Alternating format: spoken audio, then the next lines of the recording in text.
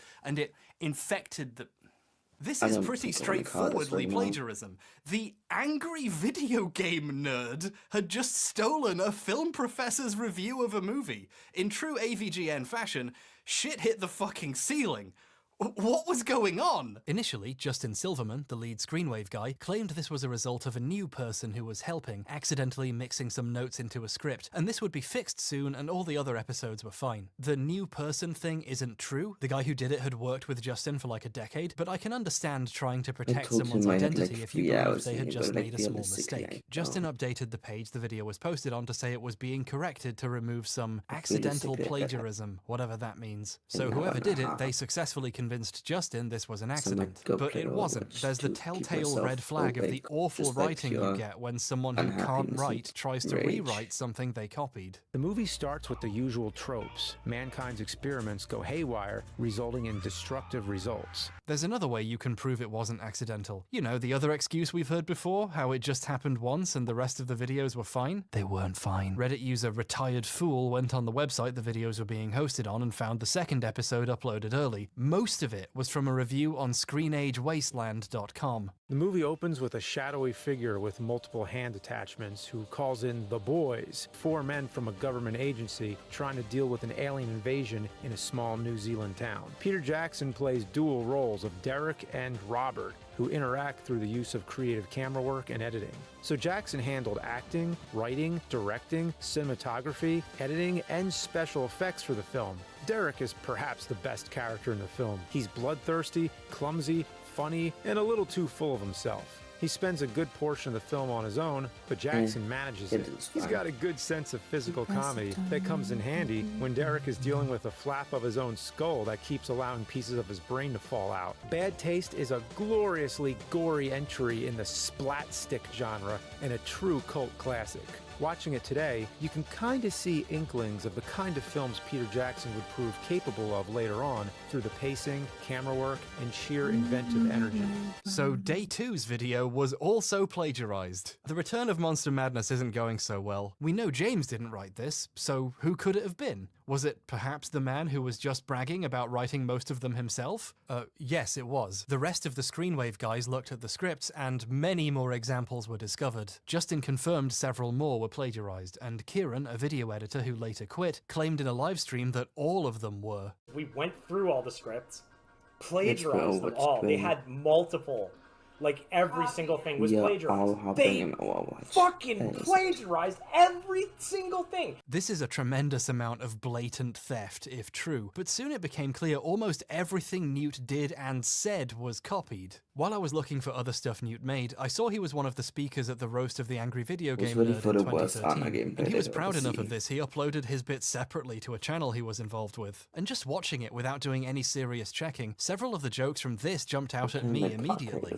Justin? I heard Justin was nervous before the show. He couldn't figure out what he was going to wear, either honey glazed or pineapple slices. This joke is taken from a Gilbert Gottfried roast. She couldn't decide between the honey glaze or pineapple slices. Brent Vanderbrook is so deep in the closet, he's having adventures in Narnia. This is a well-known joke from a 2007 Jimmy Carr stand-up special. Come on, you're so far in the closet you're having adventures in Narnia.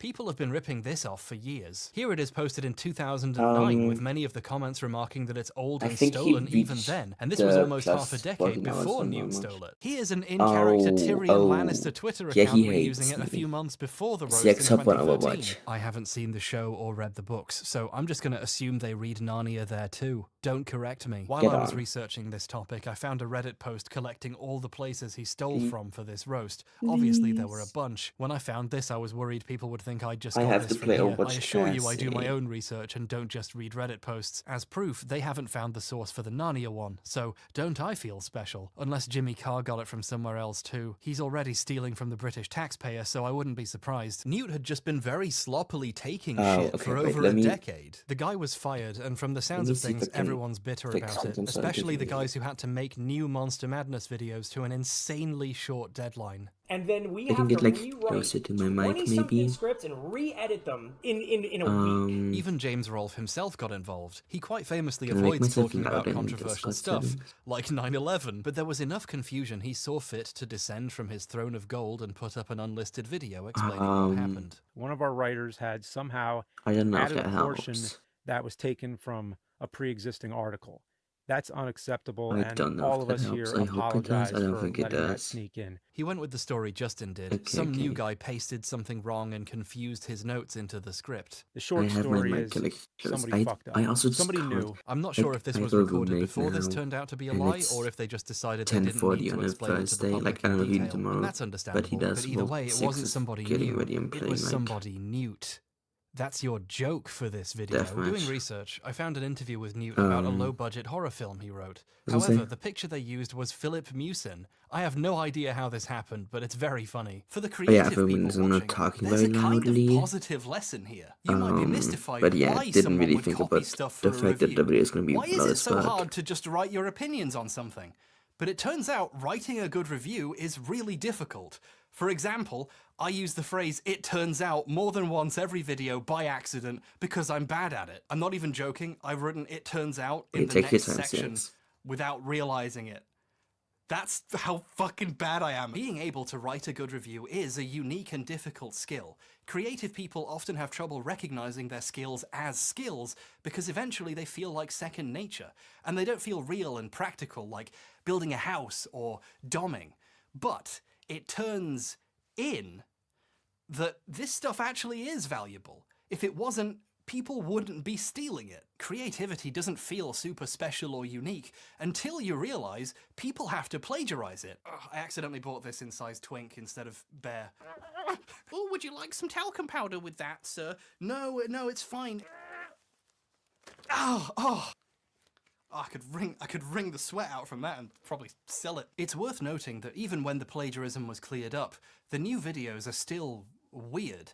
The entire appeal of Monster Madness was it was one guy passionately sharing his opinions. If someone else wrote those opinions, even if they're not stolen, what exactly is the point? James put this better himself a few years back before this all began. I want to make original films. Lots of people say, well, get somebody to help. Well, I can't get somebody else to write the review for me. It's an opinionated thing. Imagine if it was somebody else's words and they say, this movie's great, and then I think, oh, well, this movie sucks. So if I'm doing the review, obviously I have to see the movie and write the script. It's all me. This is probably why he made a statement about this. Most people watching would have assumed James wrote the words he was saying, especially since he'd been so vocal about this before. This is an insidious side effect of plagiarism in larger operations. It implicates the person reading the script, not just its writer. But here the plagiarism is just a symptom of the direction Cinemassacre's videos have taken. The unstolen ones are almost as strange as the stolen ones, in the ways James once predicted. You can only hand off so much of your work before it stops being yours. It feels weird to say this about videos where a guy calls a game from 1992 a fuckstick, but the magic is gone. These aren't videos anymore. They're products. Late-stage Cinemassacre is so low effort, the scripts have obvious grammatical errors, and James just reads them without even bothering to change them. And it's with these survivors that Jim will struggle to stay alive with. These videos used to come from a place of interest and care, to entertain or share something. Now they're made by a production line for only one reason. ExpressVPN.com/Cinemassacre. Internet video as a business is at odds with internet video as a medium, dare I say, an art form. Put the gun down. The increased industrialization of videos doesn't necessarily make the videos better, just easier to make. But if you want to make as much money as possible in the short term, you cut those corners and you make as much product as possible. This gives me a chance to respond to the most common question about plagiarism on the internet, which is, why should we care? Does it really matter in the grand scheme if a review of Octopath Traveler or 28 Days Later is stolen? If you think that, you should try extruding that logic a bit further until it reaches the pain receptors of your brain. Internet video isn't a silly playground where teens pretend to be scared of horror games anymore.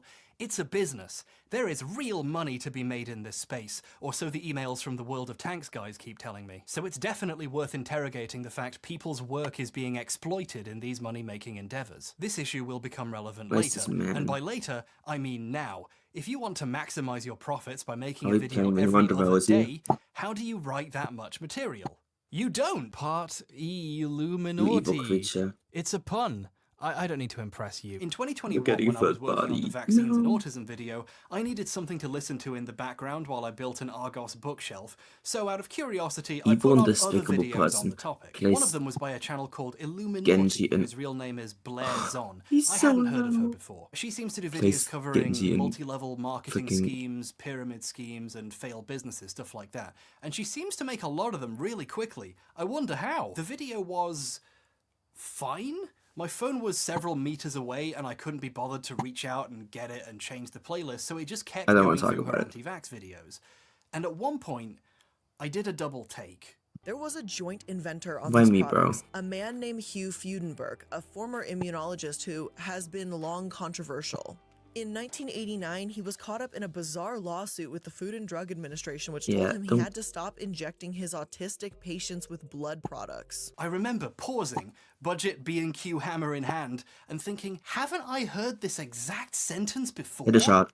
In 1989, Okay. he was caught up in a bizarre That's lawsuit just involving fucking the Food and Drug awesome. Administration, which told him he had to stop injecting his autistic child patients with blood products. An interesting thing about the MMR scandal is literally all of its big discoveries can be attributed to the work of Okay, hit one a man, shot. Brian Deere, Hit a shot, whose maybe. years of diligent journalism God, are I'm so basically low. why we know what we do about Andrew Wakefield. His 2004 documentary, MMR, What They Didn't Tell You, effectively berserk eclipsed Wakefield's career as a legitimate doctor. It's great, and Brian uploaded it to his own YouTube channel for free in 2014, so Where the fuck anyone did that can go junk watch come it. This from? version has the time code burned in at the bottom, which is kind of cute, but if you wanted to make your own video about the subject and use that as source footage, that's kind of annoying to look at. So I spent like 2 full days of my life trying to find a version without the time code, and I finally found what I think is a copy of the original broadcast from 2004. Harrowing stories of child abuse do not pair well with teasers for the TV premiere of Plays Moulin Winston Rouge. in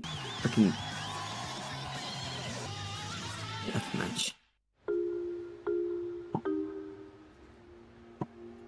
When Dr. Wakefield launched the MMR scare back in 1998, I used footage from Deer's documentary in my video, explained how important it was, thanked Brian for all of his hard work, and even recommended his book on the subject that had just come out. And he actually emailed my producer Kat with metrics showing people actually did go out and buy the book after seeing my video, which is great. I love knowing that my audience actually reads books. Thank you so much. So, the reason the Illuminati video sounded Are you so allowed to tell people to familiar kill was themselves because in I this had game just mode? rewatched that documentary. Then in 1995, he was suspended from practicing medicine Then in 1995, he was suspended from practicing medicine and made to pay a $10,000 fine for his misuse and misprescribing of controlled drugs. and made to pay a $10,000 fine for his misuse I of had to prescribing reload. controlled drugs. Professor Let me hit a has shot. long been There's a wall behind me. controversial. Hugh Fudenberg, a former immunologist who has been long controversial. Been long controversial? So, this is weird. She wasn't quoting Deer, she was saying his words out loud as if she wrote them. So what's happening here? In this half Well, this after the bomb. bookcase seemed to stand up on its own, despite all the pieces mysteriously left over, I watched the video properly and noticed she does acknowledge Brian Deer and the documentary pretty openly. In 2004, Brian Deere came out with a documentary entitled MMR, What They Didn't Tell You. Blair watched a documentary and then Hit a shot. downloaded it and used it to Hit a make shot her challenge. own. Hit a shot In challenge. the first 20 minutes, she plays a chunk of the documentary, or just quotes it, 25 times. More than once a minute, you're hearing something Brian Deere said from his mouth or hers. So this video is lazy? I'm personally insulted that she just used the version of the documentary from Deer's YouTube channel with the time code burned in. That gets to me a little bit after the effort I put in, but that doesn't make it plagiarism. It's just not very good. And hey, it's not like this is her one source. She quotes a lot of other places too.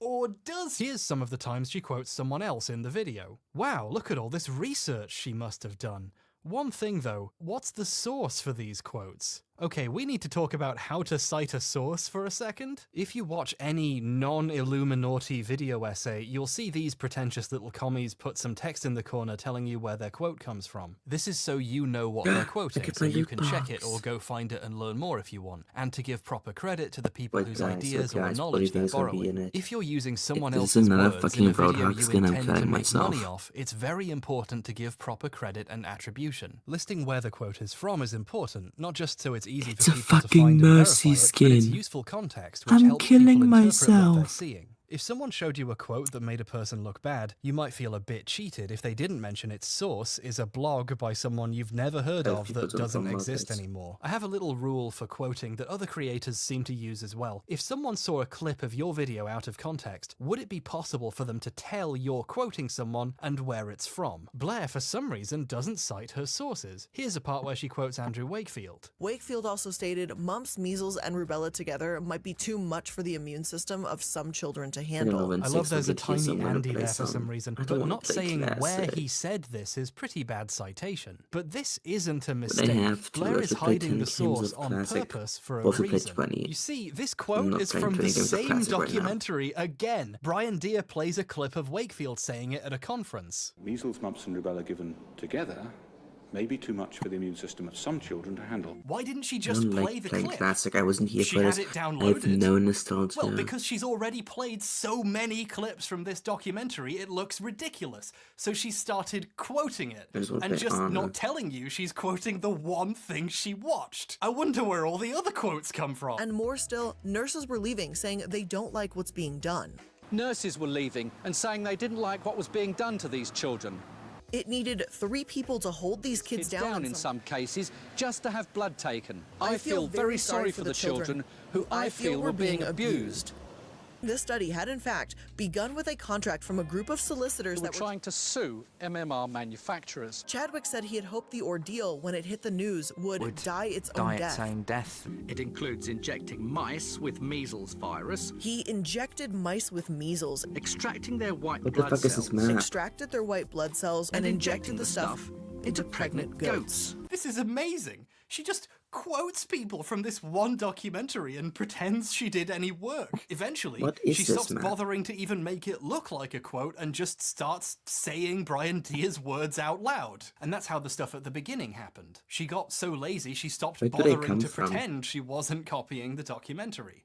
In 1989, he was caught up in a bizarre lawsuit with the Food and Drug Administration, which told him he had to stop injecting his autistic patients with blood products. Then in 1995, he was suspended from practicing medicine and made to pay a $10,000 fine for his misuse of prescribing controlled drugs. MMR, what they didn't tell you, has been chewed up and spat back into your mouth like you're a little baby bird.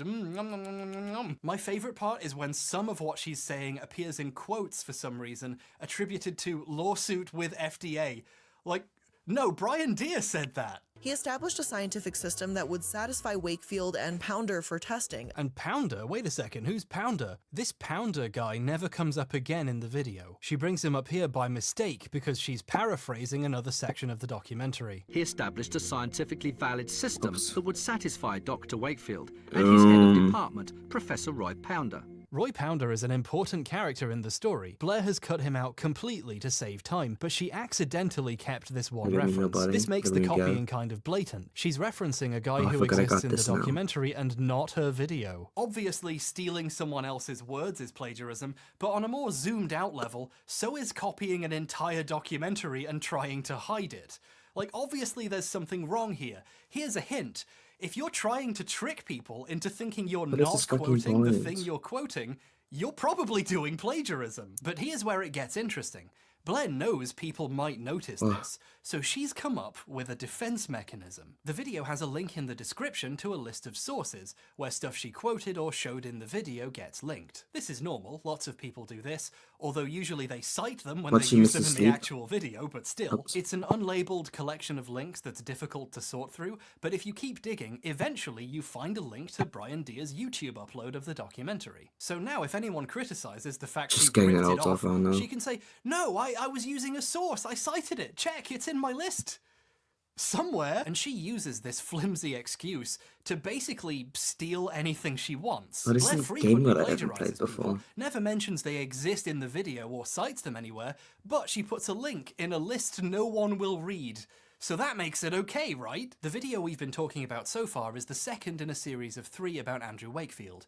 Here's part of the first one where she talks about his early career. He became a fellow of the Royal College of Surgeons in 1985 and a year later was awarded a Wellcome Trust Traveling Fellowship to study small intestine transplantation in Toronto, Canada. Let me ask you real quick.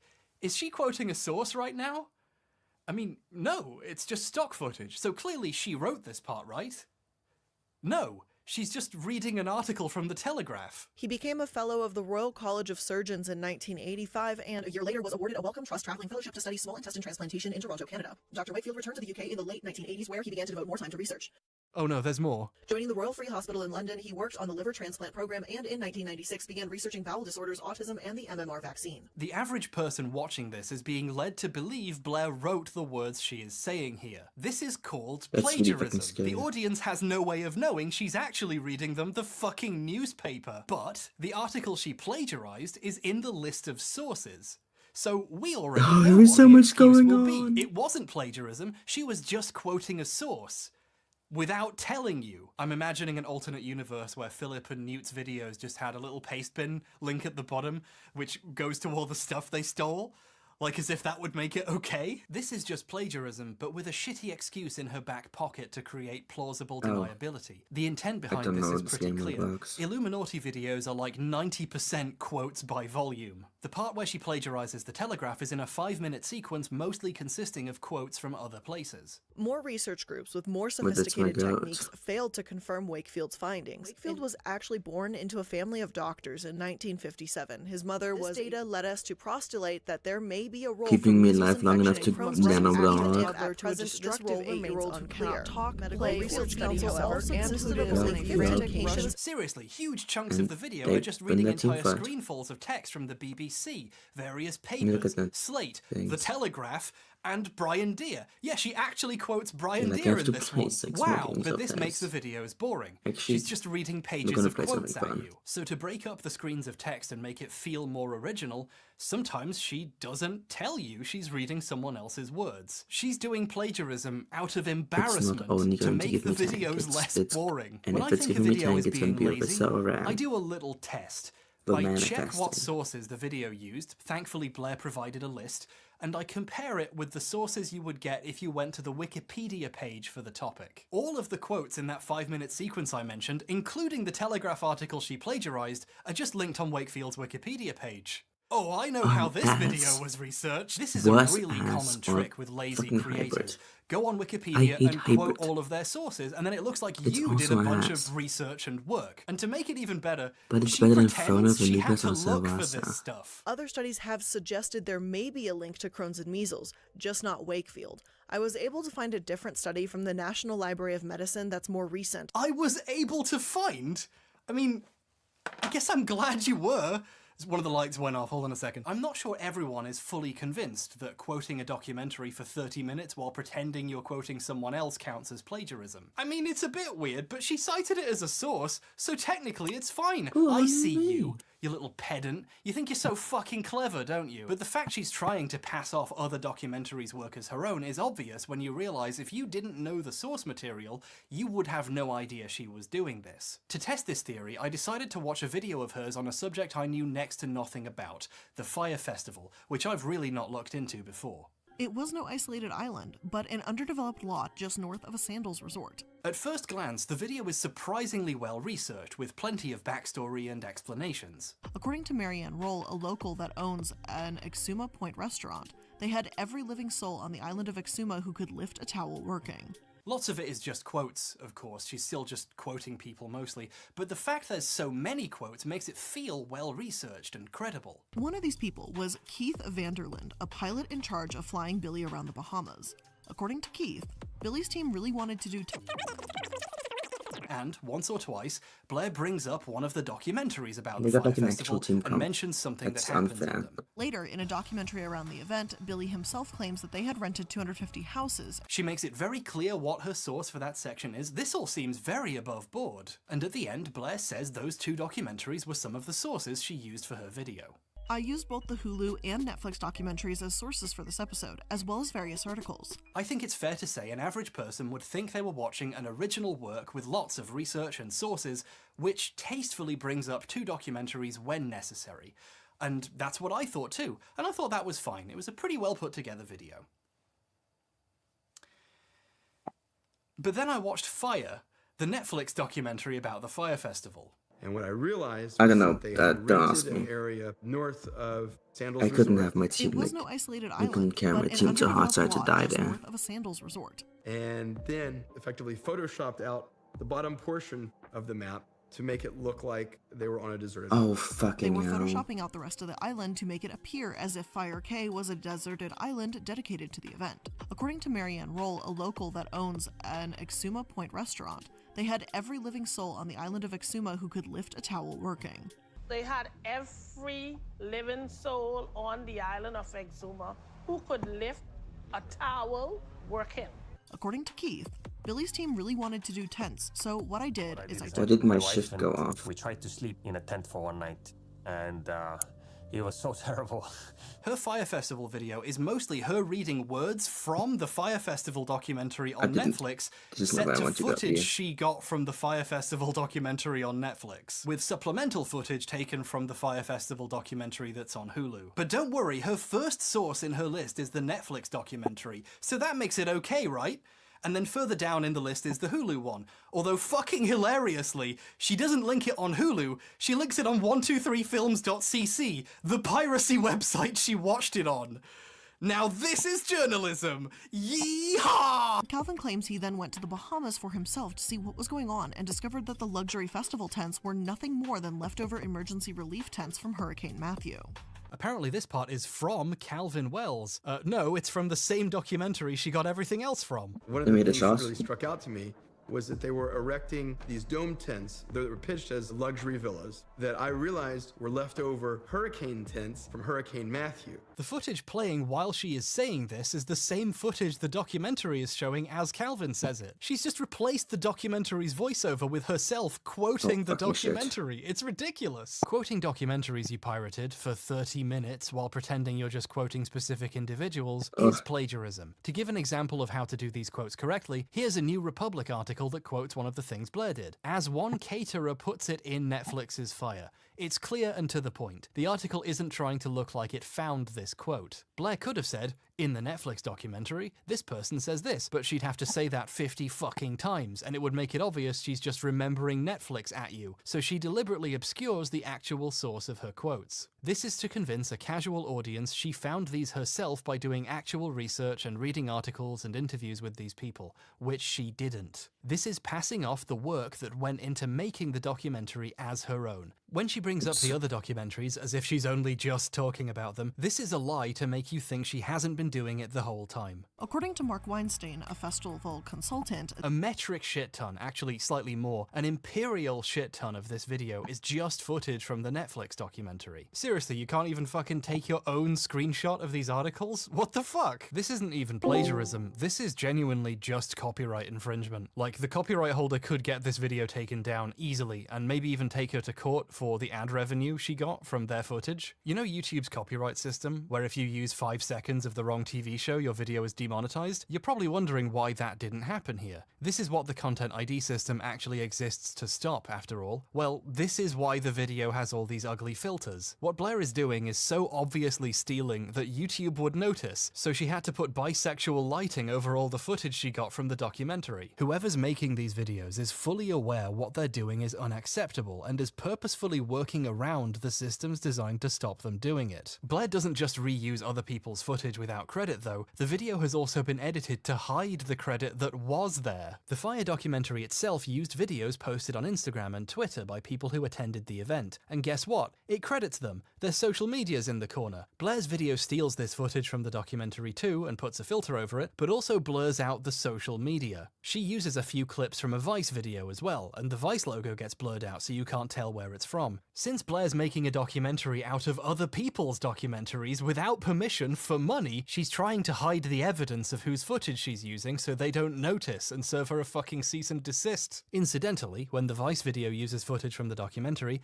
it tells you, because this is how this shit is supposed to work. At one point she uses a clip of a news piece about the festival, which used footage from the documentary, and you'll notice they also correctly credit the footage too. Blair's sources are full of examples of how to credit the source. But if she'd done the same thing, the word Netflix would just be in the corner for 30 minutes. The video's opening features this fan art, depicting her bro-fisting with a person I believe she recently sent a cease and desist to. Put this on r/aged like milk. This piece of fan art is better attributed than the documentary she stole this video from. The 25 minutes of clips and quotes from Netflix don't get this treatment. She just says, "Oh, I used these documentaries as research" at the end. And I guess she's not lying. She definitely did. I wish there was room in the video to show you just how much she quotes the documentary without telling you, while reusing greased up footage from it, but it's most of the video. There's just too much to show. I also wanted to go more into the ways making sloppy, poorly researched videos means the videos are full of obvious mistakes, but this video's looking kinda long, so I shouldn't. However, before I realized I shouldn't, I'd already made all of it. So,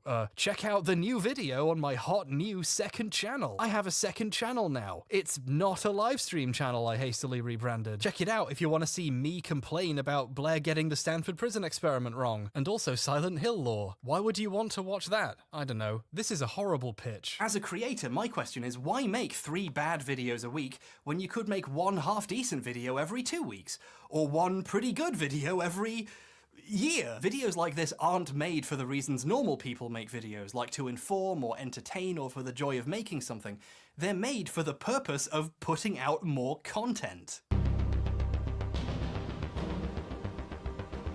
The phrase content mill refers to organizations which produce huge amounts of material very quickly, designed to get attention, with no interest in quality. If you've ever seen an article in a search with a compelling title but which says nothing for several hundred words, and only tells you the thing you wanted at the end, while showing you 7 million ads, you've had the content mill experience, my friend. Some of these are just a link to a video someone else made, but they got to show you ads. There's a ton of channels out there whose objective is to make as much stuff as possible, as fast and as easily as possible. We just watched Cinemassacre become one of these, making easier, lower effort, worse videos, and for the ones that were supposed to be good, outsourcing the editing to a guy they underpaid so badly he later quit, and the writing to a guy who turned out to be stealing shit. The quality suffers, yeah, but if you don't care about quality, you save yourself a lot of time and effort. The people who are in this for the money are engaged in a constant race to the bottom, to find the easiest possible content to make and still get paid for it. If you're a nerd, and look at you, you've been recommended a YouTube short where a robot explains what happens in a comic. The sad story of Rocket Raccoon, the drunk who knew Batman's identity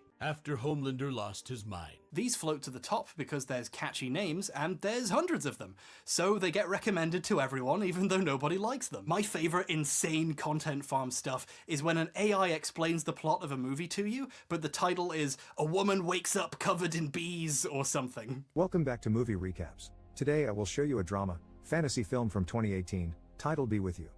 Spoilers ahead. These are so perplexing, they wrap back around to being performance art. He has only 3 organs left, but the scientists turn him into a super soldier. It's RoboCop!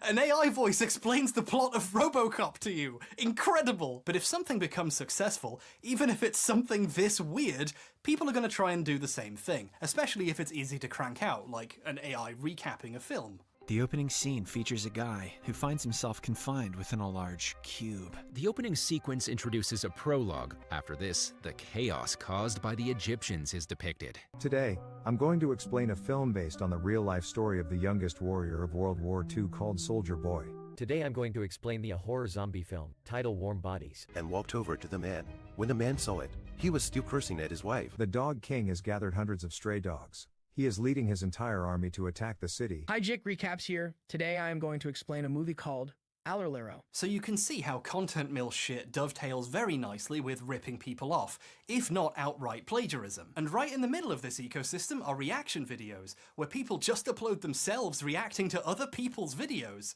The money almost makes itself. Reaction videos are a key piece of the Illuminati puzzle here, because that was Blair's previous content mill. A few years back, reacting to Reddit posts was a popular format, and it was easy to make, so hacks jumped on it. She used to make videos reacting to popular Reddit posts, and she'd try to add to the jokes, and, you know, not manage it. After all, if I can't trust the President of the United States, who can I trust? And that's, Tricky Dick. Very cool, man. The Watergate scandal man himself. Extremely boringly reading out Reddit posts wasn't good content, but it was content. She saw moderate success doing this for a few years, briefly forming a communal channel where she and several friends reacted to Reddit posts together called Sad Milk, a channel which has since been completely obliterated, and she's currently sending cease and desists to the other members to stop them talking about why. So that's fun. But this kind of explains a lot. In a way, Blair has always just been reading other people's stuff at you. She spent over half a decade trying to become a popular YouTuber, by any means necessary. Before these, she used to do storytime videos back when they were really popular, which led to a notorious video where she talked about clogging a toilet by literally filling it with shit. I didn't even see the hole, so I knew the poop wouldn't go. When video essays started being a popular format, she pivoted again and started making what she makes now. None of this has ever been about actually making something she cares about. It's always been about making something popular. When these finally caused her to really take off as a creator, she basically immediately deleted all of her previous cringe attempts to cash in on other trends. Remember when nearly 1 million views disappearing from Philip's channel was a bit weird? Try 40 million. Sounds like those videos aged like milk. Sad milk, that is. The Illuminati channel is a video essay content mill. She has a team of editors helping to put out videos every other day, and she doesn't need a writer. Wikipedia's got her covered. And if there happens to be a documentary on the topic, she can just quote that 40 fucking times. The video happens overnight because she didn't have to do any work. There's a part in the vaccines video where she talks about all the documentaries she's watched as part of her research process. And I don't think she realizes she's telling on herself here. And I've got to tell you that I've seen a lot of documentaries doing research for these deep dives.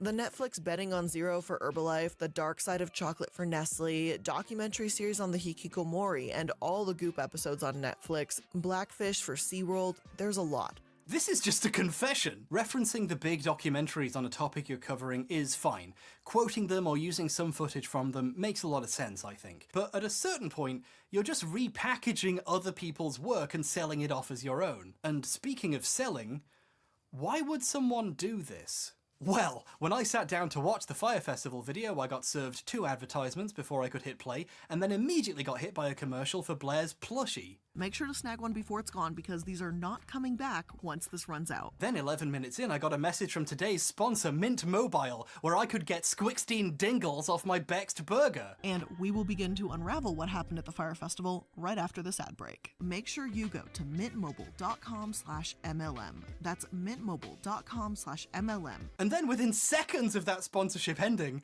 I got a second sponsorship. She has 2 right next to each other. Go to blueland.com/Illuminati. Go to blueland.com/MLM. That's 15% off your first order of any products of Blueland orders at blueland.com/MLM. Now, I don't want to speculate how much money Blair made from this sloppy shit that was made in about a day. But I do know how much a video with that many views makes in ad revenue, and I know what the overhead is on those plushies, and I've been offered similar sponsorships. So I'm pretty comfortable in saying she made a fuck ton of money from stealing someone else's documentary. It turns out it's the same twist it always is. Why did this stupid shit happen? Oh, it's money! This is a really good racket. I'm almost jealous. With a small team of editors, you could knock one of these out every few days. And she does. I mean, she doesn't need a writer. Now, maybe this technically isn't plagiarism. Maybe you give them a pass because having a link somewhere in a description makes it okay to have done this. But I think we can all agree that even if it isn't plagiarism, it is, at the very least, shit. When we're talking about creative works, questions like this aren't really about rigid definitions. It's about whether or not something passes the vibe check, as adults pretending to be children might say. A lot of this is about how something feels. Case in point, when Blair accused someone else of stealing from her. Plot twist, baby! Party time. The Legal Eagle debacle. This is Devin Stone, law YouTuber and actual lawyer whose channel name is Legal Eagle. He's pictured here interviewing me in my pajamas in the final year I had hair. I used this clip so I could savor it for a second. On April 20th of this year, Blair accused one of Devin's editors of taking her video's style. They were trying to replicate her videos. Her evidence? One of his editors emailed asking how her editors achieved a specific effect in an old video, and then later asked on Discord if he could ask them there. I know, right? And if that's not enough, she posted some comparison shots showing they both have used torn paper effects when showing quotes, and they both highlight text when they show documents. Legal Eagle is no longer the one good lib. It's cut and dry, really. There's just one small question left, and that is, what the hell are you talking about? This is one of the most common things you see in all videos. No one owns the concept of highlighting text. Tons of people use torn paper in their visuals when they're quoting books or newspapers. It's basic skeuomorphism, when the thing looks like the thing that it is. I do the same thing when I'm trying to look professional. Legal Eagle has used these visuals for years, before Illuminati has used them even. Who's ripping off who again? But in any case, it's normal for editors to ask each other how they do things. That's how information spreads. You know those transitions that I do occasionally and Philip did literally all the time? I found out how to do those by asking another YouTuber named BobVids how he made his transitions so smooth in his videos in like 2016, and he told me what plugin he used. Almost everyone finds out about it by asking someone else whose videos they like how they did that thing. This is a communal craft where people learn and share things. That's why there's 12 million tutorials for how to do a chromatic aberration effect without having to pay for one of the professional ones. Editing is for the people. More like comradic aberration. Nah. The accusation wasn't just false, it illuminates, haha, how Blair sees the world. She doesn't really understand the concept of sharing amongst creatives, because she's never actually created anything. Ripping people off is her entire business model, so she assumes that's how the rest of the industry works, just people competing to exploit each other's ideas. To this sort of person, the fundamental act of asking questions and talking shop become devious tricks to get you to give away your precious secrets about how you highlight text. Basically, this is a completely ridiculous accusation. This particular thing really annoyed me, not just as a video editor, but because I had a personal history with her videos. Here was someone whose career is built on remaking other people's hard work 3 times a week, getting extremely aggressive that someone asked someone else how they did something. I'd found the Brian Deere stuff years ago and kept it to myself because I know this might be hard to believe, I don't like randomly starting fights with strangers, but since Blair seems okay with doing that, and it was on my mind anyway since I was already working on this video, I posted a video with some examples of her ripping off Deere in a quote tweet. A lot of the reactions to my tweets seemed to show that this made people rethink how they felt about the work of someone they previously respected. And this, for me, confirms my hypothesis that whatever you call this, there's something wrong about it. Realizing how heavily regurgitated someone's work is changes how it feels to watch. Even if you like something about it, now in the back of your mind you're wondering if it's them you like and not the person they got it from. Plagiarism stains a person's work and makes it tough to appreciate even the original parts, because you'll never really know for sure again if they're original. And being the one getting ripped off feels pretty bad too, which I'm sure Blair understands, that's why she posted all of these tweets. Now imagine how those journalists and documentarians might feel. Imagine spending your life doing painstaking research, actual investigation, going out there and interviewing people and physically finding things, not just Googling it and copying what's already there. And then imagine someone reading your words out loud in between sponsorships for dish soap, getting half of the words wrong, and not even making it clear how heavily she's relying on you to make her video. Brian Deere has had a lot of trouble with plagiarism. During the scare, Deere got sued and went to court to defend his findings. He could have lost his home in the fight to get the truth heard. So when people steal his work without crediting him properly, it's messed up. Some entire documentaries have come out which don't credit him. Channel 4 did another documentary about Wakefield recently, and they don't acknowledge that it was his work they were using. They pretend Channel 4 itself made those discoveries. They try really hard to cut Deere out of the story, and it doesn't even work. Articles he wrote and his book keep popping up in the background. Deere has been battling to have his work properly recognized for years, while other people pretend they discovered it. Deere actually put it best himself when he saw my tweet and replied to it. Sorry to drag you into this, Brian. While copying and pasting text from other people's stuff is a kind of plagiarism,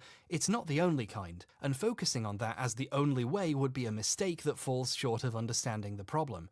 Even when Blair isn't just reading other people's words, she's still gutting other people's work and selling it, and I hope I've explored that properly. I wish the story ended there so we could move on already. I had other examples I wanted to get to, I swear. But on the 28th of April, Blair released a video entitled Illuminati Exposed, which contains an apology to Legal Eagle, a response to Hubbaboma Guy's plagiarism claims, and I guess a response to the 5 other things she's currently being accused of. She seems great, and in the section intended for me, she responded to my tweet. So in the interest of fairness, let's see what she has to say. Before I get into the accusation itself, I want to address the topic of plagiarism. And that word has been tossed around a ton, and it's not something to be taken lightly. And I just want to take a minute to define this word. She begins by citing the many dictionary definitions of plagiarism, which is very funny. On screen are definitions for the word plagiarism as defined by Merriam-Webster, Dictionary.com, and the University of Oxford. But then, she disregards all of them anyway and invents her own special definition with a loophole in it. I'm showing multiple sources defining plagiarism, but the overall definition is going to boil down to this. Plagiarism is to take someone else's idea as their own or to not credit the source. The actual definition, you know, the thing that is wrong, passing off other people's work or ideas as your own, has had this new thing grafted onto it to do with crediting of sources. The other definitions do bring up not crediting people as part of it, but Blair has made it central to her definition. Remember what I said about plausible deniability?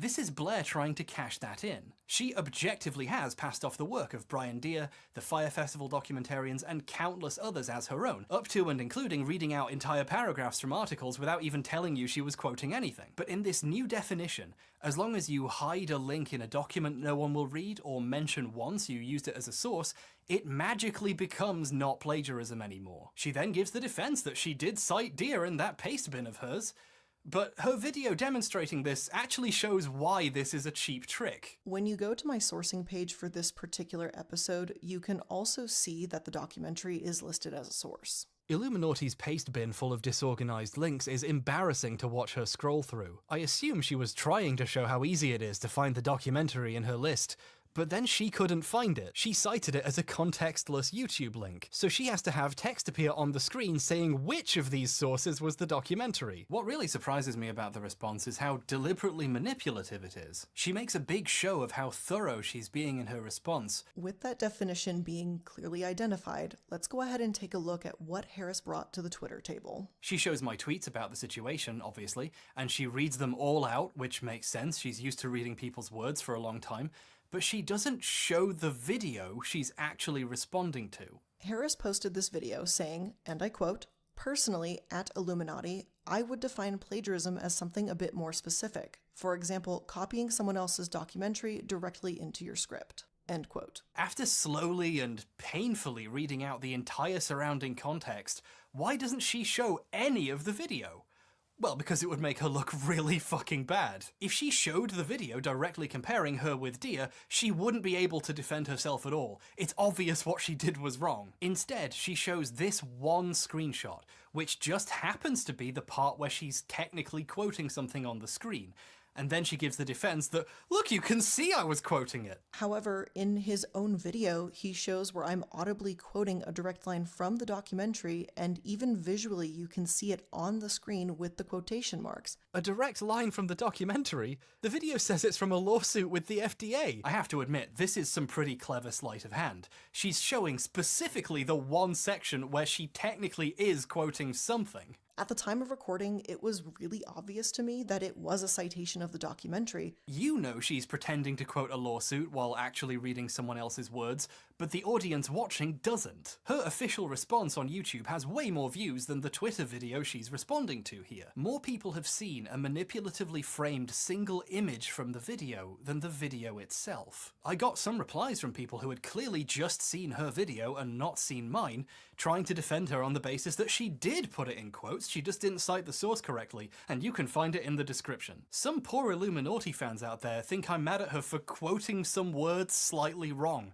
because they assume, in good faith, that the YouTuber they like wouldn't tell them an obvious lie. Sadly, Illuminati isn't a unique story. She's just the most prominent tip of the iceberg of content mill video essay garbage. If you want to see these extremely poor practices in action, you need only watch the videos about Illuminati. You know, drama YouTube. the worst part of YouTube. Koba says point of view, showing a picture of a man with a hatchet, who I assume is H-Bomber guy, but I'm not too sure, to be honest. Drama YouTube is its own sub-ecosystem of content mills, grinding out infinite buckets of slop about whatever's happening in that moment. So I'm not gonna milk this anymore after this video, okay? These people are so busy making the videos, they don't even have time to find out what Blair did. They're finding the most popular tweets on the topic and hitting the record button. Not enough that they steal ideas. They have to go out of their way to slander others' work for having the most banal similarities. Yeah, that's right. Wait, banal? And in their most evolved form, they're not even doing that. They're watching other drama videos and making their own version. I've seen the compilation I made of Blair copying Dia in like 40 different places at this point. But what's really amazing about it is that it's now crossed the drama mill event horizon. So instead of being credited to me, it's credited to the other drama YouTubers the current drama YouTuber got it from. In this instance, the previous drama YouTuber's name isn't even spelled right. That's the level of research we're dealing with here. I don't really care about getting credit for a video I made in 5 seconds. The point I was trying to make was that Dia is the guy who deserves the credit.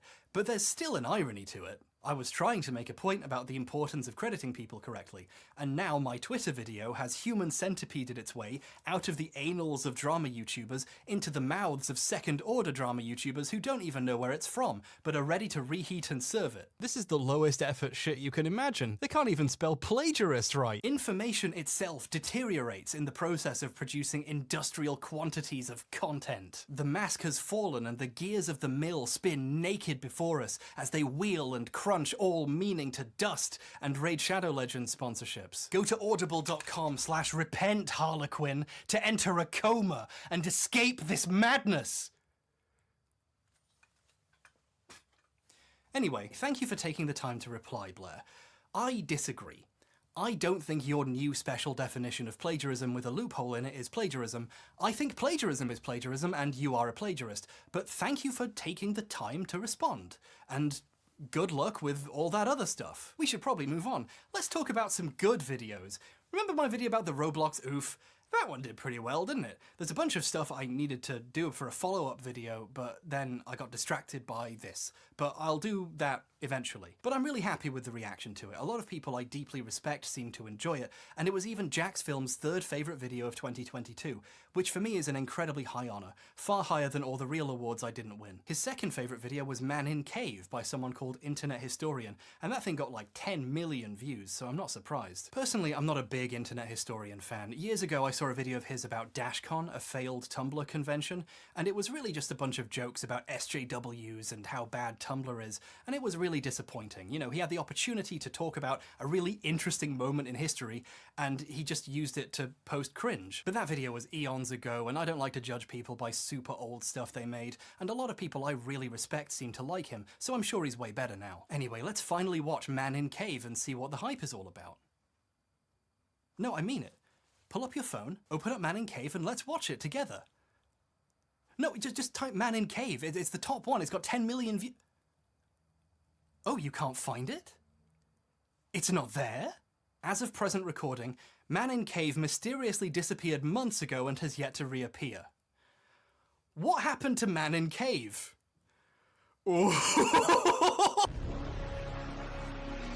Man in Cave is about Floyd Collins, a cave explorer who in 1925 got trapped in a cave. Nice one, Floyd. The video is an hour and 10 minutes long and pretty detailed, covering the events hour by hour as they happen. What a unique way of telling the story. The video implies a deep level of research and understanding, and that animation's pretty cool too. The video was uploaded on September 29th, 2022 and was extremely successful, garnering like 10 million views in the few months since it went online. It was deemed so entertaining it became the thing every Twitch streamer put on while they went and did something else to keep their audience busy. Ooh, that's a good chunk of change right there. But then in March of this year, the video disappeared. Any links to the video took you to a blank page saying it was unavailable because of a copyright claim. Usually with really popular videos though, YouTube resolves this quickly to avoid negative attention, but this was down for a while, and then it stayed down. What's going on here? Let's look into this a bit. This video is no longer available due to a claim by Pro Sportority Limited, doing business as Minute Media. That's what DBA means, by the way, aren't I clever? Minute Media is a publisher of digital content. One of their brands is Mental Floss, a digital news and entertainment site, which also has a YouTube channel. So, did he use some of their copyrighted images, or the YouTube channel's footage? Well, it doesn't look like the channel has ever covered Floyd Collins. The Mental Floss website, however, has. In 2018, Lucas Riley wrote a story about the 1925 cave rescue that captivated the nation. Uh-oh. This article is an extremely detailed summary of the story of Floyd Collins. Uh-oh. In fact, it makes the unique choice of covering the events hour by hour. Oh, he didn't. He did not just... Floyd tried to breathe calmly. His left arm was pinned underneath his torso, his right wedged by the rock ceiling above. Beneath him, sharp crystal shards dug into his skin. When he did attempt to shuffle, more gravel and rocks would tumble from above and pile onto his feet. He should try untying his shoes, said one. No, we should send him down with a contortionist who's got a mallet and a chisel. Hey, how about using dynamite? One clique formed, insisting that it was a great idea, till they started arguing about gas torches. But by far the most common suggestion, of course, was amputation. So he removes his suit, drapes himself in coveralls, and grabs a lamp. But Floyd didn't really answer any of his questions. In fact, he was incoherent. So Miller took a few mental notes, and he left. Somehow, Homer mustered the strength to altogether wrench the cord from the other men's hands. The rope went slack. Homer, Floyd, and the rope lay limp on the cave floor. No progress had been made. For the first time in YouTube history, a copyright claim is real. Internet historians stole Lucas Riley's article, used it as a script for a 70-minute video, gave him no credit, and uploaded it for money. But let's consider an alternative explanation, just to be fair. This was a real historical event. They're both telling the same true story, so of course they're going to be similar. That's a good point, you're very smart. But there's a difference between using the same sources or recounting the same history and telling the exact same story in the same way using the same words. And if going hour by hour didn't make it obvious, the fact it copies the rest of the structure makes it blatant. The opening, which covers Floyd entering the cave, even uses the same image used at that point in the article. Soon after, when Floyd first becomes trapped, the article flashes back to Floyd's childhood. The video copies this narrative framing and does the same thing, flashing back after he's trapped, and even tells the same anecdotes about his past. Floyd has been exploring the caves of Kentucky since he was merely 6 years old. And as he grew up, he gained a reputation for being a very daring caver.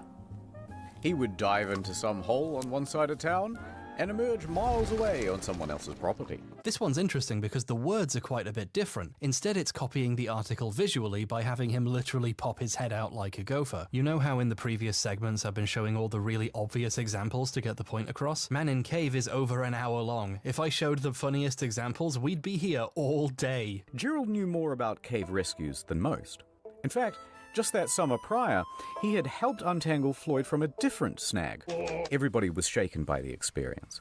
Burden fainted as he crawled towards the exit. Most of the other men had to be carried away. World of Tanks is not only the best game I have ever played. Okay, that one was a joke. Sorry, I couldn't resist. There are some differences between the two, though. Internet Historian's video has mistakes. He gets the weight of the rock pinning Collins' leg down wrong. He says it's 33 pounds, while the article lists 27. Every credible source I can find has it listed as around 27 pounds, give or take, and the Wikipedia page lists 26. The rock weighs about 26.5 pounds. How do I know this? We still have it. We've weighed it. It's 26.5 pounds. How did he make this mistake when all his sources, including the one he was plagiarizing, say otherwise? It's almost like when he was loosely rewriting the script to seem more original, he accidentally changed some of the facts of the story. Or maybe it was on purpose. It's slightly harder to say it was plagiarized now. I mean, how could he be ripping anyone off if he got the facts wrong? Man in Cave is also a little confused about the fucking cave? In 1917, Collins discovered a beautiful cave full of stalagmites on his family's land, which he named Crystal Cave. They tried to turn it into a tourist attraction, but this didn't pan out. He then tried looking for a new cave on his neighbor's property, and this is the cave he got trapped in while clearing out, which was later named Sand Cave once he became trapped. This is covered in the article as well as being common knowledge about this story. Internet Historian treats them like the same one cave and calls it Sand Cave. So now the story has insane shit, like Floyd advertising Sand Cave to tourists, which literally never happened because he died in it before it could open for business. That's what the story is about! This isn't nitpicking. Okay, it is. But this is the cave in Man in Cave. It would be nice if he got the cave right. This is the place most people my age are going to learn about Floyd Collins, and it's a shame they're learning history that's not true. Here's a funny thing I noticed, because I'm one of those weird cave people. We prefer the term amateur speleologist, but he keeps using this picture to represent the grotto Floyd is trying to reach. On the other side is this. Until he found this hollow. This isn't a picture of that hollow. There are no pictures. No one's even seen it apart from Floyd. And because I'm insane, I recognize this picture. It's from the website of Crystal Onyx Cave in Kentucky, which is about 12 miles away from the Mammoth Cave system the video is talking about. This cave is often confused with other nearby caves because the names are similar and they're so close by. So it's an understandable mistake to use this image instead of one from the right cave system. But I do find it really funny a picture being used to represent part of Mammoth is from a site whose title reads, "We're not Mammoth." Like, they tried to warn you, buddy. And I saw people congratulate this video for the effort that went into it.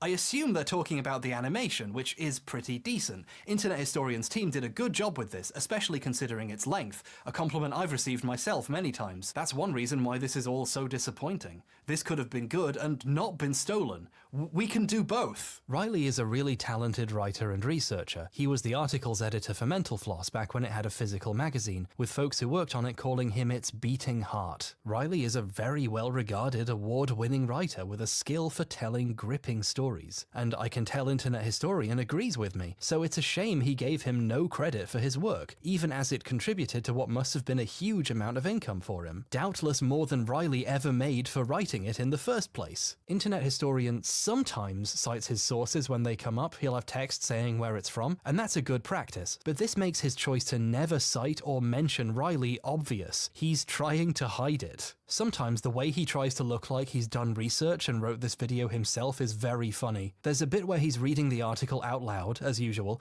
then pauses and acts like he's about to read something else and just keeps reading the fucking article. Near the final squeeze, large cracks had formed. The ceiling was beginning to droop.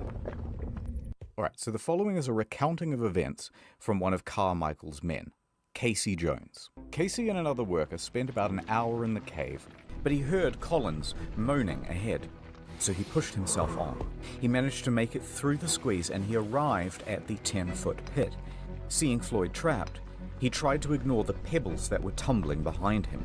Internet Historian wants you to think he's telling you a story he made after doing a lot of research. He doesn't want to read you a good story he found.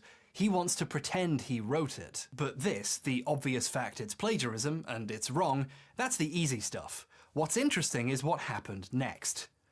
I've been standing on my feet for ages. I'm gonna have to sit down. That's better. This is my living room where I keep all the books I pretend to have read, and also my board games. Yes, I'm one of those people. I even have a board game about caving. This is quite hard to find nowadays, so I had to get it from Germany. They love board games there because they're not afraid to look one another in the eye. I can't wait to spiel this cave game. For my money, that's the best joke I've ever written. Hold on, we're doing a video about plagiarism. Let's get this set up properly. Aha! But then... This is a whole style of video now, and by style, I mean one person did it first and then a bunch of boring people ripped her off. Stealing from lots of places is inspiration, but stealing from one place is plagiarism, unless you call it the bread tube style, and then it's fine. I don't even know what a bread tube is. I just woke up one day and was told that I was in it and that people hated me for being in it. I don't even know what it is. Anyway, when someone from Mental Floss noticed the plagiarism and filed a copyright claim, Internet Historian tweeted about the video's disappearance, but in a kinda suspicious way. He obviously knew why it got claimed, but he chose not to say why, so his audience could freely speculate amongst themselves for hundreds of posts about all the ridiculous reasons YouTube takes things down. Some of them noticed Pro-Sport Authority is based out of Israel and got anti-Semitic about it, but ironically, so it's fine. What an interesting audience he's built. All this needless speculation has helped to create a smokescreen.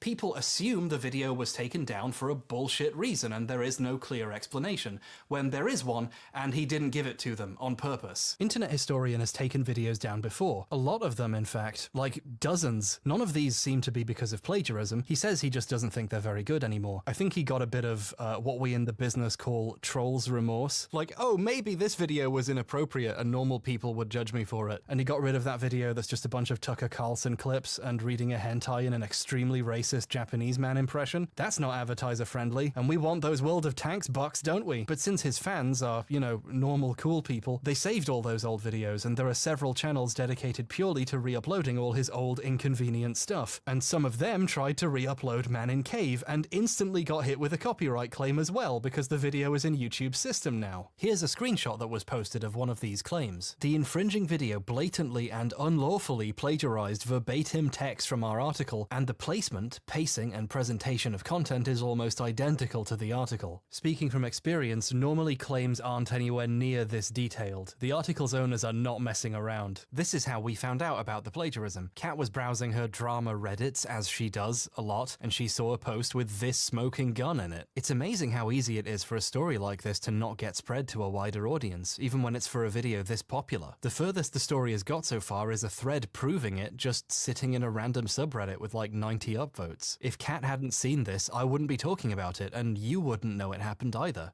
So, thanks, Kat. You're so cool.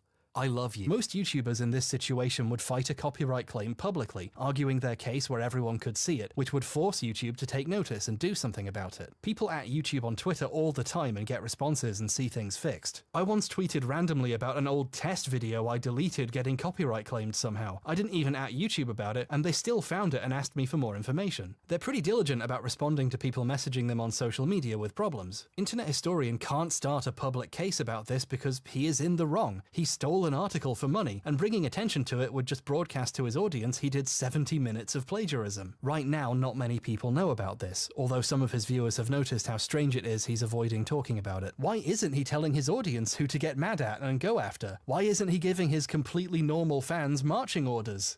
Because he ripped someone off and he doesn't want you to find out, that's why. In May, 2 months after the video disappeared, a new version was uploaded, claiming to be a re-upload of the previous one. But then, 2 days later, it went private. On the Internet Historian Reddit post about the re-upload, the big guy himself wrote about there being some complications. Again, being vague about what's going on. This new version would remain private for about 2 months. It's not clear why. In July, while I was making this video, it finally came back up, but only unlisted. You can watch it, but it doesn't show up in a search or your recommendations. You can't watch this video now unless you know it exists and go looking for it and get the link from somewhere else. This new version has quite a few changes. It opens with this new clip explaining what happened, but in the vaguest way possible. Sorry for the re-upload, fellas. The original got copy struck. Again, we have a comment about it being copy struck, but no explanation why. He's still hiding what happened, in a pretty sneaky way this time. You see, this graphic of the copy strike has been edited. The notice on the video actually looks like this. It shows who made the copyright claim, but obviously he doesn't want people looking up the company behind it, because then people will find out why the video is unavailable. So now he's editing screenshots to try to hide what he did. The re-upload uses mostly the same animation and tells the same story, but lots of the voiceover has been rewritten to try to sound less like the article. Here's a section I showed you earlier. His left arm was pinned underneath his torso, his right wedged by the rock ceiling above. Now here's the HD remaster. His right arm is wedged against the roof of the cave, and his left is stuck in place underneath his torso. He flipped the order he talked about the arms and reworded how he talked about them. He hasn't really solved the overall plagiarism, he just changed the words more than last time. Beneath him, sharp crystal shards dug into his skin. He can feel the sharp crystals on the ground poking into his back. Floyd tried to breathe calmly. Floyd took slow, steady breaths, so he removes his suit, drapes himself in coveralls, and grabs a lamp. Miller thinks for a moment, then says, "Yeah, all right." He grabs a lantern. In the past, we've seen people reword stuff they stole and hope they don't get caught. But now we're getting a special treat. We get to watch someone go back and try to change it even more. Like, no, we already know you stole this now. You can't take it back and pretend you didn't. But Floyd didn't really answer any of his questions. In fact, he was incoherent. So Miller took a few mental notes, and he left. But Floyd didn't really answer any of his questions. There's nothing Miller can do. So he hurriedly turns around. Homer, Floyd, and the rope lay limp on the cave floor. Floyd fell back down. Homer, Miller, Burden, and the other 3 men were flat on their backs. I want to get across how much worse written this version is. Riley's article has a chilling section about Floyd spending an entire day trapped screaming for help. He began a tormenting routine. Sleep, wake, scream. Sleep, wake, scream. Sleep, wake, scream. Minutes melted into hours. His voice disappeared. His arms tingled numb. Pain radiated up his ankle. This is vivid storytelling. I can feel myself going insane, even imagining being trapped there for 25 hours. It's a really good passage. Internet historian liked it too, so he stole it. He's at the start of a very tiring loop. Sleep, wake, yell. Sleep, wake, yell. Hours passed. His voice gave in. Arms tingled numb. Pain radiating up his ankle. Here he remained in the dark for the next 23 hours. Now, in the remake, he has to tell the same story, but with completely new words, so we get this. So there's Floyd in the dark, yelling out for help. Yelling into the pitch black. After a while, his voice would give out, and he would have to sleep to recuperate. He would then wake sometime later, remember where he is, and begin yelling again for help. Here he remained in the dark for the next 23 hours. It's just not as effective. The feeling of being stuck in that cycle for dozens of hours is gone. It's quite difficult to take a story you got from an article and tell it again without using any of the words you liked.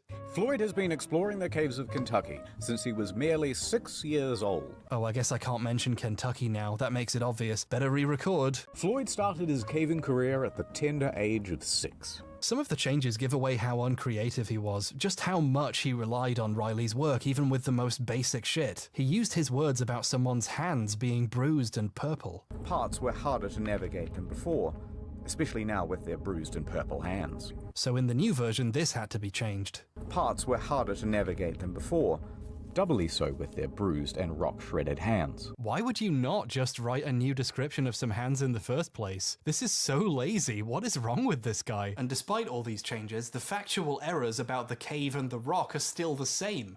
It's like this version was made to annoy me. It's especially hard to make major changes when you already made the animations. It's almost impossible to remove Lucas's influence without doing so much work it's not even worth it. For example, the gopher section has been completely removed since it was directly copying an anecdote from the article. He's replaced it with a new segment, which is just C-tier reference humor. He would go off on his own, disappearing into the caves for many hours at a time.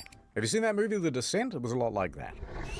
Holy crap, Lois, this is just like that movie. Some of Riley's article was too short and simple to meaningfully change, so those parts have just been taken out. And all they could do was leave for now and reassess. Everybody was shaken by the experience. Burden fainted as he crawled towards the exit. Most of the other men had to be carried away, and all they could do was leave for now and rest. Since it can't use any of the clever words it stole anymore, the whole thing's been dumbed down. Now, Floyd was trapped in a supine position.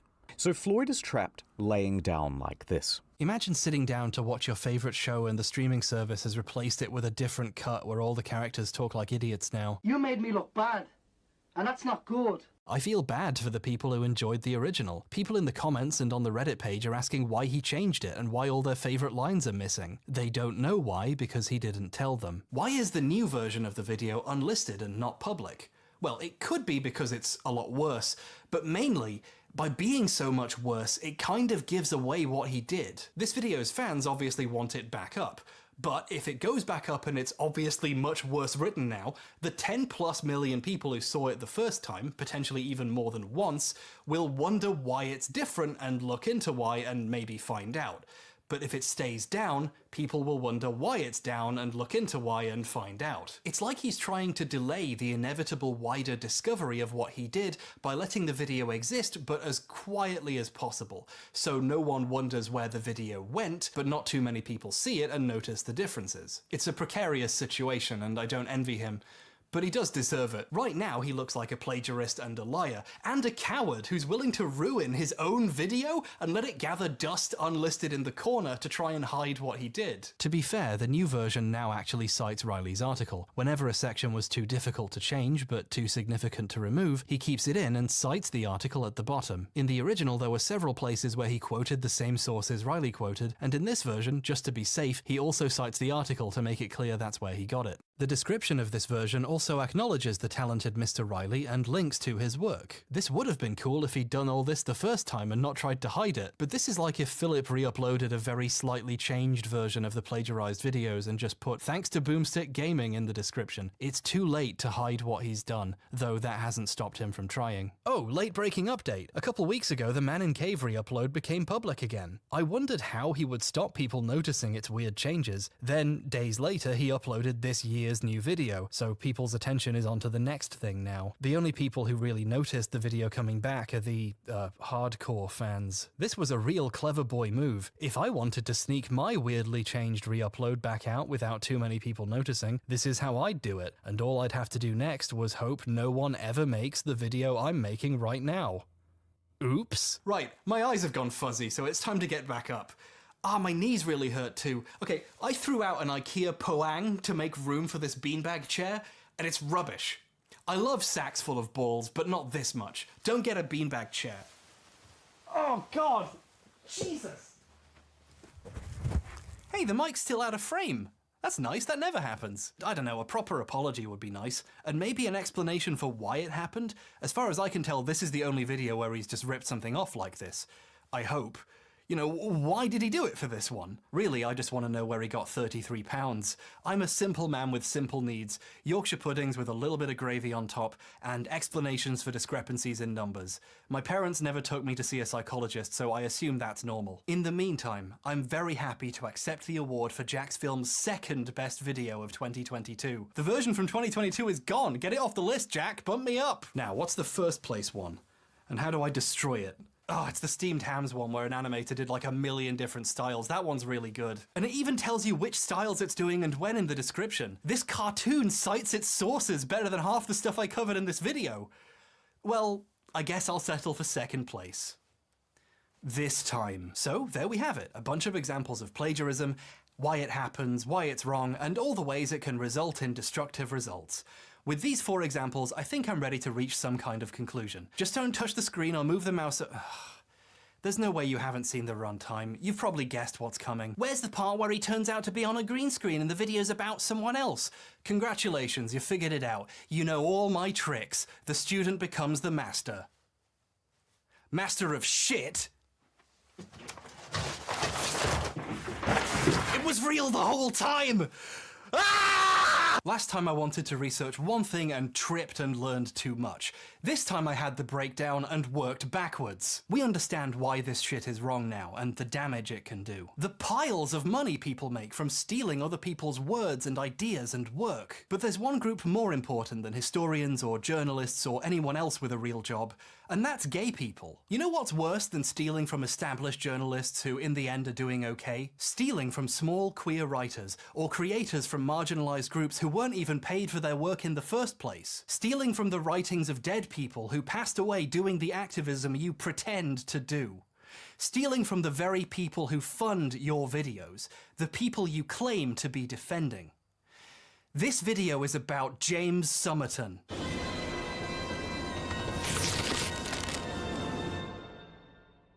James Somerton is a gay YouTuber with a degree in business administration who frequently refers to himself as a marketing expert. I'm a YouTuber, marketing expert, and film school grad. I'm also gay. Cool. In 2014, he briefly made videos about geek stuff, reviewing Marvel movies and so on. Several years later, when video essays became a popular format, he started making those, with a focus on queer characters in media and LGBT film history, and occasionally anime, such as this really successful video about the fascism of Attack on Titan, which has mysteriously disappeared. Where did it go? I wonder what happened there. Somerton is doing great by the standards of queer YouTube, in terms of views, ad revenue, sponsorships, Patreon income, and donations on his live streams. The man is doing extremely well financially in a field where people generally struggle to do this full time. In many ways, James Somerton is a success story our entire community should be proud of. Not to rain on this pride parade, but whenever I saw a video by James in my recommendations, I would have to stop watching because it quickly became clear to me he didn't know what he was talking about. The first video of his I ever saw was about Disney's relationship with the queer community, and in it he claims Disney set up an event called Gay Night and claimed to give the profits to charity, but actually kept the money. During the 1990s, Disney's parks also tried profiting from their LGBT fans by creating Gay Night. a one-night-a-year event at the parks where LGBT folk would be the main guests. It was a big hit. Initially, the revenue was all to be donated to the Aid for AIDS Foundation, but by 1995, donations to the charity had dried up. Disney was keeping all of the profits for themselves. He's misremembering a really well-known event. Gay Night was not set up by Disney, they didn't sanction it. A travel agency rented the park out for the night, and they kept the money they were supposed to have donated. This is a bit sloppy, but then he claims the more progressive CEO Bob Iger expanded Gay Nights into full Gay Day events. Under his stewardship, Disney switched from the once-a-year Gay Night at Disney parks to the full Gay Days event, rebranding the occasion into a more family-friendly affair. Now, obviously, Iger couldn't rebrand something Disney wasn't doing and had no control over. Gay Days is actually a completely separate event, which is also unofficial and unsanctioned by Disney. Also, it started before Gay Night, and 15 years before Iger became CEO. It's kind of impressive how wrong this was. He's giving fucking Disney credit for the actions of independent queer people. It really downplays the work that people put into organizing stuff like Gay Days. It's super disappointing, honestly. The first official Disney Pride Night happened this year, 3 years after he made this video. That's how far off the mark he was on this. Whenever I saw another Summerton video in the wild, I'd give it another shot and quickly have to give up again. In his Yuri on Ice video, he claimed the show never went into explicitly gay territory because it aired early in the evening on Japanese television, and there's a law on the books preventing showing homosexuality that early. Japan has certain laws, such as what time of night a queer-centric show can actually be aired on TV. This show was slated for an earlier time slot in the night because it's first and foremost a sports anime. In order for the quiet part to be as loud as the creator wanted, it would have to have had a much later time slot than the network wanted. This is a common myth made up by Western fans of the show to explain why it wasn't gayer. They wanted to, but it was illegal. How convenient. But that law doesn't work that way, and even if it did, Yuri on Ice aired at 2:30 AM in the morning, the gay witching hour. They could do whatever they wanted. But now I see people continuing to spread this lie, linking Summerton's video as proof it's true. James is helping to reinforce misinformation by not checking whatever he hears on Twitter before he spreads it, which is a bit concerning. Basically, I can't really watch James's videos because I care a lot about the stuff he talks about, and I can tell he's not really checked what he's saying, and that really gets to me. Normally in this situation, I would just not watch his videos and live my life, but over the last couple of years, Summerton has been repeatedly accused of plagiarism. In response, Summerton has claimed he never ripped off anyone, and the times he did weren't even that bad anyway. If I had been plagiarizing videos, I wouldn't have a channel. I would be called out all the time by people saying he stole my shit, but I don't plagiarize. The one time that there actually was plagiarism, it was by mistake, and I fixed it immediately, and it is no longer in my video. And the other two accusations, one was silly. That's an interesting way of saying you didn't do it. When 3 or 4 separate videos have 3 or 4 separate plagiarism controversies attached. There's not 3 or 4. Summerton is telling the truth here. There are not 3 or 4 accusations. Whenever these allegations are brought up, however, a fan of his will normally pop up to accuse them of harassing a gay man and claim this is all part of a deliberate homophobic campaign against a queer creator. And as an open bisexual who knows what the internet is like, I'm vigilant to the possibility the phobes are making a fuss about nothing again to take down a fellow gay boy. It does happen, so keeping this possibility in mind, I looked at what he'd been accused of for myself, weighed up all the evidence as objectively as I could, and it quickly became clear he did do it. He's a massive plagiarist. In fact, there's a bunch of stuff no one else has found yet. He's just convinced his audience to attack people when they notice. And the worst part is, they do it in the name of defending a gay creator, when many of the people he has financially benefited from stealing from are queer themselves. I've never seen anyone try to put together a full explanation of what exactly happened here, because his fans will threaten you into silence for trying, which means there is no solid body of evidence to point to, so James can freely lie about what happened without anyone to contradict him. I'd like to take the opportunity to go through what happened here, so people can see what happened without it being filtered through James and make up their own minds. So, let's clear all this up once and for all, shall we? In July 2020, Summerton uploaded Evil Queens, a queer look at Disney history, a 1 hour and 8-minute video about Disney's relationship with the queer community. This original upload of the video has since been deleted for reasons which will become clear. As the video reached its audience, some viewers began noticing similarities between the video and the book Tinkerbells and Evil Queens by Sean P. Griffin. James opens with a present-day example of Disney being bad about gay content on their platforms, and then says we need to explore Disney's history of doing this. The next 45 minutes are almost word for word taken from Griffin's book. Fantasy is often described as a method of escape from the trials and tribulations of everyday reality. Living in a society that has outlawed homosexual desire, categorized it as a medical Shmi is constantly at Hook's side, and although Hook is the maniacal master of the relationship, Shmi is obviously his prospects brighten, though, when he overhears of a young man cub who is wandering alone in the jungle. He whispers to himself, "How delightful," and vows to arrange a rendezvous with the boy. Most of this video is just James reading a book into the camera. In the number, Ursula uses various methods to convince Ariel to sell her soul, from looking sorry and saint-like to shimmying madly in excitement. Throughout this video, James uses parts of the book where Griffin quotes someone else. Like here, this is from an essay by Cynthia Erb. James just keeps reading and doesn't tell you he's quoting anyone, and even changes it slightly, almost like he knows it's wrong and is trying to get away with it. In its use of vocalist Pat Carroll's ability to slide up and down the musical register, from shrieks to baritones, Poor Unfortunate Souls is an unmistakable send-up of the campy female impersonation numbers of underground queer films in the early days of Hollywood. When he rips off Griffin quoting more well-known writers like Susan Sontag, he reads them out and puts the quote on screen. It looks like when he thinks he can get away with it, he passes obscure writers' words off as his own. He's already stealing from Griffin, why stop there? Summerton reuses a section of the book where Griffin quotes gay journalist and activist Jack Babuccio, who passed away of AIDS in 1990. Griffin explains who he is and discusses his quote, mentioning by name repeatedly. You know, the way you quote someone and discuss what they said. Summerton removes all mention and discussion of Babuccio, but he still steals everything he says. And amping up that depiction to an 11.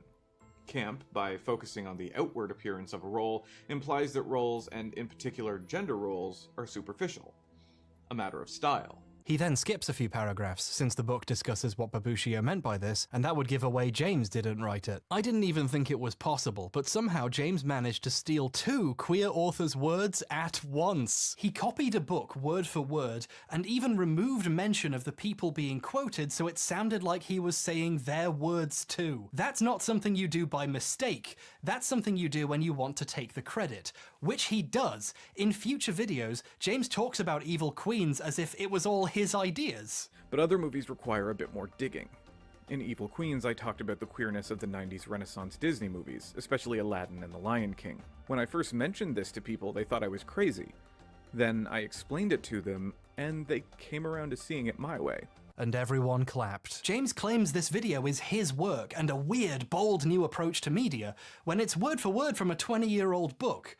It's ridiculous. He appears to have found and replaced words like gay and homosexual to queer or LGBT. Another narrative strand in Disney's films that would have a great appeal to the queer community is the tale of the outside. Labeled it as a sin against God and allowed and often encouraged violent acts against LGBT people, queer culture has unsurprisingly embraced. Queer culture, particularly gay male culture, has long held a fascination with fantasy. The close association of gay men to the world of fantasy has attributed to some of the most common insults for gay men in Western culture.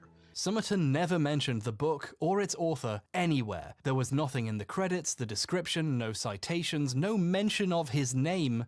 Nothing. When YouTubers use a book as a major source of research, usually they mention it, or put it in the background on their set. He did film himself next to a book, but it's not Tinkerbells. It's Disney War, a commonly cited source in videos covering Disney stuff. He's trying to look like he did research without giving away where he got all the words he's saying. Eventually, a Twitter user who noticed the similarities started comparing the works closely, and wrote a thread showcasing hundreds and hundreds of words worth of examples of the video directly copying Griffin's book. book. She eventually asked him why he didn't credit it, and he responded that he hadn't started crediting source materials yet when he made the video. He then finally added a reference to the book to the description almost 2 months after it had been uploaded. He'd gone with the internet historian method, put an acknowledgement of your theft in the description later and pretend that makes stealing okay. The thread's author thanked him for admitting it, but pointed out adding a line of text to near the bottom of the description is deceptive, considering the sheer amount of writing he copied. It looked like he was trying to get away with it by hiding some text somewhere no one would see. In response, he did the professional adult thing and blocked her and started tweeting vaguely about being wrongly accused of plagiarism, even though he always credits authors in the video description, which is a very funny thing to say when he didn't do that until the person he's currently complaining about pointed out he didn't. In just over a day, James went from saying, "Whoops, I'll put his name in the description, learning as I go, smiley face," to "I always credit authors in video descriptions, fuck off with your accusations." He also made a YouTube community post with the same text as the tweets. However, this turned out to be a Streisand'ian bargain, because people started asking what he was being criticized for. Here's where it gets really interesting. James responded to one of them with a new example. Something like this had already happened before. James had made a video called Unrequited: The History of Queerbaiting, and this video had also been accused of stealing from a documentary called The Celluloid Closet. So this wasn't even the first time he'd been caught doing something like this. The author of the thread noticed this comment and looked at the description of the Unrequited video, and there was a note hidden towards the bottom thanking The Celluloid Closet in a familiarly vague way. Somerton had been caught stealing something before, and he tried to get away with it the same way by hiding something in the description. The comments section was full of people saying thanking the documentary in the description wasn't good enough since he copied a shit ton of it. She then tweeted she was considering comparing The Celluloid Closet and Unrequited side by side, like she'd done with Evil Queens. It looks like James saw this tweet and realized someone was about to prove he'd done plagiarism in multiple videos, because suddenly he set both Unrequited and Evil Queens to private so no one could watch them, and made a post announcing this. The thread's author mentioned this happened and included these screenshots of the announcement. Let's put this on a timeline. This tweet came almost exactly 12 hours after saying she was thinking of checking the other video. In her screenshot, the announcement was only 11 hours old. James hid Unrequited within an hour of someone saying they were thinking of checking it for plagiarism.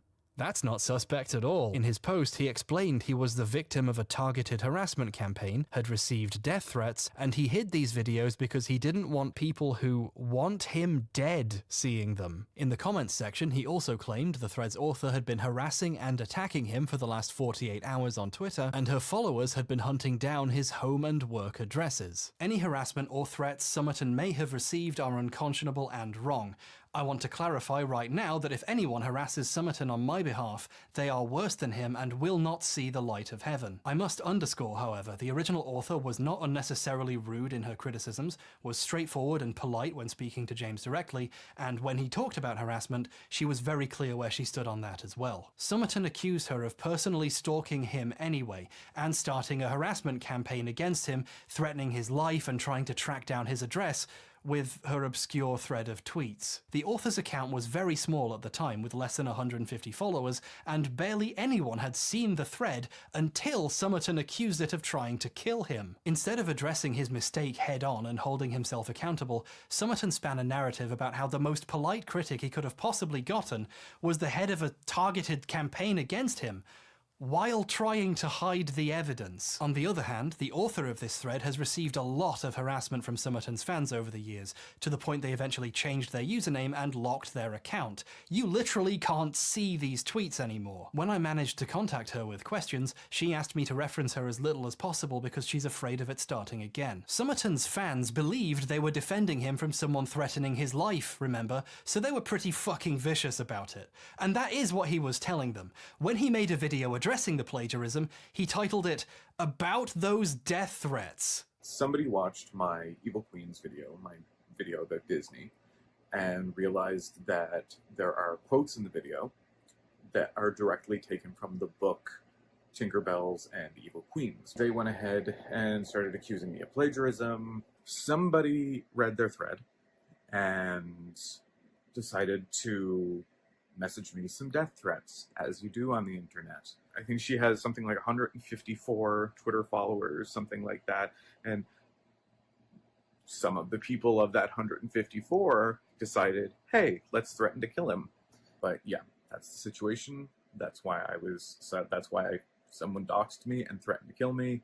He claimed he simply forgot to credit the book, which made up the vast majority of his script. I'm kind of flighty when a video is done and I'm putting the credits together, so I don't always remember to put everything in the credits. That's kind of been a problem with me in the past. That has happened before. He then compared his video to serious documentaries and how they're often based on books. You know, like a lot of documentaries, they're based on books that come out.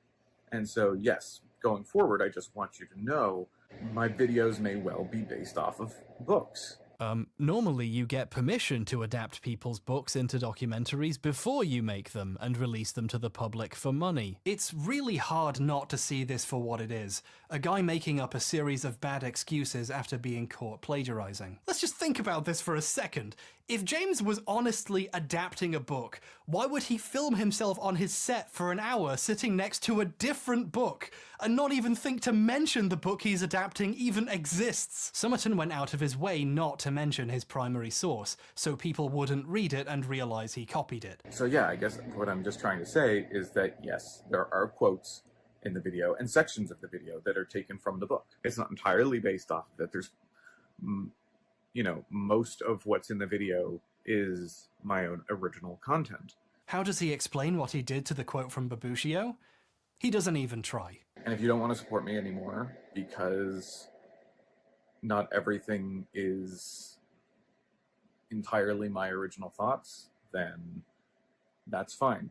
I would never have had the time to do that amount of research for a YouTube video. This video and all his YouTube posts about the plagiarism accusations were deleted soon after. I think Somerton realized there was no decent explanation for what he had done, so trying to explain it made him look worse. Instead, he started tweeting that he'd sent the video to the author to ask for permission to put the video up again. He was finally asking permission to do what he already did months ago. I'm curious how he explained all of this to Griffin. It sounds like Griffin asked to be credited properly because the old version of Evil Queens never came back up. Instead, a new one was uploaded. This version is exactly the same as the old one, except it has based on the book by Sean Griffin hastily added to the opening credits. In the span of a few days, the video graduated from not acknowledging the book anywhere to using it as a major source of research to finally being based on it. In the years since this happened, Somerton has come up with new lies about it to try to make himself look better. On a recent livestream, someone brought up the old allegations, and his version of the story is that he always had permission from Griffin before he even made the video. For the Evil Queens one, like I said, that was based directly on the book. That was word for word from the book.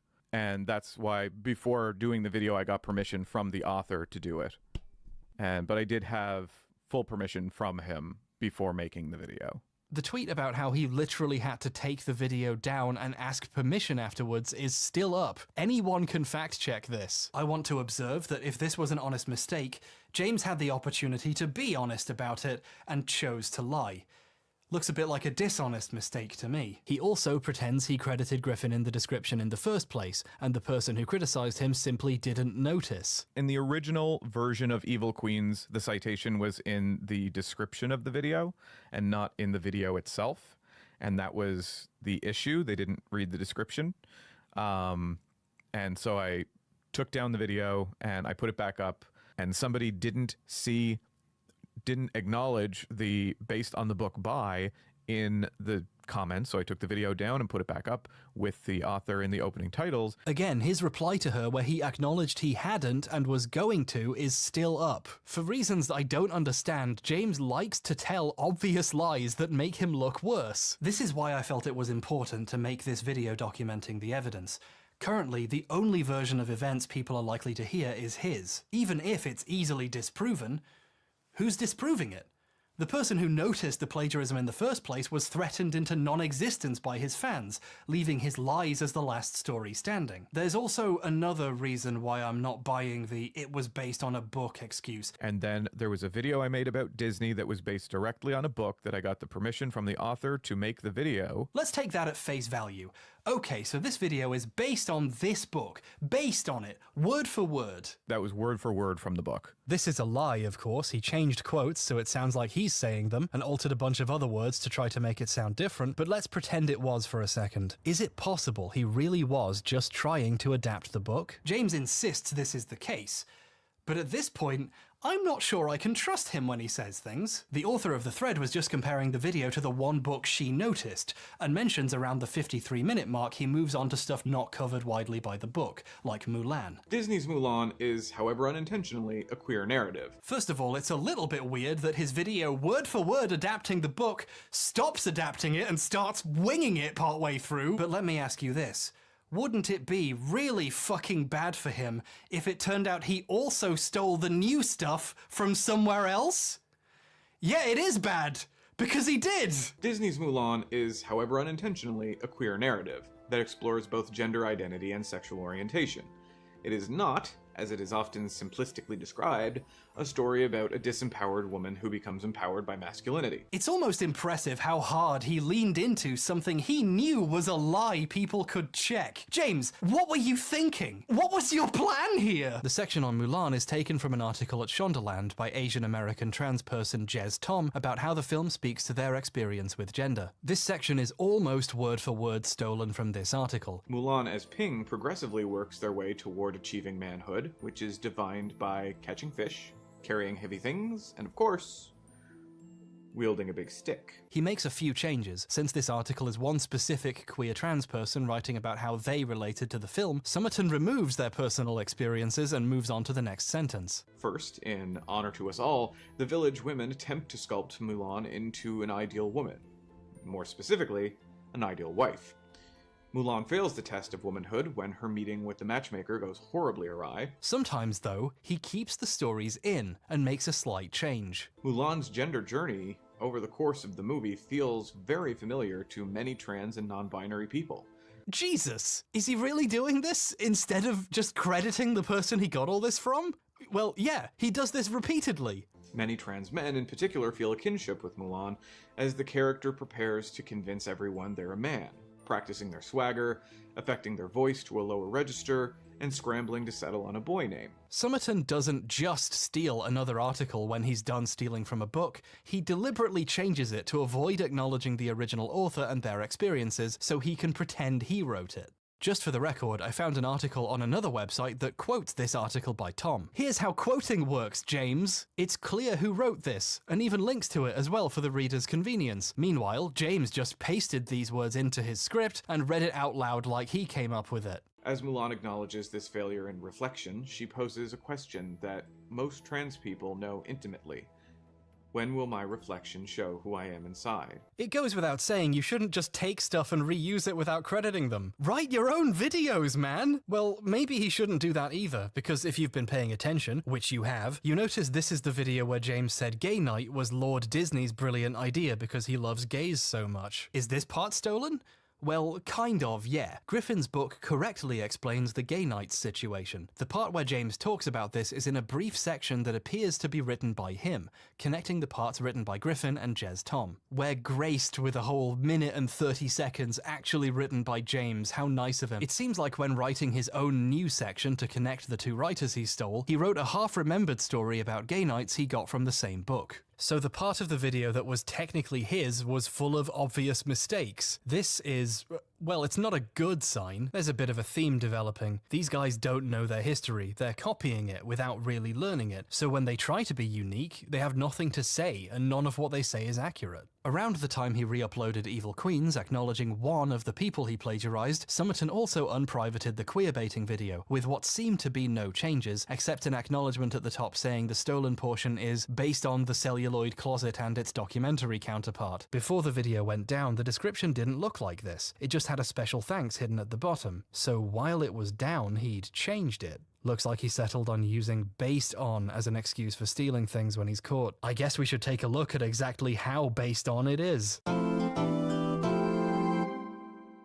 The Celluloid Closet is a documentary about the portrayal of homosexuality across the history of Hollywood, with plenty of interviews with film historians, writers, directors, and actors. The structure and narrative is based on the book of the same name by Vito Russo, who passed away from complications of AIDS before the documentary could be made. The first 30 minutes of Unrequited is just the celluloid closet. James Illuminati'd it. He downloaded a copy of the documentary, loosely paraphrased it, and as footage for the video he uses the same clips the documentary used of the movies it talked about. He also reuses the more pivotal interviews, adding his own titles so it looks like he got them from somewhere else. James wants to pretend to be a scholar of film history, when in fact he watched a documentary and is now pretending it's his. He never credits the documentary as a source when he's doing this. He even pulls my favorite trick, which I've come to call the Blair Classic. He quotes film historian Richard Dyer. Your ideas about who you are don't just come from inside you, they come from the culture.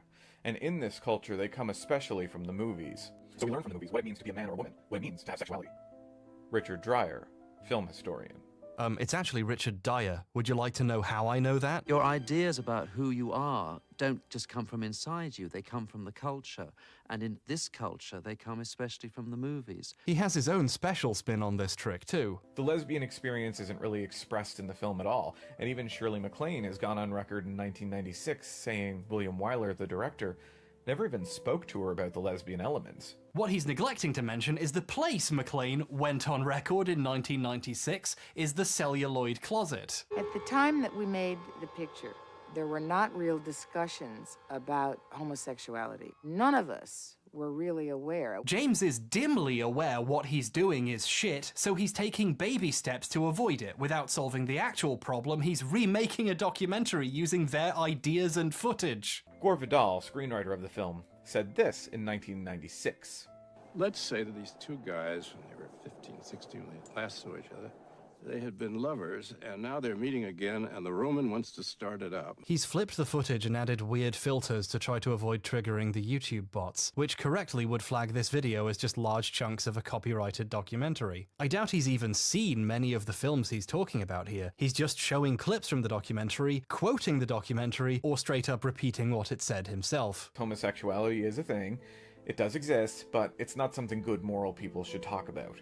Homosexuality was finally being talked about on the screen, but only as something that nice people didn't talk about. I know a lot of documentaries are based on books, but not a lot of them are based on other documentaries someone already made, James. Celluloid Closet ends with a heartfelt acknowledgement of Vito Russo, the book's late author. James's video, which takes pains to tell you was written, filmed, and edited by James Somerton, also ends by saying it is in memory of Vito Russo. This one line of text is the only acknowledgement of Russo or the documentary in this entire fucking video. For those keeping track, this is the second gay writer and activist who tragically passed away of AIDS in 1990, whose words James has passed off as his own. There were obviously comments on the video pointing out he's just remade a documentary for 30 minutes, and James's reply was to insist it was impossible not to plagiarize the Celluloid Closet, because it's such a good history lesson. This is his main defense when this comes up. Of course it's derivative. It's the only place I could get information on the topic, which implies James has not engaged with the last 65 years of writing about gay people in the film industry. He also claims he hasn't simply posted it as his own, even though he'd never acknowledged the documentary until someone caught him and then had to sneak one into the description. If he wanted to pay respect to his main source, he could have said, in this documentary, instead of in 1996, but I won't say where. But in this reply, he says something very funny. He insists he expanded on some of the ideas in this section, implying he did some of his own work. One thing did stick out to me as new. The documentary covers Rebel Without a Cause, but not for very long. When James talks about it, he goes on for longer, in ways that aren't paraphrasing the documentary for once. So this must be the new section. All that original work that proves he didn't just rip off a documentary. Wouldn't it be really fucking funny if it turned out he stole this part too? Oh, you bet your ass he did! Dean's character Jim is a teenager kicking against authority and parental neglect, who becomes both friend and fascination to Minio's Plato, a lonely younger kid. Despite being based on an existing documentary, Somerton takes a break in the middle to steal from someone else. He stole Peter Howell's article on Rebel word for word, not even trying to cover it up with find and replacing text this time. If you don't pick up on that from the photo of hunky Alan Ladd that Plato has taped inside of his locker, or the looks of adoration he gives Jim, it becomes abundantly clear when he makes a coded declaration of love to Jim late in the film. It's not like I lifted it and posted it as my own, my foot. He changes one thing. The current date. Plato is obviously gay, although it's easier to say that in 2020 than it was in 1955. Peter Howell, whose shit he jacked, is not acknowledged in the video or the description or anywhere else and never has been. Like with Jez Tom, this section was never caught, until now, so he hasn't had the chance to go back and pretend it's based on it. It starts to feel like Somerton is just an extremely cynical loser with a business degree who, like Blair, and around the same time even, saw the success of video essays and decided to half-ass his way into them by stealing shit. This is on the whole how business people see creativity. They don't respect it. It doesn't matter. It's beneath them. So they can take it and say it's theirs if they want. But at this point, my interest was fully peaqueed. I was just looking at the original allegations to see if they were true, to check for myself. But even in just looking at those two, I found 2 more places he stole from that other people hadn't even found yet. And if it was that easy to find more, how deep does this rabbit hole go? These videos were made over 2 years ago. Did James learn his lesson from being repeatedly caught plagiarizing and at least stop? Well, his next video, Society and Queer Horror, has a script supervisor in the opening credits, and this person would go on to be his co-writer for many future videos. That doesn't necessarily mean the videos are better though. I mean, first of all, that's not how you spell supervisor, so write that down. But he even has another writer now, so surely he started making his own original videos and things got better? Well, things got much, much worse. Society and Queer Horror, or as the video calls itself, Deep Cuts Society and Queer Horror, steals so many words from so many writers it genuinely makes me think I've traveled to an alternate dimension where plagiarism is fine! 4 girls end up in the same school and find each other essentially by cruising the hallways. Given Carrie's simultaneous status as horror film victim and monster, alongside the narrative concerning her burgeoning sexuality and attraction to boys, or when Ripley asserts authority in the team after Dallas is caught by the alien, Ash, the male robot, feels threatened and attempts to dominate Ripley, regaining his masculinity. It's fun, messy, mean, sad, campy, and self-aware. That's the key variable that makes Hellraiser so special. I can't show you how messed up this is without ruining this video's runtime even more than I already have. So let's use visuals. Here's a transcript of all the words James says in this hour and 25-minute long video. And here's all the parts that are plagiarized. Each author's name is in a different color for convenience. This video steals roughly 10,000 words from 18 different places. And this is just the stuff I found. There could be more. A truly staggering portion of this video is James staring into his prompter, reading words he got by Googling movie name gay. I wish I could show you everything he copied, but we'd be here forever. This is just one video, and he makes so many of these. And now we know how! But Somerton thinks he's figured out a loophole. It's a familiar spin on an old classic. It opens with a horror-themed credits sequence, which claims the video is based on the works of, and briefly shows a bunch of names. These are some of the people he plagiarized. So if any of his plagiarism is noticed, he can say, no, I name-dropped them in the opening for literally 1 second, so it's fine! This is the stupidest thing I've ever... Anyone watching this video would assume this is Somerton showing his sources, or people whose work he read while writing the video, not people whose writing is the video. Based on the works of Colin Arison. What does this mean? There's no way of knowing what Colin's contribution to the video was. Does this mean he inspired a section? That he gets quoted? That James read him and used some of those ideas? This mention means 21 minutes into the video, the next 5 full minutes are word for word copied from an essay he wrote. Benshoff recognizes Hellraiser for some of its visual characteristics, but comes to the conclusion that too often the representation of Barker's monster queers seems similar to those produced by right-wing ideologues. I don't think I need to tell you, this is just plagiarism with an even stranger excuse than normal. Somerton never tells you when he's just reading other people's words, because then people would know he didn't write anything. He's hidden their name at the beginning and in the end credits at the very bottom, after a long list of patrons, so he can make a video out of other people's words without ever saying when he's actually doing it. 4 minutes is just Andrew Park's article about the film The Craft, with slight changes to try to hide it, and his usual LGBT to queer word swapping. The film follows the story of 4 teenage girls who each grow up feeling different in one way or another. Special, and above the fray of their peers, or rejected by them entirely, as so many queer teens have experienced. The most memorable character, by all accounts, is Nancy, and she's already out as a witch, openly practicing the craft. She wears goth lipstick and black, laced-up Stevie Nicks boots. She has a sexual history and a noose hanging in her locker. Bonnie is a girl with self-image issues due to scars that cover her arms and back. Swapping back and arms to arms and back doesn't work. We can still tell. Chris, your typical teenage movie football jock, persists in making bullying comments about the three spiritual deviants, who he calls the bitches of Eastwick. Because he's just so clever. Wow, what a great addition, Jimmy. You really spiced up that anecdote, made it your own, put your fucking spin on it. Oh well, this is a bit skeevy, but at least Park's name is in the credits, so people can at least see his name and check him out. No, he's not in the credits. Half the people James plagiarized in this video didn't make it in, he forgot. This whole, it wasn't plagiarism, I said it was based on them at the start excuse really doesn't work when you forget to put half their fucking names in. My personal theory is James came up with this phony excuse during the Evil Queen's fiasco when he was already making this video, so when he made this list, he'd already forgotten half the people he plagiarized. The segment about aliens is completely taken from Bart Bishop's essay Queering James Cameron's Aliens. Aliens is curiously progressive in its sexual politics overall, especially for a movie released during the Reagan years.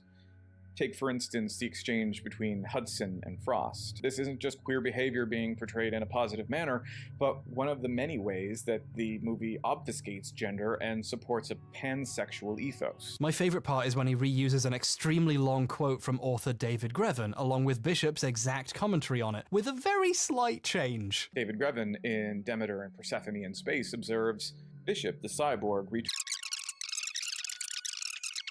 Grevin further suggests that the aliens, and especially the alien queen, represent a cisgendered heteronormative status quo that resents the changing times.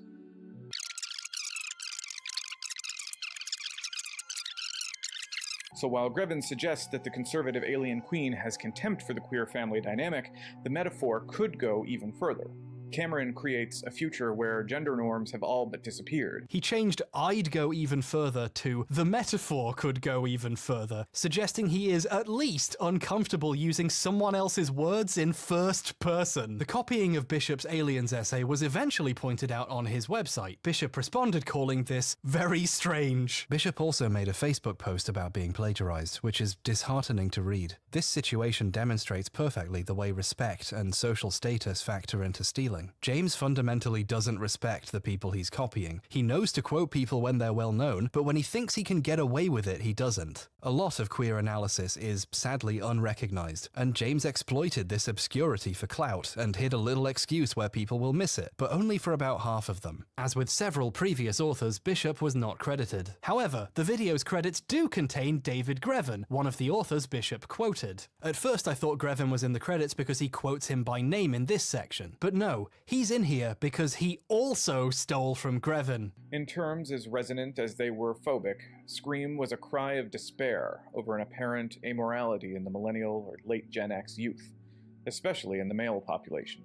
The homoeroticism of the Billy Stu relationship, which the film develops into an all but explicit queer love affair, shows both the unpredictable, anarchic, bewildering behavior of the generation and the shifts in male gender roles synonymous with it. By complete coincidence, the competent writers he's plagiarizing are familiar with each other's work and sometimes even quote each other. Grevin doesn't actually come up by name when James reads his words out loud for 5.5 fucking minutes. The authors James steals only get their name mentioned in the video if someone else he was stealing happened to mention them. I'm losing my fucking mind! When he quotes Bishop quoting Grevin, he puts this text up like he's quoting them. However, like Illuminati, he doesn't list the source in any useful way. This is because he doesn't know the source. He got it from this article, and he can't list the article as a source because he doesn't want you checking and finding out what he's done. It's the same reason he didn't film himself next to evil queens. He'd be giving the game away. Ironically, this is how the Bishop plagiarism was discovered in the first place. Someone was trying to find the source of one of these quotes and Googled it and discovered the whole segment was a quote. Somerton's videos are anti-educational. They go out of their way to hide where they come from or where to learn more. But this gives me an idea for a hot new game.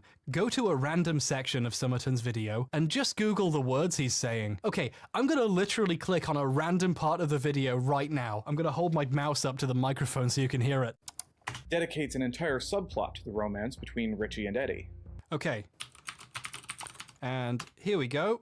One result! Well, that was easy! It, by Stephen King, was published in 1986 and has made a lasting cultural impression. The novel inspired a miniseries, 2 movies, and ruined clowns for generations of children. And adults, frankly. Oh, good one. This one is an analysis of Stephen King's It by Rachel Brands. He reads this article for about 4.5 minutes. And Brands is one of many people whose name didn't make it into his dumb fucking credits. I reached out to Brands about her essay being used in this manner, and she told me she'd never been asked permission to use it, but she already knew it happened. You see, she was a fan of Somerton's work, and even supported him financially on Patreon. So she saw this video as soon as it went out, and realized it was copying her. This is so fucked up. A queer writer who supported James financially because she thought he was making original work discovered she was funding the plagiarism of work like hers, including literally hers. Brands was never paid by the website she wrote this essay for, since at the time she was writing for exposure, which she definitely didn't get when James didn't even fucking credit her. Somerton makes a lot of money doing this.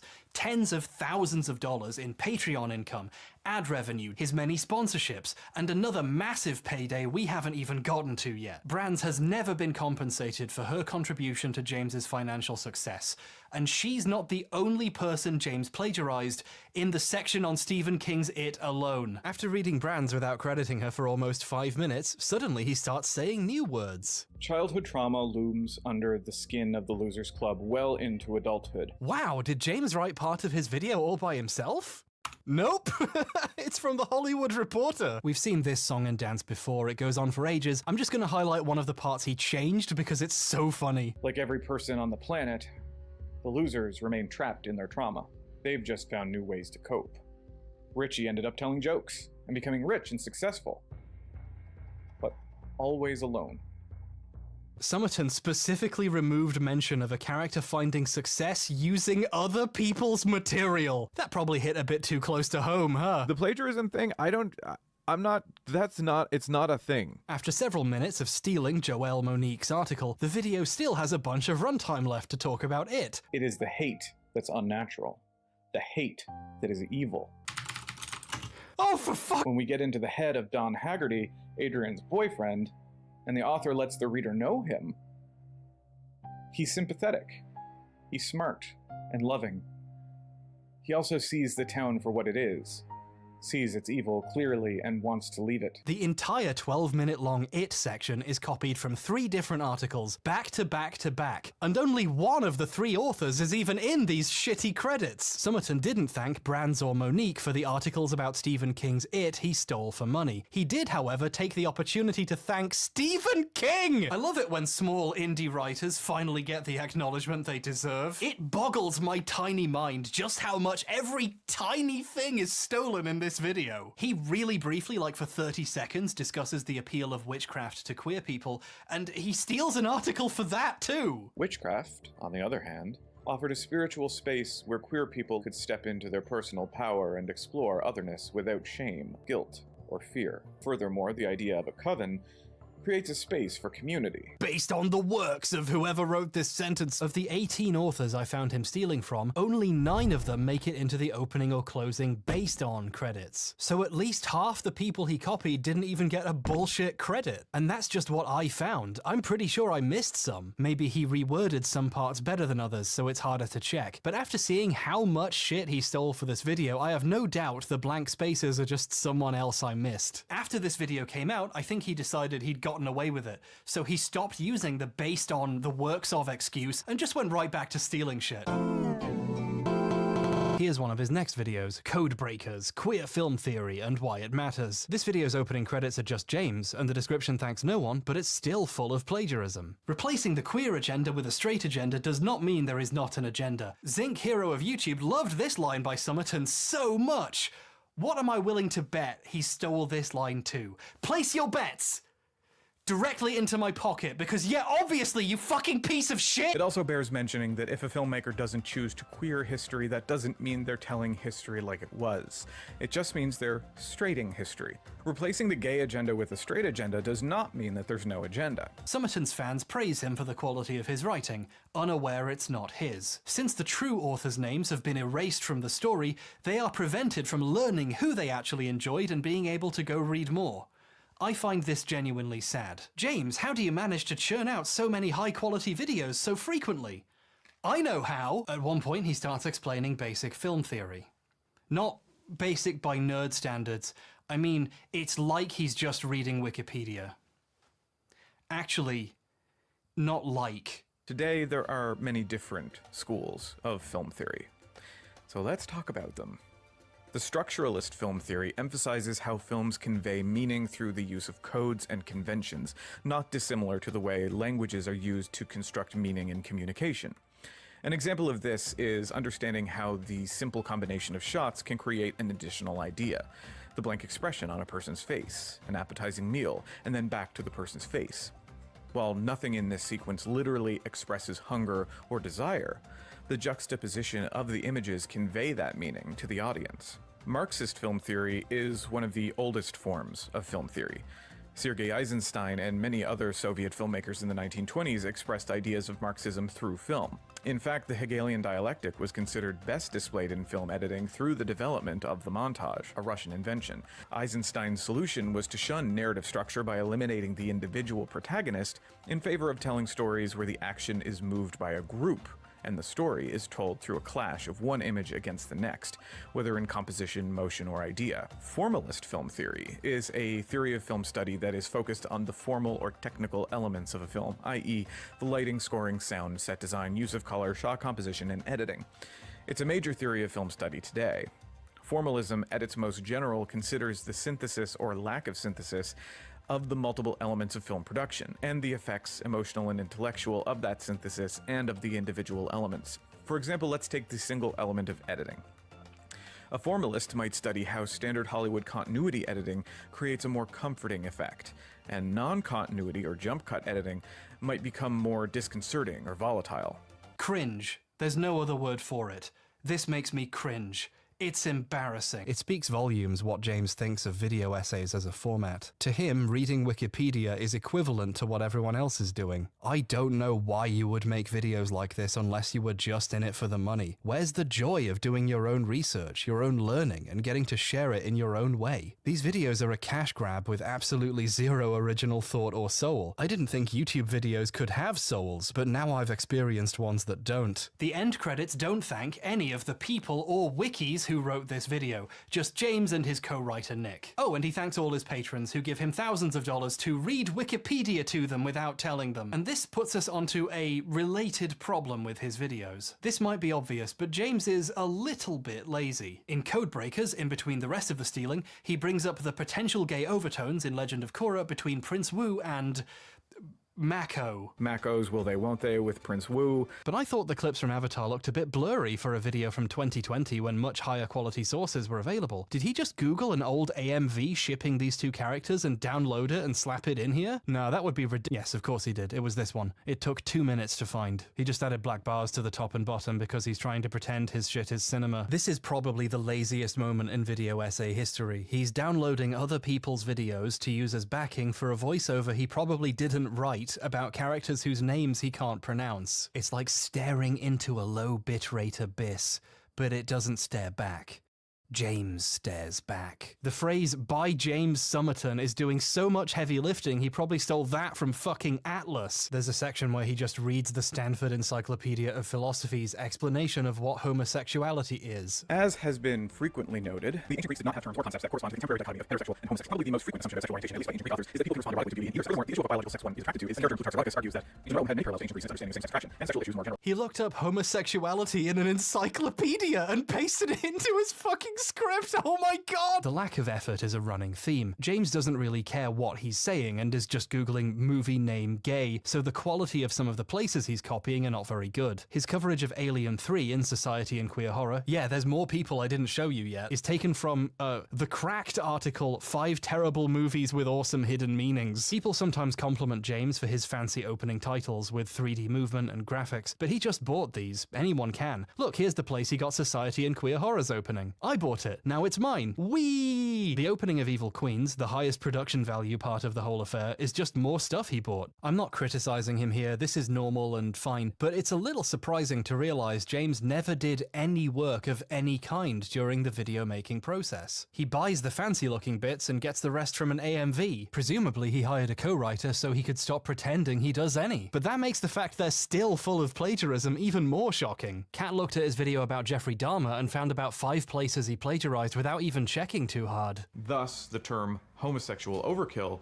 served to normalize heterosexuality, even heterosexual serial killers, while pathologizing homosexuality. Look how much effort he put into rewriting the thing he stole to hide it. His dedication to not coming up with his own ideas is almost creepy. This video was a couple months old when I started looking into James. This is recent, and I can't believe how much he's still stealing. The first words in the fucking video are stolen. We all like true crime.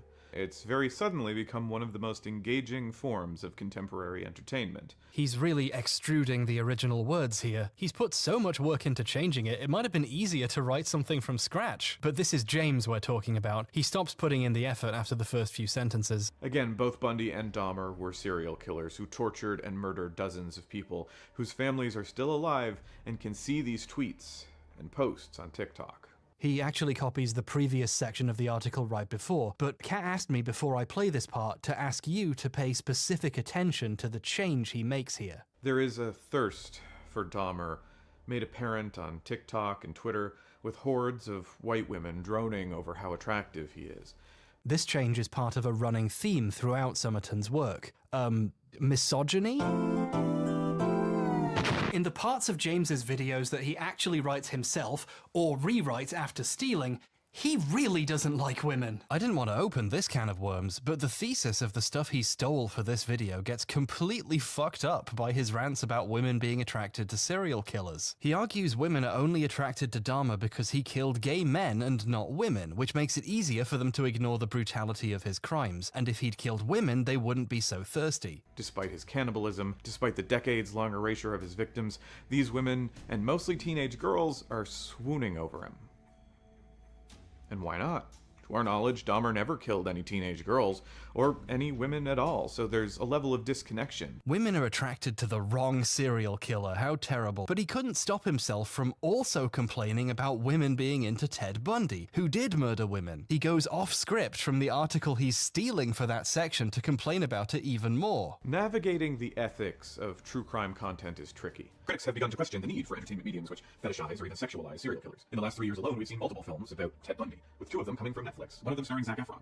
A whole new generation of girls fell head over heels for the infamous killer, which was a grim remake in itself of the real-life Ted Bundy trial. He had fangirls defending him in the press and even begging to marry him.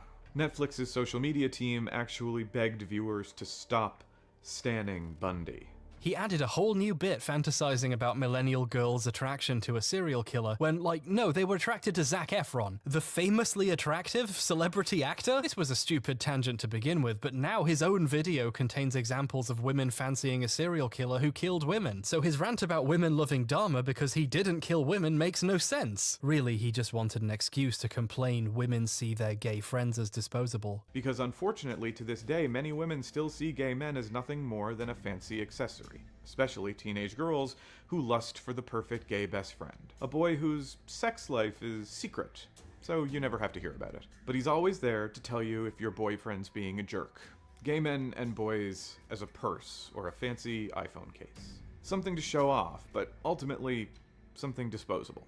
What teenage girl did this to you in high school, James? And why are you inserting fanfiction about her into an article you stole instead of going to therapy? This is the only new stuff he wrote. The rest is stolen. This is all he has to say. What the fuck is wrong with this guy? These insecurities affect how he talks about gay women. The videos are continuously punctuated with tangents about how lesbians have it easier than gay men. In one video, he claims gay women historically saw less legal persecution, and his example is made up. And if you're wondering why this section is so man-centric, this is because the vast majority of legal persecution of early queers was focused on men. In the legal case of Radcliffe Hall, she, in her book The Well of Loneliness, depicted World War I ambulance drivers as being primarily lesbians.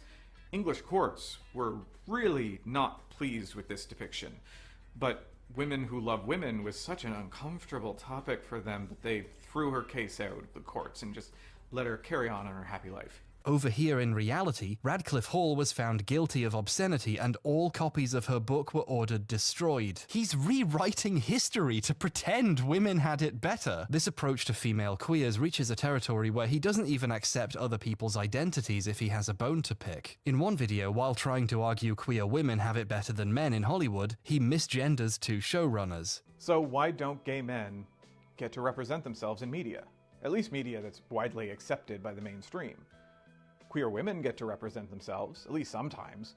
Look at animated hits like Steven Universe or She-Ra and the Princesses of Power. Indy Stevenson and Rebecca Sugar are trans-masculine and non-binary, respectively. But for the purposes of James's point, they count as women. And if he really doesn't like something, he just assumes a straight woman did it. The only way I can possibly account for anyone saying that this is straight is a bunch of women and girls who are experiencing the most willful ignorance I've ever seen. His Yuri on Ice video just guesses anyone who interprets the characters not being gay must be a dumbass woman. He's shockingly committed to this principle. In a video that just came out, he claims he still gets comments on that video from straight women denying the gay anime is gay. Then again, that video still gets comments from usually straight women, no hating, but still, who incessantly deny that there's any queerness, coded or otherwise, present in that series. James, how do you know they're straight or women? Did they all say so in their comment? If you don't like something so you assume a woman wrote it, you're doing misogyny. There really isn't another word for this. It's pretty straightforward. Also, I just went through the last year of comments on that video and none exist that make this accusation. He's lying. He just made up straight women to get mad at. As arbiter of gender, James also gets to decide who's queer and who isn't. I don't know who gave him this power, but it means he has a lot of fascinating opinions about Love, Simon. The film is based on a book by Becky Albertalli, a bisexual woman who was not public about her sexuality when the book was published. Albertalli was subsequently harassed for years, accused of writing a book about being gay without being queer herself and being a straight woman profiting off the queer community. In 2020, she came out publicly, with a quite powerful essay about how she was doing it specifically because of this type of shit. This event hopefully serves as a lesson not to make assumptions of people's sexuality and then write criticism based on those assumptions. But James didn't get the memo. In 2022, he managed to write a video complaining that many stories about gay people are written by straight women and used Love, Simon as the only example. Because their life experiences did not match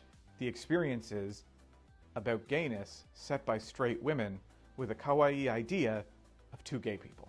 You have mass consumption media, which takes gay emotions and removes gay experiences, leaving a husk of empty gestures and unanswered questions, which feels more like a gambling addiction than even implied representation. James was years late to the party and still accused the openly bi author of being a straight pandering to the gays. I'd say I wonder what Becky Albertalli thinks about this, but I know what she thinks because she left a comment on his video, explaining how shitty it feels getting lumped in with the straights yet again years after coming out, specifically after being treated poorly by people like James. When this happened, this is how he complained to his fan Discord about her. She isn't happy I included her in the straight female authors section, but I never said she was straight. James is still sore about this mild pushback. He now refuses to acknowledge Love, Simon by name, referring to some unspecified incident. This is compounded through several other high-profile instances of gay media, specifically one which made waves in 2018, but that I will not explicitly mention for reasons. If you know, you know. Someone asked what he meant by this in the Discord, and he clarified he meant Love, Simon, and in true James fashion made up a story where he didn't do anything wrong. He simply mentioned he wasn't its biggest fan, and the author ripped into him on Twitter and stuff. As far as I can tell, Becky never tweeted anything or said anything anywhere about him except his comments section. He's having to twist the story pretty hard to seem like he didn't do a shitty thing here. He called a bi author a straight with kawaii ideas about gay people, didn't think she would see it, and she criticized him for doing it. So this is the non-stolen work, the stuff he writes himself. Open bitterness about women, lies, and grievances over being criticized for this. I'm gonna regret saying it, but he should have stuck to the plagiarism. He complained on Twitter about being criticized for being so harsh on the women who thirsted after Dharma, not realizing he was actually being criticized for a pattern of behavior. These criticisms were valid already, but I would like to supply the context that he stole the words he is saying here and reworded them to be more mad at women specifically. James, what the fuck are you doing? I am trying to maintain focus for once in a video and stick to the plagiarism, but I just can't get away from how this guy fucking sucks. James doesn't get caught stealing as often as he should do because he's cultivated an audience of younger queer people who don't read the kinds of stuff he's stealing from, and don't recognize open misogyny as long as it's qualified as white women. But on the rare occasion that he is caught, his solution is to private or delete the video and re-upload a slightly changed version and hope no one digs into this extremely suspicious behavior. For example, while I was doing preliminary research late last year, a funny thing happened. Summerton's YouTube community page was wiped. Hundreds of posts from over several years disappeared overnight. At this point, I'd spoken to a few of the writers Summerton had stolen from, and I wondered if maybe one of them had publicly accused him. But after doing some more looking, it turned out no, someone else had independently noticed they'd been plagiarized because there was still more. Seldom Musings, a WordPress blog, had made a post accusing Summerton of plagiarizing a blog post about Attack on Titan from 2013. And then I thought, wait, doesn't Summerton have a video from September 2022 called, like, Attack on Titan and the Death of Media Literacy? Well, he did. Finding an old link, it was suddenly set to private. Over 1.5 million views had been wiped from his channel. Huh.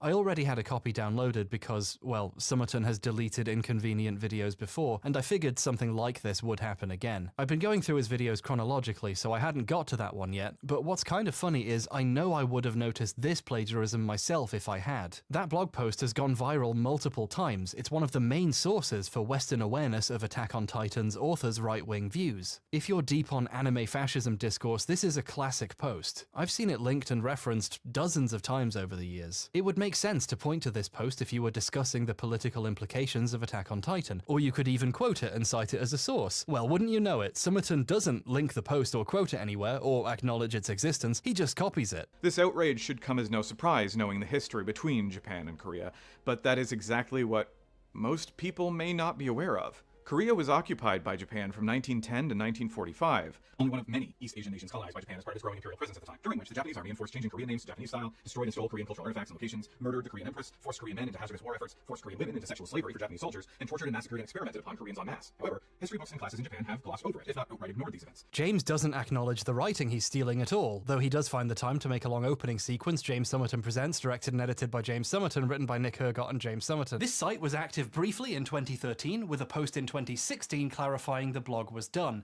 They came back 6 years later to talk about James stealing their work. The reluctance to paraphrase the same factual information speaks to a lack of imagination, not to mention a lack of research. He should be ashamed of the laziness of copying entire sentences into his script as if he wrote them himself. How can you say a fandom lacks media literacy when you can't even conduct your own research or compose your own analysis? Summerton saw the author call him a plagiarist and panicked and hid the video, deleted all his community posts so there was nowhere to leave a comment asking what happened this time. He was preparing for his plagiarism to go public and locking everything down. If what Summerton was doing was a defensible artistic choice, he'd be defending it, wouldn't he? He'd say, this is a normal thing to do and I'm going to keep doing it. Instead, he does it secretly and hides the videos when people notice. It's clear he knows what he's doing is wrong and would just rather keep stealing than actually do any work. But while we're talking about the Attack on Titan video, you know he didn't just steal one thing. The video's an hour long. No self-respecting marketing expert would do all that work himself. In this video, and only this video, he quotes several YouTubers, like he has their text on the screen and he reads it out. And he would never normally do that. He would just steal their words and pretend he came up with them. Which means he must be stealing from someone who quoted them. And, Yeah! For a long time, anime fans had no way of knowing what their favorite writers and artists even looked like, let alone what they thought about the world. 3.5 minutes of this video comes from Geeta Jackson at Vice Motherboard. And yeah, when he quotes YouTubers, he's actually quoting Jackson quoting them. I can't believe I fucking called it. YouTuber Jeff Thu argues, it's because this discussion keeps happening, but it's also not. There's some really good criticism of Attack on Titan, and I think it's important to criticize it. Now, this isn't just an article quoting someone. Jackson reached out to Jeff for his opinion on this topic. There's nowhere else James could have got this quote, and this time he really fucked it up. At one point, he uses a quote Jackson got from historian and scholar Andrea Horbinski. But remember how he sometimes finds and replaces words like gay or trans to queer or LGBT to hide it? He accidentally did that to the quote! As they put it, these fans insist that feminism and LGBTQ people don't exist in Japan, and that any anime depicting either is woke garbage or similar. These fans are extremely angry at attempts to discuss the depictions of female characters in anime as something that could often use improvement, or the inclusion of LGBT characters, period. This is the most amateur shit I've ever seen. This is sub-high school level plagiarism hiding. You don't find and replace text in the quotes, James! People in Summerton's official Discord server were asking what happened to the video. On January the 1st this year, he said the video was coming back up that day, and that it had to come down because of a missing source. That's a very strange way of saying, someone noticed me plagiarizing them and criticized me for it, and I deleted fucking everything. The new version he uploaded is a minute shorter. He just cut out the sections where he directly read the blog post. The video is even more stilted and strangely written than normal. The point Summerton was trying to make here was so important he was willing to steal it from someone else. Now that point is missing, and the surrounding conversation makes no sense. The new version opens saying the original had a citation error. But if that was the problem, why didn't he add a citation instead of deleting the section completely? Well, one reason might be he wants the credit for himself, but the other is if he added their name now, anyone who checked would see the author's new post saying he plagiarized them. Summerton's only way out is to hide it and hope no one notices. He doesn't want to stop stealing, he just wants to not get caught doing it. If he thinks he can get away with keeping something in, he does. The 3 minutes of the video, written completely by Geeta Jackson, are still in the new version, completely unchanged. As of recording this video, no one else seems to have noticed this yet, but if anyone does, he'll doubtless delete the video and re-upload a new version with that piece missing too and call it a day. James has done this repeatedly in the past. Several other videos open with text claiming they had to be re-uploaded to avoid a mysterious and unexplained copyright issue. One of them was Codebreakers. At some point it was taken down, altered to hide some but not all of the stuff he stole, and re-uploaded with a new title, Queering Cinema, by any means necessary. The opening titles still call it Codebreakers though. Every time he re-uploads the video, the name is different. It's very confusing. And his well-meaning fans assume that his constantly taking down of videos and re-uploading with pieces missing is a sign of his integrity. They talk about how much more they respect him every time he re-uploads a video like this.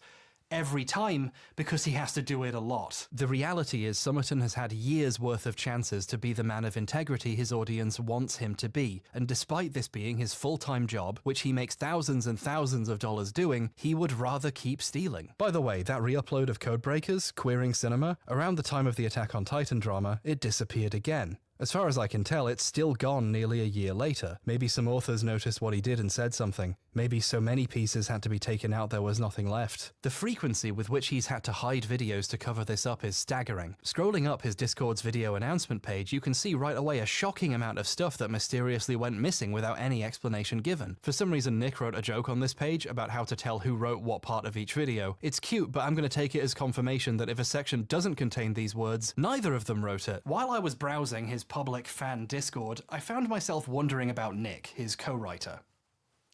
Does he know?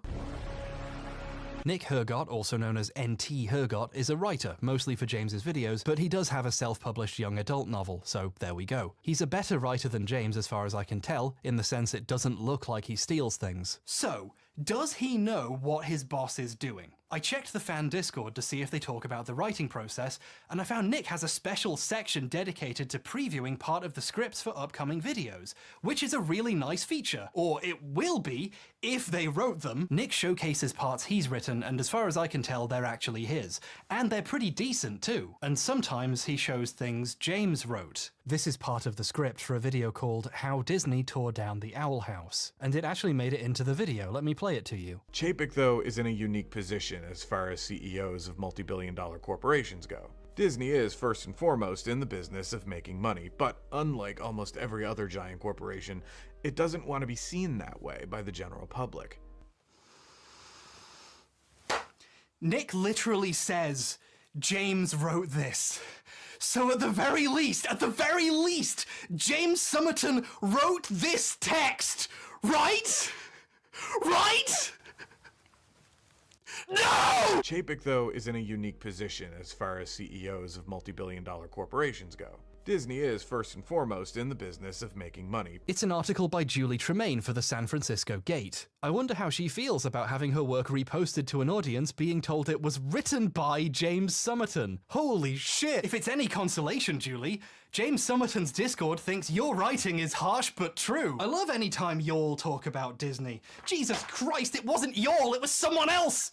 It was them all! But the way this post was phrased implies Nick has no idea James did this. He probably saw the text his boss put in the shared script and assumed he wrote it, because if he didn't, that would be really fucking bad. And it's not just these 2 paragraphs. A solid 4 minutes and 40 seconds are taken from this article. What's weird is James actually acknowledges in the video he has no idea why he went on this tangent. So, what does all this have to do with the Owl House? Well, I just wanted to point out how big of a tool Bob Chapek is. He stole a bunch of words for literally no reason. They don't even connect to his point. He just needed to pad his runtime, I guess. Here's another section of a script Nick shared. This is from a draft of the Attack on Titan video. Wait, what's this? Shonan? Okay, shonen is a Japanese word. There's like 5 ways to spell it in English, and this isn't any of them. Here's how we translate Bisatsu Shonen magazine, where Attack on Titan was published. Has he never seen a single issue of Shonen Jump? This video sucked, by the way. He didn't know anything about the genre he was discussing, and now it turns out he can't even spell it. I hope this section was plagiarized. Then again, maybe this time Nick found something he liked in the script that James actually wrote.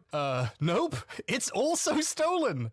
Again! It comes from culturalreview.com, the website/personal blog of Tyler Hummel, who hopes to bring thoughtful and enjoyable commentary on popular culture and entertainment from a culturally conservative and religious perspective. In case you're wondering what that means, he thinks Batman is too woke. Right before the section James copied into a document and told Nick he wrote all by himself, Hummel complains about Marxism and critical race theory, and then randomly whines about people who criticized Game of Thrones' final season before posting Lindsay Ellis's video about it as an example of people he hates. In his quest to seem like he knows what he's talking about, he's willing to borrow the words of a guy who hates him and everything he stands for, including Lindsay Ellis, who he credits with getting him into making video essays, another crime Lindsay should pay for. Wait a minute, did he film himself next to Disney War because Lindsay did? Was he copying that too? Normally I'd think I was overreacting, but he's stolen everything else. I don't know anymore. At least that means he didn't get Shonen wrong. That must have been the nutcase he copied from. No, that's one of the few new words he added to the stolen segment. James Somerton is the dumbest motherfucker. To be completely fair, this piece of the script didn't make it into the final video, so it seems Somerton thought better than to steal from one of the most insane people in the world. But the fact Nick keeps accidentally showing pieces of the script James stole, assuming he did write them, implies even his co-writer has no idea he's doing this. I feel kind of sorry for Nick. His trust has clearly been violated here. He's been made a liar without his knowledge because he trusted his boss and, I assume, friend. That's a messed up situation to be in, seriously. I thought it would be worse if Nick was in on it, but it's the opposite way around, isn't it? It's so violating imagining people work for James and, I assume, make most of their income from working for him and don't know what they're signing up for. I don't know how I would feel in his position, but not good. This sucks. Worst of all, I think James might be using Nick as a shield. Whenever any mention of the old plagiarism stuff comes up, James immediately brings up how Nick actually writes the videos, and there's no way he would plagiarize. I have a co-writer who came from academia, where plagiarism in academia gets you kicked out of school. Like, it gets you fired. Nick co-writes my videos. There is no plagiarism.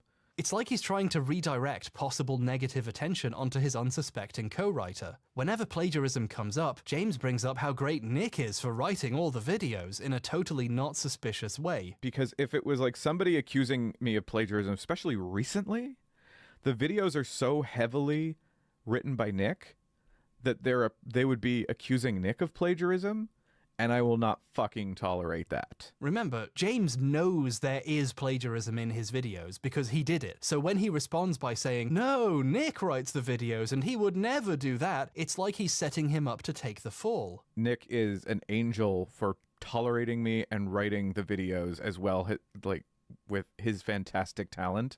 So that I would just not tolerate. So either Nick is plagiarizing as well, and that's why the new videos still have a ton of plagiarism, or James is doing it, and now when it comes up, he throws Nick under the bus. But James isn't content pretending to make video essays, no. He wants to wipe on a bigger canvas. In 2022, James Somerton started an Indiegogo for a film studio he wanted to open called Telos Pictures, which intended to produce films focusing on LGBT characters and stories. His video pitching Telos included a series of ideas for miniseries, feature-length movies, and short films. For example, Final Girl, a short about a woman who had survived a typical slasher story. The initial goal of $6,000 was to make 2 of the short films, but with stretch goals for making more. The campaign made enough money to make almost all of them, over 86,000 Canadian dollars, so a bit over 63,000 in USD. Telos has been a runaway financial success for James. As of today, 18 months after raising over $64,000, more than 10 times its initial goal, Telos has made nothing. For people who supported Telos, updates on what's happening have been few and far between. A few months after the campaign ended, he claimed Final Girl, one of the short films on the slate, was in pre-production and had been expanded into a full movie, but they were having trouble with casting and were considering relocating to another part of Canada. The next update would come 7 months later, with the announcement James had moved to Toronto to try to find actors, and they dropped Final Girl and moved on to a new project, one which wasn't on the original list people funded, called The Listener. He'd be spending $20,000 to $30,000 of the Telos money on it, and as an apology for the lack of updates, he would be adding an update page to the Telos website later that week to keep people informed. 10 months later, this hasn't happened. The Telos website does, however, have a working donation page where you can give him more money for rewards up to and including getting to make requests about the films. What films? Months later, this July, he announced Telos had finally been incorporated as a real company. He called this a long and pricey process. Incorporating in Canada is a few hours of paperwork and costs $200 Canadian dollars. He claimed an update was coming within a week. This was almost 3 months ago. The Telos Twitter account hasn't been updated in well over a year, but he recently opened a Telos Blue Sky page, which has made one post with a poster for a new movie supposedly coming in 2024, which isn't The Listener or any of the previously mentioned films. Every time I look in on Telos, I find no updates on what's happening, but I do find out about a new movie they announced. The website is currently claiming another new film called The Sub, estimated release 2023, is in pre-production. Better get a move on then. Telos keeps announcing new projects with a new poster to go with it consisting of a stock photo with text over it, and then not making any of them. This one's already being used for a real show that exists. He keeps putting text on stock photos and pretending it's a real film in pre-production. It doesn't exactly inspire confidence how fast new films are being dreamed up. One of them even had a teaser consisting entirely of stock footage, only to never be spoken of again. This one isn't even mentioned on the website at all anywhere. Movies take time to make, even short indie films, and for the record so do video essays, but the lack of updates on what is happening, or which film is even being made, is a little disconcerting. Continuing the trend of James's work not really being his, we need to talk about Final Girl, the first project which was cancelled. Final Girl was at one point coming this fall, which at the time was 2022. The people who funded this film were told to expect it by autumn last year. They got pretty far on this one. In late June, James tweeted the script was done. But then, all of a sudden, James moved on to The Listener and the 5 other films he started since then. But unlike many of James's other announced projects, which still have a poster and a tentative release date on the site, Final Girl disappeared completely. What happened here? He claimed he gave up because it was too specific to Nova Scotia and he had to move to find actors. But there could be another reason. The name and synopsis of Final Girl are extraordinarily close to a book which already exists, The Final Girl Support Group by Grady Hendrix. I wonder if Somerton is aware of the similarity. It would be weird if he wasn't, because it was one of his favourite books of 2021. He started the Indiegogo with this short film idea a few months after making this post. You'll be shocked to discover, but something of James's turned out to be stolen and evaporated. The 18-month journey of Telos consists of Somerton being paid $65,000 to make a dozen fake movie posters. So far, James has ripped off bloggers, novelists, authors, anyone who writes text for a living, really. Oh, and Wikipedia, and AMVs, because watching Korra for himself was too much effort, apparently. If you're queer and you wrote something good, no you didn't, but now we need to talk about the time he somehow went even further than that. Let's talk about the time he ripped off another gay YouTuber. Remember Unrequited, the video that ripped off the celluloid closet and plagiarized Peter Howell? Before any of the celluloid closet stuff had even been discovered, James had already been caught ripping off someone else with the same video. How? How are there still more? A later section covered examples of queerbaiting in various TV shows, including BBC's Merlin, the recent Teen Wolf TV series, and Sherlock, whatever that is. But people began to notice these sections were suspiciously similar to one another YouTuber had already made. Alexander Avila, whose channel used to be called Are They Gay, has a series of videos exploring the queer implications between characters in various shows, and he's covered Merlin, Teen Wolf, and Sherlock. The part of Summerton's video covering Merlin feels like he watched Avila's video and very slightly rephrased it. But what made it really obvious was the footage he used. They weren't just similar, they were exactly the same. Avila had this one part where he fades between several different scenes across different episodes to show the evolving character dynamics. This is Avila using editing and his knowledge of the show to make a point. That same sequence appears exactly in Summerton's video. Avila's video puts text over the footage to explain the character's thoughts and justify his interpretation of the show. This text is still in there in Summerton's version. This is sloppy even by James' standards. He even keeps in a joke Avila made. If I wasn't a prince, what? I think we'd probably get on. In case it wasn't obvious, Marvin Gaye's Let's Get It On wasn't in the original show. Avila put that in there for a joke. And you're not gonna believe this. We'd probably get on. Summerton stole Alexander Avila's video essay and reused it, and just recorded his own very similar version of the voiceover and jokes. It really is like a romantic comedy. Oh, come on, you've seen a romantic comedy, you know how this works. This is the worst and laziest example of plagiarism I've ever seen. Reusing other people's work like this is not right, especially when, you know, you make a living making these videos. He only said things about the show Avila also said. It's extremely clear Summerton hasn't seen Merlin, he just reused Avila's work. The other sections covering Teen Wolf and Sherlock also had extremely similar looking sequences. He'd downloaded and reused several of Avila's videos. When this was discovered, Avila tweeted to Summerton about it, asking for proper credit and in the future to ask people permission before doing something like this. He also left a similar comment on the video, which finally got James's attention. The next day, Summerton set Unrequited to private and contacted Avila on Twitter. I reached out to Avila and asked him what they discussed, and he gave me permission to share these messages with you. Summerton apologized for using his material without asking, claiming he intended to reach out but forgot to, and he had been in a rush to finish the video before the end of Pride Month, and in this rush he ended up using a lot more of your content than I ever intended. He then offered to credit Avila in the description of his video. Ah yes, that old trick. He also, perplexingly, asked Avila to delete his comment because he put an awful lot of work into his videos and felt discredited by it, which, frankly, is a wild thing to say to someone you just admitted you stole from. You're not the one putting the work in, buddy. Avila said he would rather Summerton upload a new version that credited him in it directly, or perhaps he could watch Merlin and make his own arguments. He also reminded him that passing someone else's work off as their own is far more discrediting than pointing out someone did that. Summerton never replied. So he admitted he plagiarized Avila's work, but he had an explanation. He was too busy. Too busy doing what? You don't do anything! The video was never unprivated. Instead, a few days later, it was re-uploaded with pieces missing, of course. This re-upload was also in 3 parts, saying the video had been edited to remove content owned by other parties. The re-uploads also say which part of 3 they are, except for part 3, which is also called part 2. Summerton had put in about as much work as you'd expect from someone who copies for a living. In the new version, the Merlin section was completely removed. However, this was the only change, so later parts of the video still refer back to it. Much like with Merlin, the pair start the series off on a bad paw. The Teen Wolf and Sherlock sections were kept the same, so all the video sequences he got from Avila for those parts were still in there. He didn't accidentally use any obvious parts where Avila's text or jokes came up, so I guess he decided it was fine to keep it in. The way James treated Alexander, stealing several of his videos, then when caught offering to hide a credit in the description like that would change what he'd done, and then re-uploading the video with half the stuff he stole still in it, is a clear indicator how little he thinks of his fellow queer creators. He does not care about doing right by other people in his community. He cares about making money,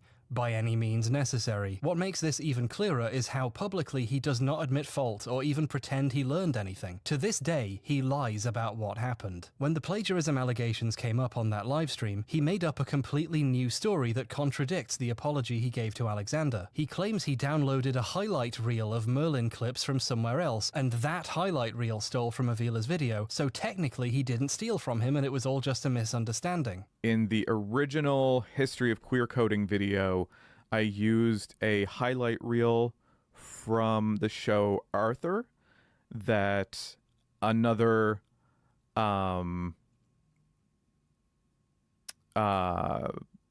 YouTuber had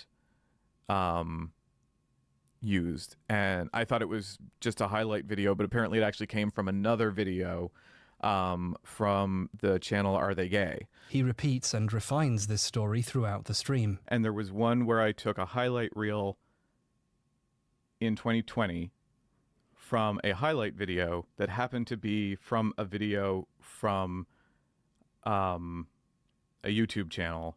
The only problem with this story is we have receipts. And I took a highlight reel to highlight the queerness in the Arthur show, Merlin show, and it was pointed out to me that that didn't come from a highlight reel, that came from an actual video, and it had been stolen from that video for the highlight reel that I took it from. Nick co-writes my videos. There is no plagiarism. There was, as I said, and I will say one more time, a highlight reel from the show Merlin that I took from a larger highlight reel video that was apparently sourced from a video from the channel Are They Gay? James admitted directly to Avila that he took from his work on purpose, although he intended to steal less. How considerate of him. James is lying directly to his audience to protect his reputation. He can't even own up to his behavior. He just keeps lying, and he didn't even stop stealing. A little while after the stream where the allegations came up, he made a post on Patreon to try to explain the allegations for people still asking about them. You have to be a patron to see it, so avert your eyes if you're not giving James money. In addition to repeating the lie, he got permission from Sean Griffin to adapt Tinkerbells and Evil Queens before making the video. He again states he got the clips from a highlight reel which got them from Are They Gay? Left to his own devices, James will just make up what happened. And since his paying customers haven't seen the evidence of him admitting he did it, they have no option but to assume it's true. James did this on purpose with multiple videos and is lying to his backers so they continue to support him financially. James, you've been to business school. You know there's a word for that. And even if I hadn't reached out to Avila and got that woefully hilarious confession, I could still have objectively proven he did it.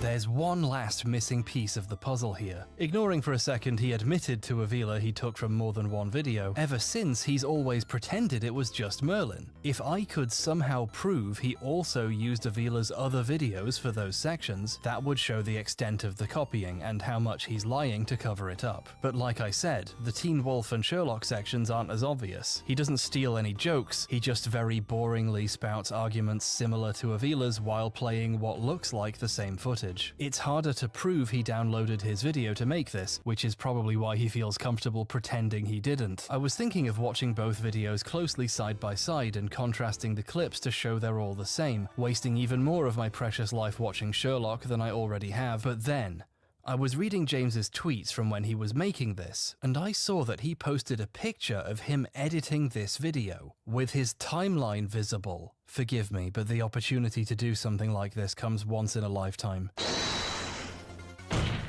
Jimmy, if you're somehow still watching, I need you to understand just how bad a liar you are, just how obviously awful and deceitful you look to anyone who's paying attention.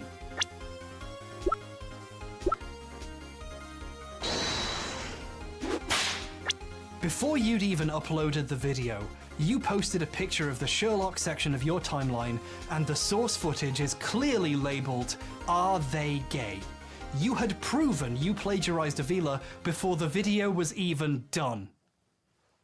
Also, delete your channel. Let's get a big picture look at how much stealing James has done. As of making this motion graphic, there are 56 video essays on his YouTube channel dated after October 2018. A minimum of 22 contains some amount of plagiarized material. He also has 2 essays exclusively to his Vimeo page. According to him, YouTube flagged them not safe for work. These have a ton of plagiarism in them too. Several videos were taken down and then re-uploaded with parts removed, like Attack on Titan and a few others. I don't know how I should account for re-uploads on this list, but we should at least include videos which were deleted and never came back, like Codebreakers, and hey, welcome back Unrequited. He took that re-upload down too at some point. I wonder why. And let me be clear, this is just the plagiarism we know of. We could have easily missed the stuff in the other videos, or there could be more deleted ones we don't even know about. That's a minimum of 26 videos that steal stuff. Like James said, there's not 3 or 4 examples, there's hours of examples. An entire channel's worth of examples. This isn't a one-off mistake, or a misunderstanding, or a citation error. This is a pattern with no sign of stopping. There's no fixing this, and there's no undoing the damage he's done, directly and indirectly, by using so many people's work without credit for money.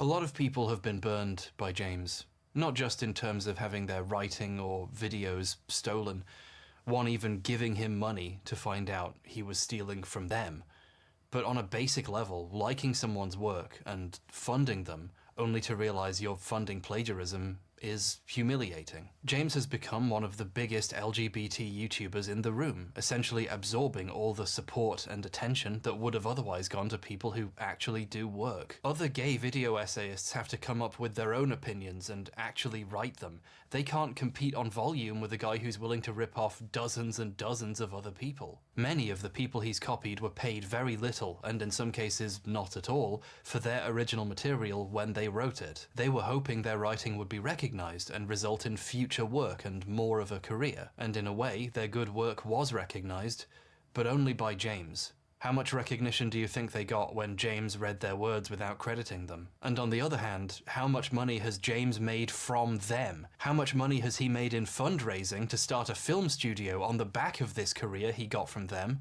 while making no films? Gay writers are already poorly recognized for their work and contributions. It's a common problem.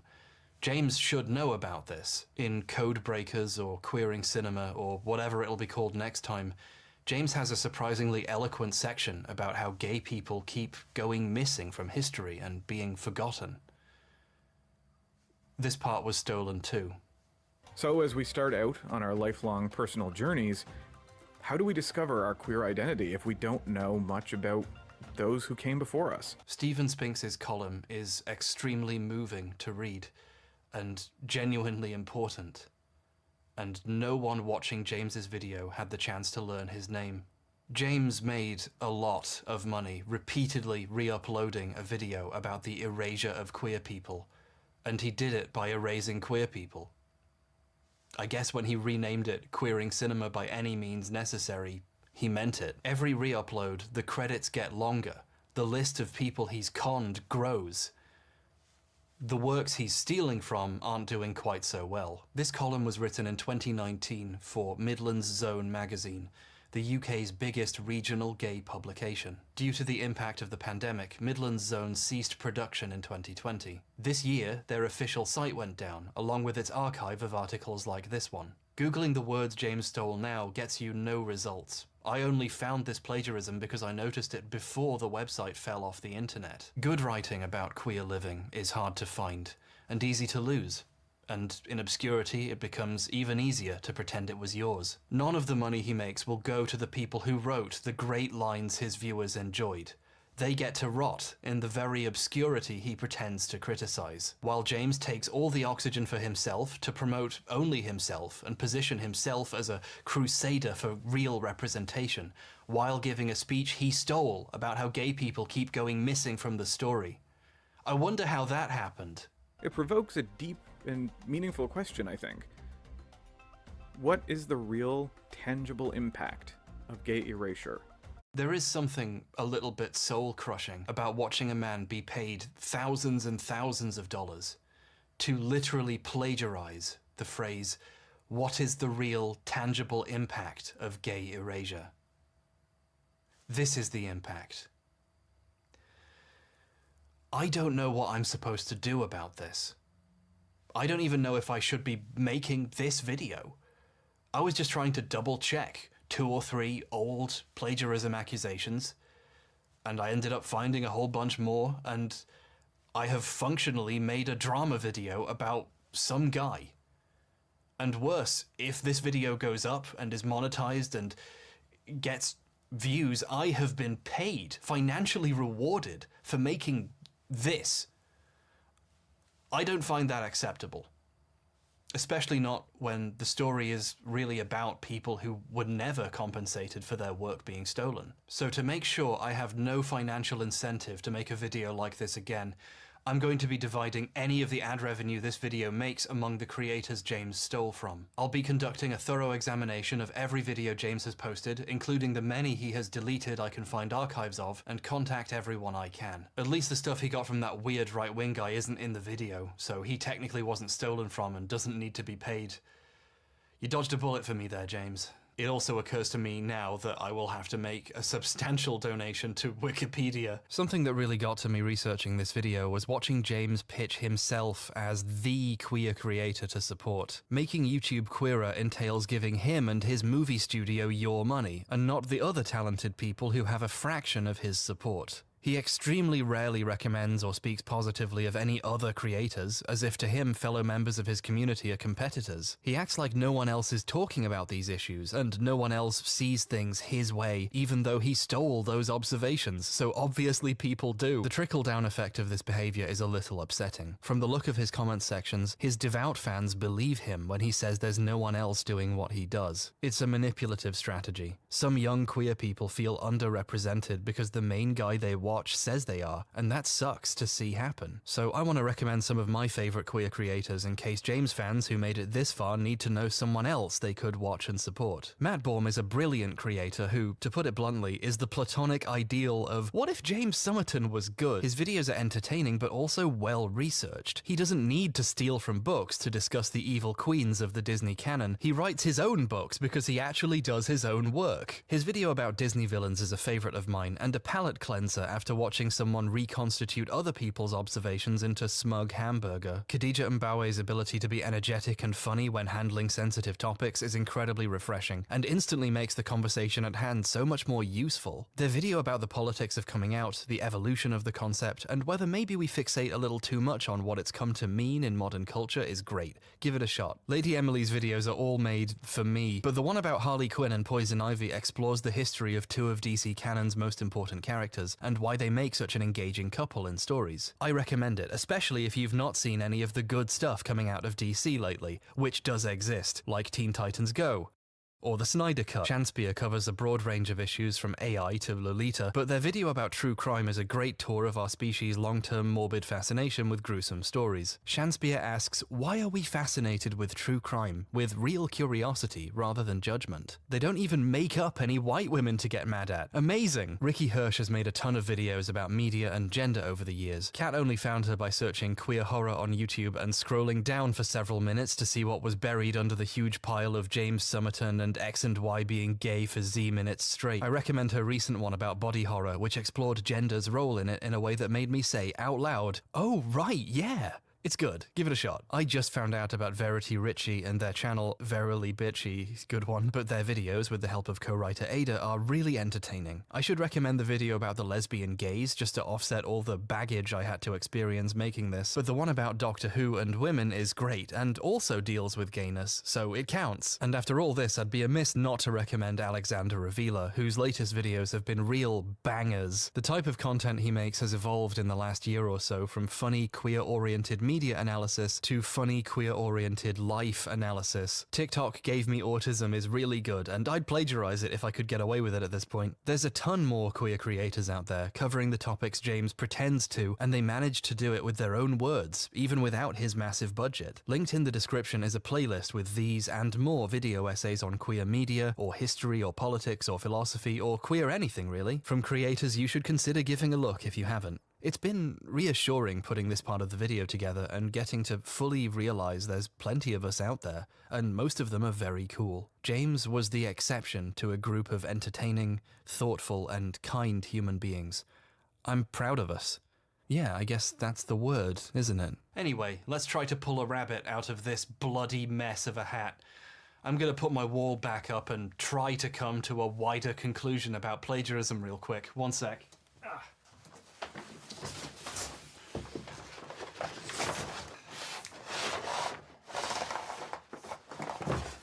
Rachel, you haven't even held the camera. Can you help me with this at least? That's right, she's real. You don't know me. To me, to you. It's on! Thanks for that.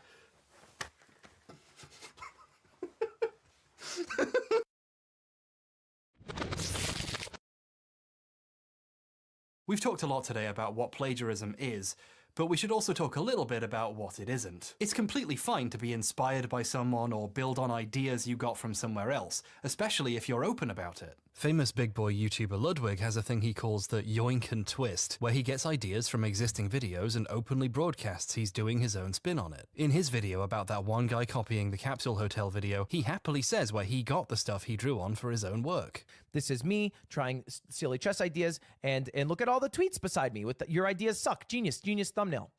I got it from Fundy. I got it from Fundy. I made your dumb ideas in Minecraft, and then he has a bunch of tweets next to him. It's hard for anyone to feel ripped off when he's open about where he got the ideas. I'm old enough now that when I was yay high, I was here for the first time this conversation happened on YouTube. It's easy to get rose-tinted about the early days, the 240p wiki wild wild west before anyone had sponsorships or even qualified for ad revenue. There was no money in it, so people just made what they liked making. Things were better, more original then. This was never the case. There wasn't capital, but there was social capital, and that spends almost as good. The AVGN, one of the subjects of this video, had dozens of knockoffs vying for his spot. The Irate Gamer, the Game Dude, the Sega Kid, Urinating Tree, Armake21, Acoustic Rocker, Undercover Filmer, the Pissed Off Angry Gamer Man. Nintendo Shit Cube. Even before there was any money in it, we were drowning in people competing to be the guy calling NES Batman a shitload of fuck. But even back then, you could draw a line between people who cynically wanna be the guy and people who wanted to be themselves, but inspired and informed by ideas they liked. Second-generation critics, like the Spoony one, are open about drawing inspiration from Armake21, one of the better angry reviewers. And how many people claim inspiration from Spoony one today? Too many. Stop Skeletons from Fighting, who, unlike everyone I just mentioned, is still around today because he developed his own new ideas, started out by taking inspiration from all these people and then deliberately doing the opposite, with the happy video game nerd, being positive about games he liked. Now that's a yoink and twist. YouTube is a beautiful cesspool of inspiration, remixing, riffing, parody. Drawing on existing ideas is a great way of making something new and unique. It's only wrong when you add nothing and try to pretend it was yours in the first place. And you don't have to cite your sources like a rocket scientist either. Sonic lore YouTuber Cybershell frequently uses information and images he got from websites like the Cutting Room Floor and just explains where he's getting it from and often asks permission to use it. A coward would hide their source in a paste bin and not mention it anywhere else, but his videos are great because he shows you where you could learn more, and maybe even makes fun of you for not reading the website yourself in the first place, while explaining the topic in his own way. This is why Kat is forcing me to tell you his Chow video is objectively the best thing on YouTube.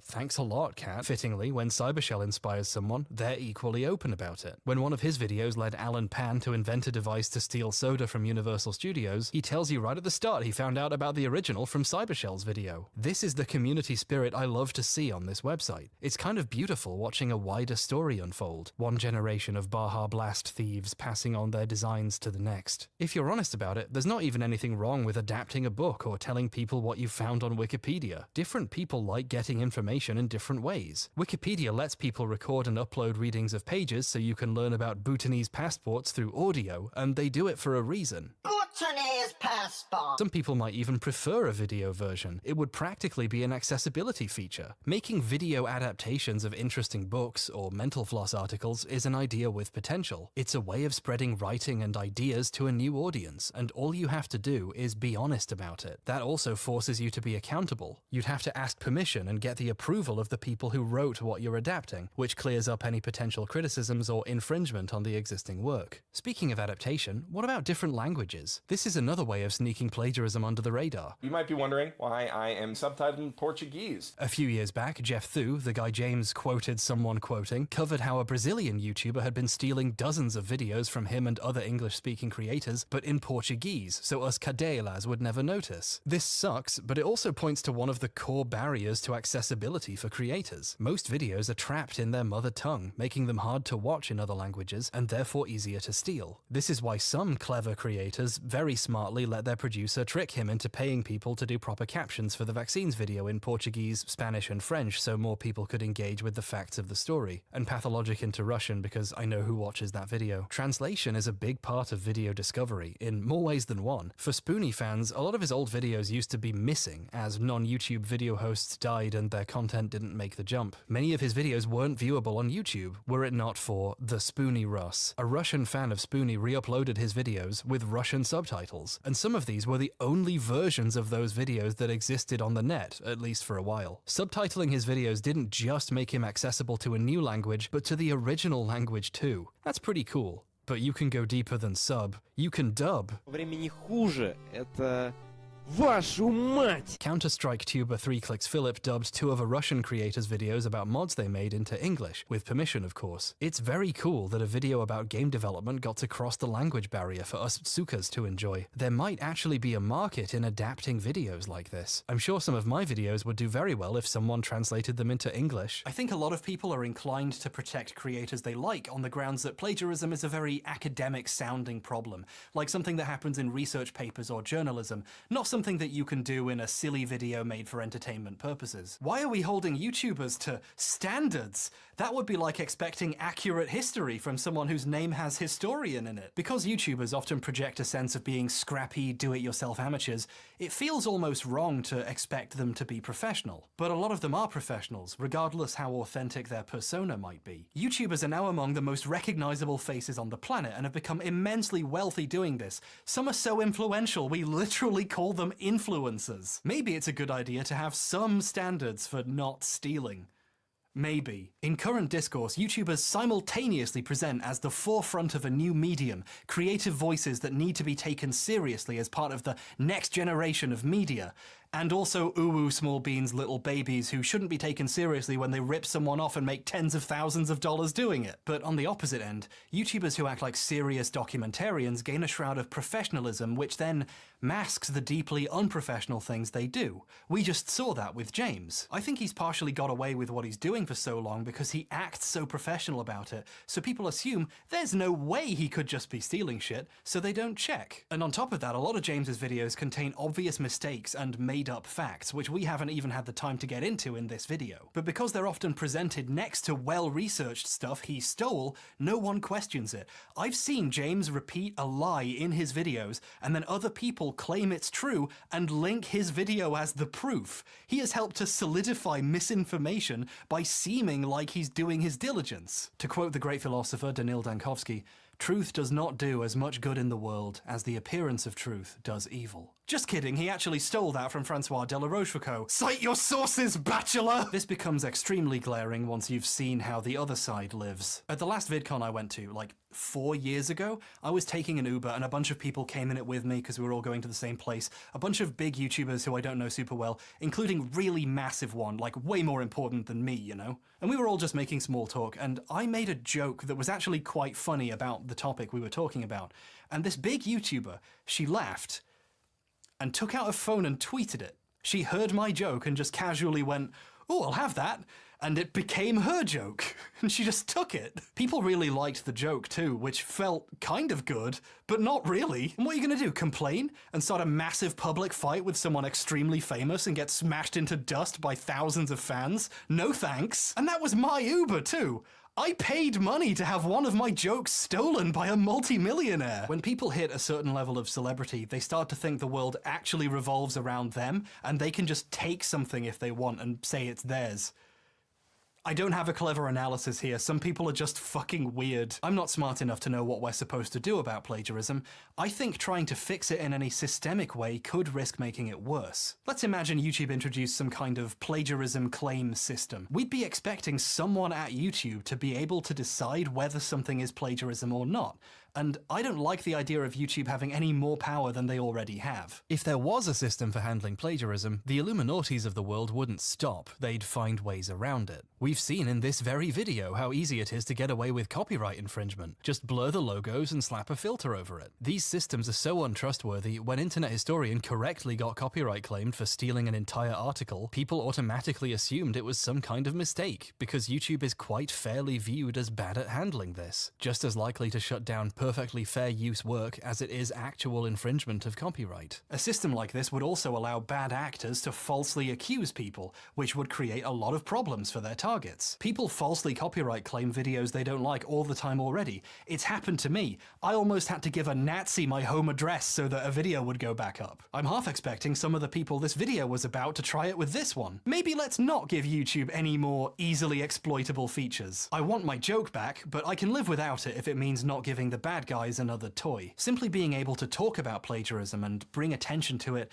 and let people decide if something is and who they want to support going forward, that's good enough for now. But don't take my word for it on this. I'm certainly not. Someone smarter than me might come up with a better idea, so let's keep our eyes peeled for that. As technology progresses, the methods of plagiarism are getting stranger and more complex. The hot new tool in the stealing tools box is generative AI, like ChatGPT, Stable Diffusion, or Midjourney, which can produce new art or words on command using a process known as stealing. Sorry, that's an oversimplification. The process is called, complicated stealing. Theoretically, generative AI works by training on a large dataset of existing material to figure out how to make new things. Before we even ask whether stuff generated by this counts as original, we have to ask, how did they get all that material? Well, by taking a lot of stuff without its creator's consent. ChatGPT has intricate knowledge of copyrighted works it shouldn't legally have access to, and when you ask it to write something original, it's just smushing all the stolen data together and using pattern recognition to try to guess the next word. It can't actually intuit things based on context. Here's what ChatGPT thinks I'd say about ChatGPT. It's like having your own personal tutor, therapist, and fact-checker rolled into one. So whether you're here for the knowledge, the banter, or just to see how deep the rabbit hole goes, buckle up.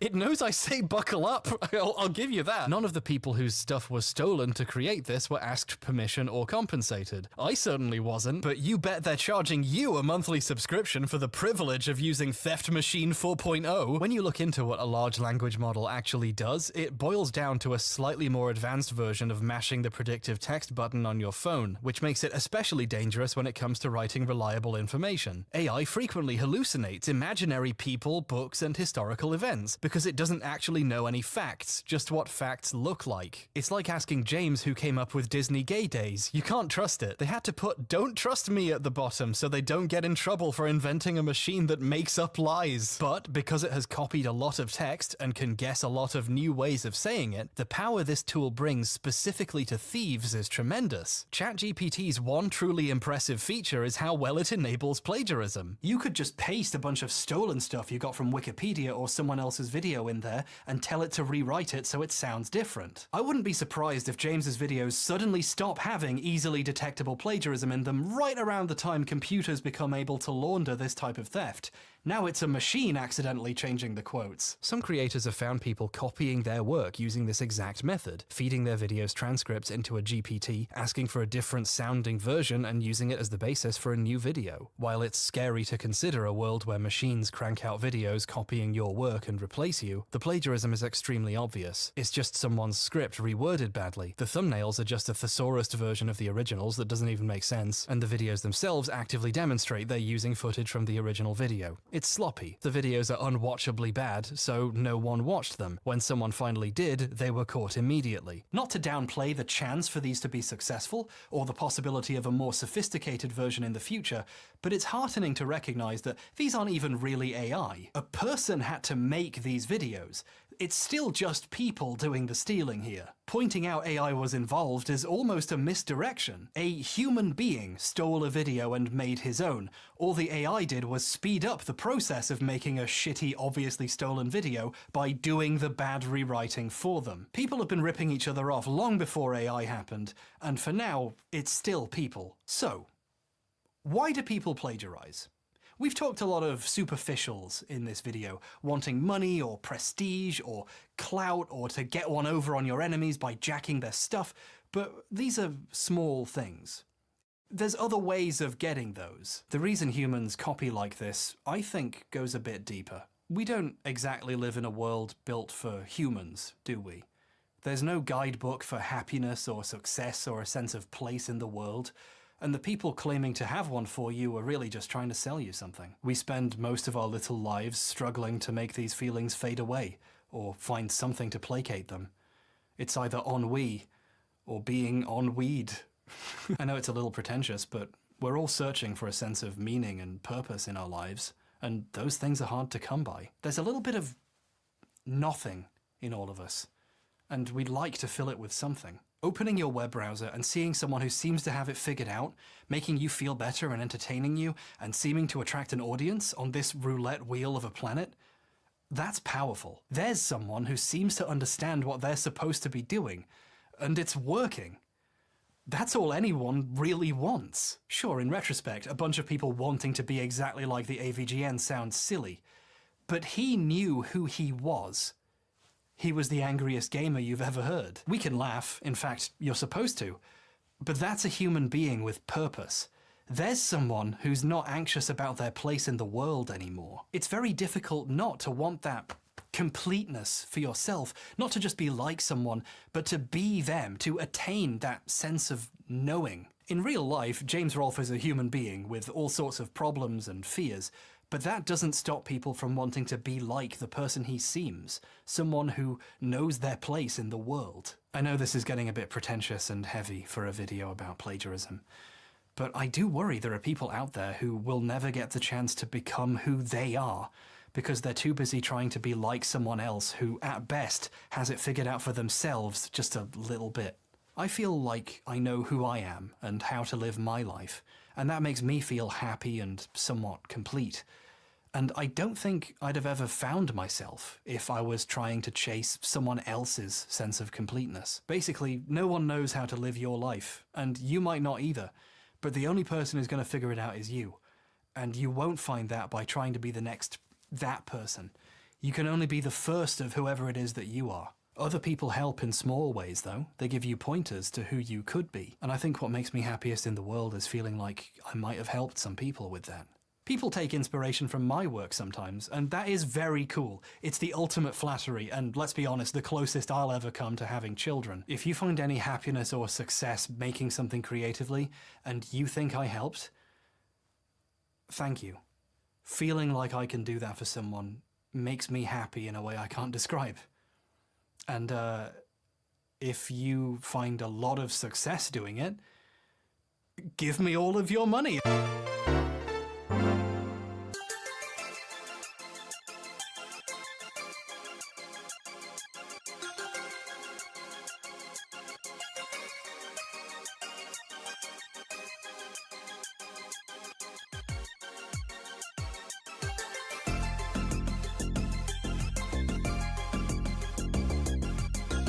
Wow, the boom mic is still out of frame. Oh, the light literally just went off right now, went out of battery. Pretty good timing that they went off just like then. I'm just gonna leave it off. Thanks very much for making it all the way through this video. And a big thank you to my patrons, whose names should be going past the screen right now in some form, for keeping the lights on and allowing me to keep making stuff like this. Not literally this though, this shouldn't have happened. I have good videos coming that I've also been working on. Those are happening as well. I didn't just make this for 10 months, I promise. I have a video about Myst that's 90 minutes long and is just up for patrons. Check it out. That video was actually good.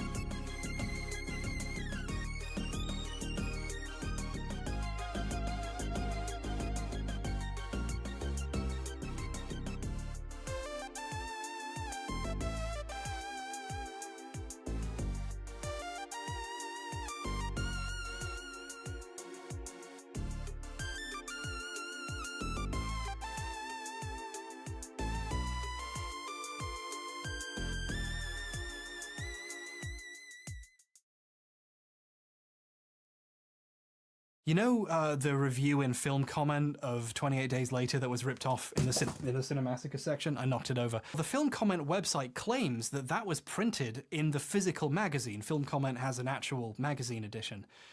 So obviously I thought, well, if I could get a copy of that, that would be great for some footage. I should get some shots of it for the video. So I painstakingly tracked down a copy of a 20-year-old magazine, which I just knocked on the floor. 1 second. Here we are. And I have footage of me opening this to get the shot of the review, and it's not in it. I thought, oh, maybe they messed up which issue of the magazine it was in on the website. But then before I did any more searching for ancient magazines, I emailed Professor Syad and just asked if it was ever printed, and she said no, it wasn't. So I wasted a lot of time trying to get a shot that I ended up not getting. And that's why videos like this take this long. Imagine something like that happening once a week. This is why people steal things. Doing your own research is life-ruining. Tune in next time when I make a donut. That's not a joke. That happens in the next video. Bye. My main goal with Secret of the Mimic was to find a speedrun that didn't suck. Too many times in the last couple of years, indie horror speedruns have become disgusting, reset-heavy, out-of-bounds monsters within hours of the game coming out. Now, of course I knew Secret of the Mimic would not be safe from this same fate. Any percent, beating the game as quick as possible, period, would inevitably become unbearable to run within a couple days after release. My plan was to not run any percent, but instead to choose a category that was still ripe full of cool skips, but that actually played some of the video game. Often this comes in the form of 100% runs, a tried and true method of having a game in your indie horror speedrun. Unfortunately for Sotum, 100% wasn't it. Collecting a million mail and cassettes that I wouldn't listen to wasn't appealing, but I soon discovered the next best thing. Unrestricted, all endings. Effectively 100% except you didn't collect any boring collectibles, only mandatory ones, and all the cool skips throughout the game were at my disposal. Completing the run simply required achieving all 3 endings by any means, which beautifully combined skips and gameplay. Ending 1 would be the fire ending, achieved via the disgusting 3-minute any percent route that I made an extras channel video on. Essentially starting the game, getting inside to this locker, using it to rise and clip through the floor. Pause buffer until the area underneath loads, and ta-da! You've loaded the end of the game. Run out to the van and roll credits. An average time for this run was around 3.5 minutes, and at the top, runners were competing tightly for every second. I wouldn't need to sweat each frame I spent turning a corner because I still had 2 massively longer endings to do immediately after.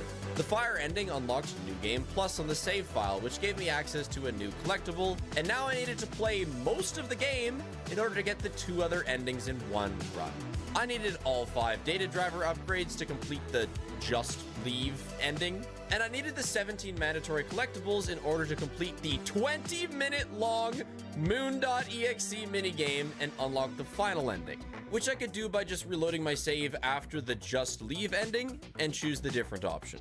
So as easy as it was to skip to the end of the game, I needed to go everywhere to get all my upgrades and items. What could still be skipped though was every bad guy chase, plenty of rooms, puzzles, and dialogue, which would still keep the run fast and exciting. Even the show-stopping Moon.exe wouldn't be annoying for me because we planned to just watch marble races during it. Honestly, a fantastic category. Now, there are 3 exploits that make up the foundation of almost every skip in this game that you need to know. Number 1, many people found it in their first time playing the game. Levers, if grabbed correctly, can be interacted with at any distance, which opens a massive amount of skip potential that you'll see constantly. Second, falling.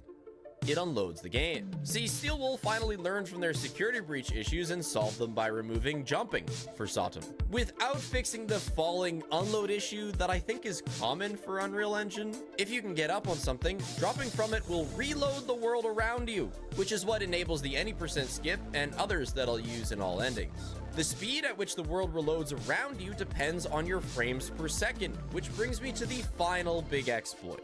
Sotum has 2 FPS options, 30 or 60. Very low for a first-person game in 2025, but there's a good reason they capped it so low. If you press F11 twice, the default hotkey to swap games between windowed and full screen, the settings break and your FPS becomes uncapped. It absolutely skyrockets to whatever max your computer can handle, and then the game explodes. Crashing. But by turning on VSync and uncapping your FPS, it'll only go as high as your monitor refresh rate. So in my case, 144. This prevents the game from exploding, but allows you to load areas a lot faster. And it's used to make the 80% ending load in a lot more consistently because you're falling in the void pause buffering and there isn't a huge window to be in the right spot. 144 is still too much for sections of the game to handle, and it will once again explode. It's partly why my first playthrough was so insanely laggy. Point is, 144 FPS is an exploit we'll sometimes use, but otherwise not, because the game was not built to go over 60.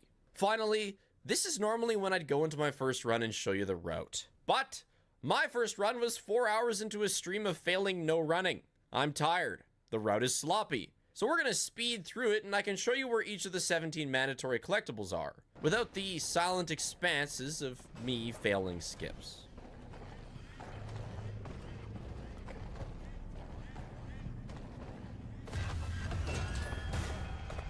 No! Oh, I really didn't think she'd get me.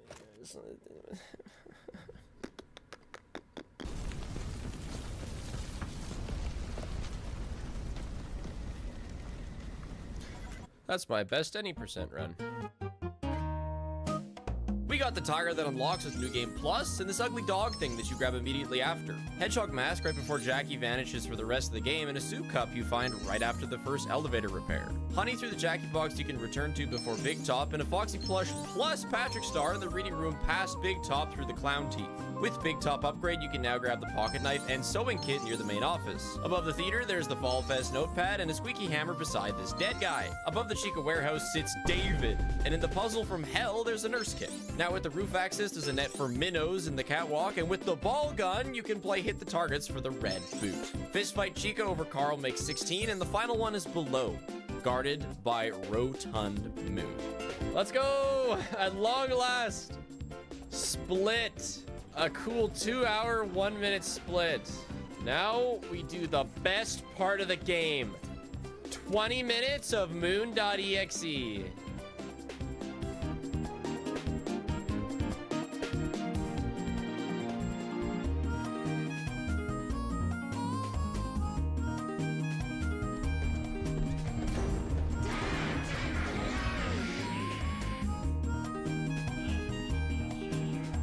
To sniff me? Is that an important part of this process? And we grab the white tiger doll. So now this is the third and last ending. That'll complete the all endings run. This is the actual end of the run. And time. Oh, he's dead. Do I do anything? No, it just ends. Okay. There we go. 239 all endings. So what's the second collectible? If you said the soup thermos, you're wrong. It was the ugly dog. Better get studying. There's more coming. As for a time goal, I didn't have one until I finished that first 2-hour, 40-minute run. Now that I had something to go off of, though, I wondered if sub 2 hours was possible. Oh, you all wanted to know what it looked like when Loaf was kind of bald? Yeah, this is it. I drew a line to where I wanted her cap line to go. So that was an edit I made. I was like, we could push the hat up a bit. Who do I think is winning the major? Oh yeah, no spoilers, by the way. I know semifinals are going on right now. You be quiet. Mongols, obviously. Yeah, I know it's probably Vitality, but I'm on the Mongols believer train.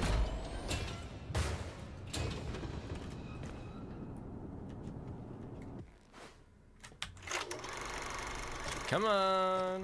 I know I didn't miss. Come on. No. Oh god. I'm beginning to think I may have missed. Might be pausing too late on it. Yeah, okay, fine.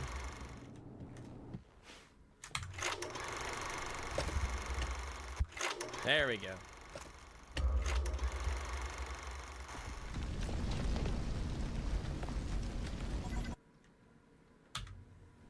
Woo!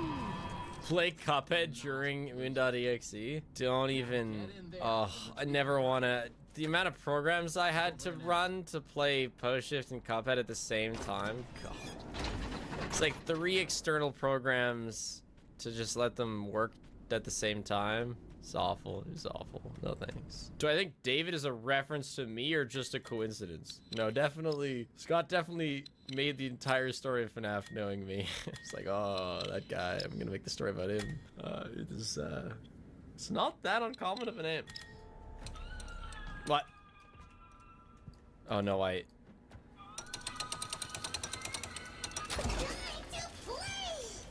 like quantum hooked this one. I don't want to do that. So we're splitting on honey, which is going to be basically effectively after Big Top. Okay, so this is where we are going to... We're doing elevator last. Elevator's that way. You can see her thing is there. Yes. Okay. Very nice. What is the first collectible? It's the tiger. Unlocked right after the fire ending when I start getting them all. No, but seriously, I interrupted because in this second ever run, I'm about to make a critical mistake. The plan was to get the honey where Jackie was before Big Top. But Zazzy PogChamp, who had done like 80% of the routing, suggested I do the 2 behind Big Top first because it's faster. It is. But this will come to bite me specifically because of the ball gun, which I need to deposit in the item box to grab later for the red boot target game. Anyway, watch how I get the Big Top Data Diver upgrade without playing any of the games. Time to do a lot of funny. I want tickets, please. Close, Big Top, close. Nice. I'm gonna have to learn this code combination. We're not interacting with Big Top. We're just doing this upgrade and then going back down. Like, we're not even interacting with the chase. Because, I mean, with getting collectibles, there's never collectibles in chases, so the less chases you can do, the better. We really just need the upgrades. That's it. We just need upgrades. So I don't really know what the best way to get down is, but I know that this is gonna work. Tickets, please. Cool. So now we do this. You only have to knock out 1 set. How is that gonna work? Because I have to knock out 1 set and then 4 more to fit. Oh, like knock out 1 set, then go in as it spins? I don't know. Oh, it's over. Where's this gonna put us? Oh. My gosh, this might be faster. Might be faster to just hit the generator and then die. Okay, and then there's a way that you can avoid spawning the mimic here. I'm just not sure how. I have to watch that. It's later. Just as I do runs, I'll remember things that I don't know how to do and then watch them later on.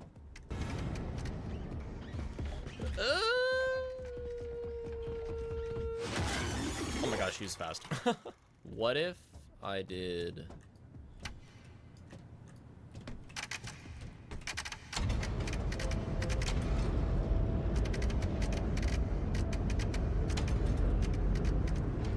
Yeah!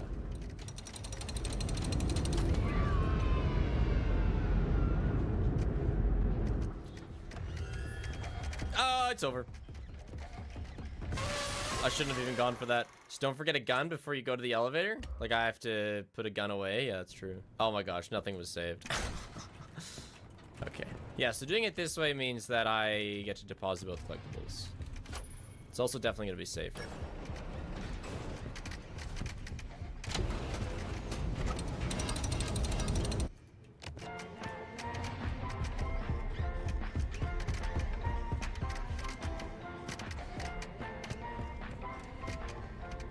I guess. Okay, and now I need a gun. You there. I enjoy time with my... Wait. Now what? So in that case, I should bring a gun through the teeth. Yeah. We want a picture, not a belly itcher.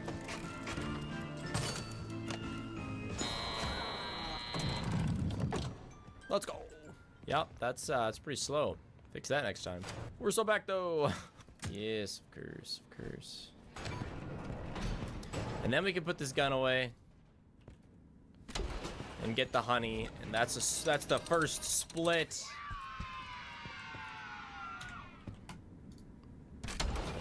And then we repair the elevator, and now we can use that elevator to just go back to the hub, and Big Top is over.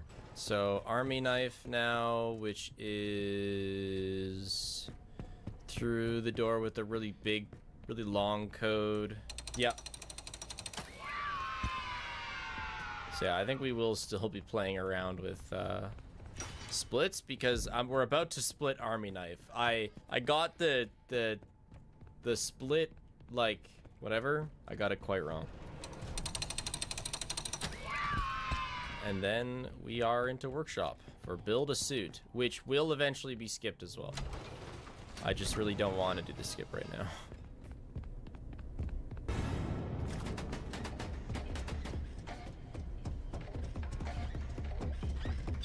I'm gonna die.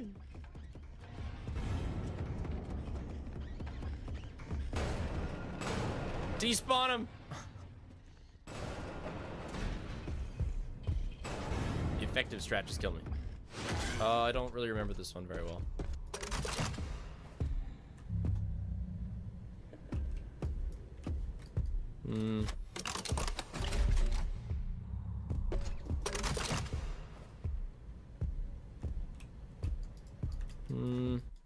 Oh.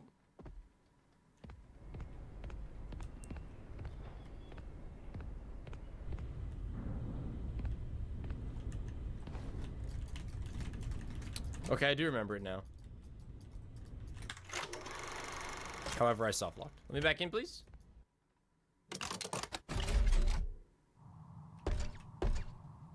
Oh.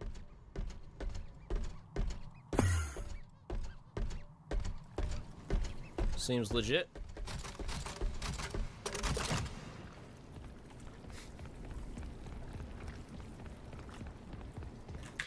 It's not legit.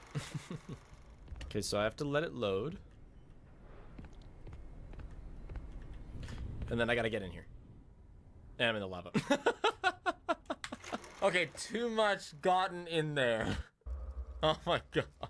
It's okay, I'm going through every possible way of failing this, so now I'll never fail it again. Okay, hug this. And I fell. And there's T-posing. Oh my gosh!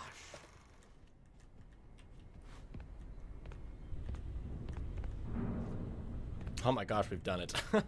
And now I'll never fail it ever again. You better believe it.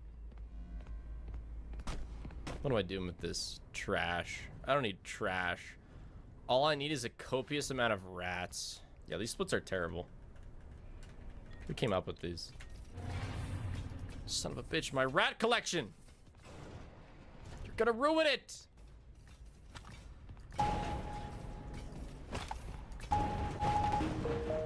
You can pull up the video for the other skip here? Yeah, I guess so. Oh, man. Wait. Wait.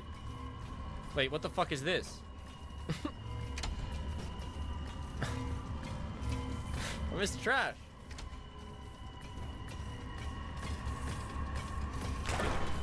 Is this gonna be enough? Is this gonna be enough? What on earth? You put them too close to each other? Bro!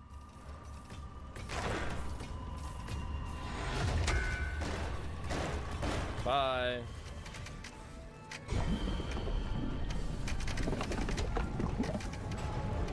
Nope. Oh yeah, do we have to be on 30 FPS? I think we do. So the hard thing about this is landing in the right spot on the conveyor.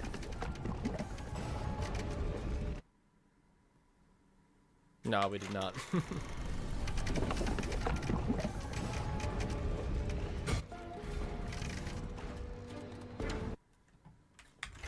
Okay, I don't really know what happened there. I mean, I think I might end up doing the significantly easier strat. No 30 FPS, no BS, but you know, we're locked into this one now. There we go. Skips this entire part of the chase.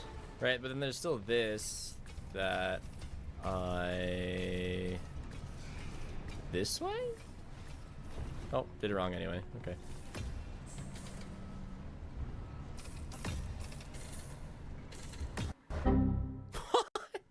Whoa, this game, dude. The crashes are so common. Yeah, okay, hold on. I can watch this video right now. Theater skip. No, I need theater collectibles. Oh, right. You need to realign the elevator using the realignment thingy. When that's done, increase the speed of the elevator to accommodate for any changes. Two of them were just already correct. Bye, Mimic. Blessed run. Oh my god. The sub 2 hour with small amounts of catastrophic mistakes. Theater now. And we're gonna have to do a small amount of sanctioned pausing in order to watch a video. This is totally okay. You got the collectible. Yeah, I got that. And then... This is not 100%, no. Oh. Oh. Ooh. And then you put the collectible in. Good, I like the role play. And then you get back. I'm listening. Yes. Crouch spamming the railing. This looks...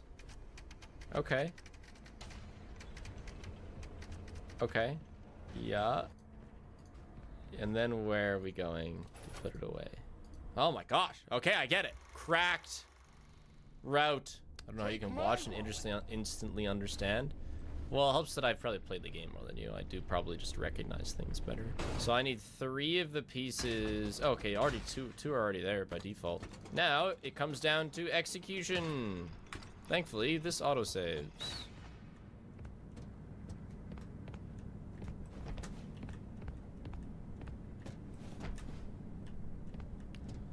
So odd, so strange.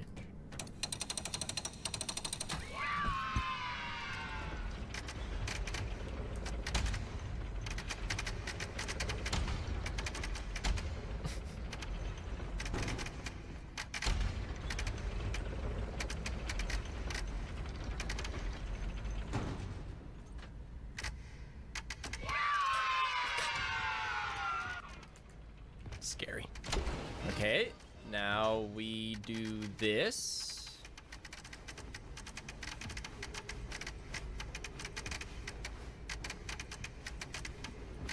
Okay, nice. And we visit Tiger Rock. Bonjour. We visit the dead amigo. And we go through the workshop straight to the chicken area with the hammer still in our hand. And we put it away in the chicken room. Maha. And boom. Hammer in. Now, I think I gotta make sure I don't die here.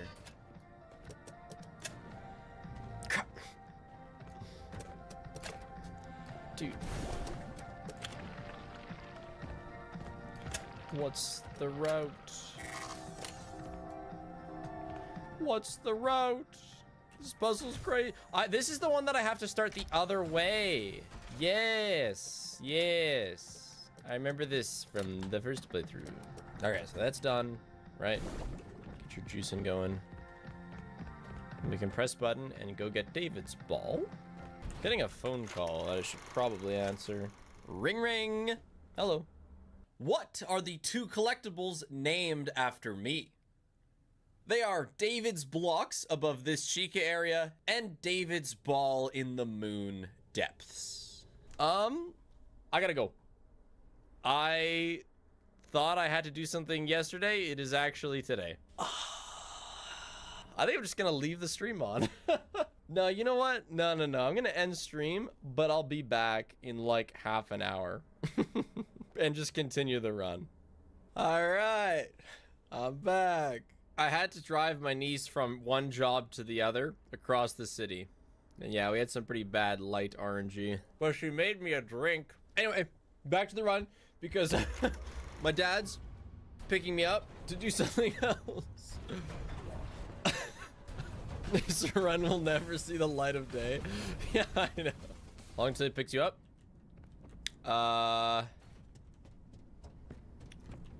1 hour. Truly a bad day to have a 2-hour run. Gamba on if I finish in 60 minutes. I suck at this. Oh my gosh, finally. Wait, the Croc's not running. Oh my gosh. There's no way. Didn't work. It worked. Okay, now there's something I want to try.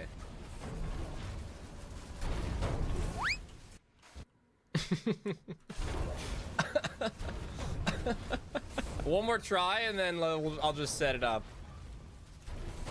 But yeah, that's a thing that we can get to work. We just gotta get it to send us to the balcony. Nope. I watched Corey play this and he didn't have as much of a hassle as you are. Look, pal, I'm trying new things.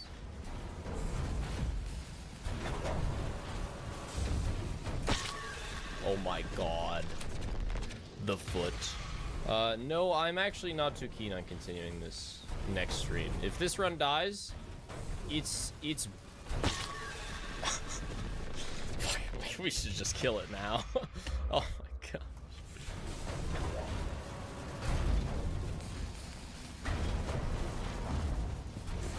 Oh my gosh, we made it through one small part of the game since I got back 20 minutes ago.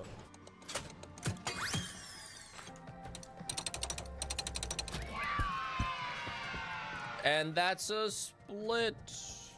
Yeah, that's a long split too. I had a crash and a 40+ minute intermission. Yeah. Well, and it's, you know, it's still, this is my second run. I still had a lot of like, okay, where do I go now?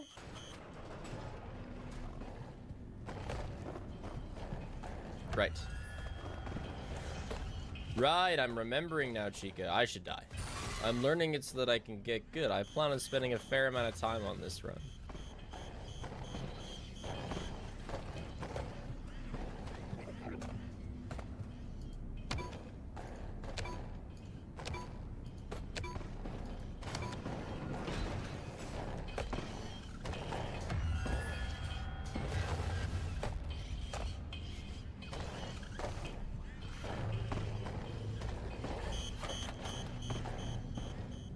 All right. Oh, we're at the Carl CEO. Now we just need Moon. Aha. Carl split. Now the hardest collectible of them all. Oh right. Shit. First this. I forgot about this. People have figured out how the cat works, but I'm terrible at it.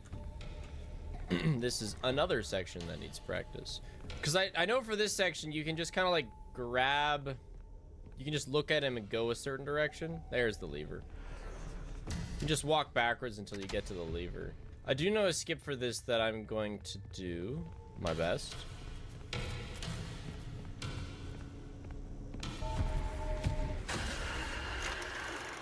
Damn it. Okay, I wasn't even close to him. L plus kick W plus time loss plus rip bozo. Like, turn on! Next! Next! Hello! Next light! I'll put the tiger in it, bro. Okay, and I have to... There we go. And then, yeah, you grab it, open the door again. Don't die to the guy.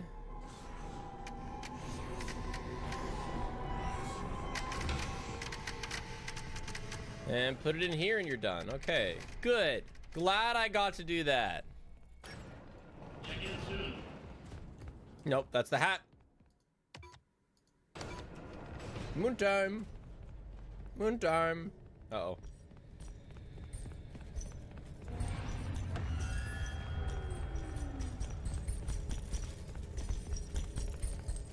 Oh no! Huh. Interesting, he like turned around for a second.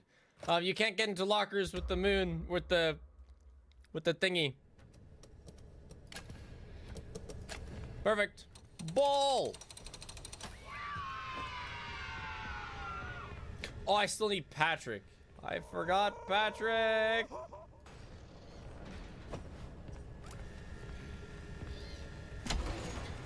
Alright.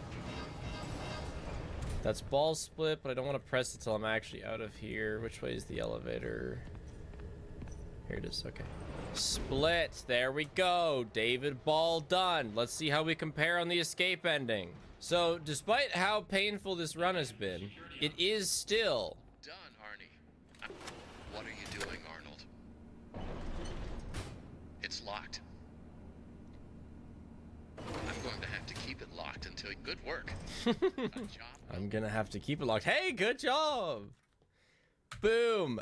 Still 17 minutes faster. Unfortunately, I've almost definitely not got time to finish Moon.exe. Unless Dad wants to hang out with Paige for a minute. Please entertain Dad for 10 mins. Alright, let's go for it. I'm not abandoning my dad. It just means that I'm delaying dad time. Do we have 17 collectibles? Yes, we do. All right. Walk through waterfall. I can't, like, you gotta examine the waterfall and then you can walk through the waterfall. It is a slow process. Head back to the security office. Oh, I pressed walk back to the ship. Oh, thank God. It wasn't long enough. They need to highlight all the correct prompts as yellow for me. I need my yellow paint. This is the first we see of Big Top as like an enemy in this run. So I'm now 3 minutes late for Spadad. Not bad. I will appreciate my father. Like I said, I'm not reducing father time. I am simply moving father time. Yeah, I'll just tell Dad I was playing.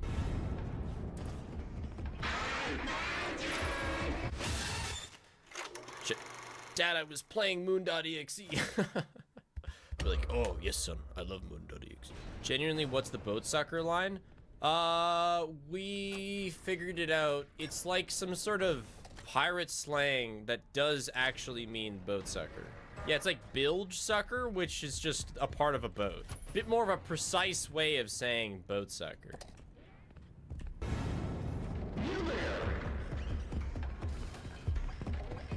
What is he doing? I thought there was a vent here. Never mind, that's the bottom floor. Somebody in chat asked me if I've gotten Kraken before in Sea of Thieves. Do they know? Once I needed a thumbnail with it, but I don't know how it works now, but it used to be that it could only spawn in a server once every 3 hours and only in between world events. It couldn't be it couldn't spawn when there was a world event on. And so me and Julian spent 11 hours trying to force a Kraken spawn one day so that I could take a thumbnail. This thumbnail. You can see a Kraken in there. It took me and Julian 11 hours to get that thumbnail. Was it worth it? No, absolutely not. Not even close. Come on. Boom. Huge PB. As awful as that run had been in multiple ways, if you don't count the 40-minute break, it still managed to be monstrously better than my first. Largely from improvements made in the theater collectible routing, where I'd gotten fairly stuck in my first run. There were also still a number of skips I wasn't yet using. A world reload to skip dialogue at the start. There was no skip for Jackie yet, but there was a big skip for the second half of Molten Dolly. With my next runs though, I would begin implementing the largest and riskiest skip yet. Instead of getting the Big Top upgrade and going back down, then progressing through suit building and skipping from the theater to midway through Dolly, you could unload the world above Big Top and just drop directly there. No suit required. It was super risky because there was no save nearby, so dead run if you fail once. And I wouldn't know this until later, but it would also put a large amount of strain on an already weak game that would begin to show its cracks very soon. With the skip though, sub 2 hours was in the bag. That is, until the category was completely ruined.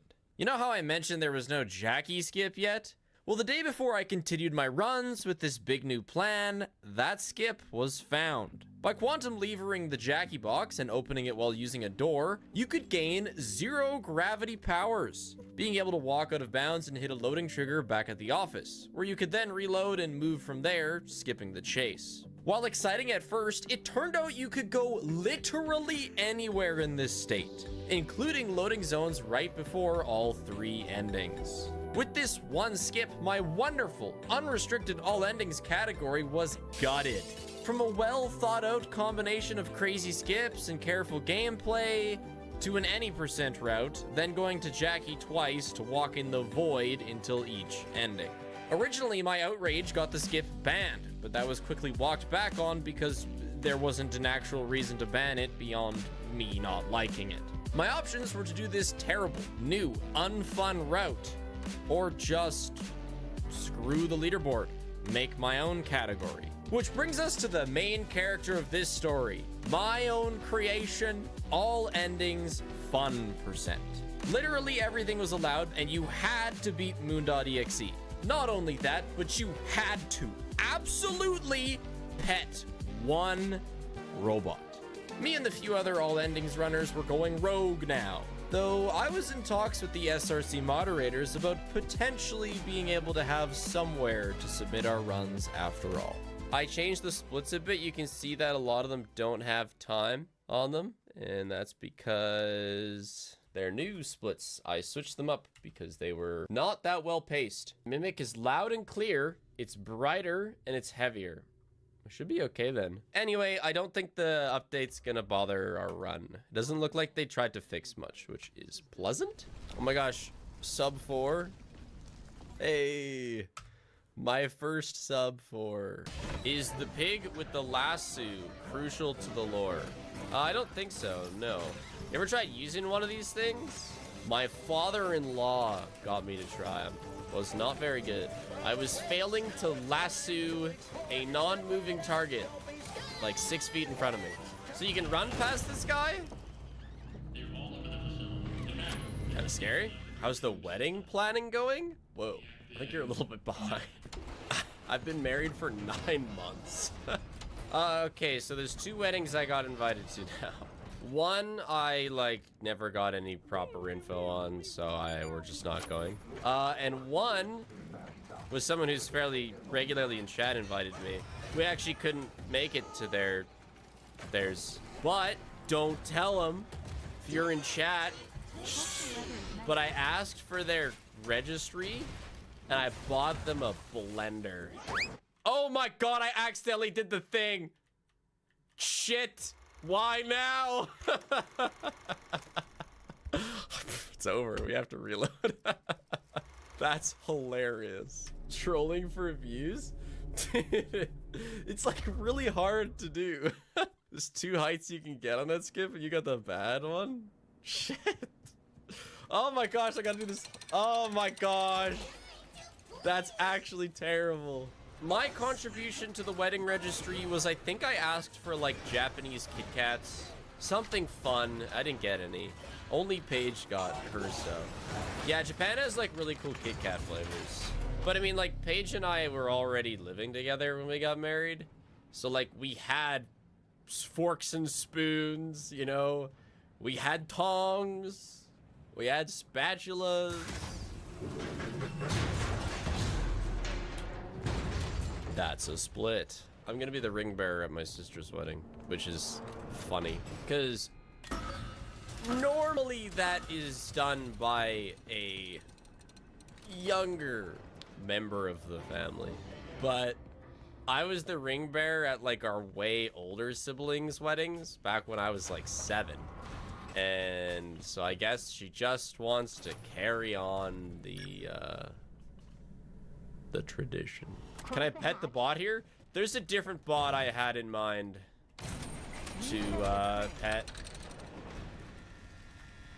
Go on, Shirley. Oh, there we go. There we go. We got it in. This is a fun little fun thing that I'm doing to save a bit of time. We'll call it the spiff clip. Because we have a problem here, and it's that we need the gun, but we also need to deposit a gun. How are we supposed to do that? We need 2 guns. Oh, wait a second. There's 2 guns here. But how are we gonna get them both upstairs? Well, by the power of just sticking that shit through the wall. Oh. Spin wheel, spin. Imagine they patched this. Nope. And that's how you get 2 guns upstairs. There we go. So we have a gun here, and we have a gun here. Just like that, we have 2 guns. So one we're gonna leave here, and the other we're gonna go put in the, Remember the rules of firearm safety. So now we just need to go back down. We're not doing the clip yet. Oh,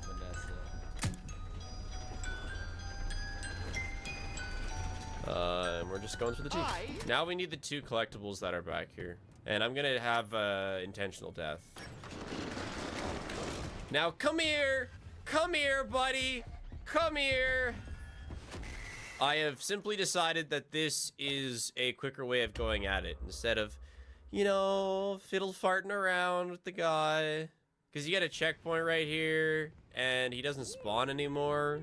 So, seems pretty free. And then I was doing this wrong, but I have since remedied it. Vastly superior to what I was doing.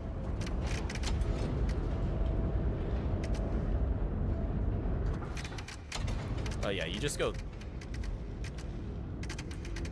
Nope, I think I fucked it up.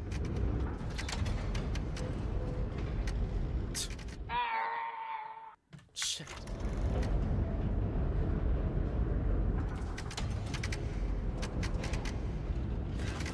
Oh my gosh, how am I messing this up? I really didn't think it was that deep.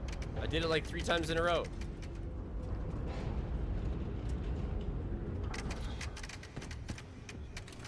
I understand.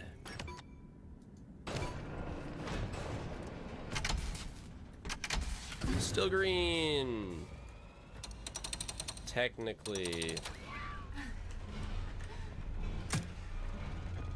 Just kidding. I'm good at random left click gun launching. All right, watch this ridiculousness. Okay, so 30 FPS. Wait till the gun gets dark. Now we switch to 60 FPS. Then land. Then switch back to 30 FPS.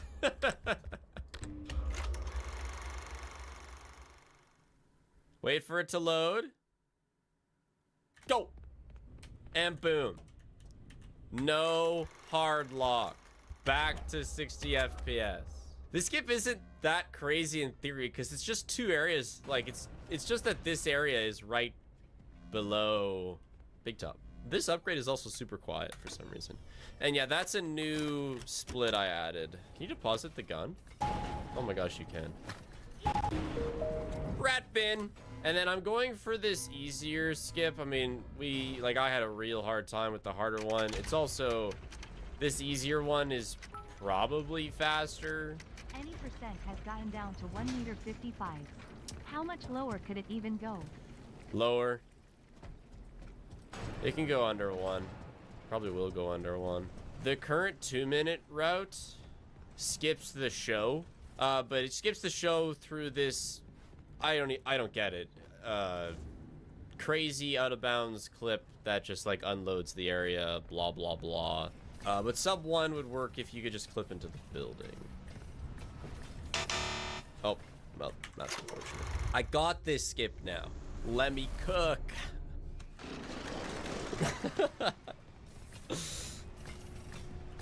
It's a funny mechanic.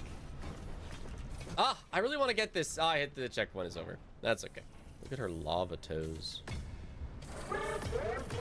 She puts down like sideways footprints. Like, what is this? It's the wrong way. So now we're gonna go get the theater ones. Send it down. Back up.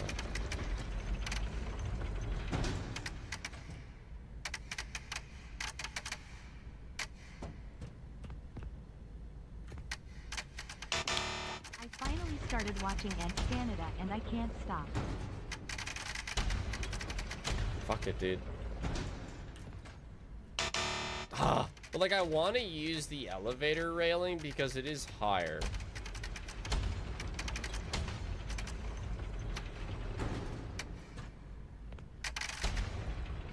Right, and then I can look down and stuff. Nice, okay. What am I doing now? We need the 6th upgrade. Right, we're going to Chica. Chica Land. Are you telling me, Steel Wool, that I can do just one mouth now? Because that's apparently been fixed. I don't really want to try it right now. Ah, fuck it. Step right up and smack a cloud. I mean, I just... it is literally in the patch notes that this is fixed. Oh, look at that! All the teeth go down when you collect... There we go. Fixed. No lie. Although it's funny because it messes up the cycle and now I have to wait for this.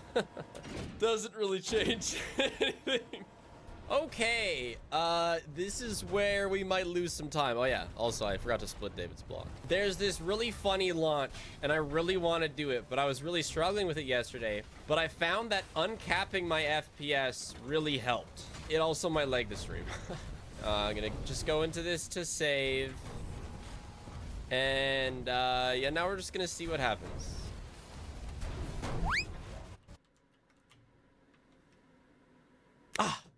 Oh, and no checkpoint too. Damn it.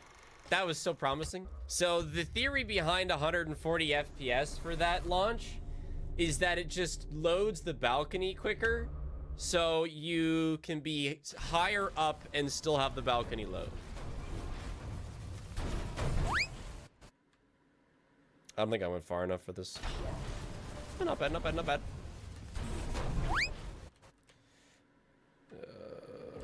Oh, let's go! Third try is fantastic. I'm going for 200. There we go. Oh, easy, dude. 215. Crispy. Now it's Carl time.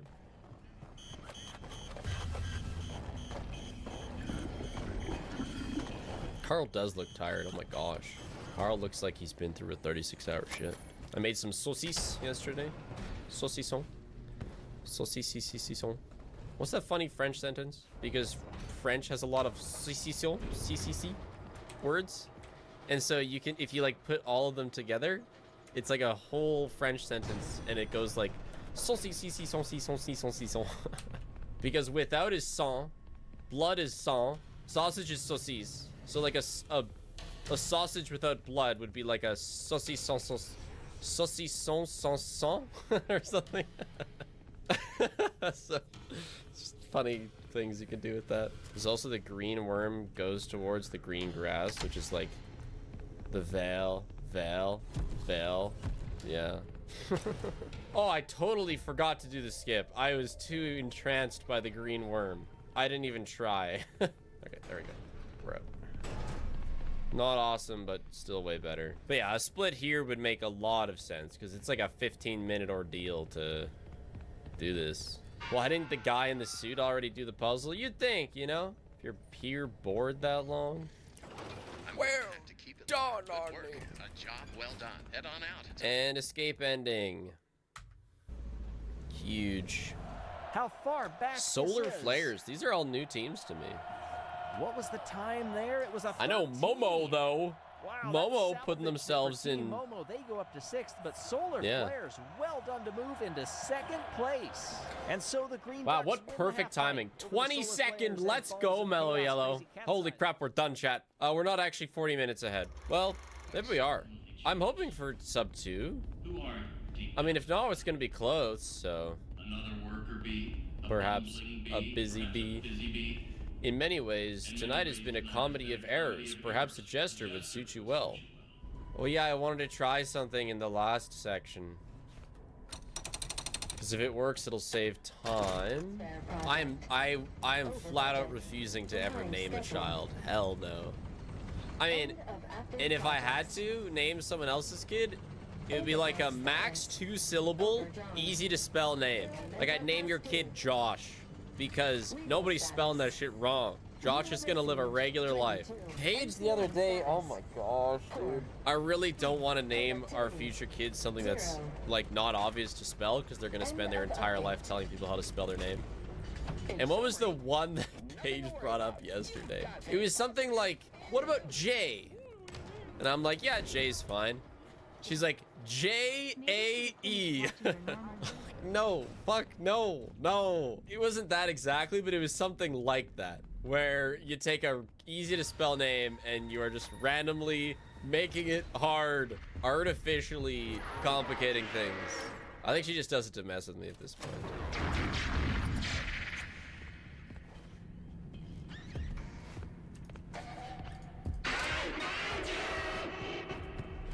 Artificially created bullying.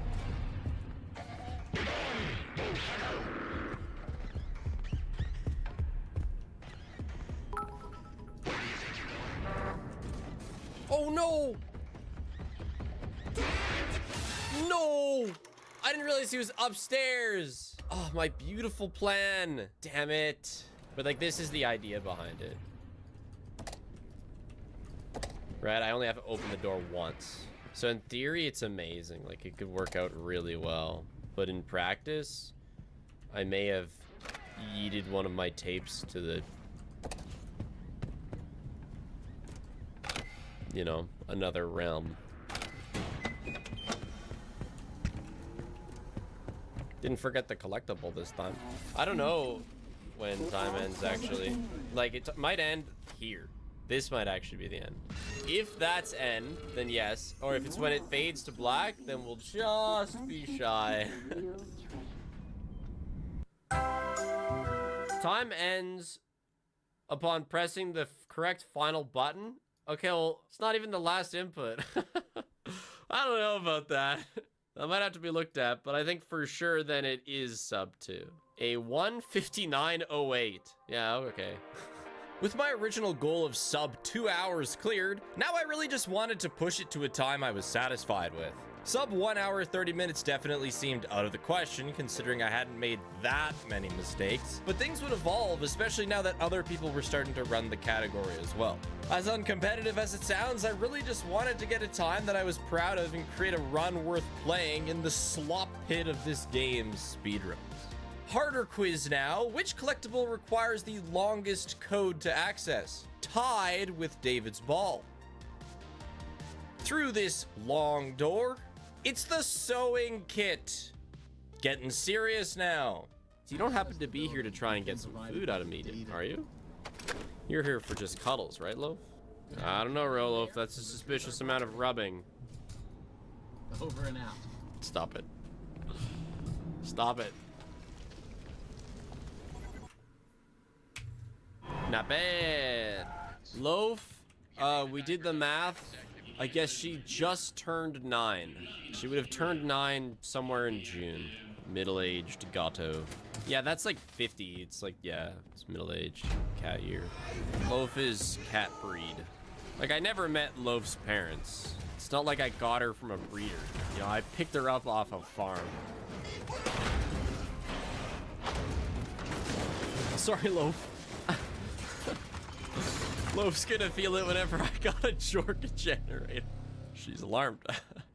Oh my gosh. 2 minutes? I did watch the showcase. Oh my gosh, the time save, Loaf. It's legendary. Just hold on a second, though. Oh god. No! No! My time save! Did I get a save by any chance? Oh, I can't believe he was there. My time save.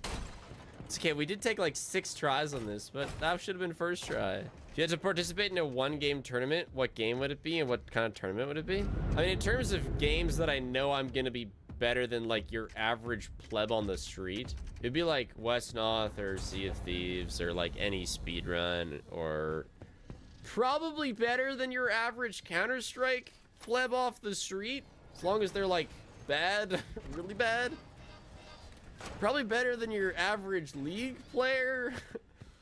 But again, you know, we're taking risks for sure. Dead by Daylight, I'd lose. I'd lose against someone who literally is installing the game for the first time. Chat, we're gonna be green. We're actually gonna be gold, but that same thing. There you go. There's your split. So now we gotta skip down to Dolly. No way! I was about to say that I've been so consistent with that. I could stay here forever. You will, funny mannequin guy. You will. Yeah, I actually got my lineup wrong. My lineup is super consistent. Now let's get this super consistent, shall we?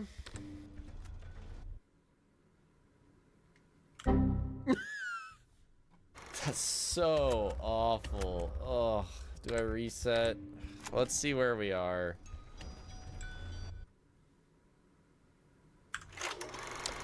And now back to 60 FPS so that I load the area that I'm gonna land on. When I land on that area, I then go back to 30 FPS so that when it loads in, it doesn't load in too fast and I'm able to run through a doorway. Loaf!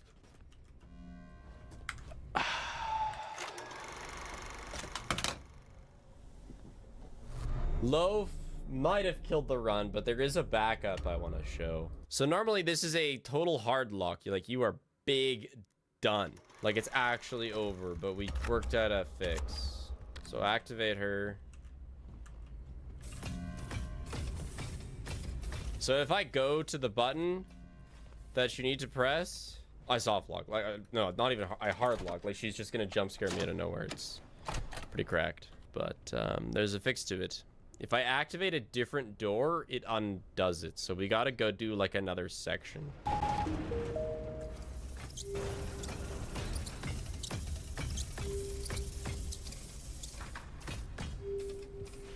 So if I just go to the button right now, like it's GG, I have to go through here and do this. So it's not a hard lock? It's a hard lock if you go into it, because you have to close the game. You can't die and you can't open your menu.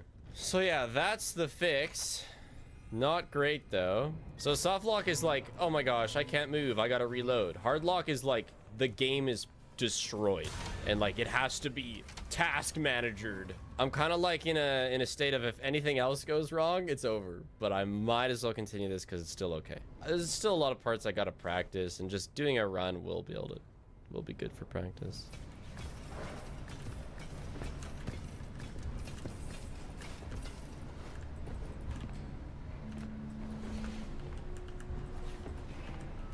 No.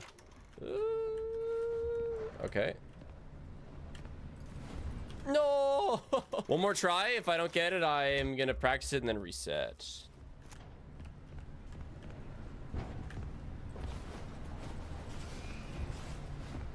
Let's go. Looks like the run continues.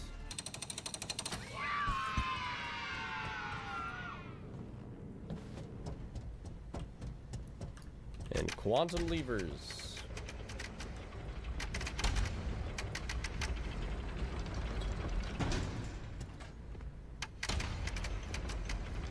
Okay. Oh, that's time save, dude. And just randomly hump over the wall. No! Ah, I was late to the bus. Okay, it's funny launch time. That's promising. Oh, dude, first try is insane.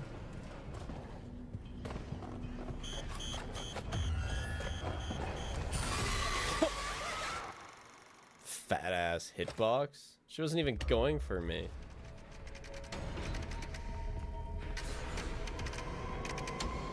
Well, excuse you.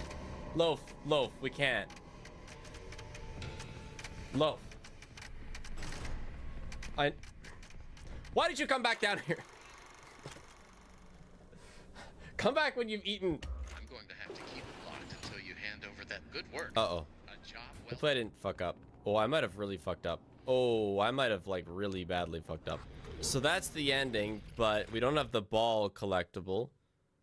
So it might actually be like over. I don't know if you can leave after pressing the button. Oh, I can. It worked on reload. We're saved. Full sauce ahead. Go, my sauce. Sauce. Sauce? It's not saucing. They didn't fix this? Oh my gosh, it's saucing. Yeah, I suppose we'll do moon.exe and finish off this run. We can get like a sub 159. Or sub 150. Because I lost so much time at the ending last time. It's Momo, the Speeders, Team Galactic, and the Hazers up now. Oh, Momo's in. Team Galactic and the Hazers were oh yeah. Oh yeah, last place. That's my team. Far last place. That's how we do it. It's the Cats, Raspberry Racers, Balls of Chaos, and the Jungle Jumpers now. Yeah, Rangers didn't qualify. Very close between them, but it's Crazy Cat's Eyes. Crazy Cat's Eyes are probably going to win it all. They got the best strats. And the strat is steroids. Marbleroids. Momo is 14th. There you see 9th through 16. Out of 16? You know. Will finish. Off they go. Crazy Cat's Eyes once again take the lead. Green Ducks in second place. They go wide. And across the line, they will come in that order. Crazy Cat's Eyes, dude. Oh, yeah. Oh, another first place for Crazy Cat's Eyes. Oh, yeah, sure. Do Crazy Cat's Eyes take gold? Crazy Cat's Eyes. A very good start between them, but Savage... No, they don't. Not even a medal. Very close race. Ha! For second place. Shit on, losers. Raspberry Racers, first place. Or no, Savage Speeders, never mind. And then Team Momo, down they come. Oh, Momo's in this. One mark of success that we saw in the seems like a decent start. Get any of your marbles to work their way up the half pipe after that initial drop. If you do that, you are gaining seconds. Seemed okay. Also, we're done phase 2 of moon.exe. Oh, we got 2 at the back. And you can see Team Momo. Not bad. 2 marbles that are highest up the course before the first one of the. I think they're gonna win the head-to-head at least. Look at it. So those last 2 to cross the line, that should give a time benefit. And what does it work out to? Let's go, Momo. 2-9. 3 seconds. 11-2-3 and 11-5. 2.5 seconds ahead of the competition. Okay, we're actually gonna save time on moon.exe, which is interesting. It's the reason I wanted to have a split on it. Well, I messed up a couple times and I was just slower on like the menuing. Yeah, I saved 45 seconds. You don't think sub 50 is gonna happen? Honestly, there's so much time saved here. I just gotta not do what I did last time.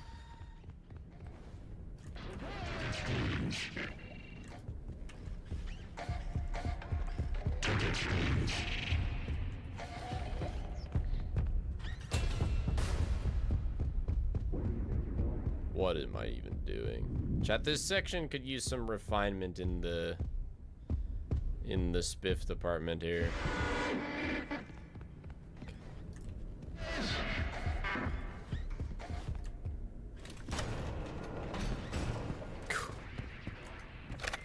Okay. So, not that good, but not nearly as catastrophic as last time. So I'll end time on the last button press of the, you know, this. It's over, non-believers. But he cheated to win. Oh no. What did they do? That's time. Apparently, even though I still have to switch them off. Sub 140 is definitely going to be pretty doable. I made no crazy mistakes. Probably the biggest one was how long it took me to get that dolly spawn skip. A lot went wrong at the start. True. That's true. No, I had the, like the big top skip. I had to do the backup version. Yeah, I was debating on killing this run. Right. Yeah, I think sub 130 is probably within the realm of possibility. Okay, where are you standing? So like the...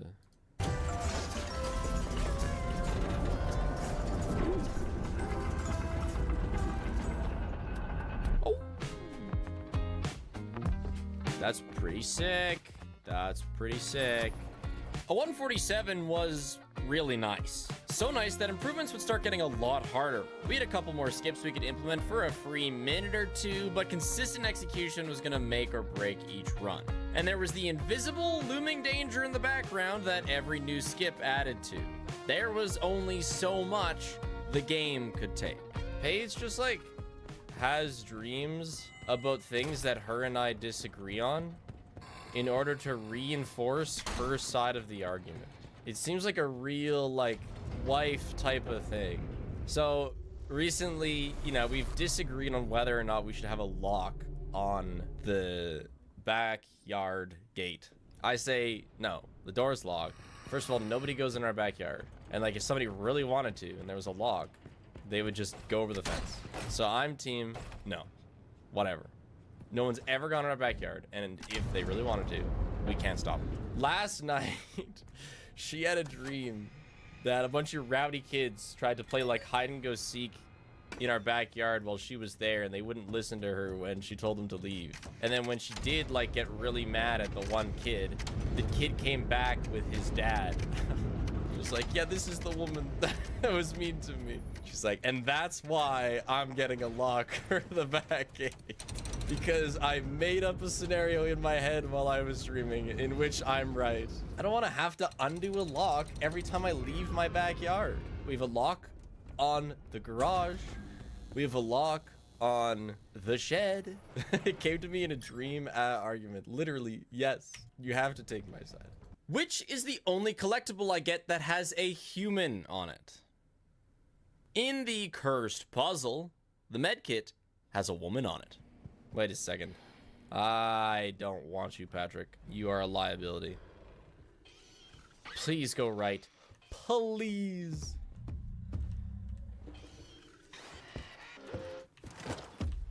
No. No.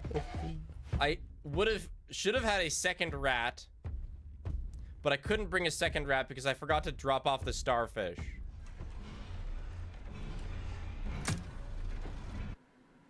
Oh, that's not good. I think that's actually dead run. Because we didn't get any sort of save, like, repairing the elevator? I don't think. Yeah, no, that's not happening. No, actually, the game is quite compact. Tetrabit was telling me that when he loaded everything at once, I don't know when this was mentioned, but at some point, maybe a Steel Wool employee said that the actual size of the game is not much bigger than just Roxy Row in Security Breach. And that's accurate. Everything is actually quite compact. It's just not all loaded at once. Like, most of the game does take place in that building. Obviously, this is possibly murderous, and the skeleton has encountered some unfortunate glitches. But that doesn't mean the idea isn't sound or valuable. We think that... Alright, we may have totally... Oh, we might not have. Oh my gosh. Actual time save. So that is the same purpose of going far away, basically allowing us to use the item thing early. And the mimic's not even gonna spawn. I think. Watch this. Ah! Bad news. Why would he not spawn? Because the clip I watched of somebody doing that, he didn't spawn. If I went on my villain arc, I would just start making like serious exposés of YouTubers in the indie horror space who make fake videos. I would just go full like takedown mode.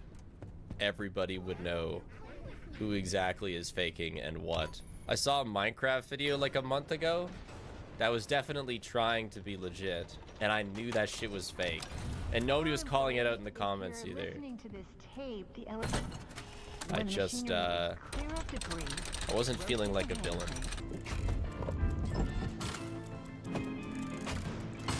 Hey, a double tooth! One double tooth. The time save goes crazy.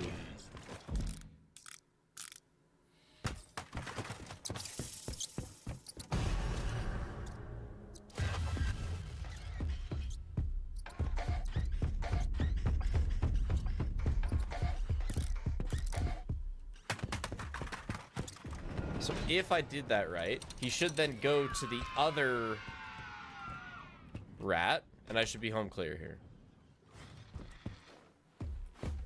No, we're good. Yeah, that's why. So that probably makes it worth it to drop off the Patrick Star in the item receiver, even though I have to go through a door to get there. And now let's not soft lock, clipping down into the dolly area.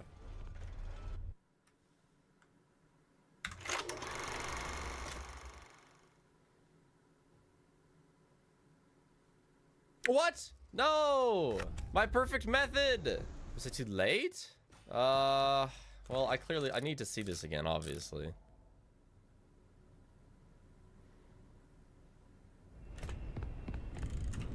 Ah, that's no good. We're in the quote-unquote hard lock, but it is solvable. Fuck it, let's just continue this. This actually might decide if I continue this run as this skip. So I don't think I got it in PB.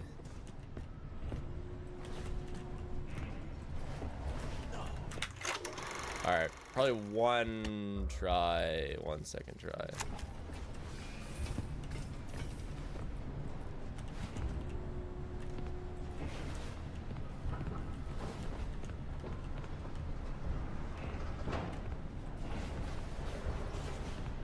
Okay, got it. So that stops her from showing up, which means you don't have to sneak through this section, and this section takes forever if you have to sneak through it.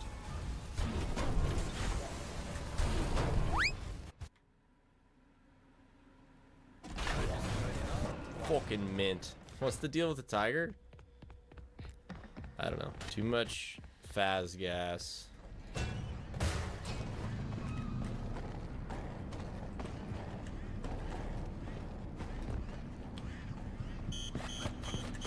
I have Carl, right?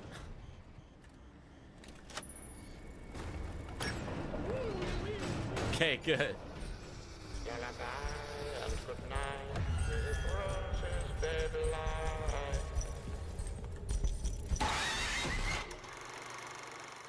Dead.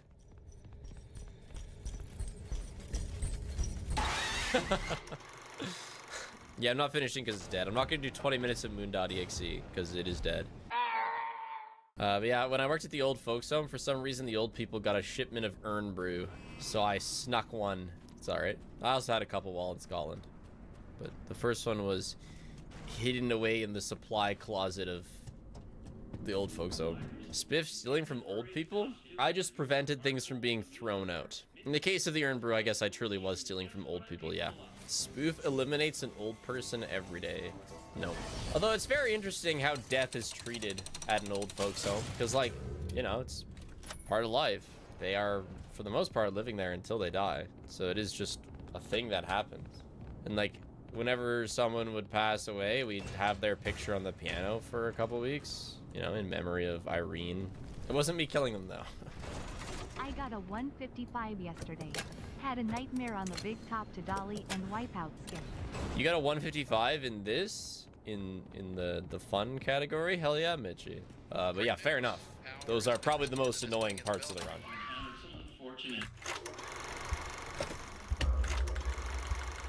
No way I fall through the floor.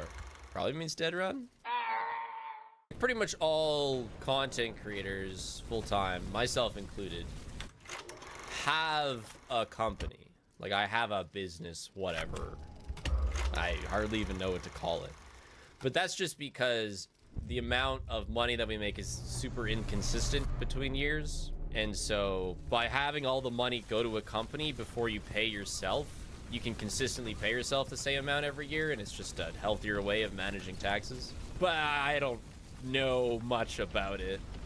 I just have it. No, I don't avoid taxes. No, in fact, the way that my taxes work is I pay twice on all of my money. It's a less amount twice. Because my company gets all the money I make, and the company pays taxes, and then I pay taxes on any amount of money I pay myself. It's just less. It's doubled half taxes, basically. Yes, that is accurate. What if you didn't pay yourself? Well, then I wouldn't have money to spend on food and my mortgage. But you're onto something there. Don't pay yourself, everything's a business expense. Again, you're onto something there. But Yeah, good luck. Love's food is not a business expense. Over and out. Connor does not have stakes. No, this is way simpler than you think it is. No, it's not a publicly traded company. No, I am the janitor, the secretary, the CEO. Paige's shares are non-voting, so she doesn't have to attend our quarterly or annual meetings that you legally have to do if you're a business. Do you just meet with yourself? I pay a lawyer to tell the government that I met with myself, basically, yes. I'm not the lawyer, unfortunately. No, I actually have to pay a lawyer. I don't have to record myself, no, because I think legally it can be done in my head, as I own every signing position. It is actually an incredibly strange process. But, you know, like, big corporations need to have those meetings. And just because I am an absolutely minuscule one doesn't mean that I don't need to have those meetings. But that doesn't mean the...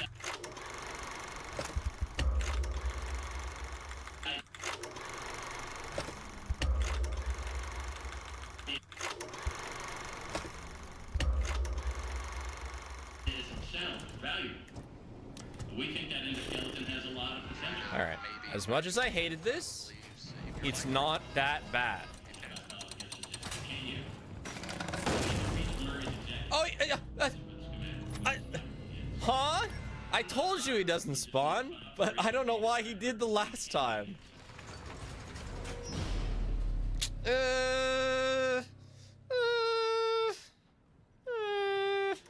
One more reset.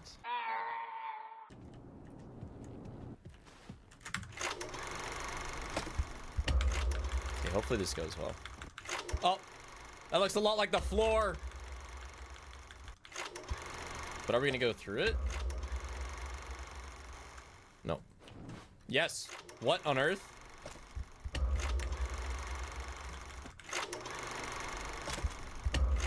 That's crazy. I've never had it work like that before. Challenges from what I see. Ah! Good skirt, good skirt. It's not gonna spawn. All right, good enough. Loaf, you have no idea, but people around the world are purchasing your likeness. I kind of need both guns here. There's a method where I wouldn't need to bring 2 guns, but it's a bit scary and would only save like 10 seconds. Something funny that I see often whenever I have to pin a comment, so like either a sponsored video or there's just something I want to pin. Like I typically post my videos the day before they go live. Usually the evening before they go live, then in the morning. And so my pinned comment is like 9 hours old by the time the video goes live. And everyone's like, did he travel back in time? How did he possibly post his comment 9 hours ago? Pretty much every single YouTuber posts videos before they go live because they have a certain time of day that they like having them go live. Sometimes it's more than like a day ahead. We don't just like upload a video and then it goes live the second it's done, you know, loading or whatever.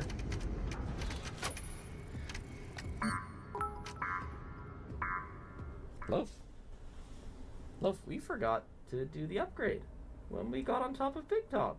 Yeah, we just put the gun away and left. Isn't that interesting? So, we are entirely cooked. It is so nice to have P-brakes built into speedruns. This is what it's about.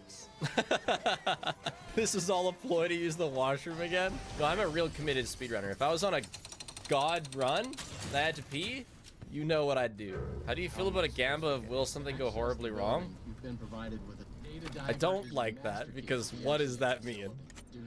But it is kind of funny. I don't know of any discount code for the loaf plush, but maybe maybe Honey would have one. Yes, Honey, the sponsor of today's stream.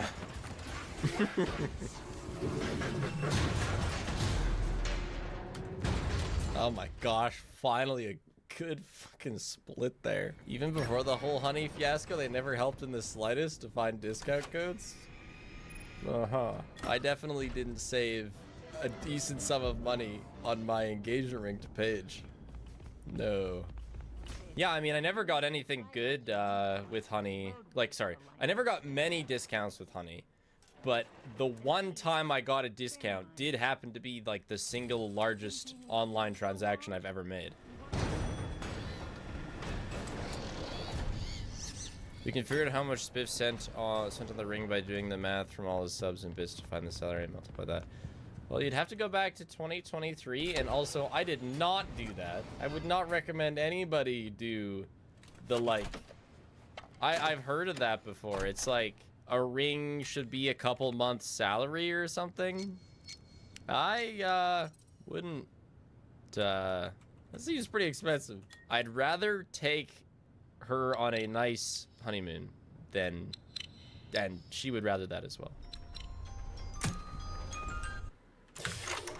Don't you fucking dare, buddy. Oh, whoops. Oh, no, dude. What am I doing? I actually pressed quit. No. No. No. We do have the nice 42-second gold to buffer us, but we lost a bit of time there. I know I lost more than 42 seconds. Okay, you don't have to rub it in. That one's exciting because it's the only one that we intentionally die to. So we get to die to a different one every time. There is a lot of time save. I've just been trying to get like a really nice run. That's why we've reset so much today. I had a fairly mediocre run that was 4.5 minutes ahead at the end. I just didn't want to finish because I know it could have been so much better.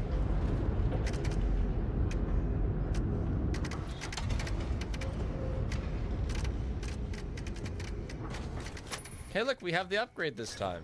Now let's get the big top skip and life will be good. And life could be a dream. No! Oh! Man, like, come on! The game crashed. As absolutely god-awful as this has been, it's still got a chance. I'm not giving up on the no reset yet. Like, we could be so good if everything just went right. No, but okay, just watch this.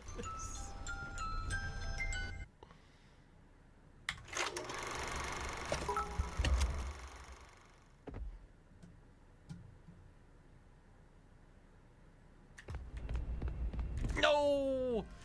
No! Oh, I didn't switch back to 30. That's why. Shit. It's okay. Chat, we're green. That doesn't mean that it's good. It just means that like we've gotten so good, which is why I don't want to settle for a mediocre run. But we can PB with a mediocre run. I just don't want to. I want to just be good. Oh, first try. Holy shit. Let's go. This is so fun that I am coming back tomorrow with more money.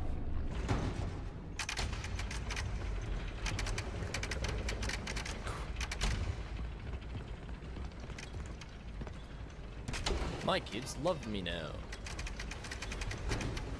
Nice, that was way quicker than earlier today.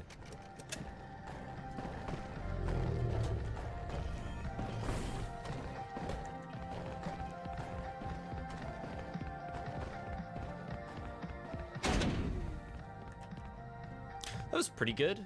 Imagine, just imagine how ahead we could be if not for the crash and the bullshit. What was the other bullshit? Oh yeah, accidentally pressing quit. Ugh. A misclick and a crash. We're gonna be 4 minutes ahead here.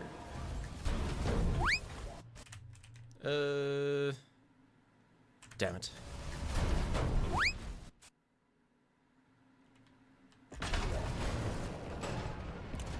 Not bad.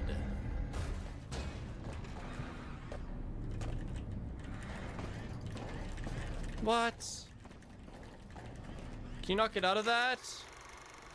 No way. I can't believe I got stuck there. I've never been stuck at that point in a locker.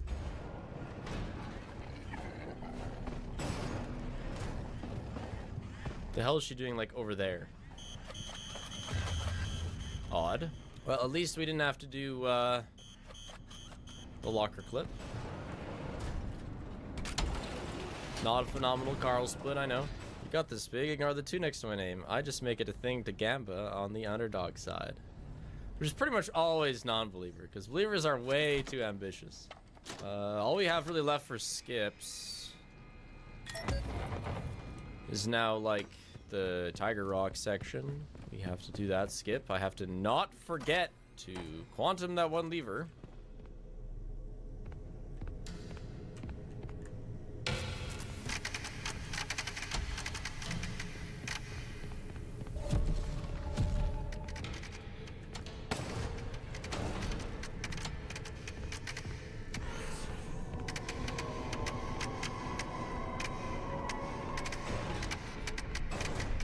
Very nice. Now let's not fudge up the moon.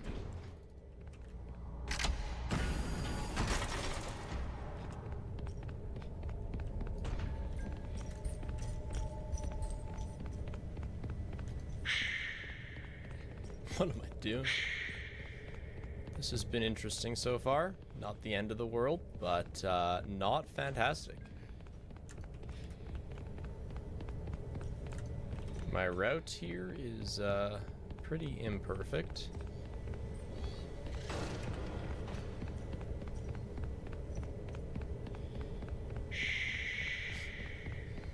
Wrong way. That was good. That was good. As poor as it was probably still my best moon. I'm going to have to keep it locked until you hand over that. Good work.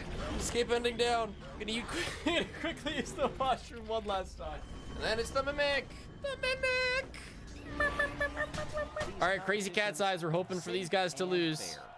Chocolatiers with Crazy Cat's Eyes drop in now. One team that was in the qualifiers, the other was in the friendly round because they were an auto qualifier. So on this event, you're trying to have the you're trying to last the longest, and only the back 3 marbles count. The line last. 31.30 and a 30.64. Not great, if I'm honest. That's good to hear. Love to hear some not great. Through these heats quickly. Much better. Dude, what the hell's that one back? Crazy Cat's Eye. Half pipe. Off the screen. Their front ones aren't that good, though. 12. Oh, it doesn't break 13, however. What will that do to the Cats? Crazy Cat's Eye's got 7? Yeah, that's not bad. Feel less like they're cheating. Congratulations to the top 3%. And so, all the way through the Momo got 3rd! No one was able oh to my god! The Jungle Jumpers. This is quite a green-looking podium. Huge day. We have here. Somebody I'm actually cheering for does well. Crazy Cat's Eye only lost 1 spot. Savage Speeders go from first. Well, to bring you in the loop of what happened last time at the half pipe. Following the event, the Solar Flares decided to appeal the results of this particular heat right here. What the hell? And timing and scoring found that there was actually a switch. The Solar Flares and Hazers' times had accidentally been reversed. As a result, the Solar Flares move up to 2nd place and get a silver medal. What? Unfortunately for the Hazers, they move down to 16th. So congratulations to the Solar Flares on their first ever medal in the Marble League. The Hazers were very gracious in accepting that. They said it is better underway. Are you telling me Momo got edged out? No way! Momo moves off of the podium as well, but they are happy for their friends. Unreal! The they are not happy. They also demand it. What the hell? Still a lot of time. That's crazy. Momo, all right, tough act to follow. That is so I believe Momo. That's good. Oh, that's a good start. That's a good. Excellent, Momo. Momo. Oh my gosh, the other team left some of the grease on the podium last event with the reclassification, dude. And this is going to be in the 11-second range. Let's go, Momo. It's gonna be 2nd. It's ball block plush. Almost 100% certain. Excellent job collecting that and trying to get it down to the center of the course, and it pays off by moving to first place. Oh my gosh. It's happening. Almost. Goldmoon.exe. Okay, so one little time save is I don't need the 4th suit in this. Oh shoot. I don't know if I can do this skip. I totally forgot this existed.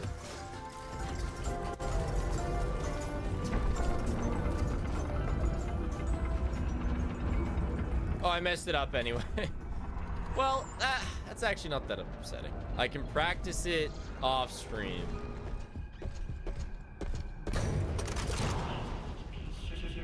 No sniff required. That's fast. That's some good luck on where he's going.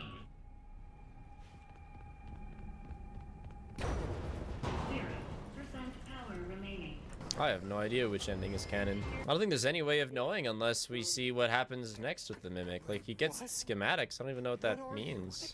I don't think Moon.exe is the trending. I don't think we fix the Mimic. Similarly to Security Breach, I'm pretty sure we're only gonna get some sort of even somewhat solid truth on that until sequel or whatever. The success of this run now depends on if I choke the mansion stuff. It's always a bit tricky.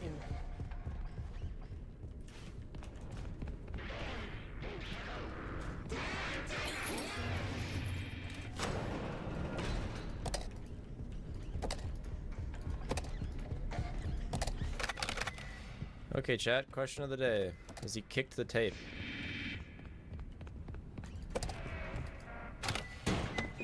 Dog, chicken, gator, bunny. And again, I'm splitting time on last animal button press. What did they do? And that's time. 1:41:44. We saved over a minute in this section, not doing terrible in it. It still could easily be sub 140. Because, I mean, we lost a number of minutes to just ridiculousness. But I don't see that being an 11-minute difference. So first we go for 130 something, and then we figure it out from there. With a sub 130 now in the glint of my eye and new skips lined up, the next day of runs could only be described as the game punishing me for my hubris. It had had enough. But anyway, which collectible is a miniature version of something that can kill you? It's Carl, the cupcake. We've seen him in action before, okay? Game crashed? This game's got problems, chat. So this is the Mimic category extensions. Obviously, it's a bit of a ha. This isn't the main boards, but what matters is that on these category extensions sits the best category in Secret of the Mimic. All endings fun % with our rules. Everything goes.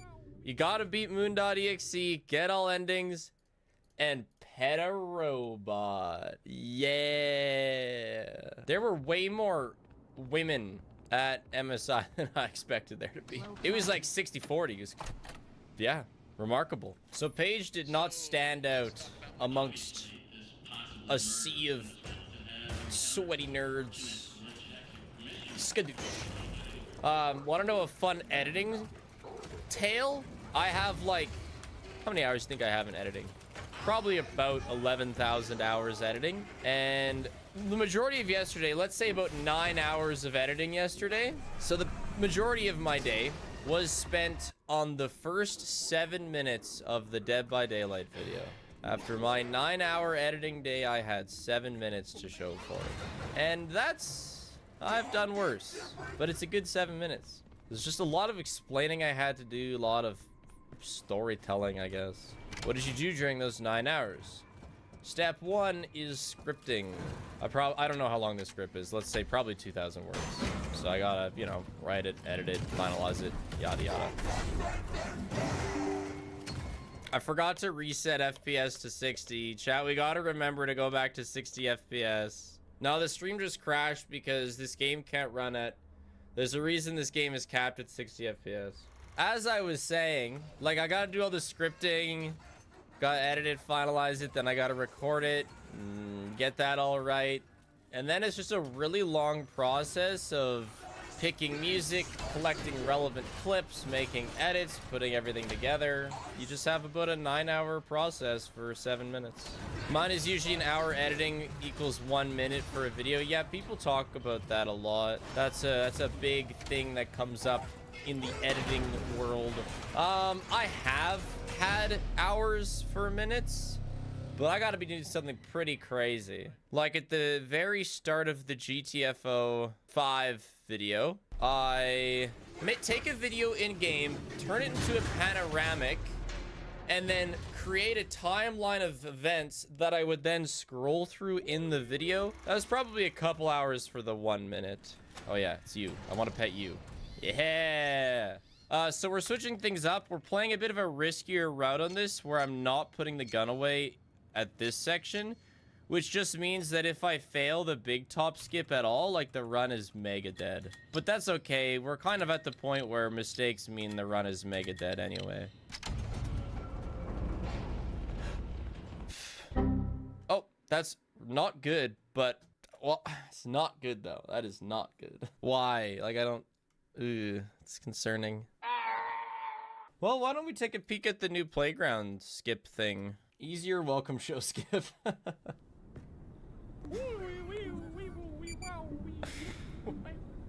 The Mimic. This is gonna crash the game. I don't know what the fuck I'm looking at either. How did you know that it was time to go forwards? What? Okay.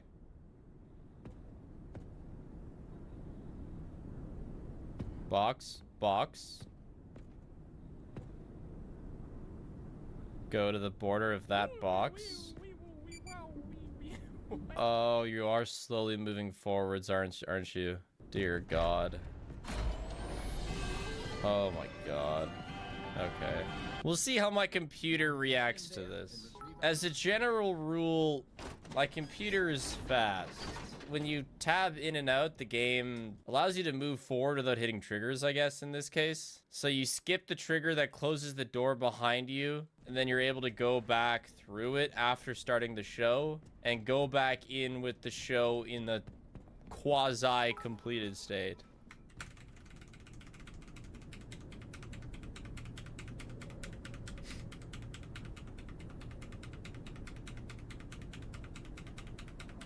Worth noting that the timer's continuing as normal. Oh, okay, well, we did something. Unfortunately, it didn't work. I kind of went down a bit of a rabbit hole of Dead by Daylight content this week after the tournament, because I kind of wanted to answer the question, why are people so upset about certain items and perks being used? And what I've learned is that Dead by Daylight has had some of the absolute nastiest balance in any multiplayer game like ever in the history of video games, and it has permanently scarred its player base. You don't see anything. So yeah, this is a way that could make it less annoying for your eyes. You can just see the cursor. I don't know, dude. This might not be worth it. I might just, like, not. Hey chat, glad to catch a stream after some time. Oh my God, we did it. So low settings to help the world load? I get it. That's so disgusting, though. And you still gotta uncap? Do I have to stand here? Oh, I probably do. The fuck? Did this even fucking save any time at all? No, it didn't. This didn't save shit all. All right, I think I pressed it too much, though. Let's stop here and see if this was enough. No. Let's try 15 seconds of pop, pop, pop, pop, pop, pop, pop, pop, pop. 13, 14, 15. We let it do its thing, and we see if we've made it past. Fantastic. I didn't start the song. Oh my God. Okay, 15 worked, but I didn't start the song. I then went back over the trigger I skipped and closed the door. Perfect. So let's try 13. I watched a video a couple days ago on how one of the biggest online gambling companies that does sports betting, they have like constant made-up sports, like 1v1 soccer going on at once, that they just pay people to play in Russia so that people have something to gamble on 24/7 on their site.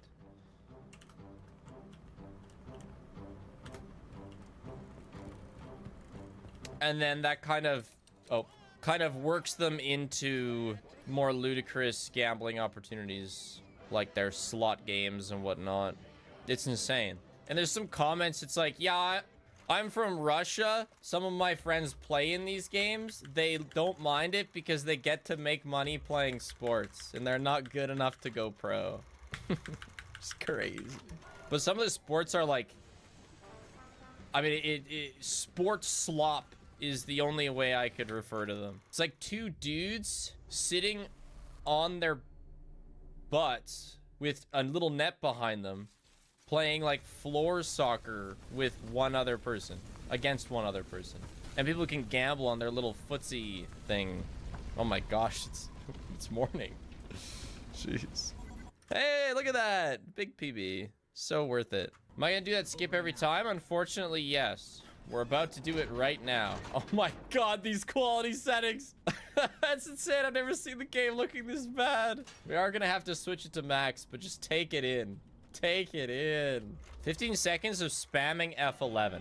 But it saves like 45 seconds both times. So that was quick. That was quick. Here's the Saskatchewan air quality. You see that nuclear death zone? I'm in there. And it's funny, there's this one bubble that is just entirely concentrated over a little town called Bigger. I don't know what they did, but clearly they upset somebody. It's Big Gar. It's not a small town. That's called Big. I have zero clue what's happening. I usually assume it's from somewhere else. If that isn't the Saskatchewan forest fire experience. Loch Ness Monster? I don't think it exists. Unfortunately, my grand voyage to find it gave a lot of evidence towards it not existing. What about Bigfoot? Oh, Bigfoot exists. No question about it. My dad loves Bigfoot because, you know, all those Bigfoot sightings that happen every year? You know who they tell? For a good amount of his career, my dad is the one who would take Bigfoot calls, sighting calls. Bigfoot is like his shit. He knows all about the Bigfoot sightings. Because they call the news. They go, I need to get this story out. And you know what? Sometimes it's a slow week. When my dad did, he worked for a small town news. They had a sighting that, you know, went around the town. And then he had this other guy call in to be like, that Bigfoot sighting, it was me. You see, I'm a bigger guy and I have this really thick jacket. And so they had to do another little story on how, you know, it was just Joe. The rat said, nope, I'm out of here. Yeah, why the hell are we 4 minutes ahead? All right, time for the skip that has a tendency to crash the game. Step 1, 30 FPS.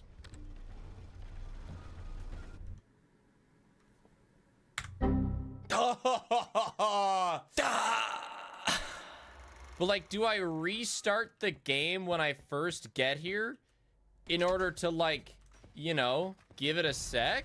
Maybe that's the play. I might do that if it works fine here. I might just restart the game when we get to that checkpoint, because like it's, you know, it's clearly not working. It means more snacks for Fluffy. That's probably perfect. The game didn't crash. Now watch this. Back to 30 FPS so it doesn't load too fast. Now we fly in the blue light. And then we move about 90 degrees left of the blue light. Oh, and we're in. And then, oh, is there not an item deposit here? Jesus Christmas, how long am I supposed to hold on to this gun? Okay, well, this might be slightly scarier than I thought, but that's okay. Ironically, we're still ahead on PB 3 minutes. We are gonna reset this though. We should be ahead like 6. Guess I just wanna make sure that this works the way I think it's gonna work. Because I've never done this bringing the gun with me the whole way. We need to keep the gun all the way through here. Yeah, if I die here at all, like, the run is deader than it is already. But this is a big, big run killer. It's crazy how long I'm holding this. No deaths. Yeah, but I'm on thin ice. So I do have to go in here. Deposit it here. because then I get the pocket knife. Man, no, I'm not gonna finish the run. It's still an hour more, and we're so far behind to start. I don't want to start so behind. So we're good. We're good. I'm gonna stop. I'm gonna kill it here. Next round will be way better because I'm gonna restart the game before the skip. Yeah. No. Stop. Stopping. We have to be picky with which runs we keep because, you know, to finish a run, we gotta commit to 20 minutes of moon.exe. So in addition to the show skip being added, maximum risk. Sorry, you gotta watch it this time. LO Spit. Just wanted to say I LYS love your content. Wow, we're watching the welcome show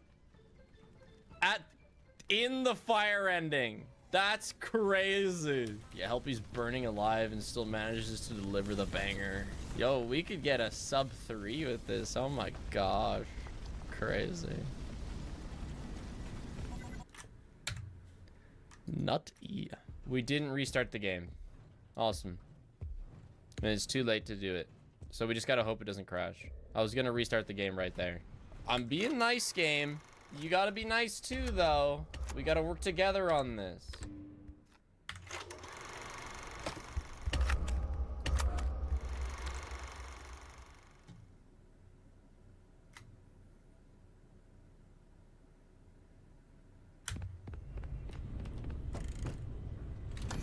Now begins keeping the gun for a very long ass time.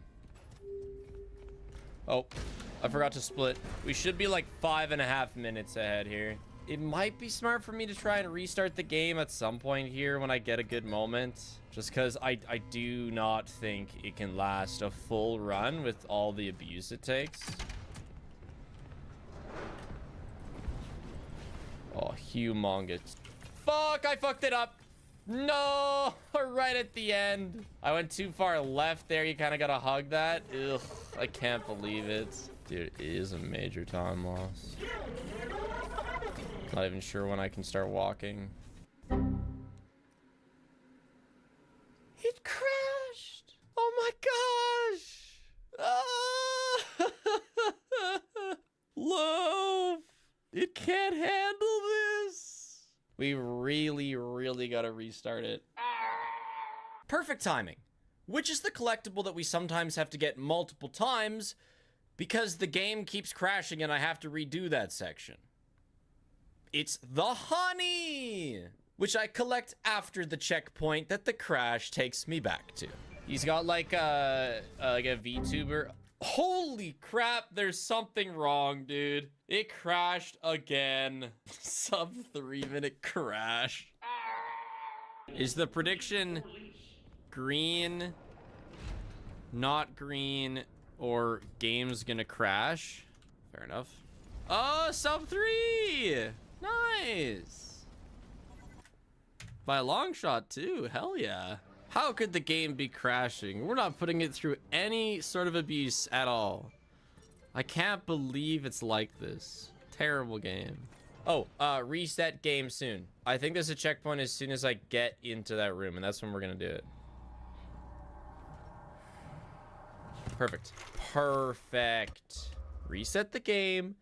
Game's gonna be happy. It'll say, oh, thank you for cleaning all my funky dunky stuff that I'm building up from your sneaky little skips.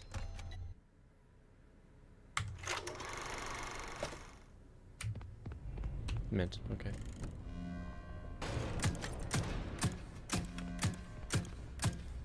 I'm blasting uncontrollably.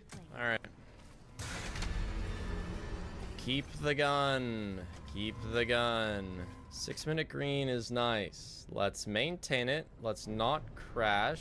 Fingers fucking crossed. Hey, cat. Fine. You can be our good luck charm that I get the skip first try.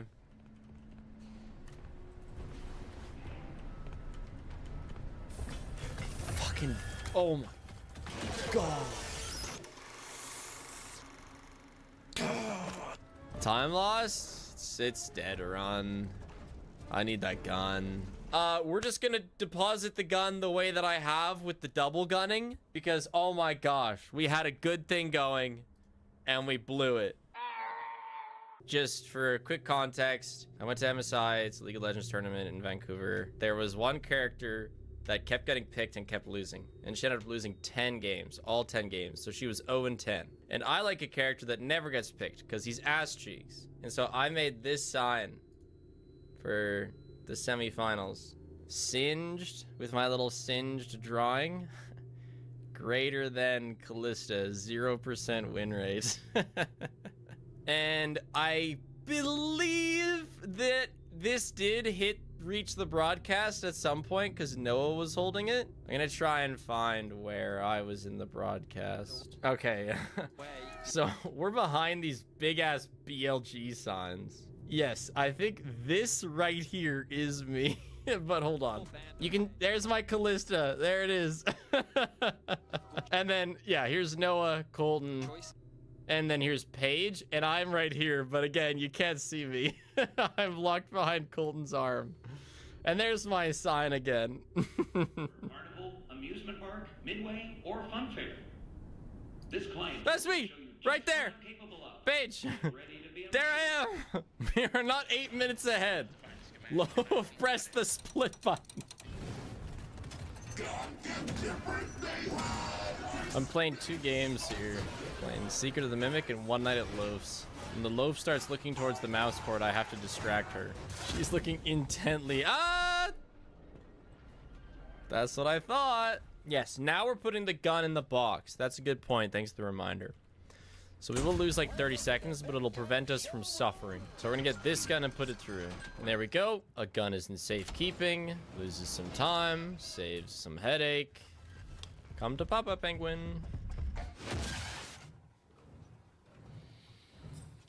Okay. So we're closing the game here simply because it has a tendency to crash. Me!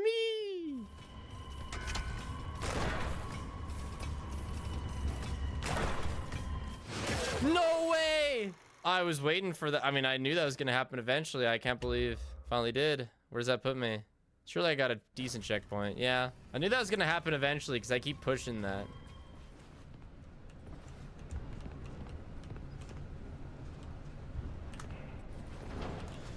Oh, I started crouching too early, I think. How, dude? How?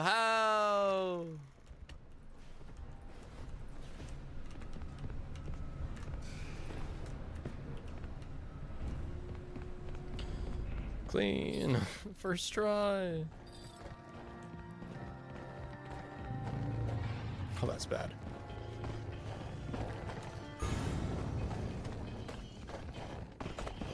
No! Oh my god, it scared the shit out of me. That should actually be okay. I just put the third one in. That scared the shit out of me though. Yeah, we're fine. Alright. This is bad. This is bad. I gotta get in this car! Okay. Oh my god.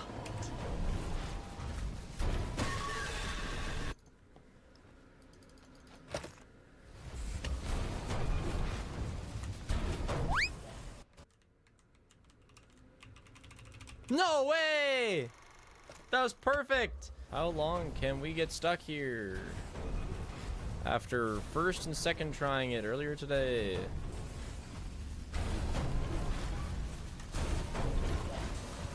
Oh my gosh.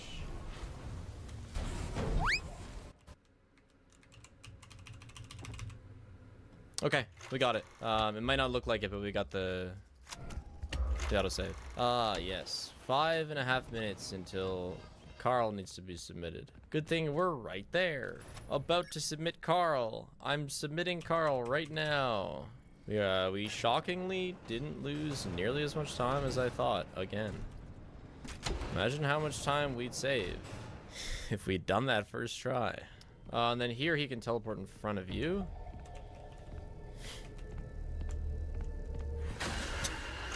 Why did I try?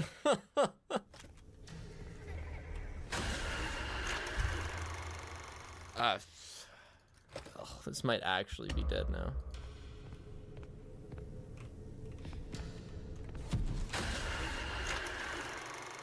Swear to God, if it puts me back Okay. I took a wrong turn here. I don't know where I am now.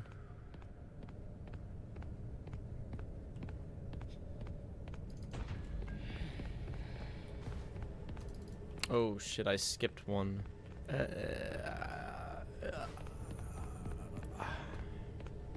I have no idea where I am. I'm so disoriented. Where's the way out? It's over. I'm resetting. Moon, and he saw me. I'm gonna take it. Just kill me. I had a route in mind. I just took a wrong turn and then it was over. Ah!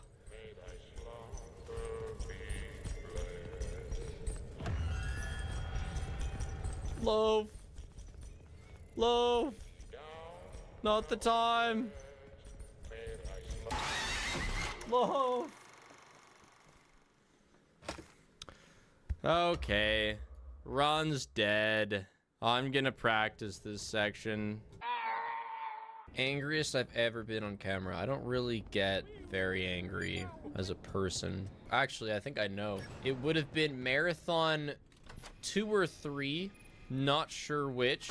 But in the middle of my VR issues. I absolutely could have just smashed it against the ground and ended stream and gone upstairs.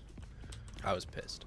And it was rough because, you know, I'd committed to like a 12-hour stream and it started that way. But things improved. So I recovered from my emotional distress.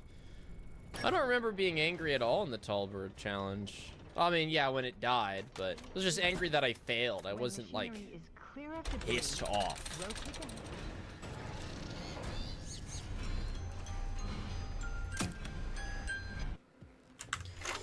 Oh my.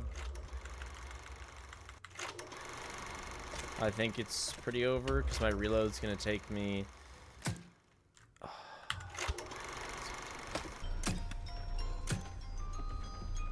You're fucking kidding me. There's no way. Actually cursed. This has got to be the single only place that I can.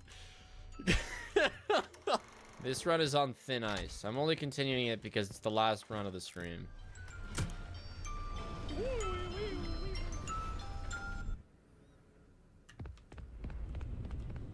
Okay, chat. Look at that.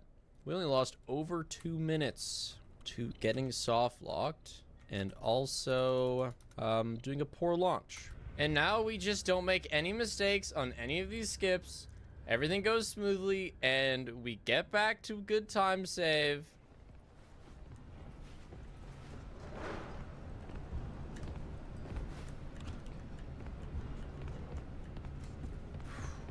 Did you know that I don't think like any streamer ever does this, but you can have ads play for subs. Like you can just take away subs rights to not get ads. I'm not sure a single streamer on the platform does it because it, for the most part, defeats the purpose of subbing.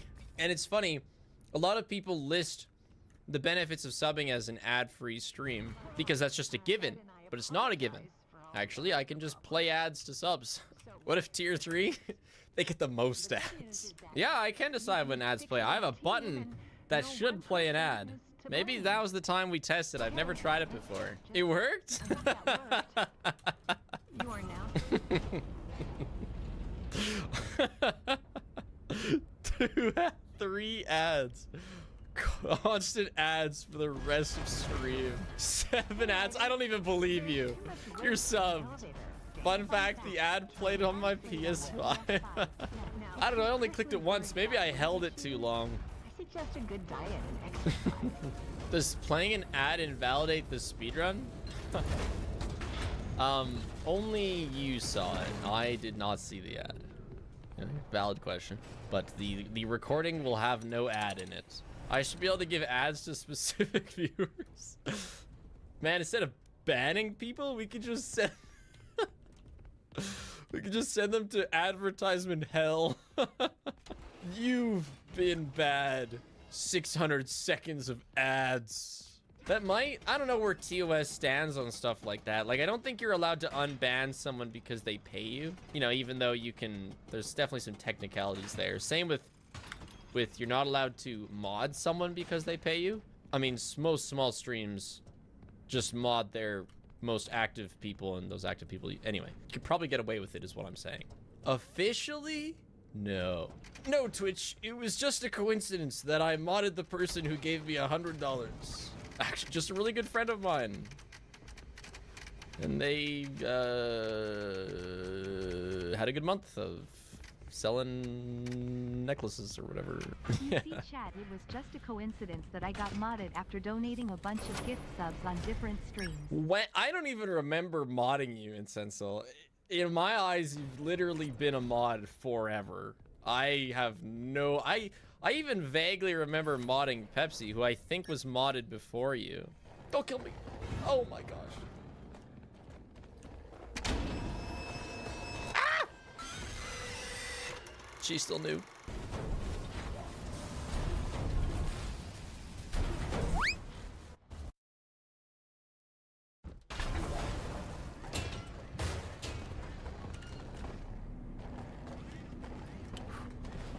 I got stuck there for a second. That was good. Probably our best Chica section ever. That's not a gold? My gosh.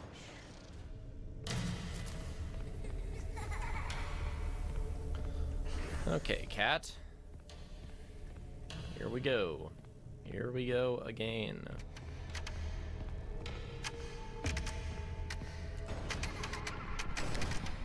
That was so much better than last time. Oh my gosh. Have I gotten myself an editor yet? Is that another bait question? I've already fallen for one of those. I've had a full-time editor for 2 years. He's been with me for 3 years. In fact, my editor came to my wedding. Did he get you a good wedding gift? I have no idea what Connor got me.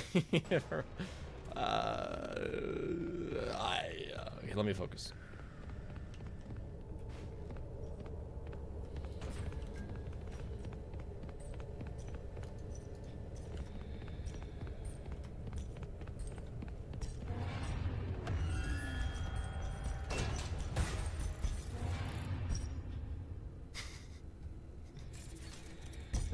Lullaby and good night with roses bed light. Patrick! Patrick!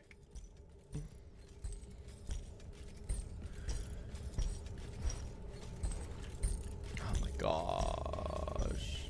Better than dying, David. It's better than dying. Yes, baby,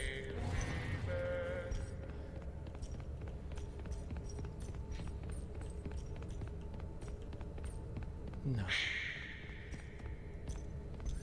lullaby and good night with roses bed light.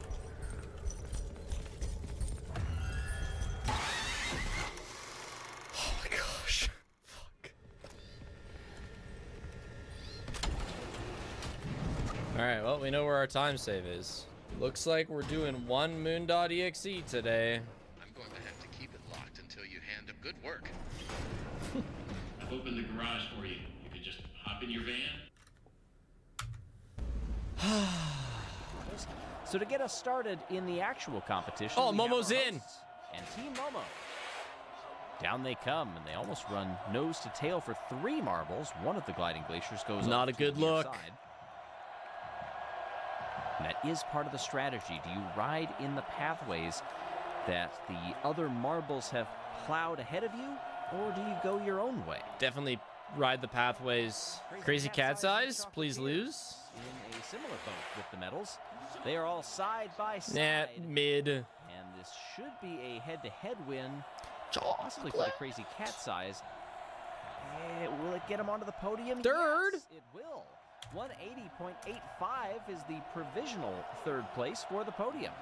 The Jungle Jumpers have done it again. 2 golds. Wow. In 4 Damn. events. This time in the Ice Dash. Damn, I did lose a couple seconds on Moon, though. Come on, come on. So it's time to do a skip that I learned this morning.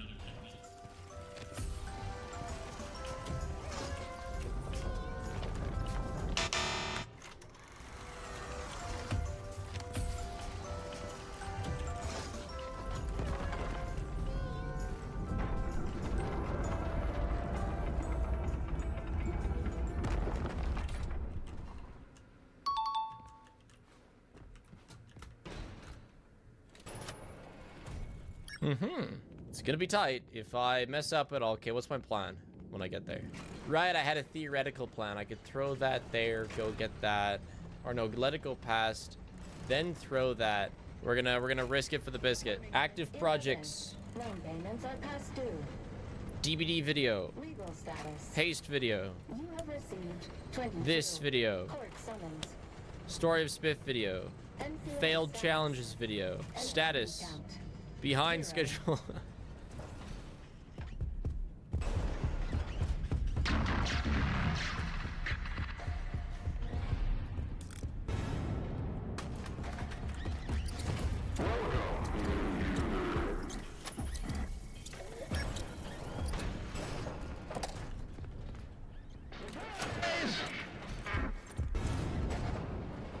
All right, all bets are off.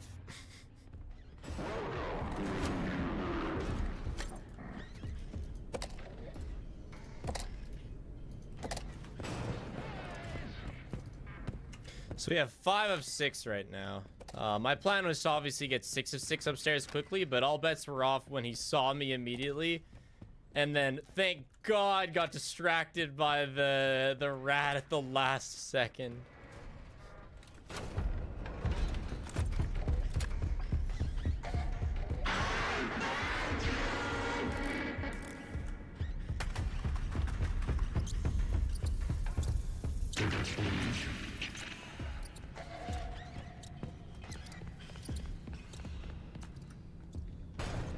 Maybe I'm just good at the game. 10 seconds, bunny! To erase, but he cheated to win. No, that's terrible. What did they do?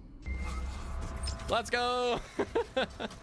139 to 56! Yes! After 6 hours of punishment, I created a system to mitigate Sodom crashes. Restarting before the biggest skip seemed to give the game enough of a break that it let me through. With the run more refined as well, my weak points were clear. Specifically, David's Ball Moon area needed work. I'd never created a proper route through it, and getting lost in the dark hallways was a constant problem. I went into the game with unlit free cam and made that route, taking note of each of the 4 corners' different wall colors, something that helped a ton in knowing where I was. I then practiced my route with unlit before turning the darkness back on and memorizing it like that. Comparing my new route to how long it had taken me in my 139 I'd just gotten, my route was 3 minutes faster. Tack on a few other mistakes and a poor ending, sub 30 was entirely possible, but everything had to be perfect. I had to get every skip first try. The game had to not crash, and we could do it. Me and the Mimic game, working together to give it a speedrun worth remembering, worth grinding, worth looking back on fondly. Everything was in place for another big day of runs. Oh my gosh, my dad and my sister are now huge goat milk enjoyers. And I go to their house, and I'm making myself some coffee. I'm like, oh, you got some cream for your coffee? Like, no, we got goat milk. Hell no. I'm not ruining my coffee with goat milk. That's how I know my sister's getting old. She's drinking goat milk with my dad.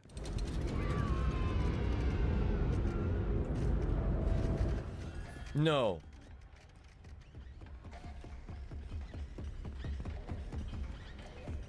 Oh my gosh, please, no.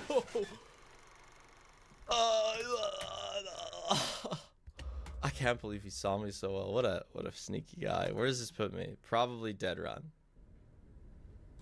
Dead run. Okay. I went all in. Hey, you know what? Things happen. I was talking about meat. You know what? It's not my fault. I tore my Achilles in football. I went a summer of doing very little physical activity and then immediately into like a pretty hardcore football camp sort of thing. Like, I was doing a ton of starts and stops and getting tackled. It started hurting and I just was like, yep, it's another thing that hurts. It was not just a thing that hurt. And so on the very first game it tore, which sucked. But then I didn't get surgery because I had a quack doctor tell me not to. And then it retore again basically just during recovery. And the second tear double, like I had double recovery time on the second tear. So I was in an air cast for like 7 months that year. I got real good at the boot, but I also lost most of the muscle in my left calf Yeah, I think this is gonna fail. I kind of went off the ledge weird. Oh! But we're also in a bad spot. Let's see. Okay. I have a real wicked scar from the surgery, too. My tendon, it's like this long. It's like the majority of my leg. Or bottom half of my leg, I should say. I was told many times throughout my recovery that no one is supposed to tear their Achilles at 17. It's kind of ridiculous. It's like an old person injury. But I've been very pleased with how well I've been able to recover. My longest lasting thing is just that my foot gets, like, tight really fast. Like, if I go on a hike, I have to stretch my left foot a bunch more than my right. That's okay. I could live with that. You know, tearing your Achilles is a very, like, you've used it too much type injury. That's why it's not supposed to happen to youngins. Injury gatekeeping? Hey, you know what? They should have gate kept it harder. Does Paige like that I stream? She likes that I pursue my creative ambitions. Yes. She's not like, oh my god, I married a streamer. It's not like that. We may end up a bit behind on this split. Oh, hi, Loaf. But fret not. It's the next split that the time save's gonna be. We'll be restarting the game here. Yes, thank you. Hey, don't hit the mic. Hey, you're gonna mess with my audio settings. Stop it.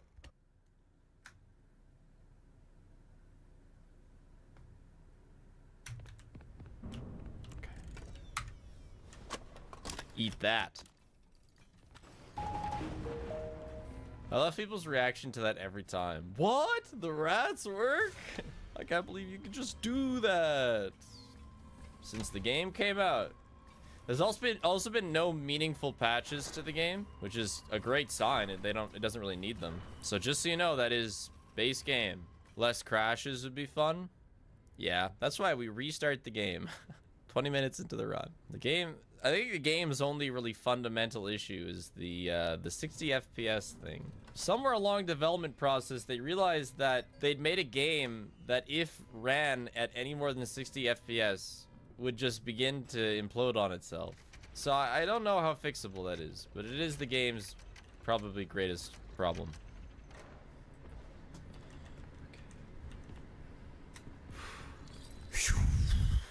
Second try is fine.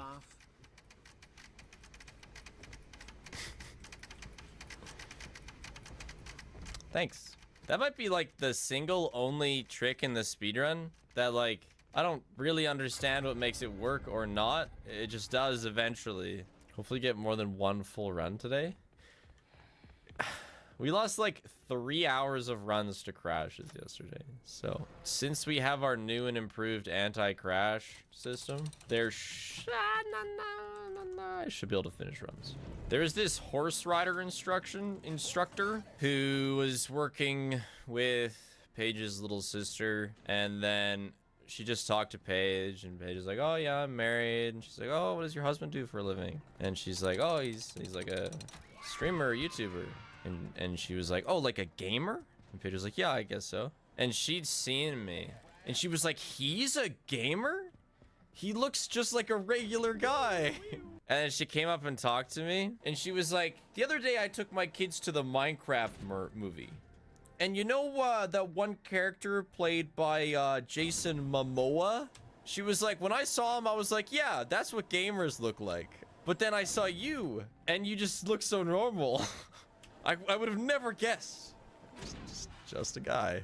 Sometimes I forget not everyone is chronically online. Yeah, I mean, she's a horse riding instructor. Hasn't played a video game in 15 years, you know? She probably knew someone who was like Jason Momoa, or whatever that character's name, you know, in the pink jacket. My horse riding instructor has surprisingly good knowledge of internet stuff. Well, this one does now. She knows that we're out there hiding amongst regular people.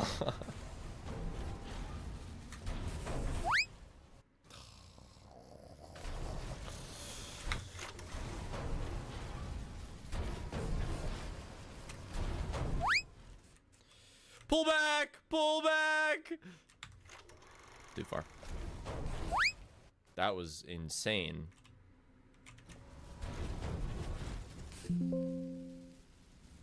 Game crashed. Too long at 140 FPS. Dude, I don't think that's gonna be it. Never mind. Okay, now I have to decide if this is good enough to keep going. Because it is pretty bad. And like, it's probably still gonna be green, but if it's not good green, I am resetting, and that'll be a non-believer win. Because you still have to do this, which takes 45 seconds, and I can't speed it up. So we're gonna be down quite a bit. I might just go practice the jump and reset. All right, if anything goes wrong here, I'm resetting. That's my final decision. If this goes incredibly smoothly, I won't reset.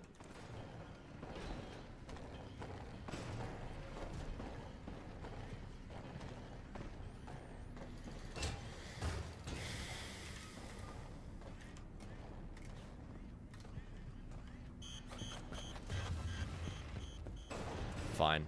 I hate it. It's terrible, but fine. We still have 3 minutes in Moon, and I want to see how it'll go. Please don't kill me.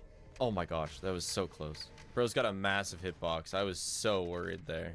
But it's probably too random to integrate in runs.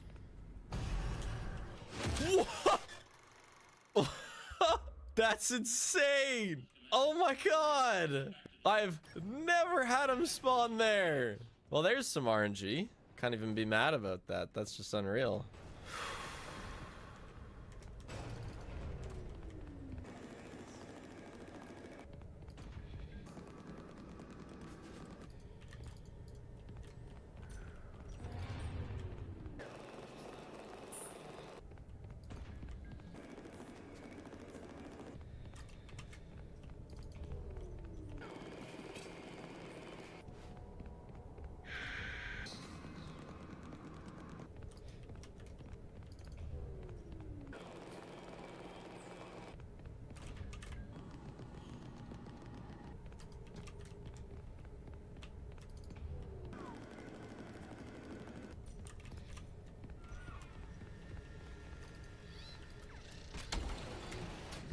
But see, that could be so much better. But it looks like we're going the distance, chat. 130 would be good. I do wonder how close we can realistically get, because besides like really smooth everything, which is a tough ask, I have 2 minutes that I fumbled on the launch. So I said everything was pretty good this run. Okay. Ending 2. Down. Likes of the snowballs. Green Ducks. They are counting oh, is this down Momo? Competitors, because everybody that goes, it guarantees if they finish above them at least. That looks great. Looks great, guys. Momo 8.26 on the first handoff, very slow. 14.91 on the second. Misclick. Also going to be well heading into the anchor leg. They need a good shot here to make up for some of that time loss. And they're going to get 9.5. Where were they? 10th? Out of like 12 teams that have gone? Awesome. Good job, guys. Oh, God. 19.20. Still quickest. 25.12 and a 9.5 on the shot. Oh, boy. And this is going to be a very good run for Crazy Cat's Eyes. Uh-oh. That I believe is going to put them in the lead. No. Green Eye shooting, that's him a 9.5, a 25.62. And the what about the Green Ducks? are once again at the top of the standings with just 2 competitors. Typical to go. rigged Crazy Cat's Eyes, dude. So Momo is currently 7th. And Crazy Cat's Eyes is first. Of course. Damn you. Jungle Jumpers have 2 golds. Oh my gosh. Well, I'm just rooting for Crazy Cat's Eyes downfall at this point. It's almost feels weird playing the game after 20 minutes of Moon.exe. It's like, oh yeah, 3D game.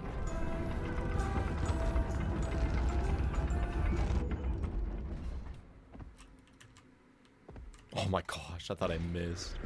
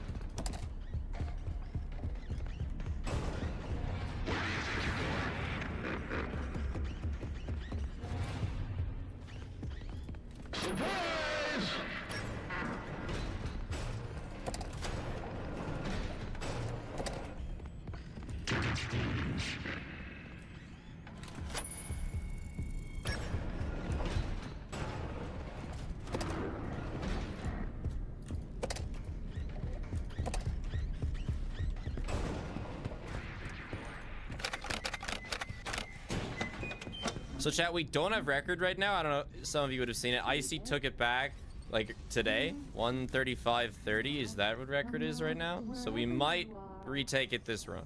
I literally got that run 15 minutes ago. That's the split. 134.21. Mwah. First one sub 140, first one, oh my gosh, first sub 135. 130 is gonna be rough though. Very true. There was only a clear 2 minutes of time save in that run from failing to launch a bunch. That would need to be fixed. Final question. Great job to those of you who actually studied. Where do I find Patrick Star?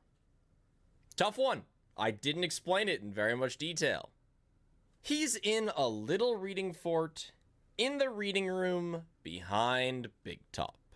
What if we went from this corner? All right, operate from this one.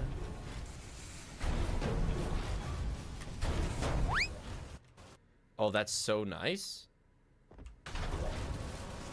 That was so money. So on this board, looking there.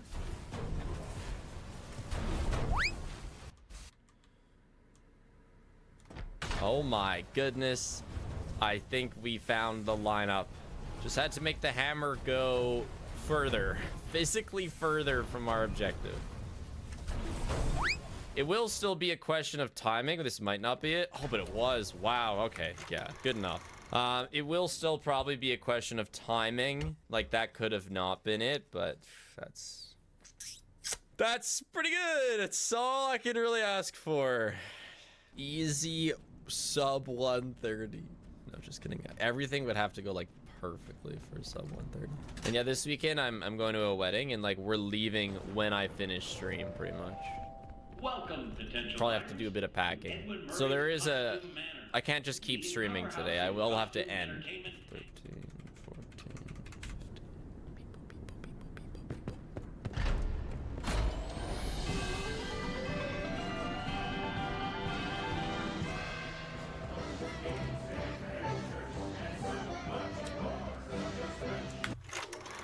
Please.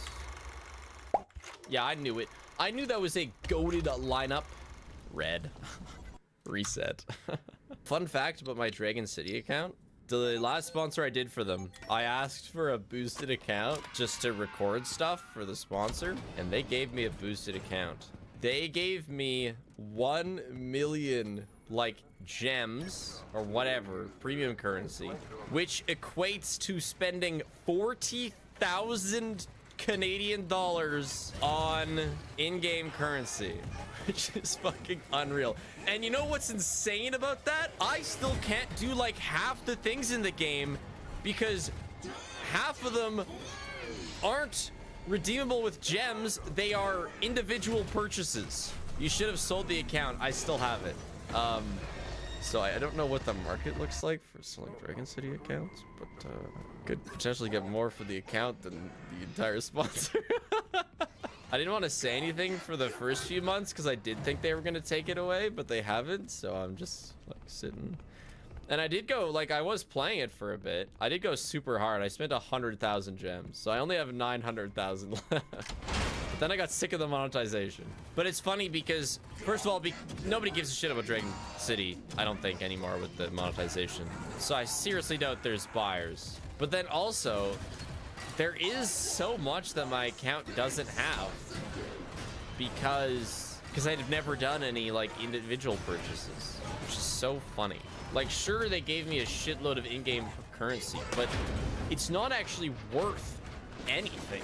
Like, it's worth a couple pixels in the game that they run that can't even get you that far without other purchases. It's not like they lost money giving me the jacked account.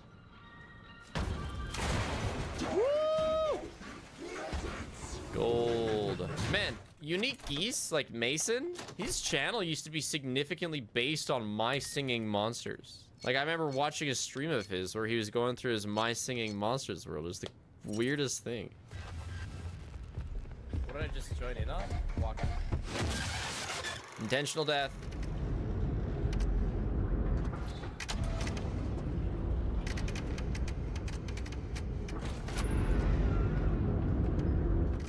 That's some bullshit.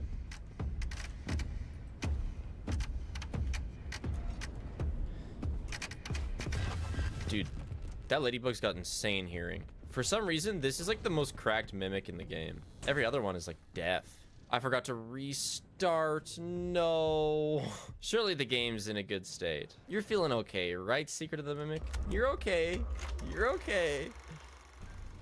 You're okay.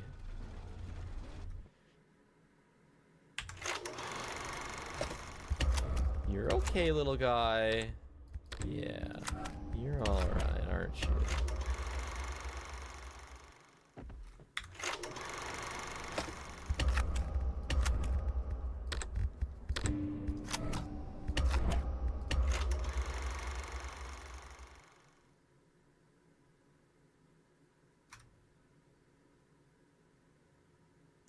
Okay, I still can't reload here, though.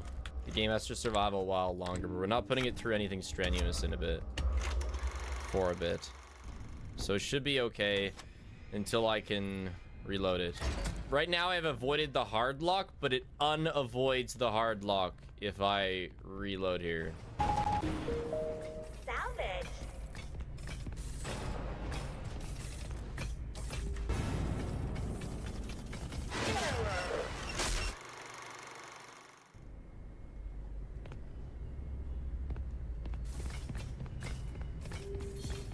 I think it's over. I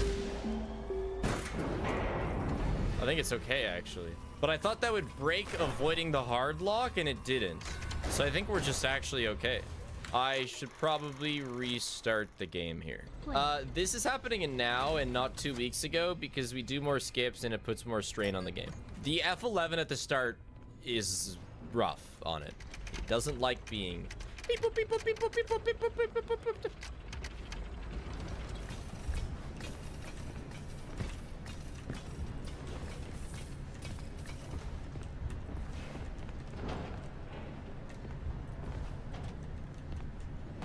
Oh, first try. Oh my God, it's so nice. Means we don't have to listen to double music. That's nice, actually.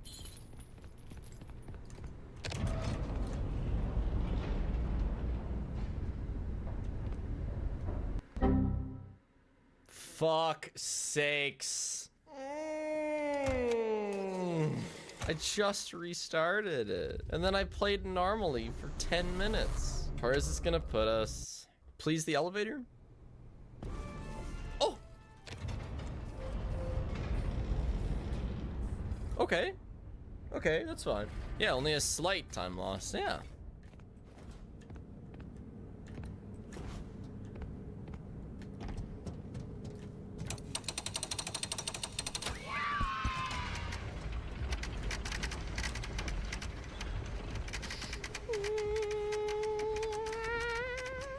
Oh, well, our practice is coming up here. Soon we'll get to see if our launch lineup is good in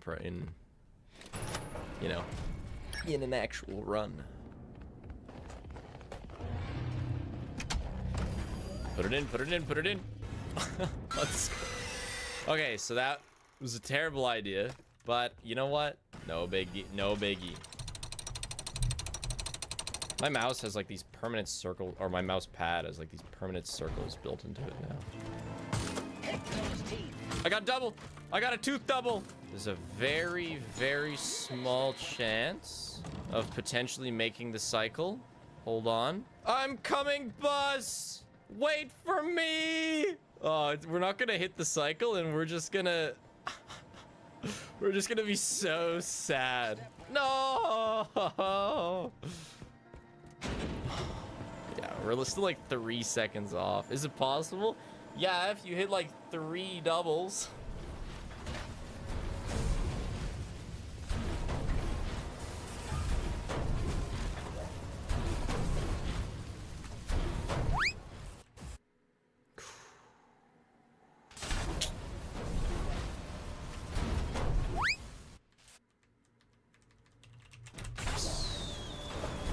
We take second try. She's been going only left for me.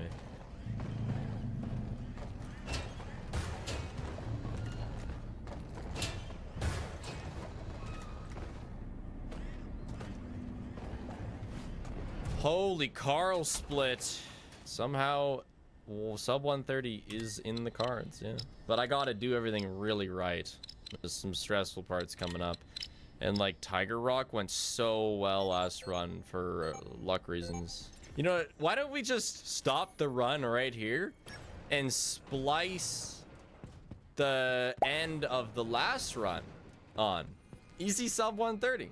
Just don't tell anyone to 900 people. I wonder, like, you know, what's the biggest secret that I could keep with 2,000 people? Depends who I'm keeping it from. True. Yeah, true. I told you about the Sasquatch landscaper guy and you somehow found him.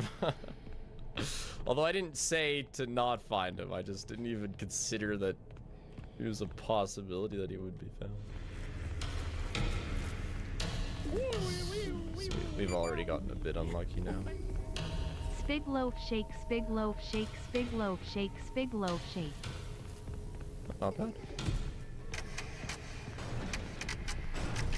Okay, awesome. That was good. I think it was probably a couple seconds slower just because we had a really lucky one last time.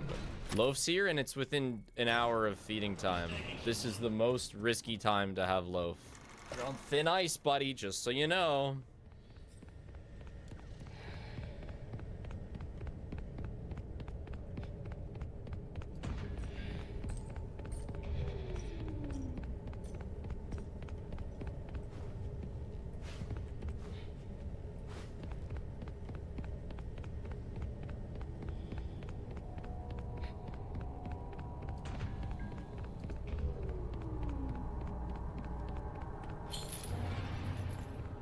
That was on purpose.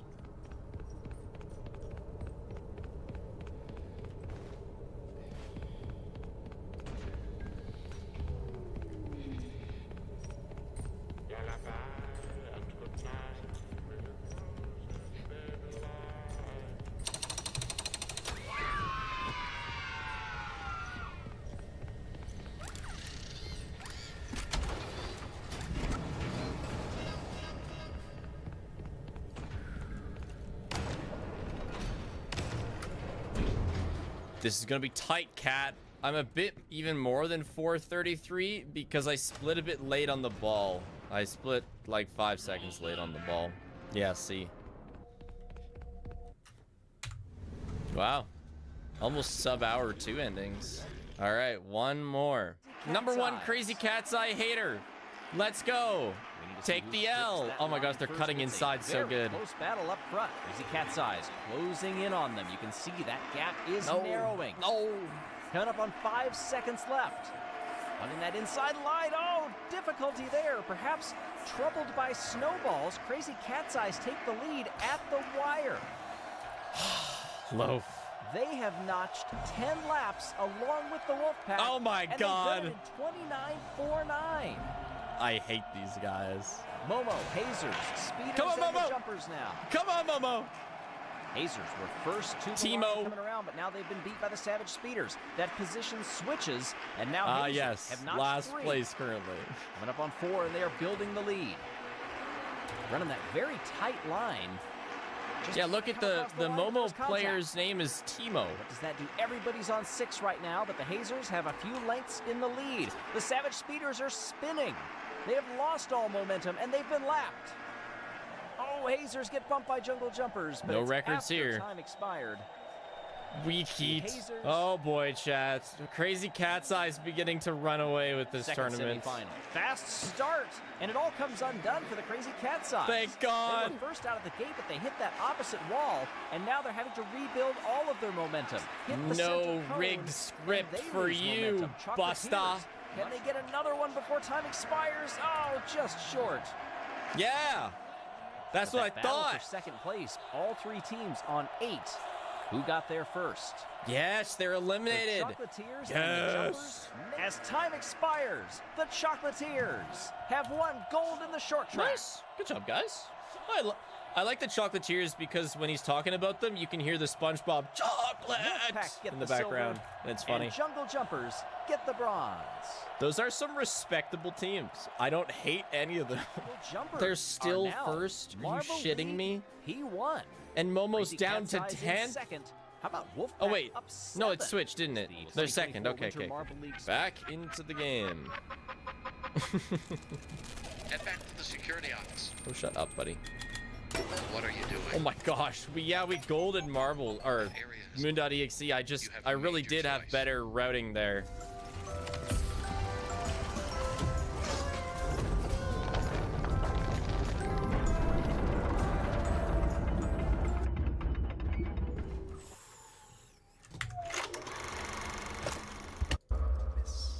I did not have nearly as much air strafing as I was hoping I'd have.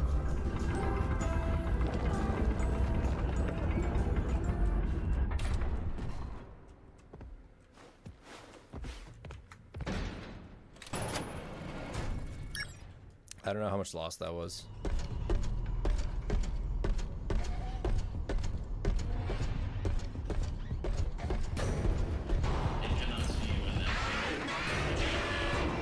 So unfortunate. That's twice in a row this happens. And now he's close here, and hopefully he switches sides. Please, please piss off.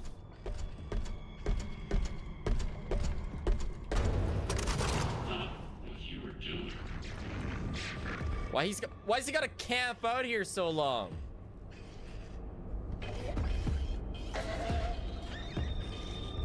Oh my gosh. Losing. It will catch you.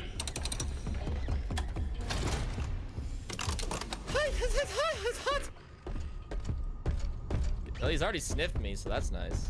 Think positive and believe in you. Thanks, little buddy. I believe in me.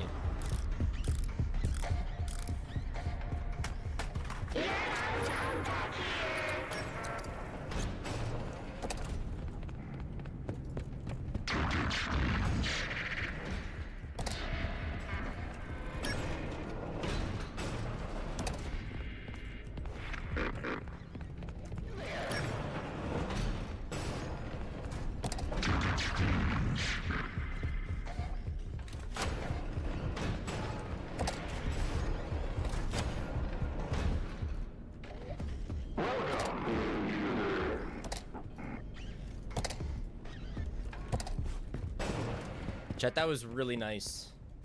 That was my best one of these ever. I definitely got the route down. Oh, this is promising, I think. I don't know how long. I think there's RNG in the story time, so we gotta. Once upon a time. Bunny! Chicken!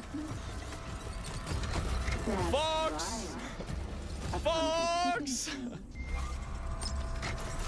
Dog! That's right. One more, let's go! What did they do? Dog! That's it! 129.26. Easy! Sub 130. I didn't even think it was doable today. Let's fucking go! That's where I left my beautiful Sotum speedrun creation. Remembering the game as not just the one that got that really funny clip out of John, but also one with fun skips, funny quirks, and a speedrun that wasn't just 3 minutes of pause buffering. I have to thank Zazzy PogChamp a lot for creating the majority of the collectible route at the start, and shout out to ICG who beat my time shortly after I finished running the game.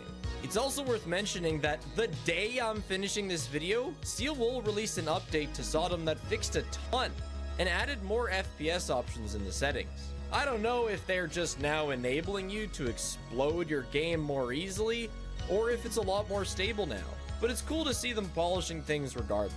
Let me know if you were one of the few to actually get my goofy quiz questions right.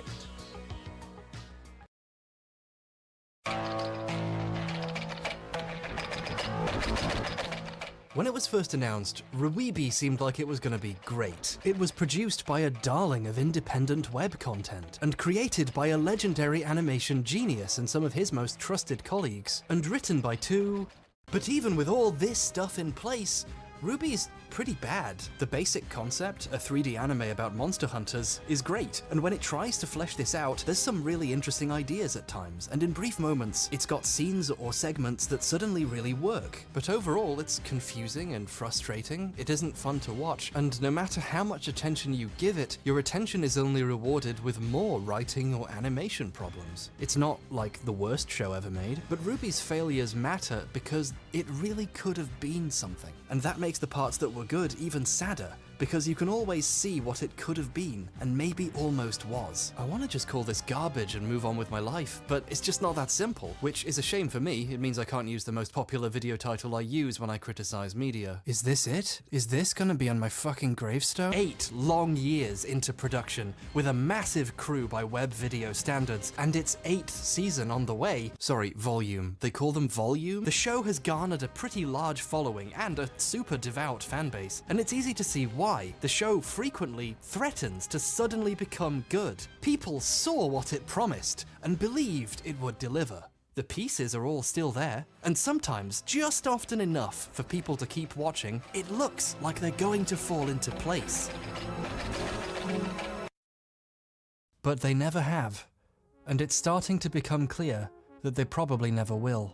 And that makes the show infinitely more disappointing than something you could easily say is worse. And the reasons why the show has failed to become what it could have been are multitudinous and interlinked. There's a million distractingly small problems that ultimately aren't that big a deal and weaken real criticism by being given too much attention. And every major problem ties into and is responsible for every other major problem in a way that makes it almost impossible to unpick. RWBY may be the first show ever to be holistically bad, but do not despair, fellow believers in objective analysis of cartoons. I'm here to defend you and eviscerate RWBY with a sword made of logic and reason. It's a metaphorical sword, really. Oh, also it can turn into a gun, because that would be cool. This is how media criticism works, right? So, this time on the increasingly infrequent Cries for Help my family refuses to believe is my job, I'll be exploring the problems that started in the early years of the show's development, how they set the tone for a show that never quite ended up where it could have been, why it matters that such a promising thing turned out this way, and exactly how and why so many decent ideas can often get misunderstood when writers simply borrow them from other shows they like. I'm focusing primarily on the first 3 seasons of the show in this video, because RWBY can be pretty neatly divided into 2 separate eras, with 2 different sets of problems that don't fully overlap, and for the purposes of criticism, I intend to treat them as distinct entities in most cases. If you're a fan of the show, you're probably dreading the worst here, although if you're a fan of the second half of the show, you probably already agree with most of what I'm going to say. But in any case, if you like RWBY and you still watch this video, I love you, and thank you for joining me on this journey. My goal isn't to make anyone think less of a show, just to think more about it. It's important to be critical of media you enjoy, and there is a lot to enjoy about RWBY, so I hope to give credit where it's due. And in the places that aren't as good, well, that's way more interesting. It's often said that failure is one of the best learning experiences, and in that respect, RWBY has a lot of good things to teach.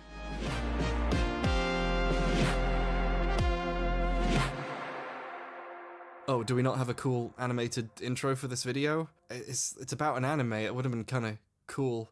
Are we just going with the standard? It's fine. I mean, it's a bit underwhelming, but... Hey, do you all remember Rooster Teeth? No, I don't mean AT&T's, Warner Media's, Otter Media's Rooster Teeth, the company with hundreds of employees that makes podcasts and shows and movies and games. Rooster Teeth is starting video game development. I mean, Rooster Teeth, the 5 or so people who made Red vs. Blue in their bedroom. Hey, yeah? You ever wonder why we're here? It's one of life's great mysteries, isn't it? Popular on the web in the early years was machinima. People would pose and act characters in games, effectively using video games as a medium for making movies. Not in my diner, you don't know lumberjacks. Didn't you see the design? It just say no lumberjacks. Oh yeah, I didn't see that sign. Red vs. Blue wasn't the first attempt to make something like this, but it was far and away the most popular one. All right, here's the plan. And it was shockingly successful. People who had no idea what machinima was knew about Red vs. Blue. How many people could make a show half as good as this using what amounts to a microphone and a copy of Halo? I certainly couldn't, and I know because I tried, and I'm so glad no one saw that. I was saved by not knowing how to upload videos when I was 12. YouTube would simply not accept my Windows Movie Maker file. As a business, 2000's Rooster Teeth were incredibly smart, a tiny team producing a fairly simple show made in a video game engine, but managing to promote it and build it into a recognizable brand of its own. The show had merch, not Halo merch, but Red vs. Blue merch. Rooster Teeth had done what was basically impossible, and successfully built a business making machinima. Not even machinima did that. So yeah, well done to Bernie Burns and the rest of the team. Anyway, then it kept going for like a decade while I wasn't looking.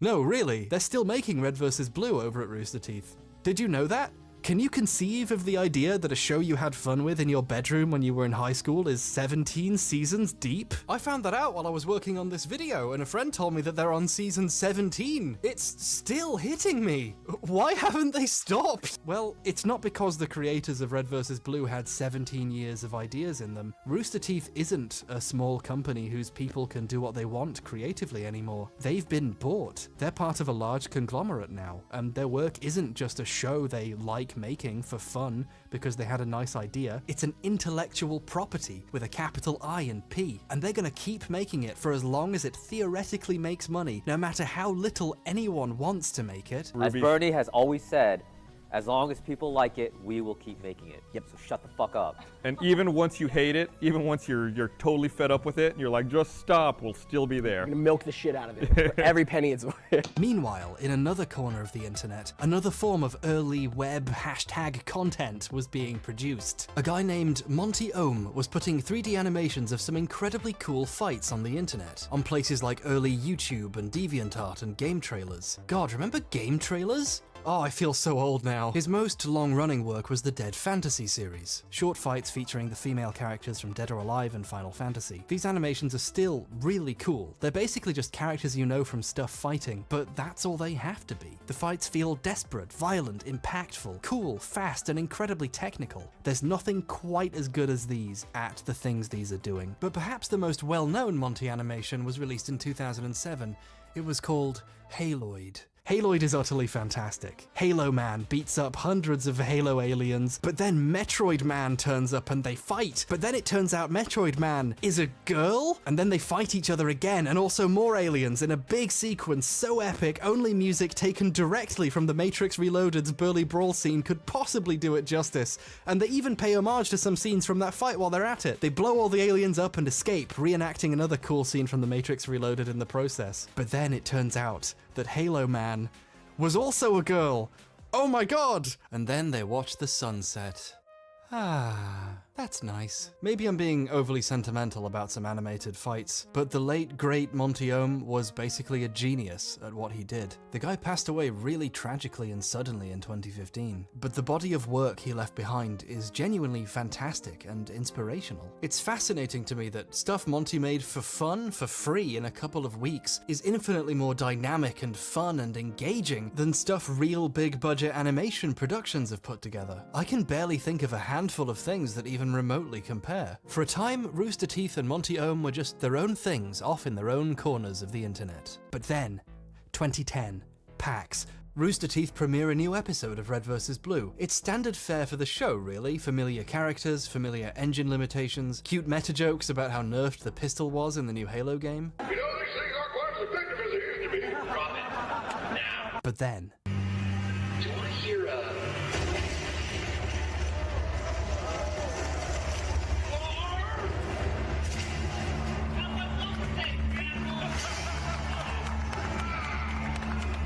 I wasn't there when this happened, but I remember going as wild as this crowd did when I saw this episode online.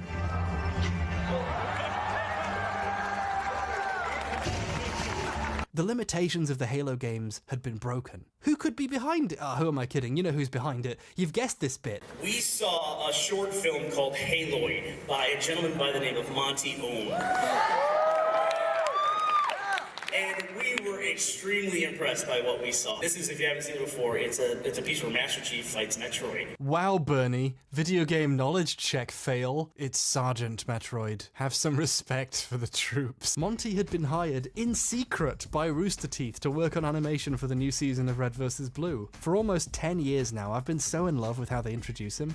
He's literally in the audience and they say, hey, Monty's here now, and he just gets up and joins in as the fourth panelist. It's excellent showmanship and also just really kind of beautiful. So now in Red vs. Blue, there were suddenly tons of interesting and creative animated sequences, and when some kind of fight was going to happen, instead of being in-engine characters standing and shooting at each other and being kind of boring, it'd be a Monty Ohm fight. These sequences really added a lot to the series. Alright, now you're just showing off. Well, that's the big thing. We like doing team-up stuff, right? And we found Monty on the internet. Here's something he's doing that's really cool that we can't do, so we're just going to come together and make something cool. As they grew, they expanded their production of other shows and podcasts and became a media entity which would eventually be worthy of the ultimate prize, being bought and turned into a subsidiary of a larger media conglomerate. However, their biggest show and Monty's animations were still technically just fan works of someone else's intellectual property. Monty and the others clearly wanted to paint on a bigger canvas and have a fresh start. Monty wanted to create something as expressive and unique and stylish as the anime and video games that had inspired him. Like Monty and I are working on right now a whole series that's just not machinima at all, it's just animation stuff. Right. And we were throwing around ideas for that.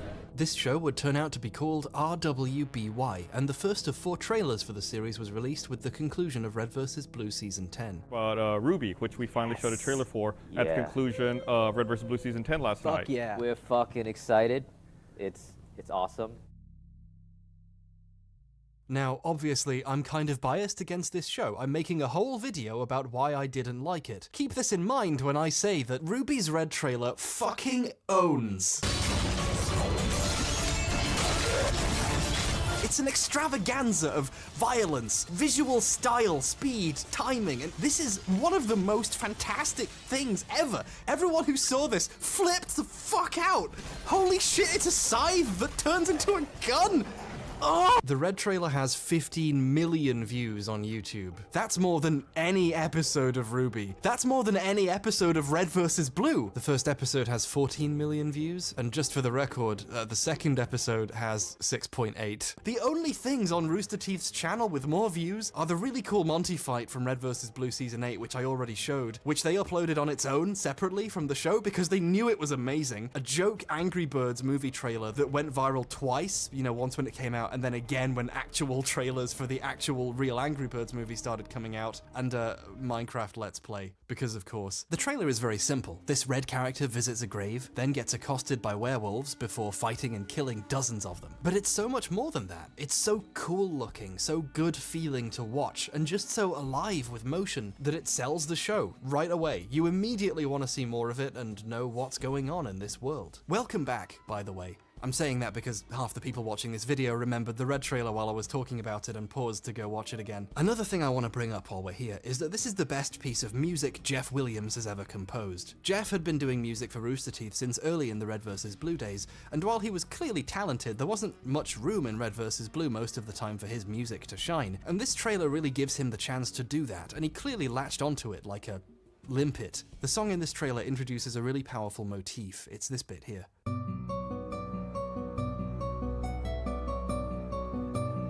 It has a surprising amount of versatility. It gets used later in this fight in a much more intense variation.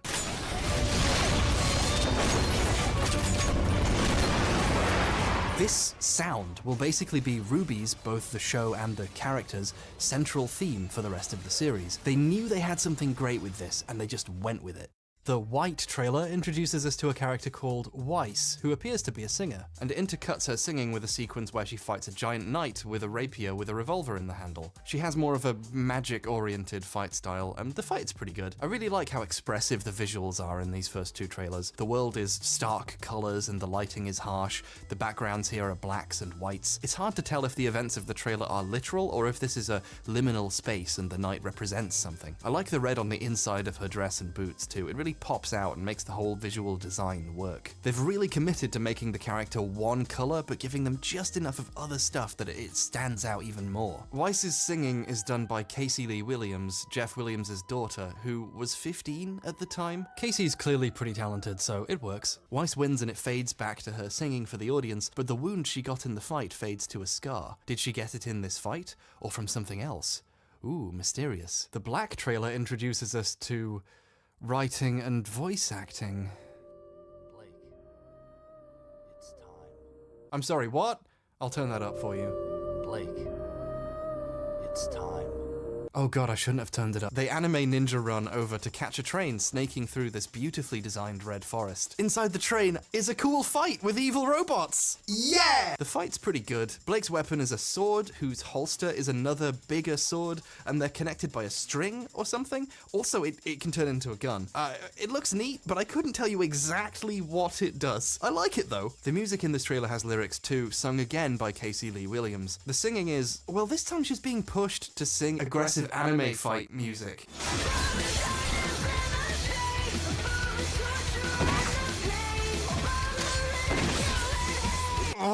The fight is cool though. I don't think it's as cool as the Red trailer because it's set in or on a train, so the fight sequences are in a rectangular box, or basically just a straight line. It's hard to have creative movements and camera work in that setup. It's a bit of a limitation. Halfway through, we get the first proper story beat of our whole show. Perfect. I'll set the charges. What about the crew members? What about them? Oh, I think he might be a bad guy. This is the beginning of a writing problem which starts here and continues to plague the show until, actually it hasn't stopped yet. When you have a character straight up say, I don't care about killing civilians to someone's face, what you're doing is having a character openly admit they've been written to be the bad guy. And that's incredibly weird because they've written monsters into the setting that are just generically evil and want to destroy humanity because that's in their nature. So it's very weird that the actual characters that you wrote behave like that too. Anyway, they get attacked by a robot and the guy cuts it apart in a genuinely really cool shot. But then he gets to the front of the car and Blake says goodbye and cuts the car free, leaving him behind, obviously having a problem with his being okay with killing innocent people. And I guess this is the first time she's noticed this about him. And as she disappears into the distance and the colors really beautifully fade away so she's alone in a void and we're given a meaningful impression of her emotional state, the audience is struck with one lingering thought. He can make that jump. In the Yellow trailer, we're introduced to Yang, a character based on Goldilocks. So we have Red Riding Hood, Snow White, Goldilocks, and this one isn't really clear yet, but trust me, we'll get to it. We'll get to it. Yang goes to a bar whose soundtrack is a remix of the theme from the Red trailer. It's neat. She beats up the manager over whether he's seen someone in a picture, and she's written like two adult men who've never written anything professionally before except for Red vs. Blue trying to write a teenage girl. Weirdly specific impression there. Oh, Junior, I was just playing with you. Don't be so sensitive. Come on, let's kiss and make up, okay? But after 2 minutes, she punches the guy and a fight starts, and the trailer gets really good. Her weapons are gloves that unfold into fist guns. Yang's design and basic fighting style seem very evocative of Tifa from Final Fantasy VII, a character Monty previously liked to use a lot in Dead Fantasy. It kind of makes sense that some of the characters are designed around characters he previously liked animating. But now they're his own characters that he has total control over. Yang has 3 back-to-back cool fights against a gang of guys who all dress like Jim Sterling, 2 ladies who I guess are bodyguards or something, and then against the guy she punched earlier. She punches him with so much power that the screen gets a Photoshop filter over it, and when she lands outside the bar, Ruby is there. Yang? Is that you? Oh no, is that how she talked? The writing and voice acting could do with some refining, and some of Jeff's musical decisions could be dialed back just a little bit. But basically, these trailers are some of the coolest possible trailers for a cartoon ever. Like, if you showed me every trailer for every cartoon and asked me which one I'd want to see at the end of that, of course I'd pick Lunatics Unleashed. I mean, seriously, this is fucking insane. Why would anyone make this? I have to know! But at a very close second, I'd pick this one. Literally millions of people have gone back to watch the Red trailer again, and looking at view figures, they've done that instead of watching more of the actual show. They're not just amazing teasers for a show, they're just good. It's so hard not to be on board for the show these trailers are pointing to. They imply a show that's going to be utterly, fantastically tremendous. But then it came out and it was bad. you're still here. Right, so RWBY isn't as simple as a bad show, is it? It's a bad show which could have been something truly amazing. And that makes its problems infinitely more interesting and important to explore. And it's especially worth doing because the show's creators do try to be receptive to criticism. Well, they try, but this manifests in a strange way I'd like to discuss real quick. The writers have talked on podcasts, commentary tracks, panels, and so on about the ways people have been shitty about the show, and how important it is to not be an asshole when you're criticizing something. People will make a comment, maybe it's like a criticism or something, and you go, oh, okay, yeah, that's a fair critique. But you don't want to listen to them because of the way they said it. Which is something I think most people agree with. It's really tough when you get a criticism that you actually agree with, but you think was expressed in an incredibly insensitive and rude way. Because you never want to reward harassment like that. That's not the way that you get things. It's just not. I really get what he's saying here, and yeah, plenty of criticism of the show is worthless dog shit. For some reason, this show seems to attract people who need excuses to yell at cartoon women. But I'm having a hard time finding more than one or two decent examples of times they've really explored actual criticisms of the show, and the fact the show keeps making the same mistakes implies they kinda don't. I've seen the writers sometimes quote retweet someone being shitty about the show and responding to this behavior, and again, often what they're saying is correct. If you have a point, but you're an asshole about it, no one will want to listen to you.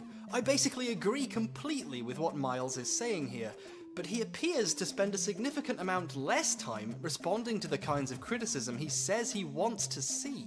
And there is good faith criticism out there, so stepping over them to point at bad faith criticisms and complain about how they're not helpful means that functionally all you're doing is rewarding shitty people with time and attention you then don't spend engaging with the people who make the decent criticisms of your work. And as a lifelong fan of Rooster Teeth and Monty Ohm, I certainly hope it's clear that my criticism comes from a well-meaning place. I'm only here because I really thought the show could have been great, and I still think that maybe it could be. Hey, see? The chapel wasn't just here to be a reference to that scene from Kingsman, it was also a clever metaphor for my intent to make a good faith criticism. Hey, come on, I thought it was clever. Wait, is an intro playing now? Hasn't it been like 20 minutes? Deep down inside a voice cries that tells you what's inside your heart. The world is frozen, you've been chosen, we must all now try to make a start. It's time for revolution, tear it all apart, so please tell me. Please tell me why each bummer guy's disappointed by an anime. Reach for the sky, each bummer guy's gonna tell us why RWBY is lame. Please tell me why each bummer guy's disappointed by an anime. Reach for the sky, each bummer guy's gonna tell us why RWBY is lame. RWBY sucks. RWBY is about a girl who goes to anime warrior school after getting invited by the ominous and enigmatic headmaster, Sephiroth Dumbledore, and RWBY and her sister and new friends mess about, doing plotlines that don't go anywhere for a few years, while the show decides what its story actually is. Okay, wait, we're getting ahead of ourselves. I wanted to start this video by doing the thing all the smart video essayists are doing nowadays, where they sum up the plot of the thing they're analyzing in a funny way that lays the groundwork for future critique. But trying to delve into and describe the deeper story problems misses the surface problem that there basically isn't one. There's a really telling scene at the end of the second season where the main characters sit around discussing the events of the show so far and conclude that they don't really know what's happening or why and haven't figured anything out yet. We didn't solve everything. A lot of people were hurt, and we still don't even know why they did this or who that mystery girl was. The show attempts to justify this, though. Not every story has a neat and tidy ending. Stories don't have to make sense, or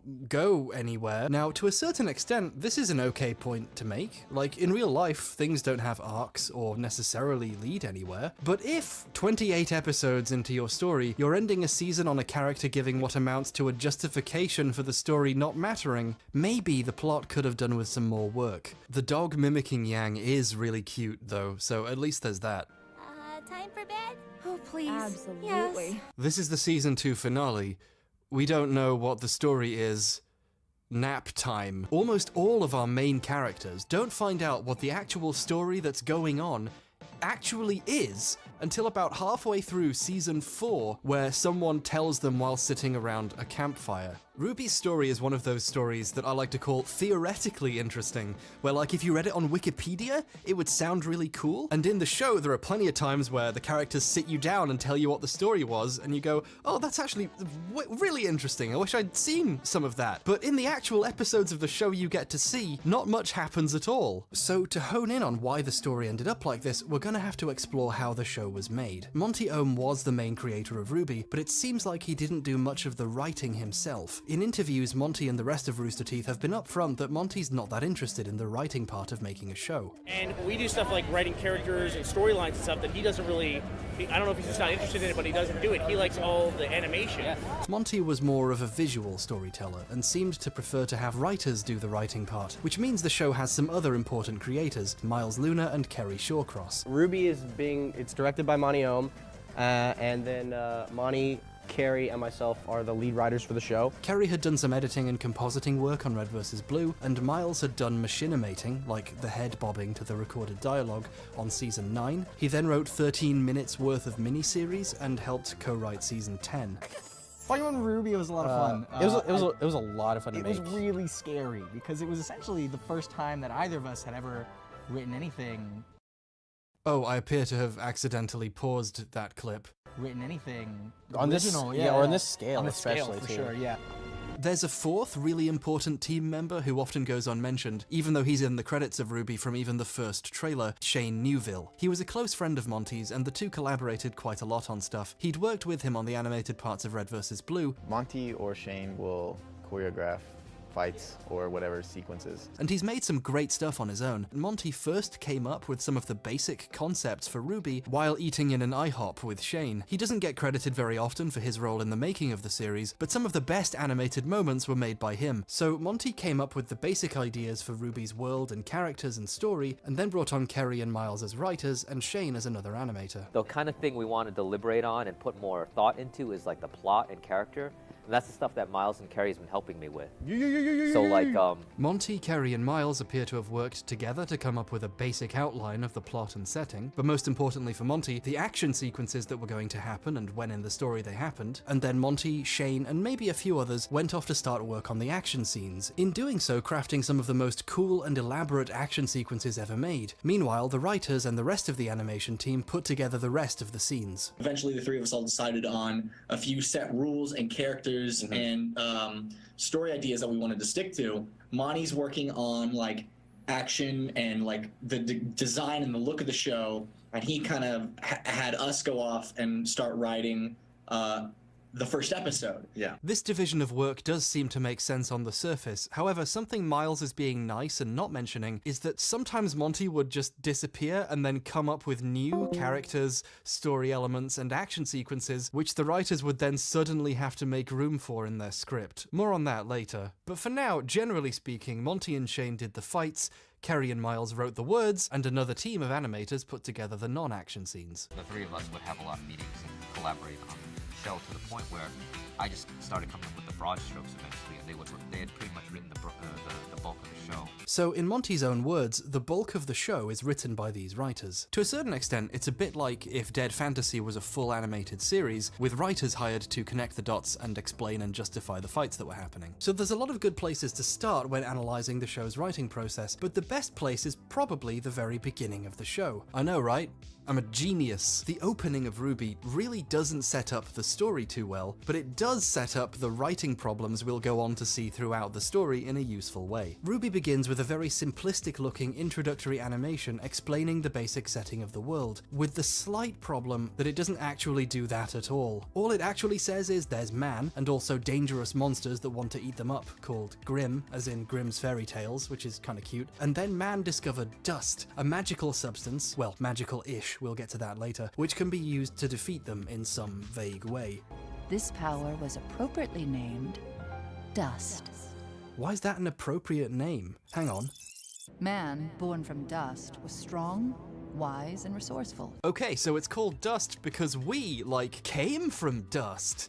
man. And that's the intro. You'd think they'd explain a little bit more about the world itself, or what the setting is like, and as they zoom out on a world map, you briefly see 4 castles, so what's going on there? Are they countries? But before you can be told anything more important than dust, they evaporate, and we transition to the first real scene of the story. The intro doesn't share information which might have been really good to know going in, so people aren't confused when it suddenly comes up later. For example, there's a third species separate from humans or Grimm called the Faunus, whose existence and treatment by humans is supposedly one of the driving elements of the entire plot. The first time this plot element, or even what a Faunus is, comes up is about 11 episodes into the show.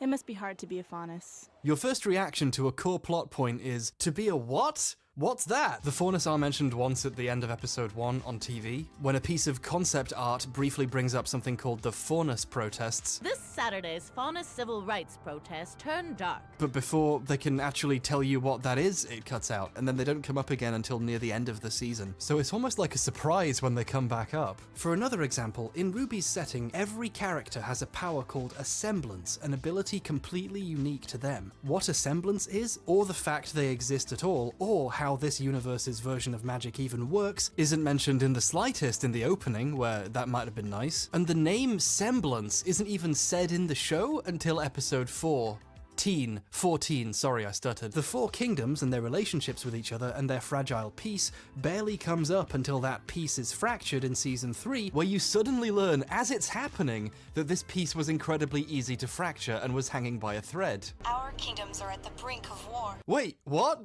Are they? What's happening? These all would have been really useful to know going into the story, or at least should be properly set up at some point and not just dumped on you the instant they become relevant. But instead, basic aspects of the setting start to feel almost like twists when they suddenly come up multiple hours in, with no groundwork laid for you whatsoever. And the main opportunity to set some of this stuff up and get the audience on the same narrative page, the intro, gets thrown away to give you a commercial for dust.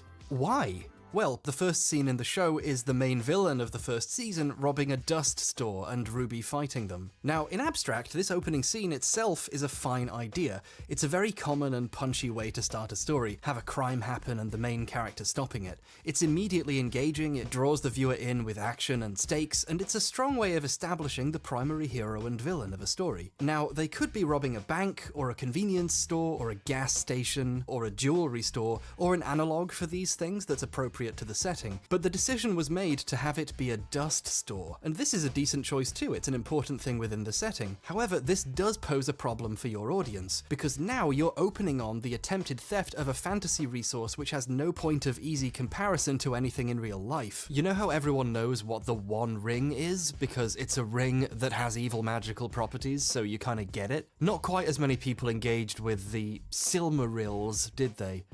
God, even admitting I know what that is embarrasses me. If you just opened on this robbery without the intro, people would get the gist of robbery and girl stopping them, but not what dust is, or what it does, or why it's so important. But you kinda have to start with the dust store because it's a unique place for the setting, which could be interesting if it's pulled off well, and the plan of the main villain for this season is that he's stealing all the dust from everywhere, so it's economically good storytelling to open on one of those attempted thefts. So in order for everyone to know what dust is and why it's important, the intro animation for the entire series was either written or rewritten to primarily focus on explaining dust, which is a tremendously poor idea, because now nothing else is explained. When it comes down to it, there's stuff much more important to set up in the story than some guy robbing a store. Compounding this is that the plot of the entire first season is this bad guy, Clockwork Orange Man, is trying to steal dust. Why? Well, you'll find out in season never, because they dropped that plot point.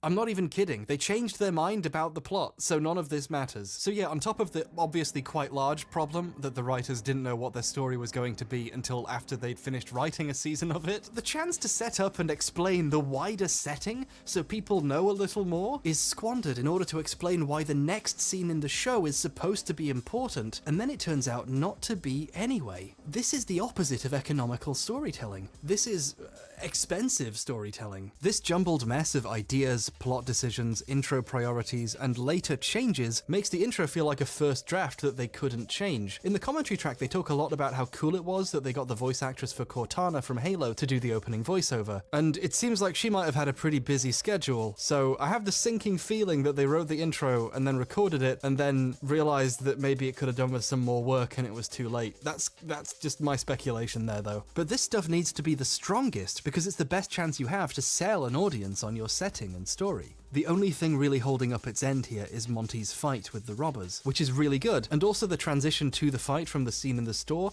employs a really cool technique I love called shifting diegesis, because you think that you're just hearing the music, but it's actually playing on Ruby's headphones. That and the fight are really cool, and because of the intro not being super great, I think it's the only thing that really hooks people in the first few minutes. No one's watching the intro and going, oh wow, dust. Sold. The show ends up having a lot of interesting ideas, but those ideas are executed on and explained to you extremely poorly in a way that really lets the show down. I'm gonna say this right now, Ruby's story gets interesting. Ruby is a really fun show to write a wiki about. There's some great stuff in there over the years, but the storytelling only gets worse, and the setting is one of the most poorly communicated the world had ever seen before Bright came out. Let's talk about world building, and more importantly, how you convey that world to the viewer. A thing lots of good fiction stories for young adults try to do is craft a story where you learn how things work without being explicitly told. The setting of, say, Avatar, to pick a completely random example, doesn't tell you exactly how everything works, because this world is normal to the people living in it, so no one would need to stop and ask what's going on. Sometimes you meet people who can throw fire at you, and that's just not that surprising. There's a nation full of people who can do that. And hey, you probably have a relative who can throw rocks without touching them. That's life, man. So for the sake of the audience, the story is written so the unique aspects of the world come up in ways where the audience learns how things work. It's water bending, and it's... Yeah, an ancient art unique to our culture, blah, blah, blah. This example from the first episode is a little clumsy and obvious compared to the rest of the show, but it's really solid exposition, especially for a show that children might be watching. You now know what waterbending is, and that it's unique to a culture, and that this is all so normal in this world that even teenagers are casually dismissive about this information, and you learn all of this without even feeling like you're being told. You think you're just watching two siblings arguing about how to catch a fish, you fucking idiot, but you're secretly having the main concepts of the world explained to you. It's clever. Katara's trying to catch a fish with waterbending, but in real life, the viewer is the fish out of water. Who let you in here? I once heard someone smarter than me calling this naturalistic storytelling. The story never condescends to its audience by pausing to tell you how the world works. Instead, it just tells the story in a way that makes it easier to understand how it works. But if you're a talentless hack, there are other ways of writing exposition. In, say, Harry Potter, Harry is a person from our world learning about a much more magical one hidden behind his own. So the viewer is told how some things work by way of Harry learning, because Harry doesn't know and needs to be told. So we get scenes where people tell Harry how the world works. Now, I personally think it's better to discover things without having the character just be told, but a lot of Harry Potter takes place at a school, so almost all interesting storytelling is kept to a minimum. Harry Potter isn't as good as when you read it as a child, the hottest take of 2014. The exposition in Ruby is, well, there's a character in the story called Jean Arc. Do you get it? Who inexplicably doesn't know basic elements of the setting he lives in. And at several points early in the story, another character takes him aside to tell him how things work. Do you know what aura is? For example, in an early scene, this character, Pyrrha, explains aura to him. She gives a long speech about how aura is a manifestation of your spiritual energy. Nay, your soul. Basically, you have a shield for a while in fights, like in Halo. I guess old habits die hard. Aura is the manifestation of our soul. It bears our burdens and shields our heart. Have you ever felt like you were being watched? Our aura can be our shield. Everyone has it, even animals. The monsters we fight lack a soul. The creatures with manifestation of enemy. It's not about understanding both by bearing life soul out all. It's like a force field. Okay, Miles, Kerry, you just made your whole audience sit through that exposition. You can't then make a joke about how simple the explanation could have been. Also, when you're doing exposition, you still have to think about the character who's saying it and why. You know, Pyrrha's a teenager. Young adults don't tend to walk around with entire speeches about how their world works prepared in case someone asks. That's just really strange characterization. It's also really strange writing-wise for Jean to not know this. Jean is the latest in a long line of heroic monster hunters and is in anime warrior school because he wants to live up to this legacy. My father, my grandfather, and his father before him were all warriors. They were all heroes. I wanted to be one too. There's no way he didn't, at some point, pick up this concept growing up or in training. Or, you know, it is a core aspect of, like, life in this world. Jean's character not knowing is such poor characterization that it literally doesn't make sense. You know, in Harry Potter, Harry was a literal child who was deliberately sheltered from magic all his life, so his not knowing stuff was explained by the story. That's kind of the only way this expository style works. You have to incorporate them not knowing into the character, or it doesn't make sense. If you want to explain one of the world's mechanics, it's not great to do it by having a character whose whole life revolves around knowing this information, not know it, and for the first person he ever asks about it to happen to have a speech prepared. Jean's idiocy is often used to try to make hilarious jokes about man not know thing. There's no way I put my gear in locker 636 yesterday. I would have remembered having to count that high. Ha ha ha ha ha. But more than for a joke, it's also a vehicle for someone to have an excuse to give really straightforward sounding exposition for the audience. In the scene where Jean first meets Pyrrha, Weiss tells him who Pyrrha is. This is Pyrrha. Hello again. Pyrrha graduated top of her class at Sanctum. Never heard of it. Do you know who Pyrrha is? Let me tell you, and also the viewer, who she is, and list some of her accomplishments. She's won the Mistral Regional Tournaments 4 years in a row. A new record. The what? It's not just that Jean's characterization suffers from him being written to be literally born yesterday, it's that everyone else's characterization suffers too, when they essentially have to pause being their own characters in order to explain the story to someone. Pyrrha, in my opinion, is one of the most interesting characters in the show, but so much of the time she could have spent, like, being interesting or doing something interesting is spent obsessed with teaching Jean everything he needs to know and how to fight. I've seen people call this show progressive and feminist because it has a lot of female main characters, but looking at how they're written, I don't think I can agree there. This strong female character is basically immediately reduced to doing all of the emotional and physical labor for this guy. A huge portion of the early show's screen time is dedicated not to the main characters of RWBY, who the show is named for, but to Jean, the real main character, getting trained and explained to and flirted with by Pyrrha, the coolest girl in school. Incidentally, Jean is voiced by Miles Luna, the lead writer of the show. Hey, Pyrrha. What's up, girl? How you doing? She's so pretty. Closely. She's so pretty.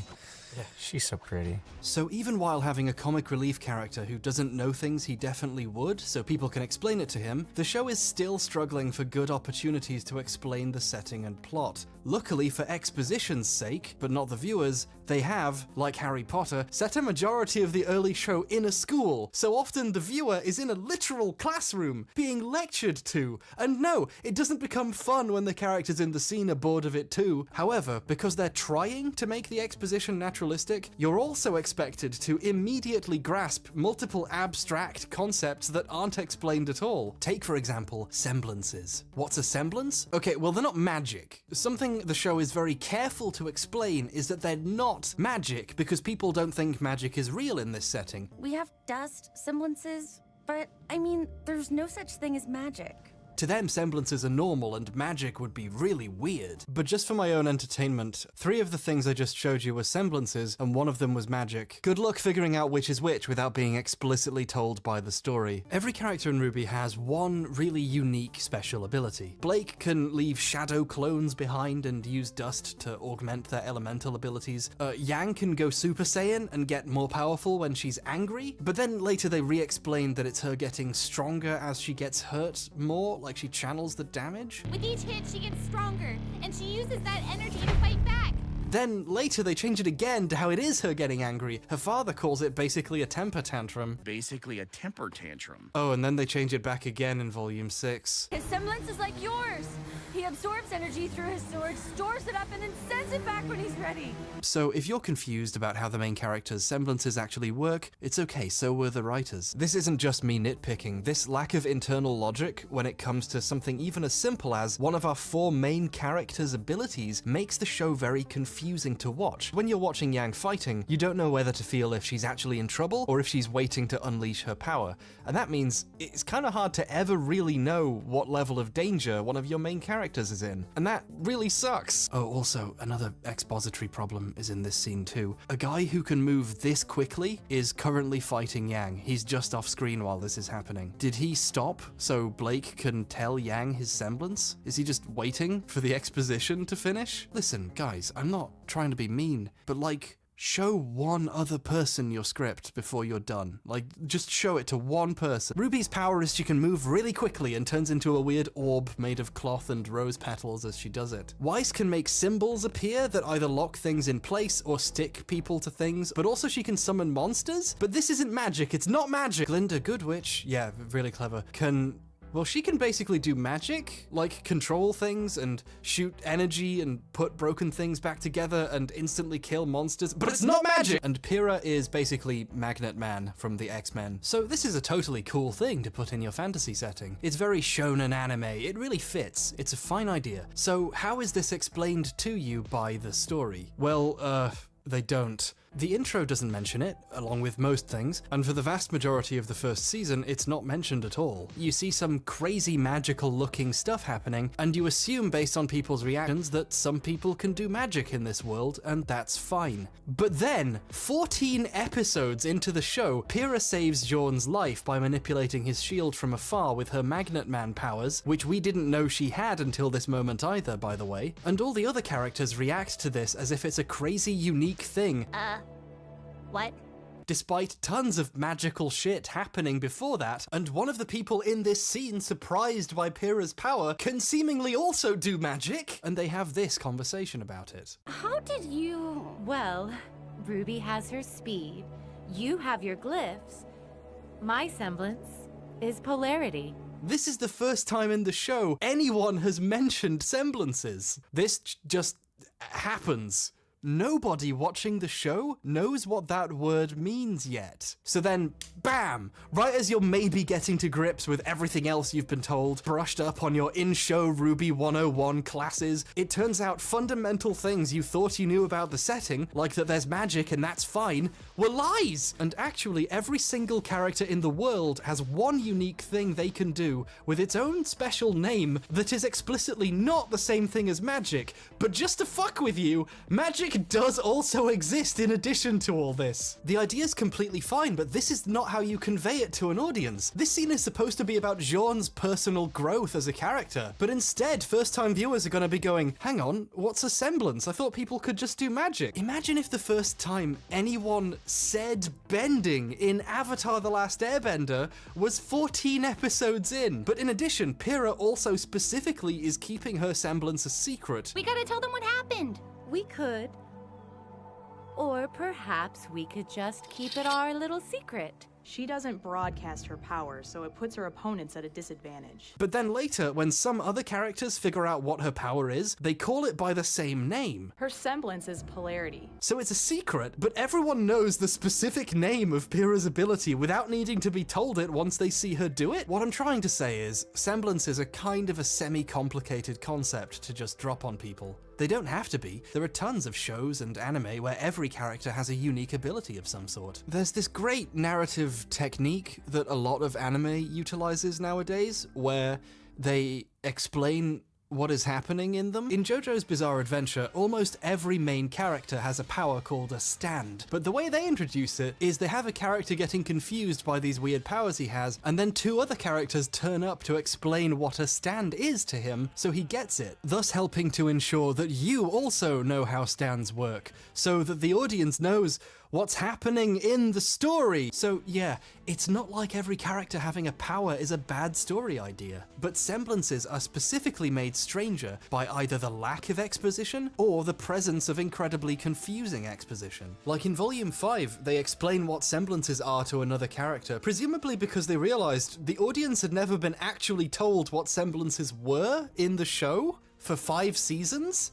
Can you see the problem here? When these ideas and story components are being explained so strangely and it's taking seasons to correct, eventually the viewer either stops watching or stops caring about really understanding what's going on. They start to treat it like it's not really worth their time, and tune it out while they wait for the next cool fight. Good exposition and proper conveyance of information are so important in stories, especially fantasy stories. If you do it in a boring way, or do it badly, or don't do it at all, or explain only one thing in the introduction of your whole series and then it turns out not to be as big a plot point as you'd thought, the audience's experience of your potentially good story is damaged, and it's really hard to get that goodwill back when you've lost it. I'm only realizing now, writing this video, exactly how cool Ruby's story could have been if it was written in a way that wasn't such a struggle to get to grips with. The show is having such a problem conveying its world that you have to watch another different show to learn basic shit. Despite spending tons of time sitting you down telling you how the world works, they still don't manage to tell you enough about the setting for you to be able to understand it. So they made a second companion show consisting entirely of lectures called Ruby World of Remnant. Everyone's favorite part of watching a cartoon.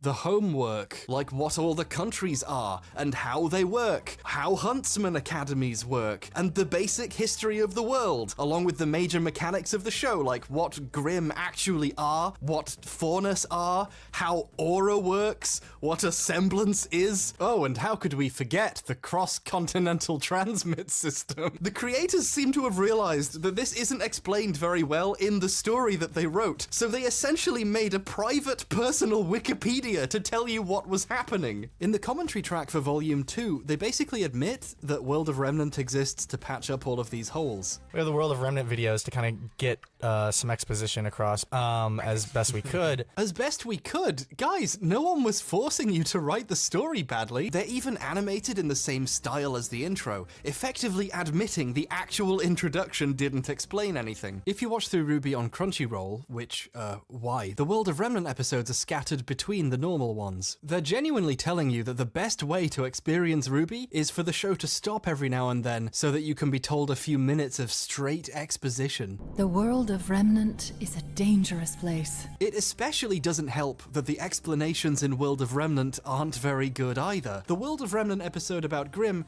explains that we don't really know much about Grimm. Scientists perpetually find themselves with more questions than answers. Little else is known about the creatures of Grimm. Great! Thanks! The World of Remnant episode on semblances tells us that every single semblance is completely unique. The wielder semblance is completely unique. But then it turns out that Weiss's semblance isn't unique, and the Schnee family have the exact same semblances, like it's in their blood or something, and her sister Winter can do the same things as her. Every Schnee has the ability to summon. We have for generations. So they're unique, except when they're not. I'm glad there's a video explaining how this works. But it would also help if the explanation made sense, and if it didn't just raise more questions. Also, We Schnees are unique. Unlike many, our semblance is hereditary. Winter is telling this piece of information to her sister. She's one of the only other people who already knows this. This isn't how you write exposition! I don't want to be down on the concepts themselves here. The idea of semblances, and the idea of someone keeping their semblance a secret to have an advantage, or a semblance that runs in the bloodline of a family and gives one of our leads a reputation to live up to, are all decent things to put in a story, and they could all potentially be really interesting. But for those things to be interesting, they have to be actually conveyed well, and then used well in the story itself. A good idea isn't enough. The World of Remnant episode about the Schnee Dust Company largely covers the life and times of a really interesting sounding character who we never see in the show and who never actually comes up by name ever. They just invented a cool guy and made up a story about him. You don't get story points because an idea sounded good. In fact, it just means you lose more points by wasting it. If you do watch all of Ruby and do enough research and ask around on the Reddit, but only once you've consulted the wiki and watched World of Remnant, you might finally know what the story of Ruby was supposed to be and understand how cool so many aspects of the plot sound in the abstract, but you probably won't have had a good time. You can't just tell me how good the story or concepts might be in a side cartoon. You have to tell me a good story. If you try to get someone new into RWBY, pay attention to how much you have to explain things on the show's behalf. Even if you like the show and think it's good, or at least gets good, thinking critically, we have to acknowledge that it certainly takes some getting there. It's especially disappointing when sometimes you can see the show setting things up quite well. When Ruby gets done beating up the Sterling squad, the bad guy manages to get away in a ship, even though a new lady turns up to help Ruby stop him. I bring this up because, credit where it's due, there is some pretty good storytelling going on here. When this new character turns up and is wrecking shop, Malcolm McDowell boy says, "We got a huntress!" And this is a really good line, because the audience is like, that sounds neat. What's that? I bet they're important. And then, right after, Ruby reacts like meeting a huntress is really cool.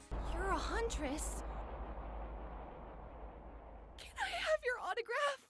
This is a decently animated scene, but also good exposition, especially compared to the rest of the show. We know that hunters are a big deal without having to be directly told who they are or what they do, based purely on seeing a guy react in a kind of panic to her appearance, and how Ruby reacts herself. It's fun and cool, and doesn't bog you down with explicit explanations, so the writing in this sequence specifically really works. That said, you fully learn what huntsmen and huntresses are by sitting in a classroom while they make a point about how this is boring and the other characters aren't paying attention. Individuals who have sworn to protect those who cannot protect themselves. Oh really? Wow, thanks. This scene was worth my time. Surely there's a more interesting way to explain things to your audience than with a lecture. Besides, that's what World of Remnant's Huntsman episode is for. What this scene with Glinda implies to me is that someone on the writing team did know how to write exposition, and his name was Monty Ohm. The action scenes, the ones Monty had gone off to make while the writers wrote the other stuff, are consistently the most interesting examples of character writing and storytelling in the show. In Volume 2, our characters are so busy having drama or doing wacky skits to establish why these characters are actually friends. Did you steal my binder? I am not a crook. What are you talking about? He said a dog? In the mail? But a few episodes in, we have this big fight where the team work together to beat a big mecha. And in this scene, Monty does all the characterization that could have happened in the show. The characters' teamwork, using each other's abilities in conjunction together, is choreographed and prepared in a way that shows the audience that these characters have learned to work together. Each move even gets called for by Ruby using a code word. Razorburn! Check me! Ladybug! Bumblebee! We have to slow it down! And how do you propose we do that? Ice flowers! Showing that she's grown and learned to direct the team she's leading. The audience can finally tell that these characters have a really intimate knowledge of each other and their skills. These names were actually chosen by Monty as a reference to the ship names the fandom had come up with for the characters. What's a ship? Sorry, that wasn't meant to signify my feelings on the subject. Well, a ship is a thing fan discussions of media end up doing, when fans want or predict characters to end up in a relationship together. Sometimes creators make subtle nods to these communities in their work. Like in Steven Universe, that one time they had a literal ship with 2 characters on it. Referencing the ship names is a little bit creepy. Ruby is like 15, you know? Ruby Rose is a 15-year-old girl. But at least let's take careful note of how Ruby and Yang are the only pair that don't do a team attack here, because that would mean acknowledging the part of your fandom that came up with a ship name for 2 half-siblings, which is fucking disgusting. In addition to being a really cool Monty fight, we're seeing our main characters in action as a group, and learning about how they've grown together between seasons. Would have been nice to see them grow in the actual show, but credit where it's due. It's well-conveyed exposition. You might not even notice you're learning about the characters, because you're watching them beat up a giant robot. It's a good scene. Like, that's the thing about early RWBY. It'll just keep inexplicably having good scenes that are either super fun to watch or work way better story-wise than anything around them. And usually it's the action sequences which somehow manage to outright the writing of the scenes the writers came up with. Here's another example. As we've mentioned, the bad guys finding out Pyrrha's semblance is a big deal, but since this discovery is made during a fight, it's done really well using animation and artistry. Mercury has a sparring match with Pyrrha, and the action is shot to focus specifically on the attention Mercury is paying to how she moves and fights, like he's trying to figure her out. Then, when she tries to stealthily use her semblance to avoid one of his attacks, he notices what she's doing. It was actually animated by Shane Newville, whose grasp of using animation to tell a story is really good. In the director's commentary track for this scene, the whole team can't not gush about the work he does. Was this Shane? This is all Shane. Yeah. This is all Shane, layering in that tiny little stuff where it's like, he got the tone of the fight. He knew what this was about. Yeah, man. The way they were able to read each other and the movements, barring the kicks and flips and everything, it's just there's so much going on like in the performance. It's like a silent dialogue scene. Oh my god, I love this. We're looking at their faces and seeing them examine things. It's a really strongly characterized scene just out of nowhere. Also, I got that reference. Good one, Shane. Compare and contrast with when the bad guys actually discuss Pyrrha's power and they're just sitting around going, oh, she can control magnets. It's called polarity, which I also know somehow. Like, it's so weird that really well-told scenes are right next to this. Scenes made by Monty and Shane feel like pieces of a much better, or at least better told show, trapped next to this stuff. And outside of the fights, the animation is, well...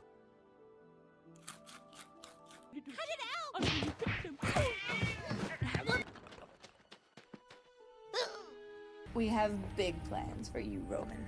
The fuck is that? Just fucking concept art? If you want to really unproductively hate Ruby all day forever, you know, if for some reason you've decided it's your job to be angry and sad all your life, there's tons of animation problems or ugly sequences or shots to poke fun at. But talking about them in this video seems like a distraction, because the show looking perfect wouldn't fix its core writing and storytelling problems, and I've enjoyed much worse looking shows because they told a better story. The biggest problem with the show isn't the animation surrounding these fights, it's the story surrounding these fights. It's the way these fights are being connected, or rather not connected, by the writing. A useful thing to know is that while working on Red vs. Blue, the script would have gaps in it marked Monty action sequence here. I would then find places in that script, places within between the lines in that table read, and start inserting my sequences in the parts where Bernie's script would say Monty action sequence here. Red vs. Blue had a script, but how exactly the fights looked was entirely up to Monty, since he was the best at deciding that stuff. While the rest of the show was being made in the traditional machinima style in the Halo games themselves, Monty was making the best possible fight he could, and these pieces of the show joined together at the end of this process pretty organically. Early Ruby was made using a fairly similar principle. The three main creators had agreed on the story in the broad strokes, and then Monty was doing the fights in the same way,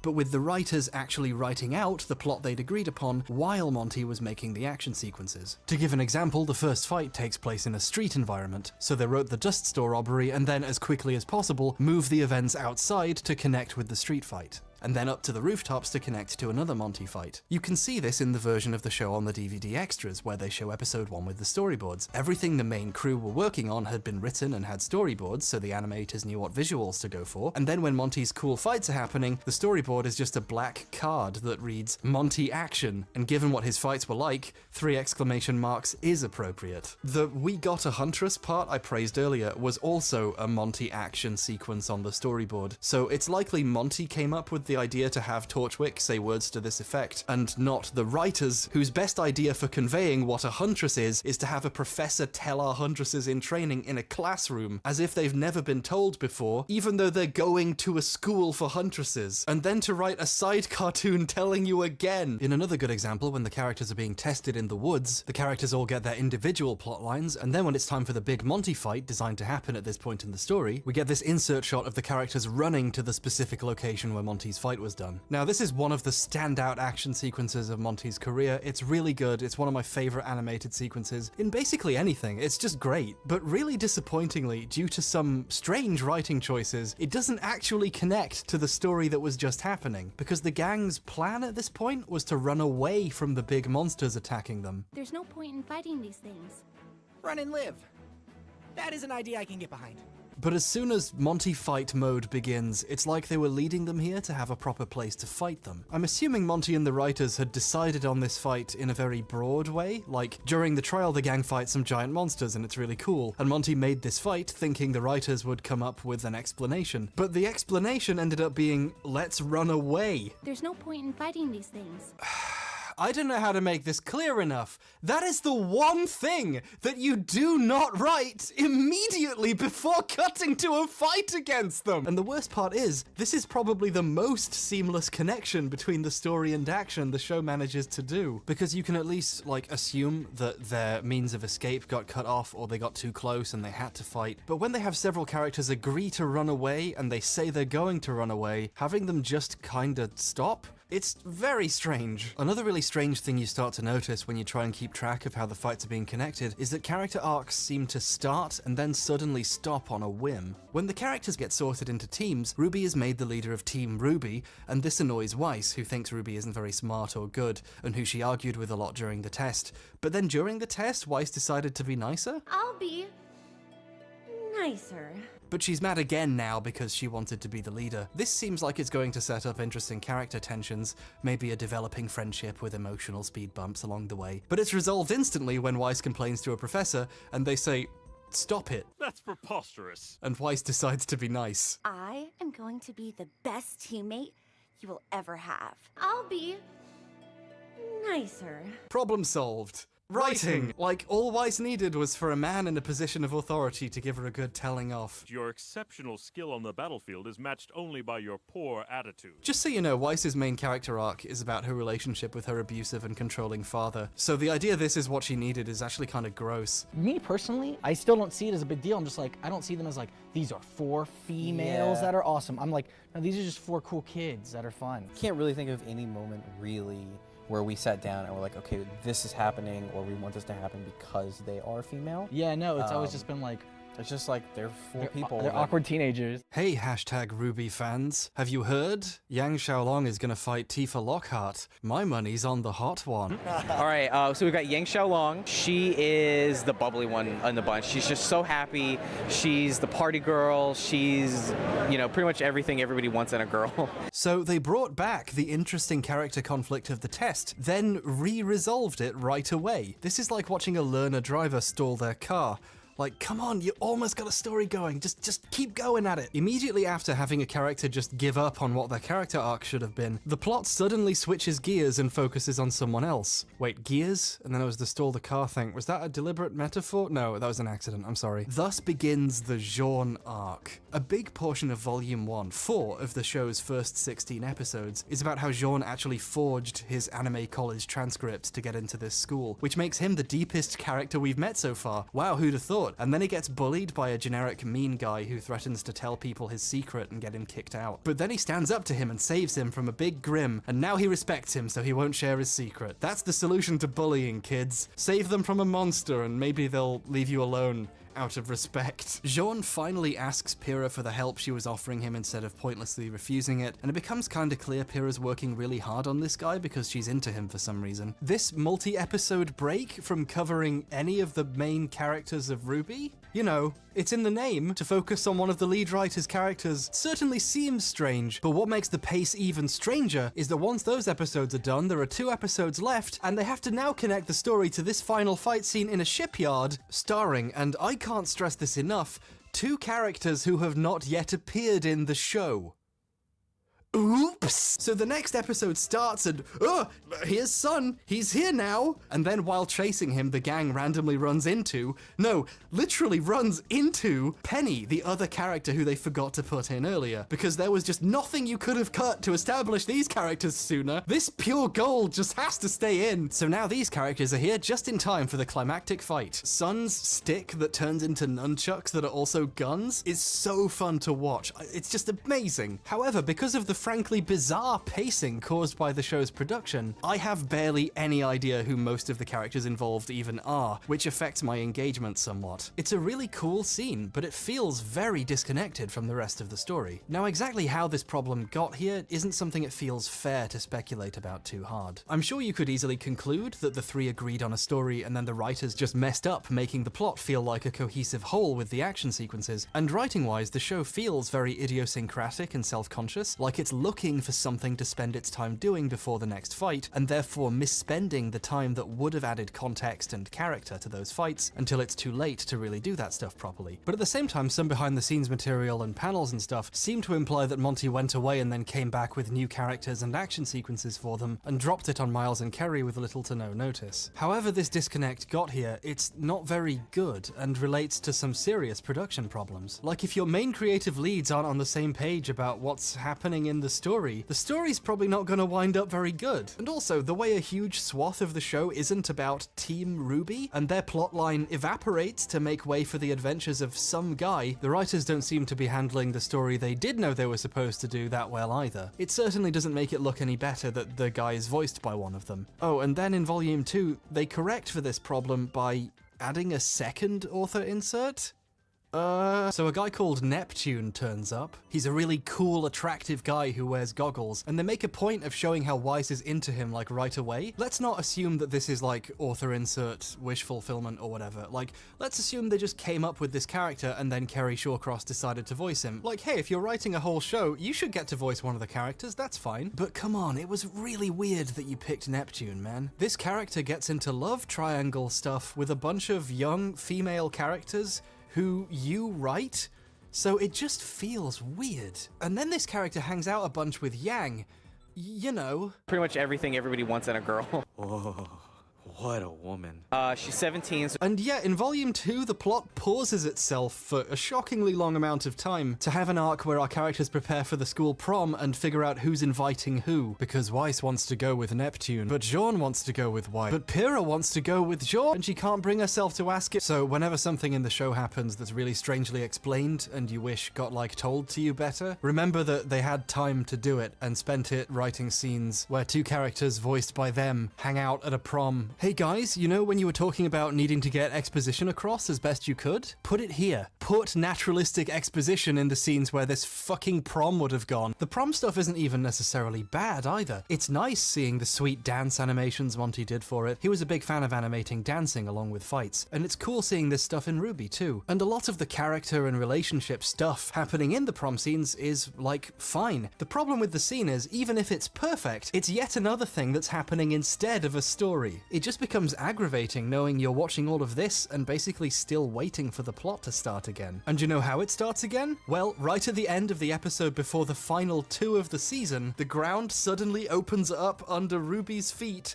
and she falls into the plot. Watching this show knowing that it had a creative lead and 2 writers, and the plot consisted of a bunch of people fucking about, going to the prom, and not doing much else for most of the season? Like, seriously, what were you doing? It turns out there's an entire dead underground civilization the bad guy and his goons are doing an evil plan in, but the next fights that Monty was making were a series of fights on and in a train, riffing on the ideas he'd had during the Black trailer. And those scenes are supposed to happen now.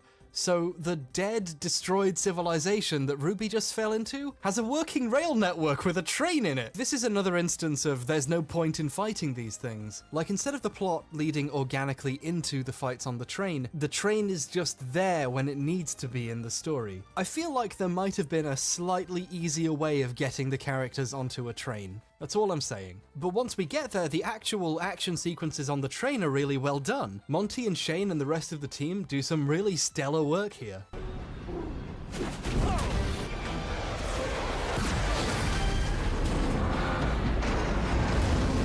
The Zwei scene from yesterday was Shane Newville's idea. Blame him. Thank you, Shane. That scene was amazing. Oh, and thank you, Harley Dwartz, who Shane says helped. This is the second best shot in the entire show, ever. Of all time.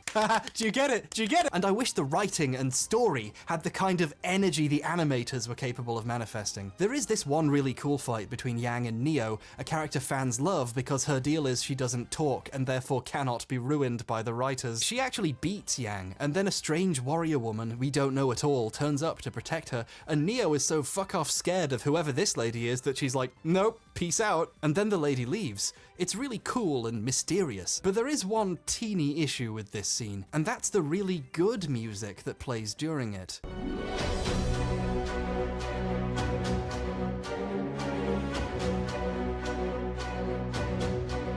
This is genuinely a pretty awesome track. It really builds tension and mystery for what's going on with this character and what her deal is. This track is also the best piece of music that Jeff Williams didn't make. Well, that's not fair to say, that's kind of mean. But when I first heard this song, I couldn't get it out of my head. And I realized that I couldn't because I'd heard it a bunch somewhere else before. And then I remembered that I spent most of 2014 listening to the soundtrack to the Godzilla movie that came out that year.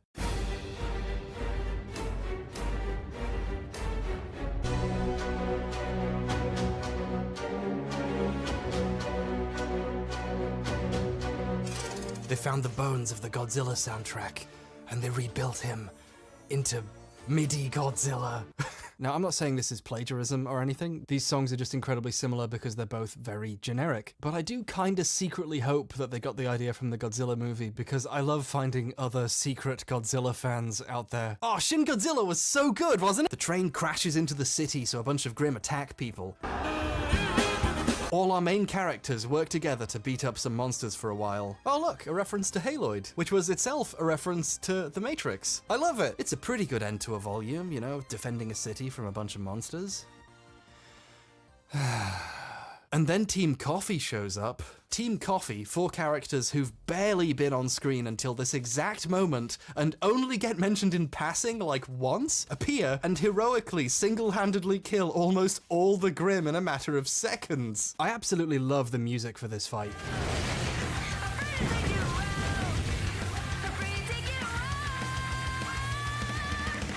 It's awful. It's objectively a terrible song, but I love it. It's like if the Sonic Adventure soundtracks vomited into my mouth, and I want it. This is the climactic action sequence of the volume, by the way. Monsters attack the city, and 4 other characters turn up and save the day. That's the story! Once again, a bunch of characters we barely know are starring in the climactic fight of a season of the show. Who the hell is this guy? What are his weapons? Why does he look like that? What is the point of having a story if this is how it ends every season? If I wanted context-free fighting, I'd watch Dead Fantasy again. The whole point of RWBY is that there were writers helping make it something more than that, connect the fights in an organic and meaningful way. RWBY could have just been a collection of fun fights uploaded on a YouTube channel, and all it would have lost is several hours of baggage. You just destroyed my favorite clothing store. Oh, you can barely tell a man wrote this. There's one particular strange moment in this scene that really encapsulates the problems the writing is having. Why do I write such long sentences? This character, the bunny girl who appeared very briefly in season 1, her name is Velvet. She has a weird case that's got her weapon hidden in it, and when she goes to use it in the fight, her leader, whose name I had to Google because I don't think we're told it until the next season, no, I'm not going to tell you what it is, says, Hey, come on, you spent all semester building that up. Don't waste it here. and proceeds to do all the killing herself with her cool minigun bag thing. It's great. This line is meant to be like a funny nod to the audience, right? Like, we've been building that up for ages, let's not waste it now. It's meant to be a funny joke, but the problem is that joke requires the setup of us having seen that Velvet has a weapon and wanting to find out what it is. But because the story's writing has been so mismanaged, Velvet has been on screen for literally seconds in the show so far. The clip of Velvet you're seeing right now, this is her only appearance in Volume 2. She just walked off screen, right? She's gone. That's it. See you in the climax. So all we get is this scene of the group leaving for a mission and another character mentioning they sure have been away on that mission for a while. Team Coffee's away mission lasted longer than expected. We don't know who this character is. The joke about Velvet's weapon, combined with her and her team's sparse appearance in the show, despite saving the day at the end, is perhaps the clearest look into the early show's production problems. Was this scene planned in advance, and then the writers didn't have room to give Team Coffee a place in the story because there was already too many characters to handle and all the prom stuff? Did Monty and co suddenly drop the climactic fight on the rest of the creators at the last minute, and then they had to scramble to give it any sort of last-minute justification? Did the creative leads all mutually agree that the best way to end a season of the show was for it to star a bunch of random new characters? I don't know, and it doesn't feel right to speculate, but I do know that the way things are means the story sucks. All the plot scenes of the show feel so weightless and contribute so little to the thing that really works, the fight, fights that the story ends up being basically an afterthought. I do have to say though, it does look like at some point in the production process, Team Coffee, or at least Velvet, were meant to play a larger role in the show, and there is evidence that suggests this. The behind-the-scenes production diaries for Volume 2 spend a lot of time specifically covering the creation and development of Velvet. So we thought we would introduce you to the various parts of the production pipeline by following the supporting character of Velvet that we introduced in Volume 1, and follow her from concept to modeling and how she comes to life in the recording booth and in the animation and in the edit. They sifted through hundreds of fan submissions. Over 1,300 submissions. We see the modelers and rigging and artists working on her and her weapons. We see the effort that goes into designing the case for her cool weapon, but we don't want to spoil what's in it. So this is what her weapon's going to be in. We're not showing the weapon yet, because yeah, no. You're not going to see that yet, but we need something for her to carry it in. You know, as if to imply that at some point in the show, we would see Velvet have a box with the weapon in it, and people go, ooh, what's in it? And she'd be like, ah, you'll see. We meet the voice actress, all of this stuff. Hours and hours of multiple artists putting time and attention into creating this character. And all of this work goes into the creation of a character who, due to some kind of natural disaster, is on screen for like 30 seconds maximum and does nothing. Just to give you a sense of how miserably mismanaged the writing was, Velvet is speaking for about 14 seconds of Volume 2 of RWBY. I just showed you all of it. The interview with the voice actress in the behind-the-scenes material is longer than that. I think Volume 2 might have needed a second draft. This fight is technically really cool looking, and I really enjoy the animation, especially this bit where the Grimm's legs flip out. But imagine how much better the scene would have felt if you knew who these characters were, or if this fight felt at all like part of a story. You know? It turns out that even compared to Machinima, making an animated series is like really hard. A whole ton of people have to work together as part of a huge process to get this thing made. And RWBY is a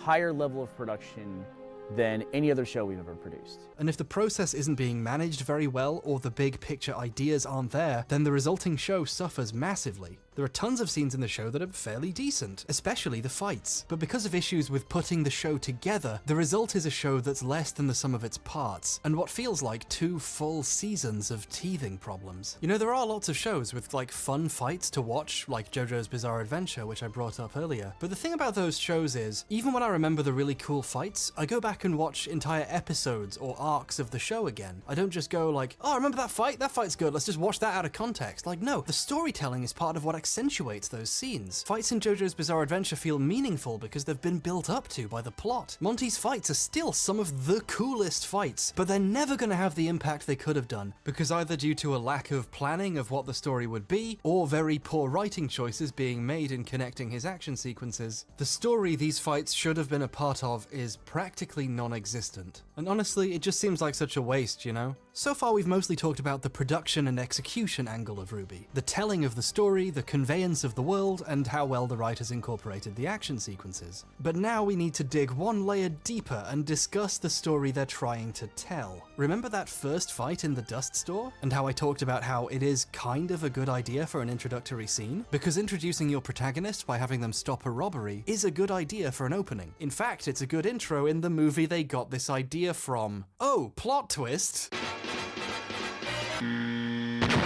Cowboy Bebop is a great anime. It's a 26-episode series, and it also has a feature-length movie. In the movie, they reintroduce the main characters from the show by having there be a convenience store getting held up at gunpoint, and Spike, the main character, comes in with headphones on and shops around, pretending he can't tell what's going on, before expertly taking them all out with some backup from his friend. This is a really good opening scene. The problem with RWBY is that its writers didn't seem to know why it was a good opening. This opening works well in the movie because it takes the opportunity to tell us about our characters and how they think. Spike tells a guy holding an old woman hostage that he doesn't care if he shoots her. Sorry, lady, but we don't protect or serve. This is strictly business. What? Guess you'll just have to chalk it up to bad luck. Which makes you think, oh, wow, maybe this guy has no real regard for human life. But then it turns out he did that to get the guy to turn his gun on him in order to save the lady's life. So really, he has no regard for his own life, and will gladly put himself in extra danger if it means it might help someone else. This scene is good because it's what we call characterization. We're learning about our main character and how he thinks. The action is well animated and nice looking, but that's secondary to the experience of learning about our characters. We're learning how little Spike values his own life.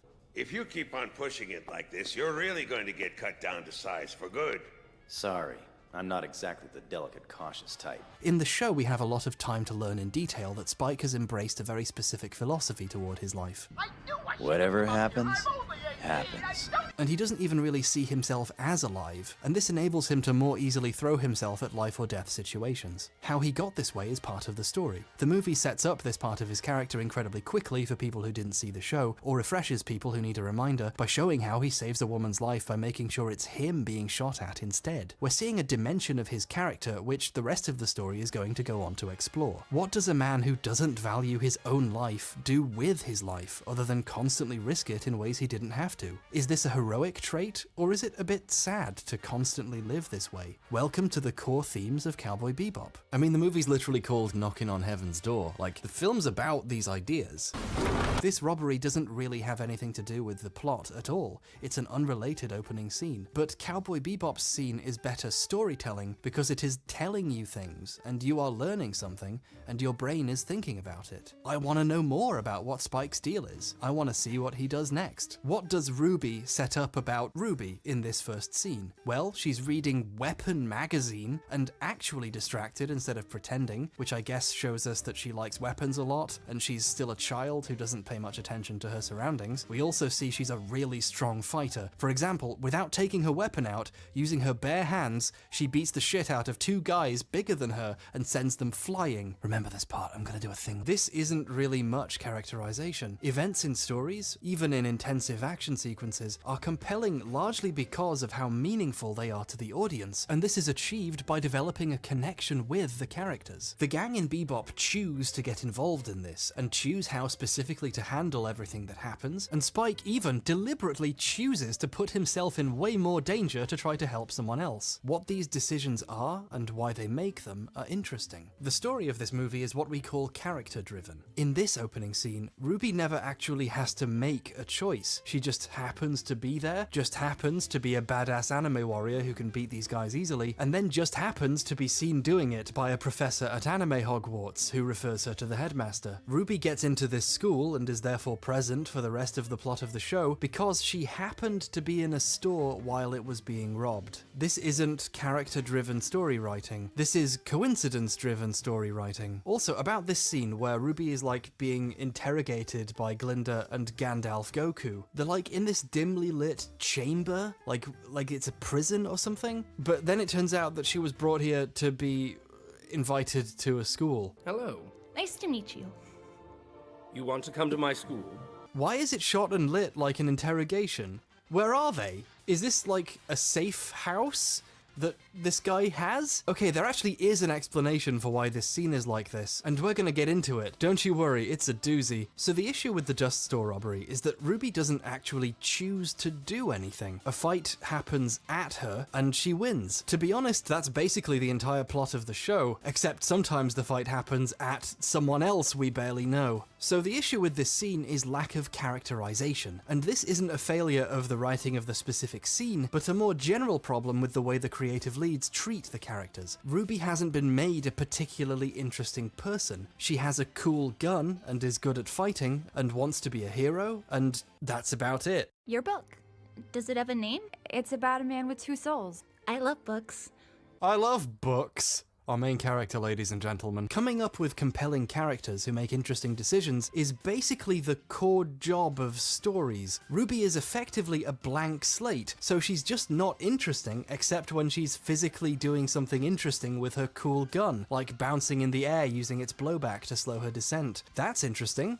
For a couple of seconds. Ruby's so poorly characterized that the writers are still making up their minds multiple seasons in, to the point that even what little we do know about her gets rewritten to try to make her more interesting than she first appeared. For example, when Ruby falls into the plot, she doesn't have a weapon with her, but luckily, as we've seen, she's an expert at hand-to-hand combat and can easily dispatch the... Oh, wait. Between these two scenes, the writers decided it would be more interesting for Ruby to be useless without her weapon. Wow, you are much more manageable without that oversized gardening tool of yours. So now we're in a situation where characters' basic abilities are being rewritten on a whim to try to make the story more interesting. And maybe it is more interesting, and all you have to do to engage with this new story is forget the events of the very first scene in the show. So what little characterization is happening in this scene gets rewritten later. This means even in potentially cool scenes taken directly from one of the best anime ever, the scene doesn't work because the character doesn't have an opportunity to act, to make choices. So yeah, I'm gonna say this scene doesn't work very well because it doesn't have any decently thought out characters in it, and therefore has nothing to tell or show us about them except for the basic aesthetic design of Ruby and her weapon and the coolness of the fight animations. So the writers evidently had seen the opening of Cowboy Bebop the movie, enjoyed it because it's great, nice, and decided to start their show in a similar way, but didn't know why Cowboy Bebop's opening actually worked so well, so they just borrowed the surface components, store robbery, acting distracted, headphones, and cool fight, without using them in a way that does anything specific for the audience. Now, you could say, well, how do you know this is the scene that inspired them? What if the scenes just happen to be similar? Well, if that's the case, the scene still doesn't work, and the comparison still shows how much better the scene could have been if it was being used for actual characterization. But yeah, maybe the similarities are accidental. To prove they aren't, I'd have to somehow demonstrate the creators had seen Cowboy Bebop, and there's just no easy way. If I'd recommend a show to someone looking to get into anime, I'd go with my personal favorite, Cowboy Bebop, because I think it's got enough like Western stuff going on. Just say Spike. I'm just gonna say Spike Spiegel from Cowboy Bebop because he's just like water and he's so cool. My favorite is Cowboy Bebop. My favorite anime is My favorite anime is Cowboy Bebop, and although it's not technically an anime, I also love Avatar: The Last Airbender. Avatar, Okay, so I'm gonna go out on a limb here and say maybe Miles was inspired by his favorite anime while trying to write an anime. You know what? I keep falling back to Bebop, but you shouldn't just run away from your past. Sometimes you just gotta deal with the problems that you started, and if you don't, they will catch up with you. Keep in mind, I'm not saying this is plagiarism. Creative theft is a different thing entirely. I'm saying this is derivative and doesn't even replicate the thing it's trying to. It's certainly not wrong to draw inspiration from other works you like, or even pay deliberate homage to things you enjoy or which seem fitting to reference in a scene. I mean, Cowboy Bebop does this all the time, and the convenience store scene actually references Pulp Fiction, when one of the robbers they don't know about comes out of the bathroom and surprises them, which happens literally 3 times in Pulp Fiction. I'm gonna take a shit. Pretty sure this is a reference, and I should know, I had a lot of very long arguments on now deleted fan forums about whether this counts. And let me just say to Mazin Kaiser X, if you're still out there, I have a YouTube channel now, so fuck you, you little Philistine. I win. What I'm getting at here is that firstly, I've always been cool, but also that there's nothing wrong with wearing your inspiration on your sleeve. What is wrong is doing it without understanding what made the original thing work, because now it's not a cool introduction to a character, story, and setting inspired by another good thing. It's a weird, clunky, and unnecessary scene whose best feature is it reminds people of Cowboy Bebop. But Ruby doesn't just remind me of Bebop, it reminds me of a lot of other anime, and this is a result of the show's design. And then the next day he was like, hey, we should make an anime. So, as prep before writing the show, Monty gave the writers some homework.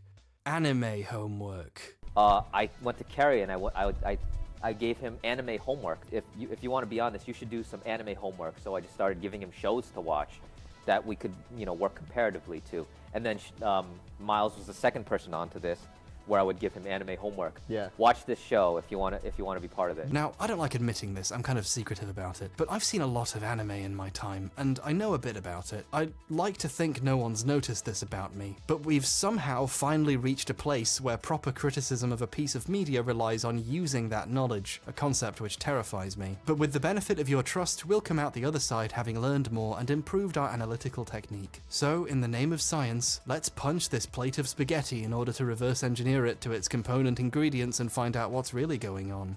It's a reference, but I'm also making a clever metaphor for analysis.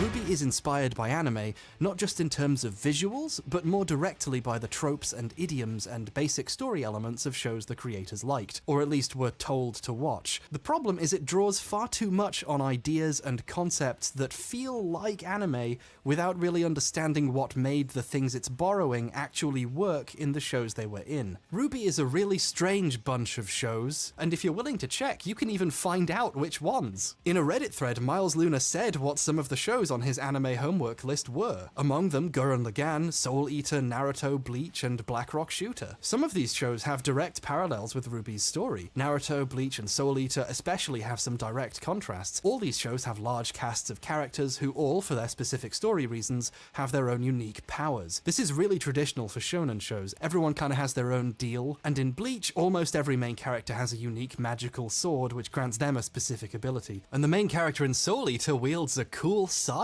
It's not that hard to tell what ideas RWBY is borrowing from these shows, is it? But again, the core elements being borrowed are the really basic Wikipedia-level synopsis ideas, the sort of stuff people who don't watch anime think anime is about, like the school for learning anime fighting, the large cast of characters with cool abilities and powers, the super simple stuff that isn't really why anyone watches something. These shows work because they're really about the characters and their choices and relationships, and they happen to be set against a fun, fantastical background with cool action. Boruto's dad and his army of frenemies live rich inner lives and form interesting connections with each other and the audience as they grow and change. In Soul Eater, the cool weapons are alive, and lots of focus is put on how they relate to and work with their users. And this also happens in Bleach, but you know, in a way where it seems really awesome and you choose to watch it over all the other shonen at the time, and then it crushes your hopes and dreams. And it seems like, in the early RWBY-Weiss relationship, this is what they were going for. The way they bicker in the early trial, and Weiss is angry about not being the leader later. This is honestly, genuinely the beginning of an interesting relationship. But instead of making this an aspect of the show, they fix it and make someone else's life the focus of the show for half of it, and then someone else turns up to do all the fighting. So the thing that makes these shows work, the characters, their relationships, your engagement with the characters as they do fun fights, is absent. It's a stew, but without the most important ingredient. The stew mix. That's the rule, by the way. You're allowed to make food metaphors in criticism, but only when they're actually a clever reference. At best, the main character, who theoretically should be the most interesting, is a lady in a nice outfit with a cool gun. That's a really low ceiling to put on a story. RWBY feels like fanfiction of a show that doesn't exist. Except no, that's not true. There is one specific show it feels a whole lot like fanfiction for. To quote Miles Luna again, if you want to get a feel of what the show will be like,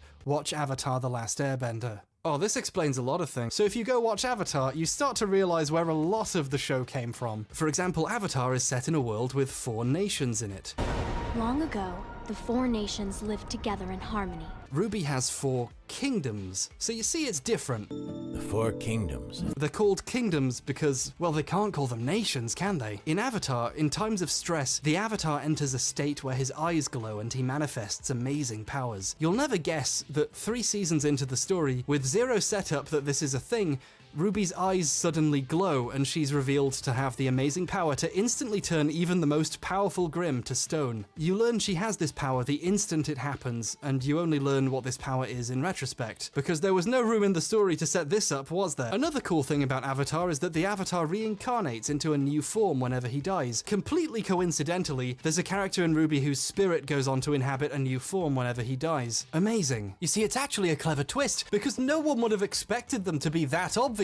So when they really did just do Avatar again, it's a genuine surprise. Oh, another massively important plot element. One of the antagonists is a revolutionary political movement reacting to oppression, led by a man in a mask with horrendous scars underneath. Was I talking about RWBY there? No, I was talking about Avatar: Legend of Korra. But yes, that also happens in RWBY. Oh, actually, you see, the scar is different because it's over one of his eyes. That's slightly different from Avatar, so it's not the same thing, you see. No, what's this picture of Zuko doing here? Then, in later seasons, they decide to take the story in a very different direction, you know, to make it a bit more unique. So now the characters have to travel the world and visit lots of different towns and villages and cultures on their way, which is completely unlike Avatar, because when it happens in Avatar, it's good. Remember when I was positive about the potential of RWBY's story and setting?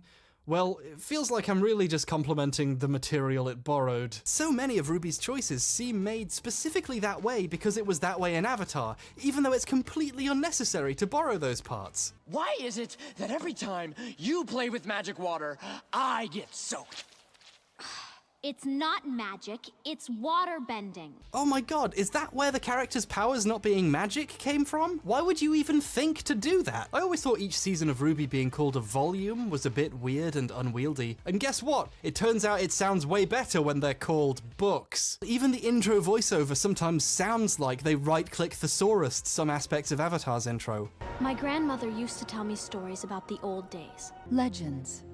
Stories scattered through time.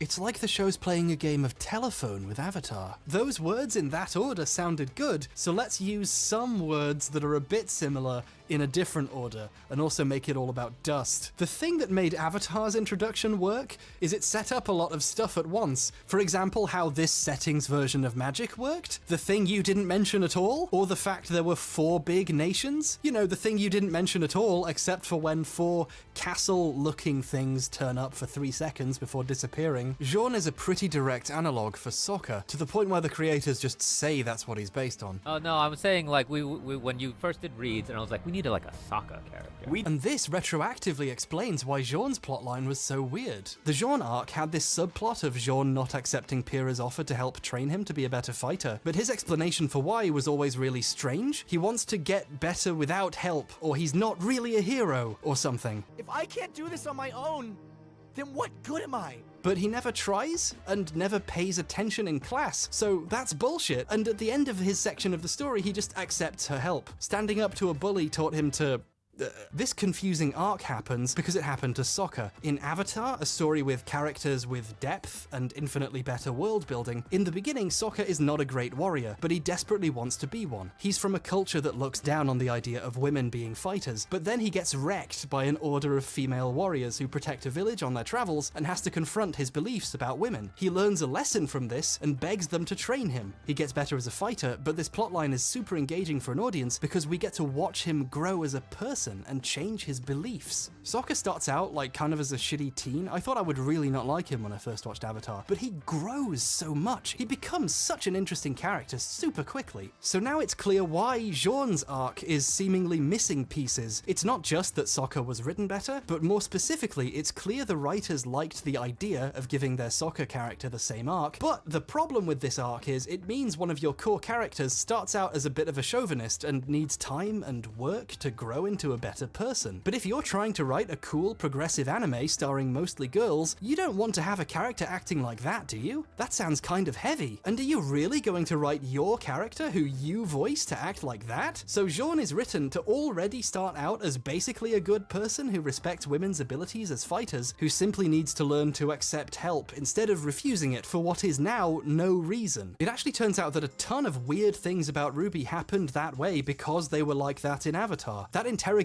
thing in the first episode of RWBY was always a silly choice. Why take her to this weird dimly lit empty room to invite her to a school? But it makes much more sense if you happen to have seen the first episode of Legend of Korra, when Korra gets arrested and interrogated. If a scene in RWBY seems out of place, or like a scene from another show just happened for no reason in the middle of this one, it's probably because it did. So it's pretty clear, to the point they literally admit it, that a big problem with RWBY's writing is that the creators are grasping wildly at shows they like for things to recreate in their show in the hopes of crafting a story. It's only technically been written in one sense of the word. It's more of a reconstituted amalgam of things they thought were cool elsewhere. Grind up all that meat and stuff it into a sausage casing, or I guess in this case a body pillow. No, Miles, what are you doing? This is really embarrassing. Ruby Rose is a 15-year-old girl. If you like anything about RWBY and you haven't seen much anime before because it didn't seem like it was for you, I guarantee you right now, there's a show in this list that the thing you liked about RWBY came from, and you'd like that show a hell of a lot more. And let's be honest, it's probably Avatar. A lot of people I've met who are really big fans of RWBY tend to be not into anime, they don't think it's for them, or they haven't watched it before yet. But if you take the plunge, and then you see how good a show using these ideas could be, you'll very quickly be able to see why a lot of people with a bit more of a frame of reference are so disappointed with this show. Go pick a show from that list and have a better time, seriously.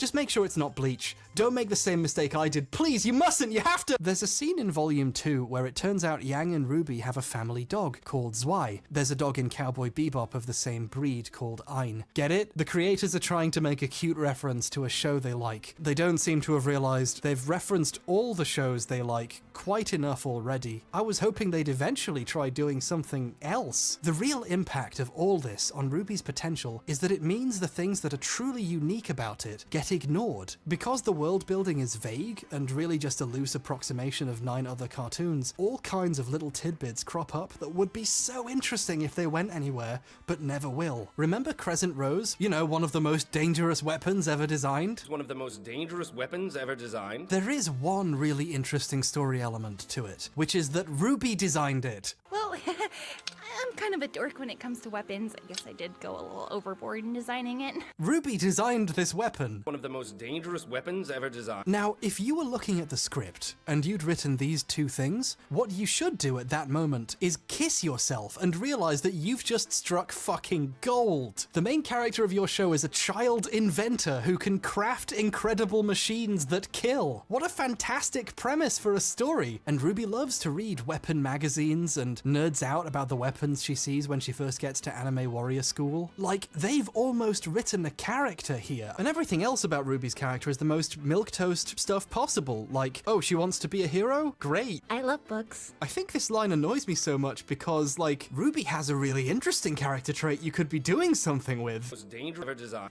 And you're doing this? No, you can't, I forbid it! And when this comes up, Ruby's talking to Jean, whose deal is he just has a regular sword. Like, it's a punchline. And when I was first watching the show, I was really having my doubts about where things were going. But when this happened, I thought, oh, cool. Ruby's gonna help him design a unique weapon that really works for him, and we're gonna see them coming up with it and building it and developing as friends, and that's gonna be so cool. Jean's gonna come into his own and learn things about himself as he does it and grow as a fighter and as a person, and there's something really wholesome about learning a skill and building something in a story. That'll be a really cool thing to follow. And then it didn't happen for a season because they were doing anime bullshit instead, fighting monsters, dealing with bullies, falling asleep during pointless exposition. Oh, and in the show as well. And then for years I kept thinking, when are they going to do it? When are they going to do it? When are they going to use Ruby's interesting character trait that they just seemingly forgot she has? And then, finally, in Volume 4, they go to a blacksmith, and a character who we've never seen before and never will again upgrades Jean's sword using pieces of his girlfriend's armor. And Ruby rarely, if ever, talks about the fact she made Crescent Rose, and she stops nerding out about weapons except for like once per season if the writers remember that was her one unique character trait. But I'm sure you're going somewhere with this Avatar remake. Don't let me distract you. No, I'm not even fucking kidding you. Even the forging of a sword out of some cool material he has is a thing Sokka does in Avatar. It just doesn't stop. It never stops. This show has so many cool concepts that just crop up like that, where if you're paying attention, there's tremendous potential being laid down here. And then they ignore it to just loosely copy stuff from fucking Bleach. Look, that guy has the sword that's a bit like the one from Bleach. Do you remember Bleach? I remember Bleach. Someone please validate me remembering so much Bleach. There's a Roger Ebert quote I always really liked and used in a draft of this video I was working on like 5 years ago, which Lindsay Ellis happened to use first in a video before me, so now it feels like I'm ripping her off. Thanks, Lindsay. Where, when reviewing Battlefield Earth, he makes the comment that the director has learned from better films that directors sometimes tilt their cameras, but he has not learned why. I'm gonna take a shit. I believe Miles when he tells me Avatar is one of his favorite shows, but I'm not convinced he knows why he liked it. Cowboy Bebop is cool because it's about a man who believes his life is already over, throwing himself into life or death situations to feel alive again. Spike Spiegel carries a weight with him, and you have to watch him do his best to pretend he isn't. Cowboy Bebop is not cool because he's good at spinny kicks and his friend has a robot arm. And frankly, the idea that that's what really mattered is personally offensive to me. If you really respect this material, you should borrow the things that gave it meaning, not all of this surface level stuff. This is kind of the important thing to drill in on here. These shows aren't about cool powers or great visuals or engaging fights. They have those, but on a core level, what they're really about is characters. People who you feel things for, who you watch do things, who you can be invested in. If you don't have that base layer of engagement with the people in your story, you don't really have much of anything. If you have a cool fight, but you haven't made people interested in or understand why they're fighting, then you don't even really have the fight, do you? Lots of things in the show are references to other Rooster Teeth properties. There's in-jokes everywhere, posters from other shows, quotes from their podcasts. This store's name is a pun on A Simple Walk into Mordor, that show they did about walking in New Zealand. Even tiny things like Jean's locker number is a reference to the address of Rooster Teeth's old studio. Whatever unique story and potential there is in here, it's taking refuge behind an immense patchwork quilt of references to other things they like, other things their company made, and eventually references to the few things people seemed to like about the show itself. One of the standout moments that people really liked about early RWBY is the part where Nora pokes Ren's nose and says boop. People really liked that because it's a genuinely simple and cute moment that you don't need to know Rooster Teeth lore to enjoy and isn't trying and failing to emulate something else. It's just nice, you know? That's good. It's cute. People also really liked the way Penny introduced herself because it's genuinely a really nice moment. Like Weiss accidentally knocks her over and she just goes, Salutations! That's funny, that's good writing, that's characterization. It's immediately clear that something is up with Penny. It's good. Please stop being sometimes good and getting my hopes up. So, of course, in addition to selling merchandise that quotes these moments, in the second season, Nora starts wearing a boop shirt. They don't have room to make the prom stuff interesting or to connect Monty's fights properly and make them feel like part of a story, but they had room to go, hey, remember when she said boop? Well, it's in stores now. The show is just a continuous list of references to other things that were good. And by the middle of volume 2, it's referencing the few good parts of itself. Writing, like the word writing, is often used to mean a lot of different things. But at its core, writing means making decisions and risking making the wrong one. What's acutely frustrating about RWBY is that Miles and Kerry don't necessarily always make bad decisions. It's that they have done almost everything they can to avoid making them, to abdicate the responsibility of having to write a story of their own. They don't understand exactly why the things they're borrowing actually were enjoyable, which makes it worse, but centrally, they're in this mess because they're going out of their way not to be unique, and thereby failing to do interesting things with, or apparently even notice, the potential that an original animated work made for the internet with no oversight can have. The show could have been anything, and it wants to be anything other than itself, and that wasted potential will never not be tremendously disappointing. When you take no risks and try to say very little while looking like you're saying something important, you get a story element like the Faunus. By later in the first volume, we finally sat in a classroom and learned what the Faunus are, and also seen the bully character mistreating one of them. The Faunus are a stand-in for the oppressed races of the world. Yes, that is correct. I did not misspeak. These guys have to talk about racism now, and I am here for it. I've heard it mentioned that this aspect of the story was originally conceived by Monty, but unfortunately the story is being written by the men who brought you My Semblance is Polarity? The big twist in Volume 1 is that Blake is a Faunus. She gets mad at Weiss for being a racist and runs away and dramatically takes off her bow to reveal cat ears. In addition to her normal ears. Have you guessed which fairy tale character Blake is based on yet? Well, I'll tell you, she's Beauty and the Beast.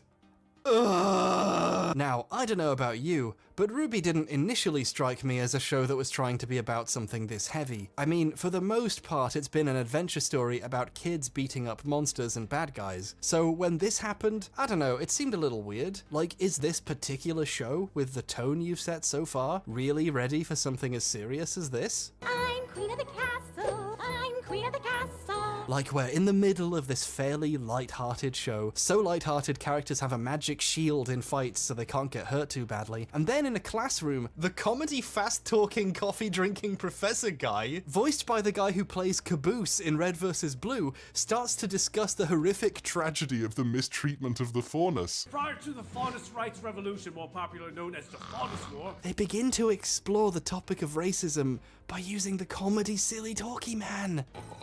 Now, have any among you been subjugated or discriminated because of your Faunus heritage? The issue of racism is a big part of the rest of the story, or at least it tries to be. A central component to the plot is the White Fang, a group of Faunus who do crimes and terrorism in the name of Faunus liberation. The White Fang are presented as antagonists in the story. They work with the bad man from Volume 1 and do a bunch of crimes, including the train thing. A lot of the goons getting fought in fights in Volumes 1, 2, 3, 4, and 5 are White Fang members. When the main characters aren't fighting Grimm, they're beating the shit out of in-universe minorities. But it's okay, you know they're bad, because they all talk in the evil voice. Finally,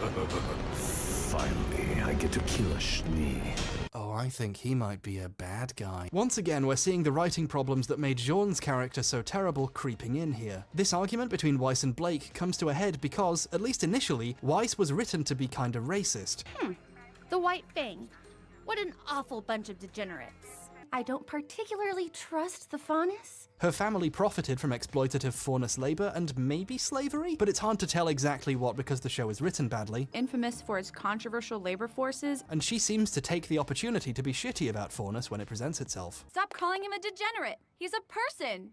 Oh, I'm sorry. Would you like me to stop referring to the trash can as a trash can? But at some point down the line, the writers were smart enough to see a problem with writing a main character with this flaw. Weiss being racist might affect the audience's ability to relate to the character, wouldn't it? The creators want the audience to like this lady as they go on adventures with her and watch her dote on Pup Boy Bebop. How many members of your audience are really gonna want to cosplay as the Weiss supremacist? So her beliefs about the Faunus are quietly dropped off screen, and we are to assume she's anti-racist in future volumes. She just says, hey, whatever, we're a team, let's work together now, and then in the next volume, this side of her character is quietly forgotten. Knowing this show, I presume a man told her off screen not to be a racist anymore, and she went, okay. In Volume 2, she says she wants to become a huntress, specifically to try to do better than her family name has been in the past, and she doesn't like what her father is doing, implicitly saying she became a fighter who protects the world because she wants to not be like her racist family. This is done instead of having her grapple with her prejudice towards a group of people, and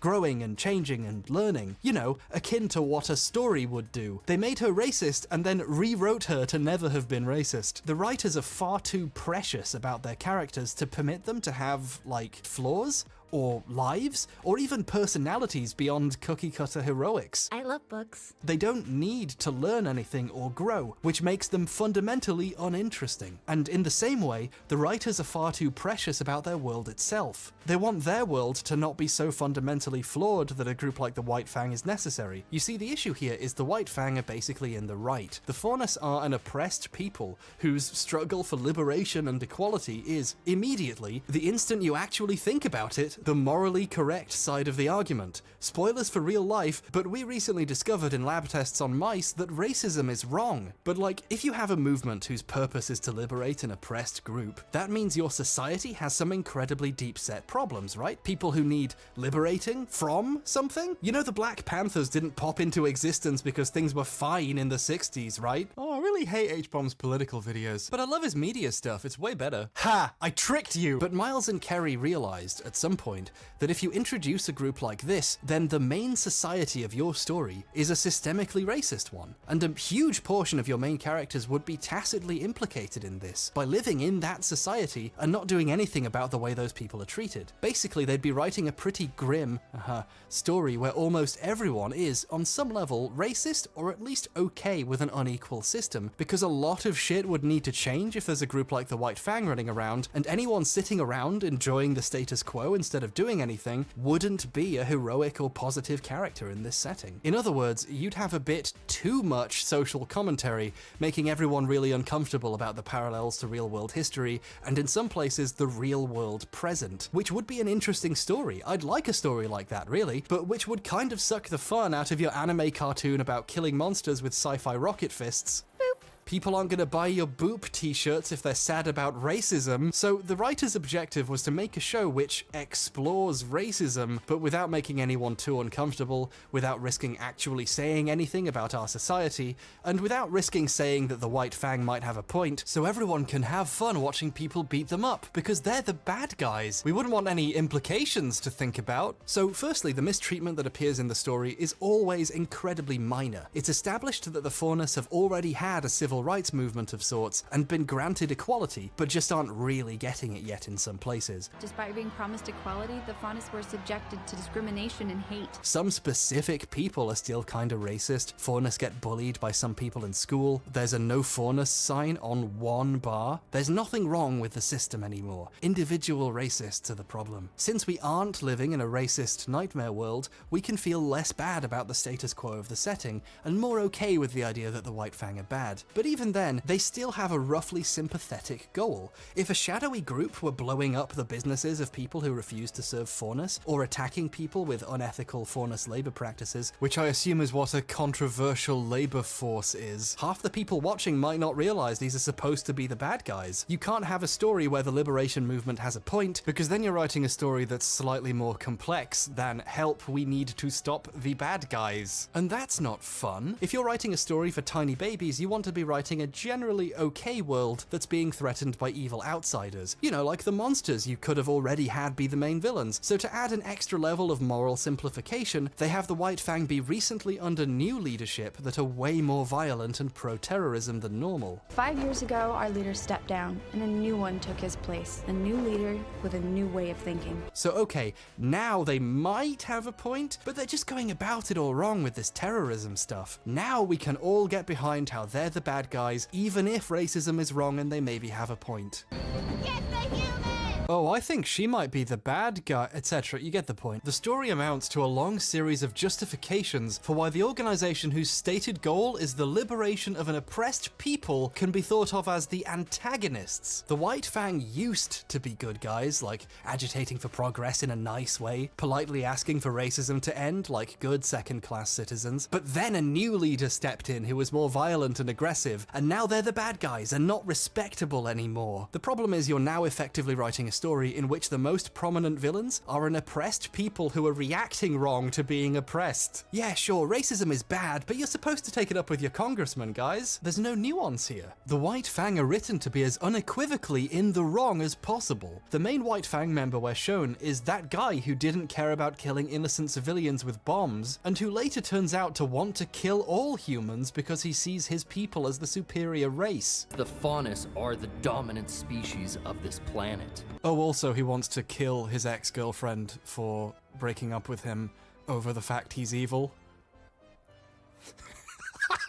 The need to write an obvious villain into the story has burned away any relevance to the issues the show was supposedly trying to explore with this aspect of the story. I will make it my mission to destroy everything you love. What is the show trying to say? Racism is bad, but don't kill civilians or your ex-girlfriend? Okay, if you want to talk about real-world issues, you should actually do it. And if you don't have to. You don't have to have a take on racism. And you especially don't have one when you set your story in a fantasy world where racism is over and the real bad guy is a protest group that turned evil. I never wanted this! I wanted equality! So, hey, remember Velvet? That one character who seems like some members of the team intended to be more of a part of the story, and then she just wasn't? It makes it just a little bit more egregious that the story is kind of about the persecution of her fucking race? Like, how do you fuck this up this badly? And for the record, that is not how human male teenagers would treat bunny girls if they were real. They would wait on them on hand and foot and beg them to step on me. Absolutely no one was holding a gun to Miles and Kerry's heads and saying to make the show about how they think Malcolm X could have toned it down a little. They did this by choice. They were given free rein to write a story and connect the dots on Monty's fights, and this is what they made? Guys, I don't think you have as much to say on this topic as you initially thought. You know, instead of seeing, oh, you know, the humans have a side, they should just respect us more, he turned into, yeah, let's get rid of the humans and then they'll respect us because they'll be dead. Let me just read that back to you just to make that more clear. He turned into, yeah, let's get rid of the humans and then they'll respect us because they'll be dead. Kerry, are you sure you want to go with this? There's also the problem of representation. I'm not going to criticize the show's diversity or lack of it that much, because I don't think that's really my criticism to make, and I don't want to risk making it poorly on behalf of people who could say something better about it than me. There are doubtless plenty of people a whole lot less white than me who like the show and don't think it has a representation problem, although that's not saying much. Most brands of literal cracker are browner than me.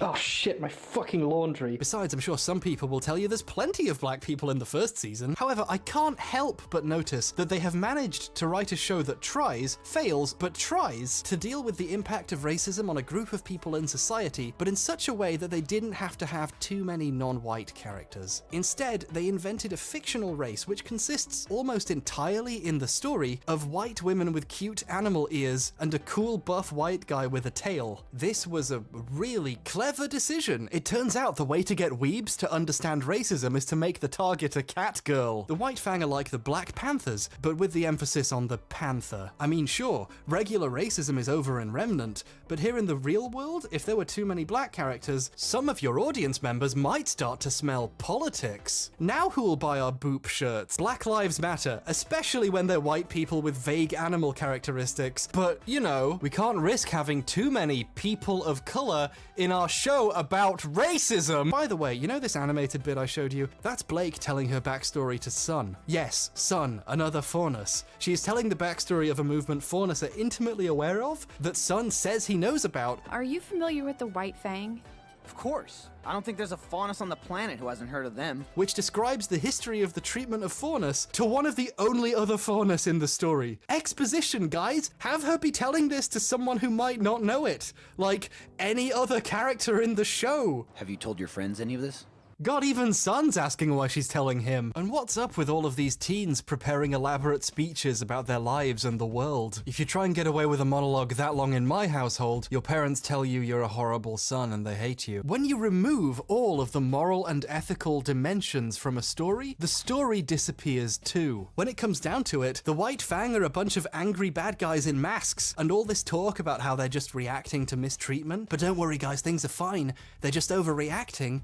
Is boring window dressing on a story that's basically about how we have to stop the bad men from blowing up the city and stealing all of the precious jewels. The gang gleefully kill dozens of White Fang members, throwing them off a train at high speed where their remains will be shattered and smashed into a pulp, unburied in a collapsing tunnel covered in monsters and explosives, and then later the only exit from this monster-infested tunnel is sealed shut, trapping any of the survivors inside to die horrible deaths. And sure, maybe they experienced racism and suffering, but they decided to be evil, so they got what was coming. If you kill one of these guys, your conscience is clean. Oh look, that one was black. Do you feel represented yet? I'm not saying you should have sympathy for these characters and that killing them is wrong. What I'm saying is, it should be at least slightly more complicated than this. And the fact the story is written so that these characters are just evil is a massive flaw. It's like in The Dark Knight Rises.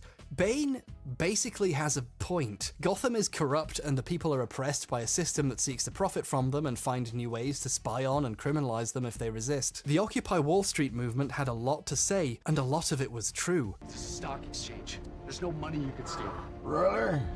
And why are you people here? But if you put that in your film, that means something's deeply wrong with your actual society. So Bane also wants to kill everyone with a nuke. So now when Batman beats the shit out of him and everyone who stands in his way, it's not because Batman is a tool of a corrupt establishment. It's because he's heroically stopping this definitely bad guy from killing everyone. The moral complexity of the story exists purely to sound cool and get thrown away before it gets anyone to think about the actual problems with our world. The Dark Knight Rises is complete bollocks, because a villain who might have a point is consciously rewritten into a bad man in a mask with a big bomb who Batman needs to punch to win. Yay, the good guys hitting the bad guy. Don't think about Wall Street! The writers of RWBY want to look like they're talking about serious real-world problems because that seems cool and clever and meaningful, but they don't want to run the risk of spoiling the cartoon fun, and they certainly don't want to risk the people in their audience who think talking about racism is for SJWs to stop watching. So we're left with generic masked bad guys who want to use a train to blow up a city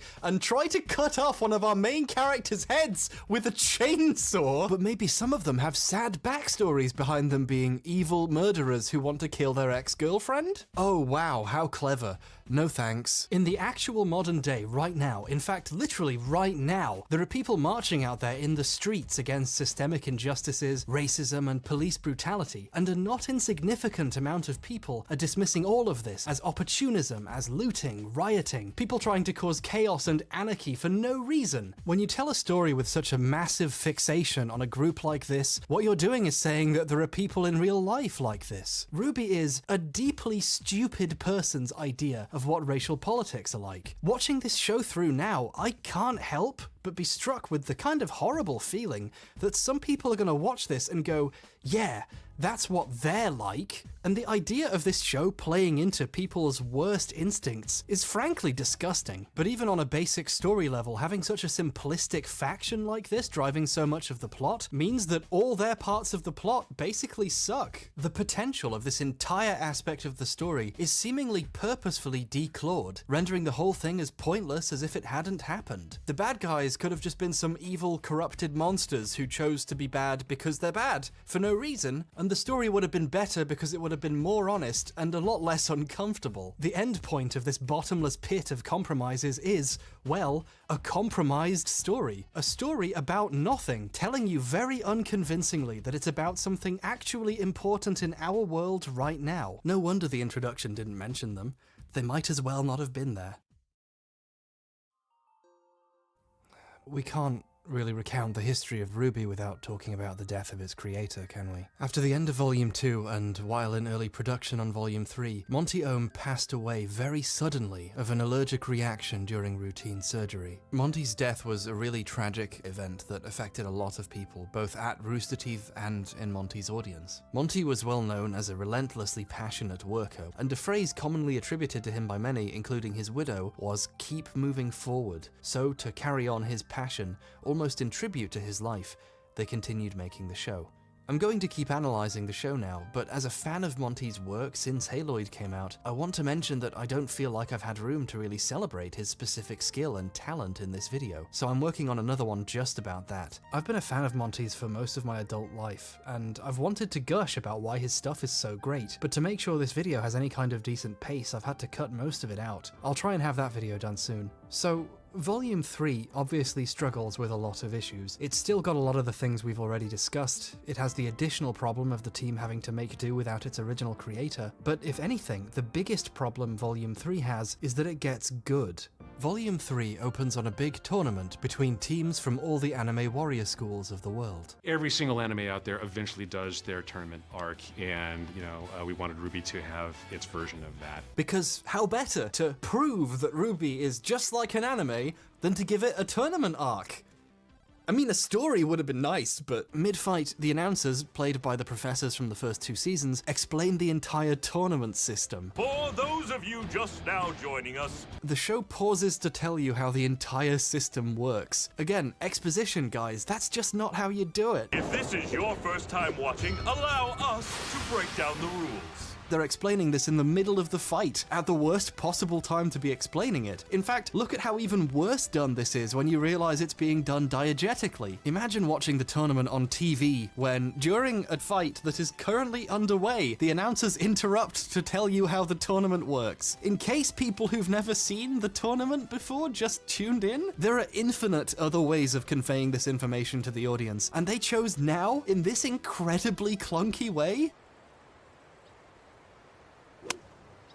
If If you're just joining us, the objective of golf is to get the ball in the hole in as few strokes as possible. Points are tabulated by the amount of strokes under par, and remember, it's the lowest score that wins. Oh, it appears Jimmy has finished the course while I was talking. So the exposition is about as well done as it's always been. The fights also feel written now. Much more emphasis is placed on dialogue and specific moves than before, which slows things down and really messes with the pace. If you're just joining us, one of the big problems with the first 2 volumes was the constant influx of new characters, who aren't on screen enough for you to learn anything interesting about them or care, but manage to suck up enough screen time that the actual characters don't have room to breathe. Remember how Neptune's entire relevance to the story of the show was that Weiss wanted to go to the prom with him? And how after that I never had to bring him up again? So all the screen time that went into him was a waste, wasn't it? The writers have noticed this problem and decided the solution is to add 100 million more characters. Since it's the tournament arc now, just like in real animes, we get new teams to throw into the story for our other characters we kinda know to fight against. And you know exactly which ones you won't see in fights because they're just 2D concept art. But that's not all! We also have more characters who are just here now. Winter Schnee, Weiss's sister, is here to not do much of anything, and just kinda turn up for a couple episodes to give Weiss a pep talk, and explain for the benefit of the audience how their semblance works. To Weiss, the only other person who already knows how it fucking works! Oh, and also to have a pointless fight with Crow, another character who has finally turned up after getting name-dropped a bunch in previous seasons. Here's a thing you probably noticed by now, but every character is usually named for a fairy tale character of some kind. Like Ruby is Red Riding Hood, Nora is Thor, Jeanne d'Arc is Joan of Arc, Blake is fucking bad, and Crow, Glinda, Ozpin, the General, and some others are based vaguely after characters from The Wizard of Oz. Anyway, the gimmick is wearing so thin now that they're really struggling to come up with characters that fit this scheme. In one of the fights, Yang and Weiss fight against Neon Cat, a Faunus character inspired by Nyan Cat, and Flint Cole, the son of a dust store owner who Weiss's family— Wait, Flint Cole? This is like the second black character in the show and his name is Flint Cole! Oh no! Okay, so it's not as bad as it sounds. It's actually a clever reference to Rooster Teeth's Minecraft Let's Play. Dude, I got Cole and Flint? Oh, you're set. That'd be a cool name, Flint Cole. Would it be like a private? Yeah, you'd be like an international private investigator, you'd have to mystery be black, type, though, right? I dig it.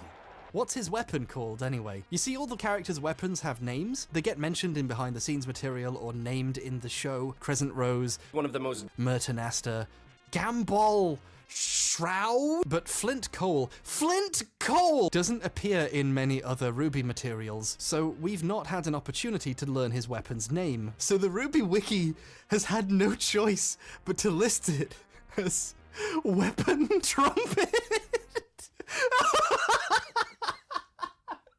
But the thing about Season 3 is that it gets good. Midway through this volume, the plot of Ruby starts. The main characters take Pyrrha aside and say, hey, so what's actually happening here is there are 4 maidens, women with incredible magical powers, not like semblances or dust, they're not magic, this is real magic. Each time a maiden dies, someone else inherits the maiden's power. Oh, so it's just Avatar again? Really? Okay. Each of the maidens represents one of the 4 seasons. It's the 4 seasons, not the 4 elements, so it's not like Avatar. Oh, hang on, there's 4 different elements of dust, aren't there? Wow, it's Avatar all the way down, isn't it? It's really boring, and the rules of who gets to be a maiden and why are really silly, and the exposition of it is bad, but it's not that bad, because the show has now introduced Crow. How does the power choose? Through a series of stupid and convoluted rules. The writers made the genuinely clever decision to have him annoyed and bored by most of the characters and plot of Ruby. Did you miss me? Did you miss me? Nope. Crow spends half the show ridiculing all the characters that have been taking themselves seriously for hours with no one questioning them before. If you were one of my men, I would have you shot. If I was one of your men, I'd shoot myself. So even if you aren't really enjoying the story or the ridiculous amount of plot being dumped in your lap regarding the maidens and Cinder, the real villain of the last 2 seasons who hasn't done much, who it turns out actually has stolen half of a maiden's power and might inherit the other half if the maiden dies, it's not so bad because another character in the scene isn't enjoying it either. It's ironic that everyone else is bird-brained. So it turns out that the story's really always been about these 4 maidens, each representing one of the 4 seasons, and Cinder wanting to cause enough commotion that she can get to the Fall Maiden and kill her to ensure she gets her power. There's some pretty genuine drama now, as Pyrrha is offered the choice to take the maiden's soul into her body, a process which will probably kill her but prevent the power falling into the wrong hands. A character has to choose between having her own life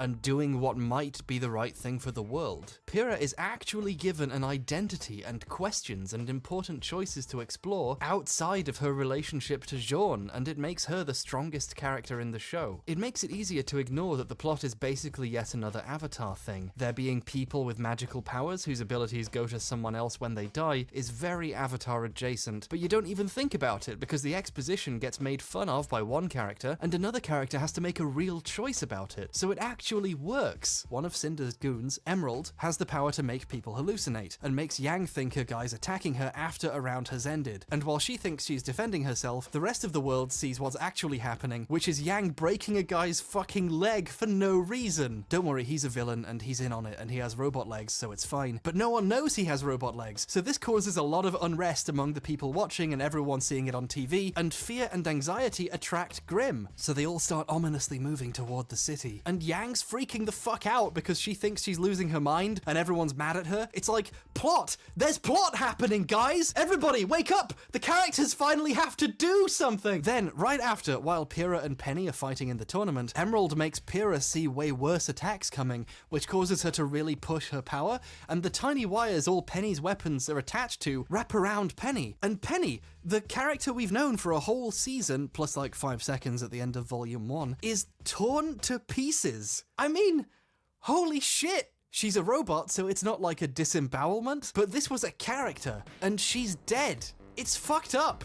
Everyone goes wild, Cinder hacks the mainframe and gives a speech about humans bad, and a million billion Grimm descend on the city and school, and the last hour of Volume 3 starts with a fucking bang. Everything bad is happening to everyone, everywhere, all the time. A main character is fucking dead, in pieces, people are crying. This isn't your daddy's generic, and then bad guys attack the city. This isn't Volume 2 shit. The city is being destroyed. Caligula gets broken out of the prison he was locked in at the end of Season 2 and starts hacking the army robots and blowing ships out of the sky. Everything's happening. Everyone's fucked. Bring them to their knees. The civil rights protesters still talk like they're fucking evil, but I mean, generally it's pretty good. Ruby's threatening a giant bird with one of Penny's swords because she's too distraught to think straight, and then it flies at her, and everyone's lockers ram into it and pin it to the ground, and everyone we've seen so far turns up to fight. Look, even Weapon Trumpet is here. This absolutely incredible shot was done by Dylan Gu. It's my favorite shot in the show, just narrowly edging out the Zwei attack. And there's great setup and payoff to it, because we've known since Volume 1 that characters can call their lockers to them to get their weapon out whenever they want it. So having them be used as weapons and just smash into this thing all at once, it's just so great. So everyone's fighting monsters, there's some great action. Ruby fights,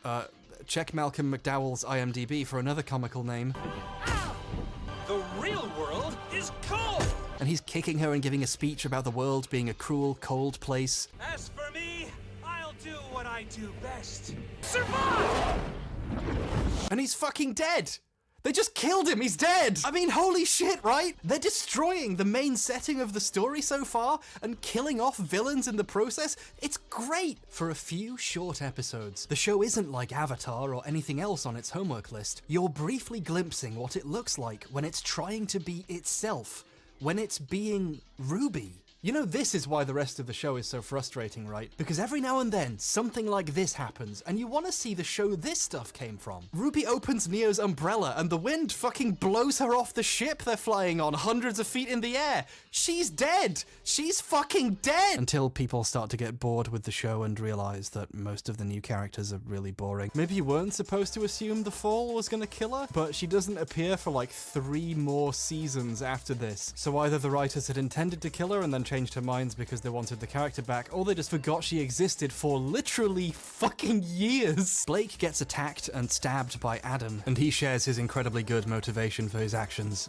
I'm bad and I'm going to kill you. And Yang tries to help, but Adam cuts her arm off. This moment is still so dramatic and visually done so well. They fake out for a second that Blake's head gets cut off, but actually it was one of these illusions and she gets away. But what's amazing about this part of this show is that for a second, I believed that they just might, actually kill one of the 4 main characters. Like, if that's not proof that this show is onto something story-wise for a hot minute, I don't know what is. Seeing Pyrrha trying to do the right thing while living with the fact she just accidentally killed one of her friends, and seeing that affect her thinking, is actually incredible. And from a character perspective, it's the best stuff you'll ever see in this show. It would have been really helped if Pyrrha and Penny had actually been friends, or like on screen together basically at all before the fight where Penny dies. It's an honor to finally meet you.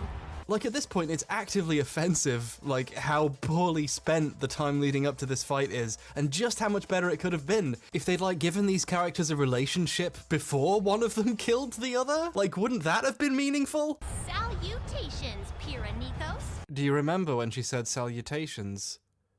Do you remember? Pyrrha decides to let herself become the vessel for the previous maiden, but they're too late and Cinder kills the maiden. And then Pyrrha shoves Miles into his locker where he belongs. I mean, Pyrrha sends Jorn away against his will so he can survive, but not before fully confessing her feelings and kissing him, and tries to take Cinder on, but she fails and gets shot in the heart by an arrow. Ruby turns up just too late to save her and watches as Cinder dissolves Pyrrha's body into nothing. Jesus fucking Christ! They are not messing around pretending this is a show for kids anymore, are they? And then Ruby goes, no! And turns out to have a magic power because she has silver eyes, and this means she can instantly kill Grimm or something. I don't know. You learn about this power existing right now, 7 hours into the show. It's not great, but we've already talked about how weird that is. On the whole, the absolute chaos and world-changing events and the treatment of characters and emotionally interesting story moves that take place in the last 4 and a bit episodes of Volume 3 make it briefly a great show, pure and simple. And this is a weird place to end a video about the problems with a show, by talking about how good it was for a while and how promisingly it left its doors open. But this is really why talking about Ruby is so artistically interesting, because it's always on the cusp of being good like this, and sometimes it really is, but that's also why the show is such a disappointment. That part of Season 3 damns the rest of the surrounding show even more by telling you to have expectations, because for a second you can see how good it really could be. The show hasn't got good exactly, it's just had a really good time making serious changes to the status quo of the story. But you can't sustain a story on red weddings alone. The new story, beginning with Volume 4 onwards, has to actually be good for this to all work out.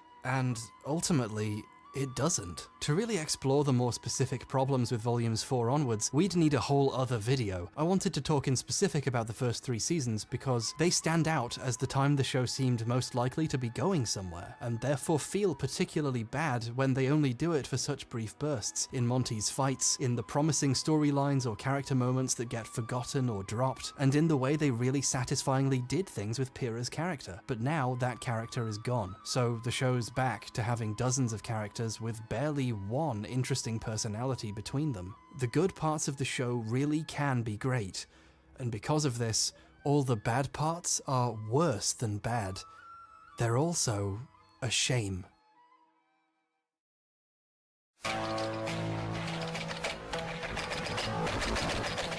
Creating art is like jumping off a cliff and building your wings on the way down. If you want to only start when you know exactly how to get everything right, you never actually will. You never really know what you're doing until after you've started doing it. In the past couple of years of this weird life, I've met quite a few people who knew Monty, and several of them have told me the same story. He'd say that he felt like the first season and a half, first 2 seasons based on who was telling it, weren't turning out super great so far, but it didn't matter if it was bad right now, because in his mind, the whole thing, the act of creation itself even, was a process of learning. If you can really figure out how to make something, really get the production and workflow down, figure out what works in the writing, and through this process find the core of what this thing you're making is really supposed to be, it won't matter how bad it started out, because where it went will be great. There's a certain manic energy, a compelling power in these early seasons of RWBY. Even if you're having a bad time, you feel pulled along, like you just want to see how it ends up. This tone will change. As the show continues to be written and paced in frustrating ways and cheat off the answers on its anime homework, and its most interesting, unique aspects are continuously downplayed or ignored, it becomes more and more clear that you'll never see the show become itself. I didn't watch Monty Ohm's RWBY to see Miles Luna's Avatar, but that's what people are getting. If the creators of RWBY had started learning from their mistakes and taken to heart the good faith criticisms the people who wanted to love their show were making, RWBY could have really been something. But instead, it'll be remembered by a majority of people as a series of really good trailers with some really strange dialogue, some really cool fight scenes to watch out of context on YouTube, and a couple of inexplicably quite good episodes at the end of the 3rd season. The real shame of RWBY is everyone whose work goes unsung because it's in a show that sucks. People like Shane Newville, who left the show and released a massive open letter detailing his feelings about the company's treatment of the show after Monty's passing, or Harley Dwartz, who contributes a lot to making some of the best parts of the show, or the many other animators and artists who are still to this day putting time and effort and attention into things that get ignored, or thrown away, or just executed terribly because the storytelling isn't there. It's clear that a lot of really skilled artists and animators work on RWBY to this day, but the mishandling of the show's story and production means that it fails to reflect their talents, and that is probably the worst thing a show can do. It's important to talk about this show and where it went wrong, because while this is the first attempt to make an animated web series of basically anything like this scale, it won't necessarily be the last, and that means we have to learn all the lessons we can from its production problems and failures, or we'll see them get repeated again. I want there to be a show one day that represents what RWBY could have been, and that means recognizing the show's potential and where it went wrong. RWBY will probably never be the show it promised to be, but with the gift of learning the lessons it has to teach, maybe something else can be. Thank you very much for watching.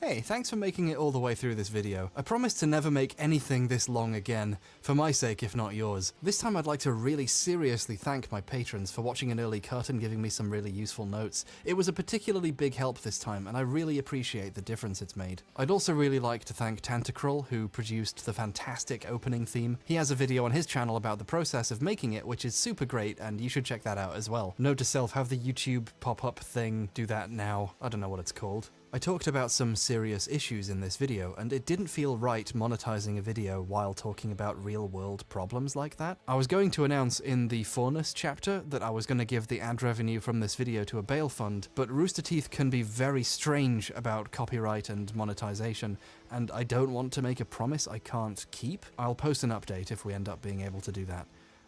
Thanks a lot, and yeah, I love you.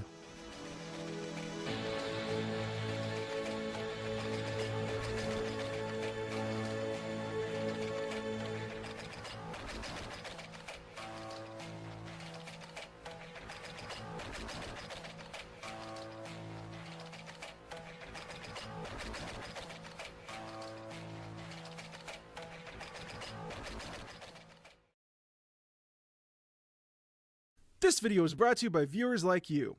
It has been an entire year since Cats was released onto the world, and what a year it has been. And there's something that I keep in the back of my head whenever I see a movie this bad. A film this universally panned. It's this quote that I always heard attributed to the late great Ennio Morricone when it came to music and the movies. And it goes something like this.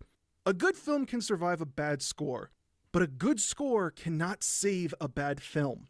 In other words, if you write bad music but it's in a good movie, no one will really care. But if you write an amazing score for a film that did pretty mediocre, people will still probably not care. Film scoring is a really thankless profession. But that kind of gets you thinking when it comes to a film like 2019's Cats. With what might be the worst film of the decade, keeping in mind that it's also a musical, it kind of begs the question, is there a possibility that we all missed something here? Was there a musical diamond in the rough somewhere in this cesspool of a film? Was the music in Cats any good?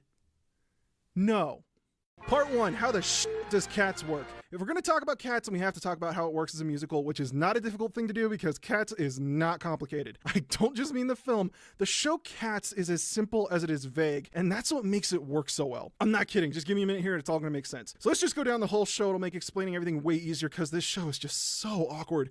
Okay, so we open with this cluster of numbers, the prologue, Jellicle songs for Jellicle Cats, the naming of cats, and the invitation of the Jellicle Ball. And we're introduced to our Jellicle Cats, a club of cats that are all trying to get selected to go to something called the Heaviside Layer, where they can go and be reborn and have a new life. So without a second to spare, we're immediately thrown into a bunch of cats singing and dancing about each other, I guess to try and justify why they should die.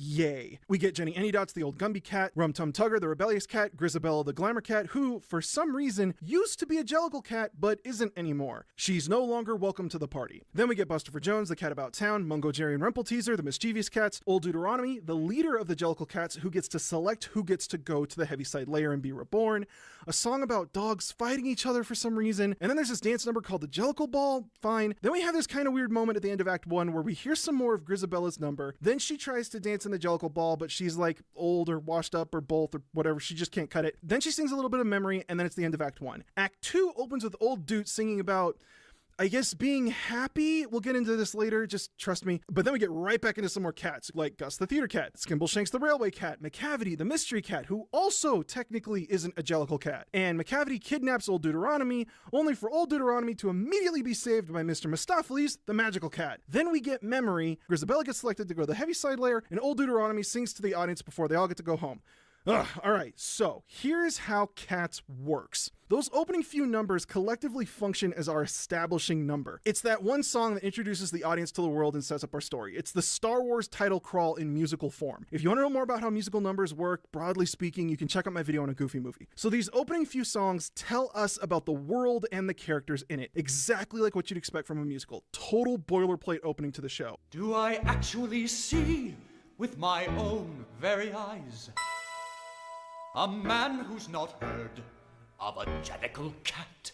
Jellicle cats meet once a year at the Jellicle Ball, where we all rejoice. Do you know how to go to the Heaviside Layer? Because Jellicles can and Jellicles do.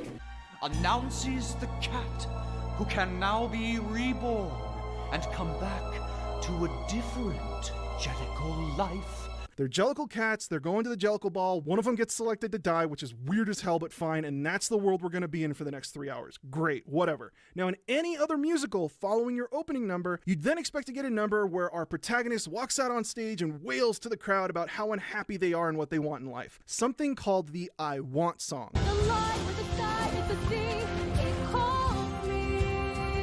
Now you've heard this before even if you don't think you have. I want much more than this provincial life. I want adventure in the great white somewhere. I want so much more than they've got planned.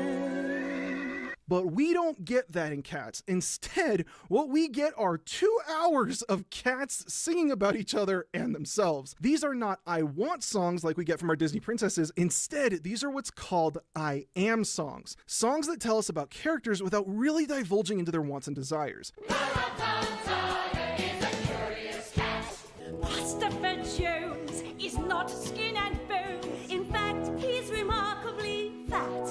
Gus is the cat at the theater door.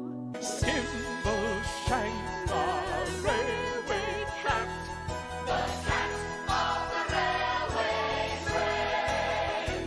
And that's because on top of not having a single protagonist that you would otherwise need the audience to emotionally latch onto, all of the cats in Cats want the same thing. They all want to be selected and go to the Heaviside Layer, which we learned in the opening number. It doesn't make sense to have an I Want song because there's no protagonist. In fact, if you wanted to take this one step further, you could argue that the Jellicle Cats are a character unto themselves, and that this is technically their I Want song, where we find out that they all want the same thing, death. So there are no individual I Want songs in Cats, except for one.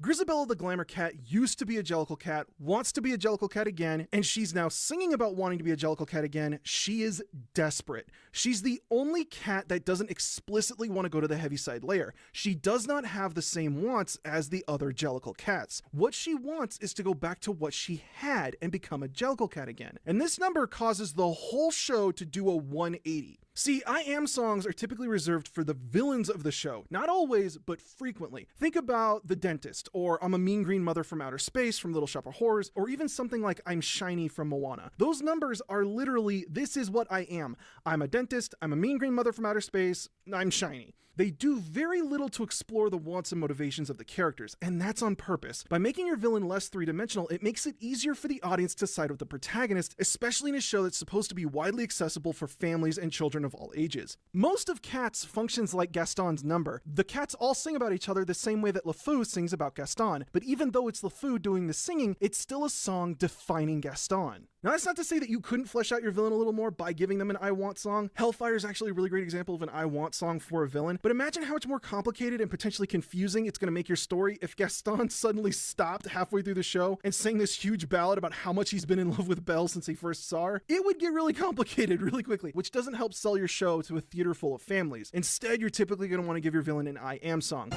We don't like what we don't understand. In fact, it scares us, and this monster is mysterious at least.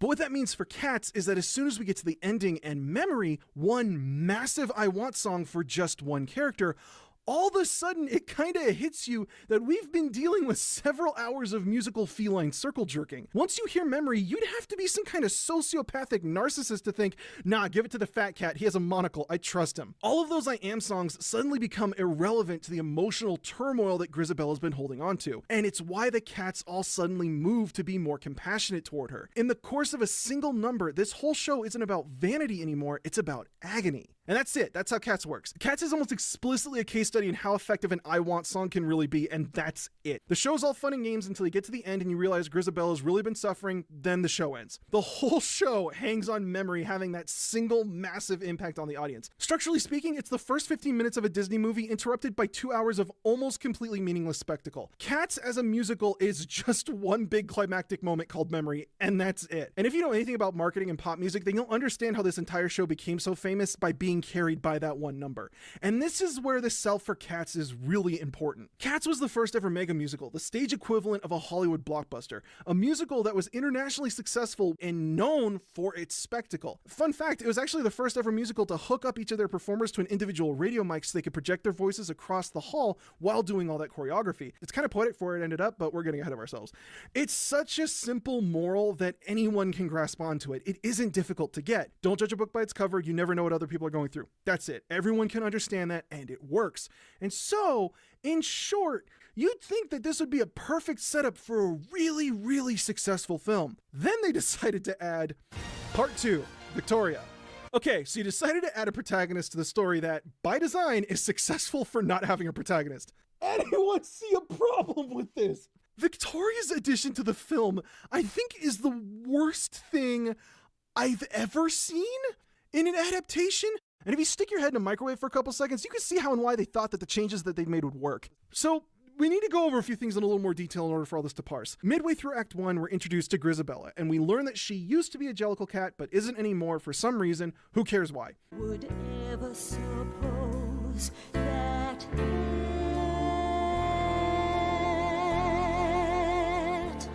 was Grisabella, the glamour. Then, At the end of Act 1, Grisabella tries to join in the Jellicle Ball, and Jellilorum and Jemima sing some of Grisabella's song. And while this is really subtle, it's also super important. Jellilorum is the cat that helps Gus later on. She's sympathetic to the older cats and wants to help them. And Jemima, well, she's going to come back later on. But it demonstrates that even some of the most sympathetic and naive cats know to avoid Grisabella at this point. So after a little bit of Grisabella's number, Grisabella tries to dance but isn't really able to pull it off, and in her frustration, we get the first instance of memory. Midnight, not a sound from the pavement.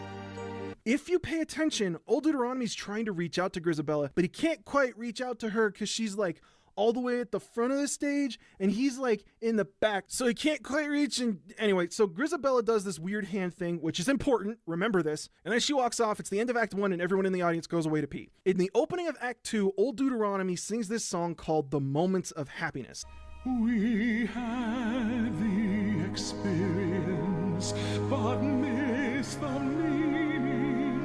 Which is all about how, like, looking back at happiness offers a different perspective on the experience. You will remember your happy memories differently from how you experience them. Fine. Inspired and realizing what's going on, Jemima perks up and starts singing Memory. Let your memory lead you on an appetite. Jemima now realizes that Grisabella is what Old Deuteronomy is looking for as far as making the Jellicle choice. At this moment, Jemima now knows that Grisabella would be perfect for the Jellicle choice at the end of the night. On top of that, if you listen to the music during this number, it's the exact same music as Grisabella the Glamour Cat. Beyond any meaning we can assign to happiness. You see the border of her coat is torn and stained with sand.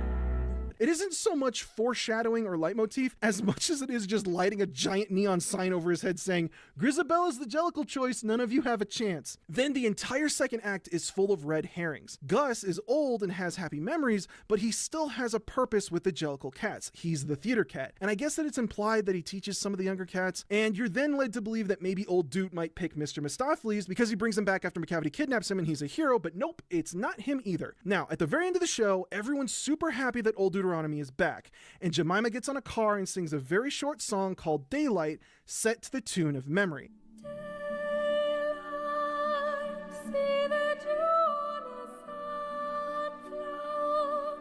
This song is literally saying, it's almost daylight, it's almost time for Old Doot to make the choice. But then Grisabella shows up and ruins the party because she smells bad and the cats disperse.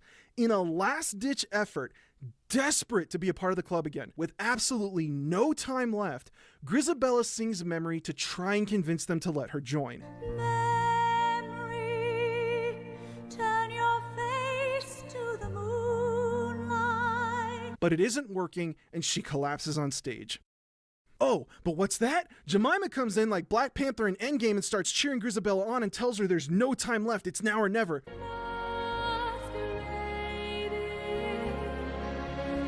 Like a flower. So she modulates up another chromatic median and guns it.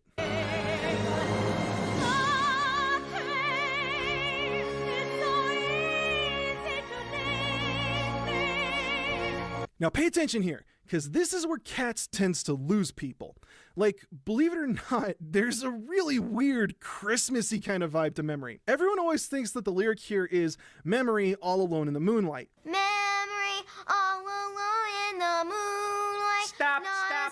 Okay, good. That's not it. That's a different part of the number. Memory, all alone in the moonlight. The lyric here is actually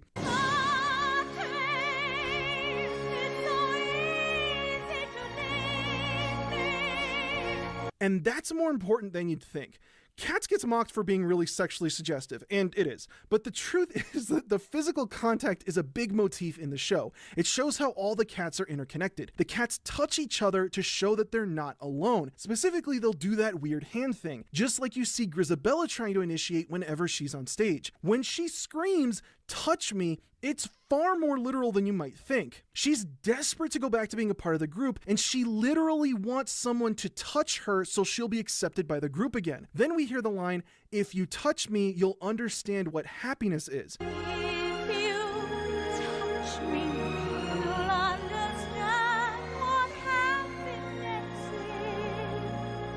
If you're the Jellicle cat that touches her and brings her back into the group, you'd be giving her the greatest gift in honor, having you for a daughter. I'm sorry, I couldn't resist. But now here's where you really need to pay close attention to the show. Whenever Grisabella's on stage, the younger cats all rush to her to try and figure her out and welcome her to the group. But the older cats always stop them before they can touch her and tell them no. When Grisabella comes back on stage for Memory, one of those cats is Victoria. This moment where Victoria touches Grisabella isn't significant because it's Victoria, it's significant because no one stopped Victoria.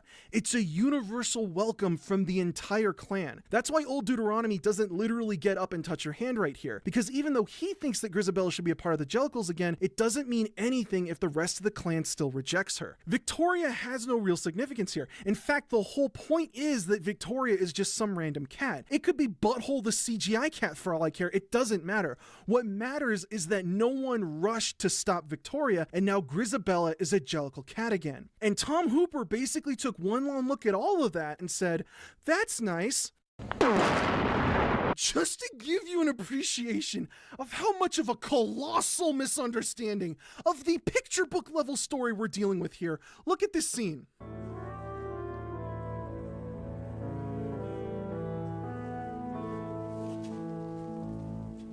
Under no circumstance would Grisabella ever recoil from Victoria. Grisabella's more lonely than Pokimane subs. Cats is successful because it's 90% spectacle and lycra. But if you pay attention, there's actually a story. It's just being told backwards from the perspective of the antagonists. This is what it would look like if you spent an entire Mario game inside Bowser's castle. Things would be really repetitive and weird right up until the last 15 minutes when all the action happened. And Hooper threw all of the story away by adding Victoria. First off, he gets rid of Jemima, which, like, she's critical to getting Grisabella back into the club. Then they give Victoria this audience self-insert aspect to her so that Monkastrap has someone to talk to, but as a protagonist, she's like probably the worst thing anyone's ever done since giving Sonic teeth. On top of that, Victoria and her number, Beautiful Ghosts, almost entirely replaces everything that happens at the end of Act 1 and beginning of Act 2. In no small part, Victoria's character completely replaces any and all relationship Old Deuteronomy has with Grisabella, while also overshadowing and misinterpreting Jemima's role in the stage show. The whole point of adding Victoria was to make the show more accessible. If you're gonna do that, then it stands to reason that you're gonna bend this show to be more like a standard musical, or at the very least move it in the direction of one of those Disney movies. So we really should get a number for Victoria before anyone else. Her I Want song to tell us that she wants to be a Jellicle cat, because everybody wants to be a cat, because Cat's the only cat who knows. I'm gonna stop, I'm sorry. Anyway, so by not giving us a Victoria Disney Princess, the Wizard and I Want song moment until halfway through the show, there's like no attachment to her whatsoever. Who gives a crap about her? She basically doesn't have a personality. Then her I Want song, Beautiful Ghosts, is basically telling Grisabella, "Oh yeah, well your life has actually been really great. I was dropped off in a bag with no friends or family. At least you have beautiful ghosts." But at least you have beautiful ghosts. Which, like, excuse me, miss, this is a Wendy's. Belittling the emotional core of your show is, stupid, but it's a nuanced stupid, because they aren't just diminishing Grisabella's plight, they're also breaking Victoria's already senseless character. Does Victoria know what's up with the Jellicle cats or not? She's supposed to be the naive one that doesn't know anything so that we can have everything explained to the audience. But at the same time, she's sitting here lecturing Grisabella about her life like she knows, but she doesn't. Or does she? Does Monkastrap need to show her the ropes, or does she already have it down? Because she seems to know all the words when it matters. Does Victoria know what's going on or not? Because if she does, then her whole I Want song is basically saying, yeah, being a Jellicle cat does sound awesome, and you did totally screw it up. Sucks to be you. Which is a really callous thing to do to the backbone of your show. Then when Old Deuteronomy gives us that limp-wristed delivery of the moments of happiness, and don't worry, we're gonna get to that, it almost feels like it's for Victoria, not Grizabella. Victoria is, at best, a severely confused character that makes almost no sense and comes at the cost of the core of the only story that you really get in Cats. So not only does Victoria's inclusion detract from the central point of Grizabella's emotional storyline, it actually invalidates it. It actively works against everything that makes this show work, which is why it's all so confusing. This whole show is just memory and 2.5 hours of justifying memory, and you've almost single-handedly annihilated basically everything about how it works. The lyric is literally touch me, and Grizabella here does not want to be touched. How simple do you need this to be? Oh, but if you pay attention to what happens right before Jennifer Hudson screams, touch me, you'll find that Victoria is actually touching her. How did you get this so wrong?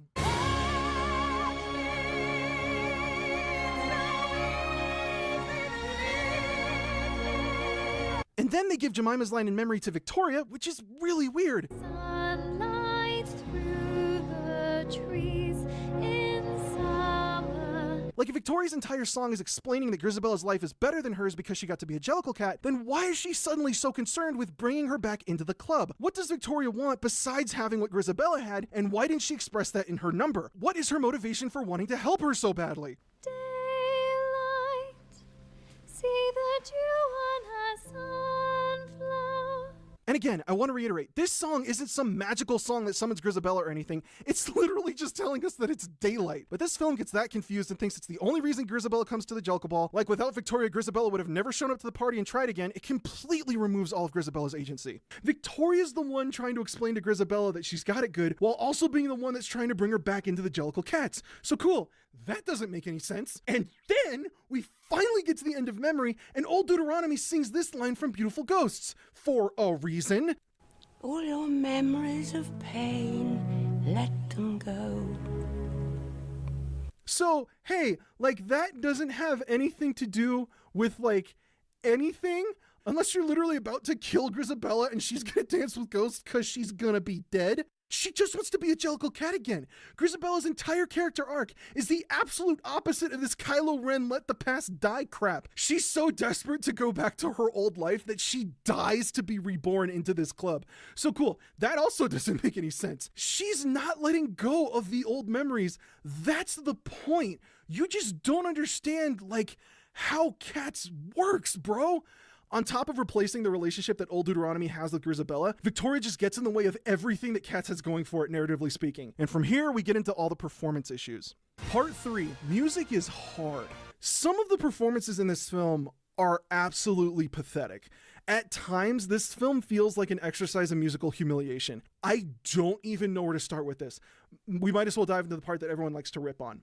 When the day's hustle and bustle is done, then the Gumby Cat's work is but hardly begun. I'm speechless. Not just because this is a bad performance, it is, but there's something really awkward about it. If you haven't noticed yet, she's not singing the melody. But when the day's hustle and bustle is done, then the Gumby Cat's work is but hardly begun. And when all the family's in bed and asleep, she tucks up her skirts to the basement to creep. And when all the family's in bed and asleep, I tuck up my skirts to the basement to creep.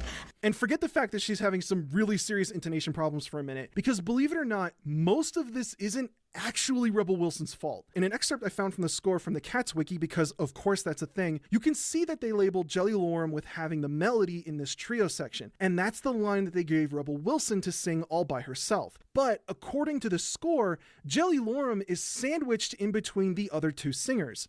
She's deeply concerned with the ways of the mice. Their behavior's not good and their manners not nice. If you're like me and hear this top voice as the melody, then when you listen to Rebel Wilson's performance, it doesn't sound like she's singing the melody. It sounds like she's singing one of the harmonies with no one actually singing the melody. In short, in changing this from a trio to a solo, they've opened up a situation where some people are going to hear this as a melody with no harmony, and others are going to hear this as a harmony with no melody. Combine that with the fact that Wilson here is already having some difficulty with this number, and Hooper's not giving her any of that perfect pitch treatment. Whatever we deny or embrace, the worse of the better. Yeah, some of you didn't believe me when I said that they auto-tune everybody, but all of this just leads to a really, really rough performance. It's like bizarre. I want to use the word unacceptable, but that doesn't feel strong enough. It's like your actor forgetting their lines halfway through a take and keeping that in the final cut of the film. We're like collectively having to go through that middle school music theory exercise of find the melody in real time, and it's just not something that I'd expect to be a problem for a film with a $100 million budget. Maybe the top line was outside of Rebel Wilson's range, so they made her sing one of the harmonies, or maybe they literally just looked at the label and saw melody, and that's what they gave to her. Fine, but either way, it's like, why? And I can't believe that I'm saying this, but this is barely the tip of the iceberg when it comes to this number. There's a great little moment here that I haven't seen a lot of people talk about. Listen to this part where she says, "They can't keep me in this kitchen." I can't keep being in this kitchen.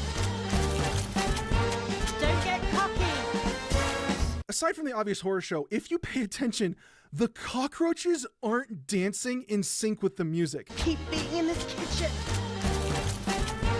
Don't get cocky. And I don't just mean the animation, the tap dancing is offbeat. Don't get cocky. The whole point of putting together this night terror on Valium, the whole point of this rotoscope digital fur technology was to capture the essence of live dancing, which right here literally isn't in sync with the music. This is the first number, and we aren't sure if we're hearing the melody, and the dancers aren't in sync with the music. Should we just stop and call it here? Is there any point of continuing? Oh, sure there is. Because, like, hey, if we can't figure out if the star is singing the melody, and we can't get the dancers to keep to a beat, why don't we just add random music for absolutely no reason? Tiddly-dop, tiddly-dop, tiddly-dop, wop-boo. Tiddly-dop, tiddly-dop, tiddly-dop, wop-boo. It's tough to figure out if you did the melody thing on purpose with your actor, so it kind of sounds like she's singing a harmony to herself, and you can't get the tap dancers to tap to a beat, but you still think that you're good enough to add child-faced mice scatting to this horror show. Yeah, good choice there, bud. Believe it or not, there's a point to the structure in Jenny Anidots' number. It opens with Munkustrap singing at a slower tempo before it speeds up and gets picked up by the trio, only to slow down again when it gets picked up by Munkustrap, and then they pass the number back and forth. I have a Gumby cat in mind. Her name is Jenny Anidots. So she's born from the lot of disorderly louts, a troop of well-disciplined, helpful Boy Scouts. The whole point is that these two tempi and the different performers reflect Jenny Anidots' character. During the day, she sleeps around, like literally is asleep in different places in her home, lazing about. All day she sits beneath the stair, or on the steps, or on the mat. But then at night, she teaches the cockroaches and mice, like, things that would help them get a job or something. But when the day's hustle and bustle is done, then the Gumby Cat's work is but hardly begun. There's a dichotomy to this character that's represented in the music. They also represent it in the costuming when she takes off one of the costumes on stage. So by having Rebel Wilson constantly speed up and slow down however and whenever she wants to the basement to creep. I am deeply concerned with the ways of the mice. She's deeply concerned with the ways of the mice. Their behavior's not good and their manners not nice. because I guess someone thought it would make the performance gooder, you're throwing the entire purpose of the structure of this song out the window. The entire effect that makes this piece of music work is just gone. This is such an amazing failure at such a basic level, it verges on parody. Like, are we supposed to be the joke here? Even if they didn't look like something that crawled out of Willy Wonka's tunnel, the music is almost pitiful. Then we get Rum Tum Tugger and Bustopher Jones that are constantly interrupted by Rebel Wilson and James Corden's improv. I can dance how he dances too. Let me see. Yep, okay, nice and good. Everybody ready? And 5, 6, 7, and just before. And I don't want to spend too much time on this because other people have already pointed out how awkward the improv is, but I really want to focus on Hooper cutting the music the way he does in this show, because I just can't believe how much he decided to cut up the music in this musical. So many numbers in this musical were interrupted for completely pointless reasons, and it absolutely ruins the music in this show. Like, Hooper looked to one of his assistants and was like, hey, you know what would make the music better? Less of it. Like, the absolute worst culprit here has to be Mr. Mistopheles, which at times feels more agonizing than watching Artax in that swamp because it starts and stops over and over. Mr. Mistopheles. And over and over and over again.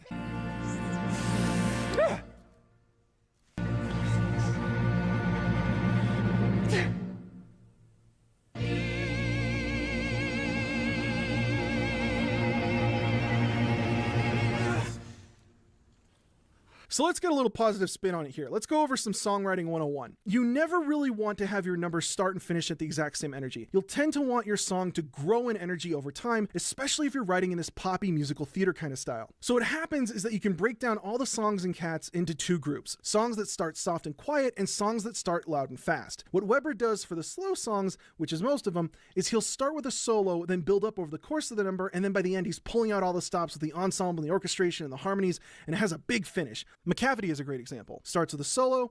McCavity's a mystery cat. He's called the hidden paw. And by the end, everyone's on board.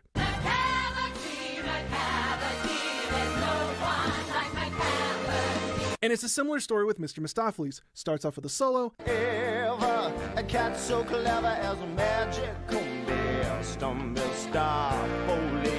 And by the end of the whole number, you get the whole ensemble. The brass is coming out of the orchestra. Rum Tum Tugger is rum tum tugging the harmonies. It's great.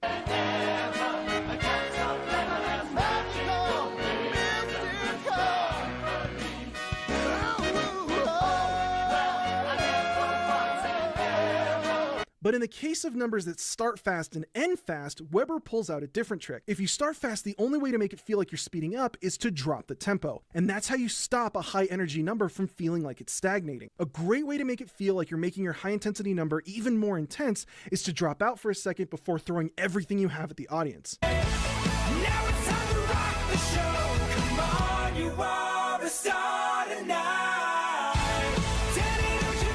With numbers like Rum Tum Tugger and Skimbleshanks that start fast and end fast, Weber gives them a reason to slow down so that we can get that sense of musical acceleration. Rum Tum Tugger gets this little moment. Sniff and sniff.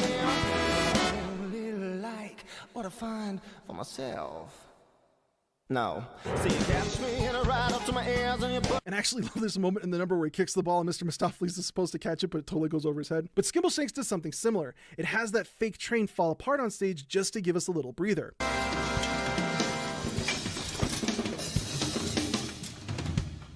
And Weber doubles down on Mr. Mistopheles by completely cutting out when Mistopheles brings Old Deuteronomy back.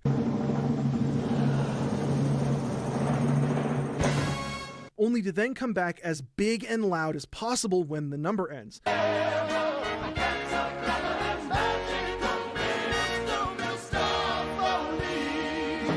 Even if you don't get something like a literal tempo change, you might break for a dance number, which keeps the music going even if the vocals stop. And that's really important because since the music continues, while the energy might feel like it could be dipping a little bit, it maintains the impression that it's all one continuous piece of music because the music never stops. That's not what happens in the film, because Mr. Mistopheles starts and stops over and over and over again, and it loses any and all momentum that it builds up over and over and over again. We're restarting the tune from the very beginning 6 times. It's clear what Hooper thinks he's doing here. He thinks that he's dangling a carrot on a stick in front of his audience, taunting them with one of the more popular numbers, but it ruins how the number actually works. Instead of baiting his audience by prolonging one long, exciting piece of music, he's giving us 6 smaller, repetitive, boring pieces of music. On top of that, every time it restarts, it's with a soloist who doesn't sound like they're plugged into a click track, so it just drags and drags.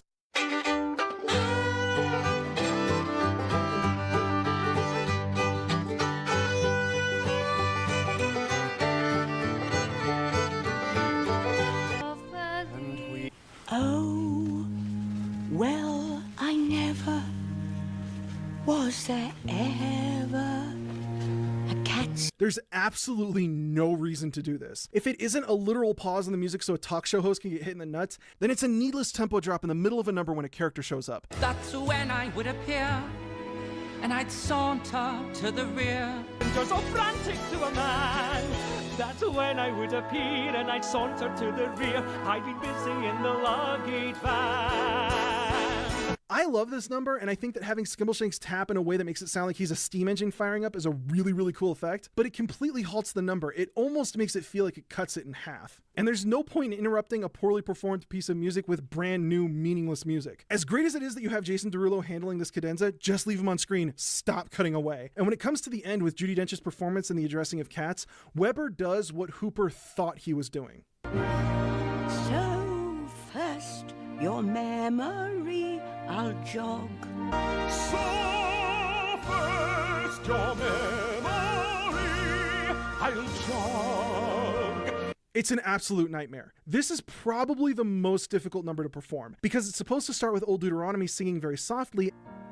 You've heard of several kinds of cat. And then he continuously builds and builds over the course of his solo. But how do you address a cat? Until he's at his absolute maximum. And say a cat is not a dog. And then the ensemble repeats his last couplet.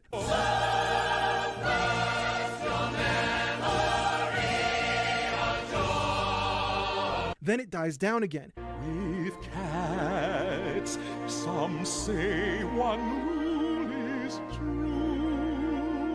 And it continues like the beginning. Old Dude starts soft, builds throughout the solo before he's at his max. The ensemble comes in, but then this time he continues singing and he starts singing the harmony only to end on this absolutely huge note. I think it's a high B.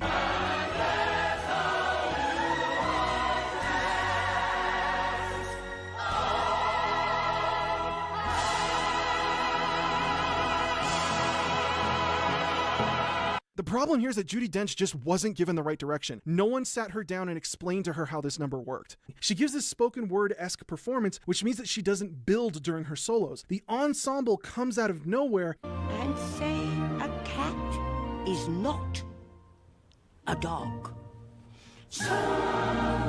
And when they finish, it feels like a cadence.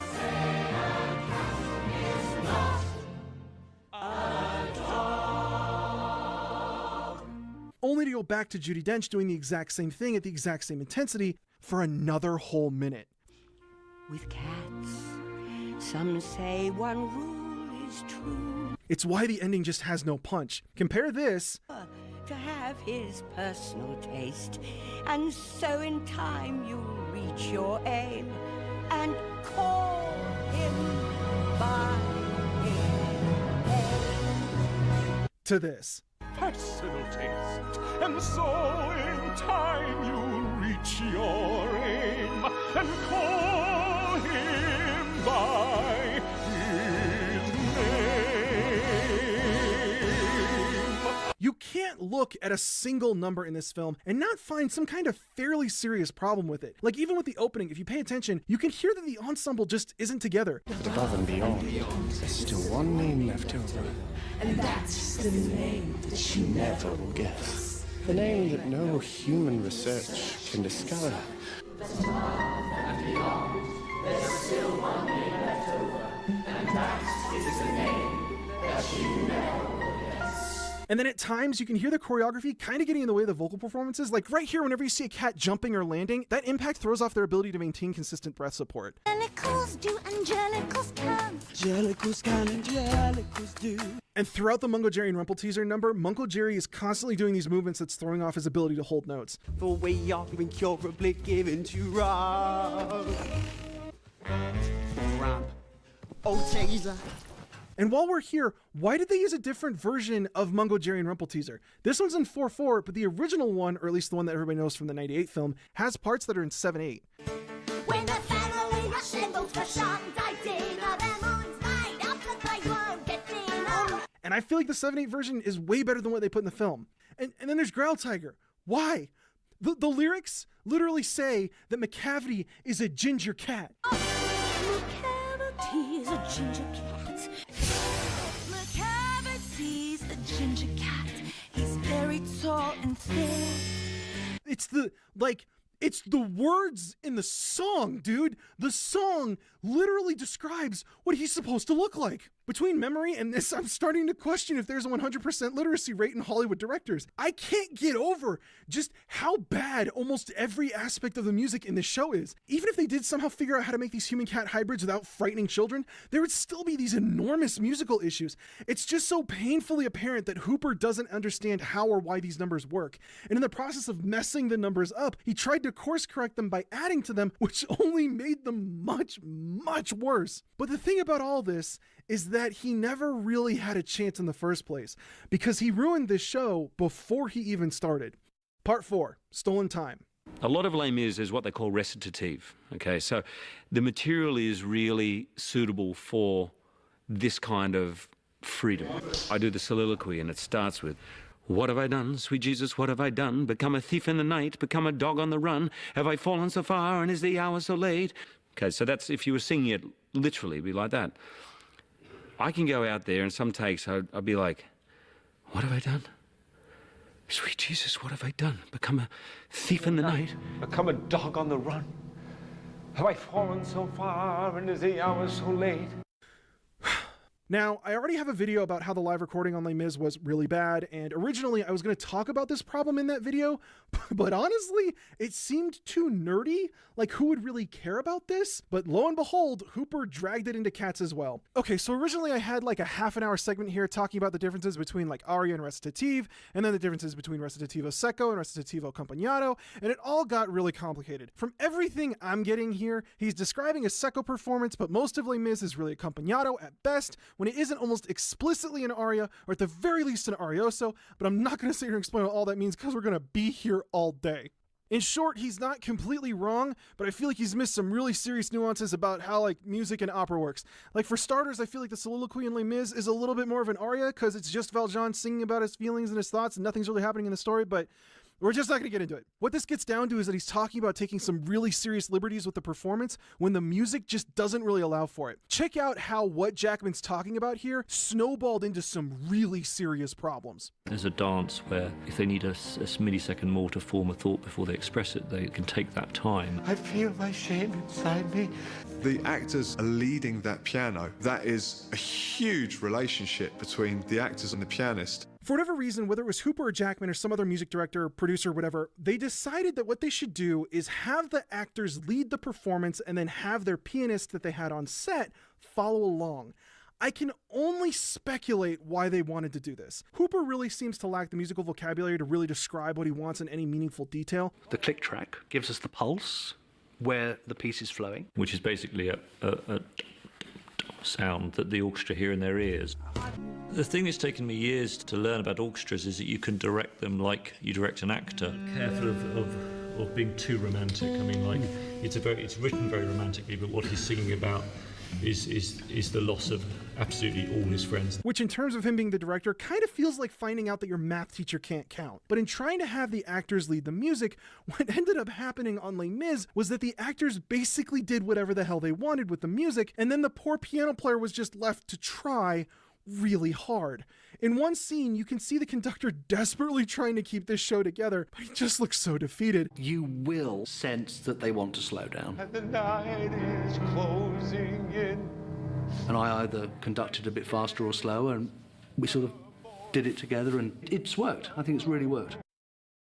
But the actors are singing, the piano player's doing their best with whatever the hell the actors are deciding to do, and that's how they got their takes. But in leaving the actors to do their own thing with the tempo, it created an egregious problem with the orchestral recording in post. Since all the actors basically didn't keep a beat, the orchestra had to do rhythmic backflips to keep up.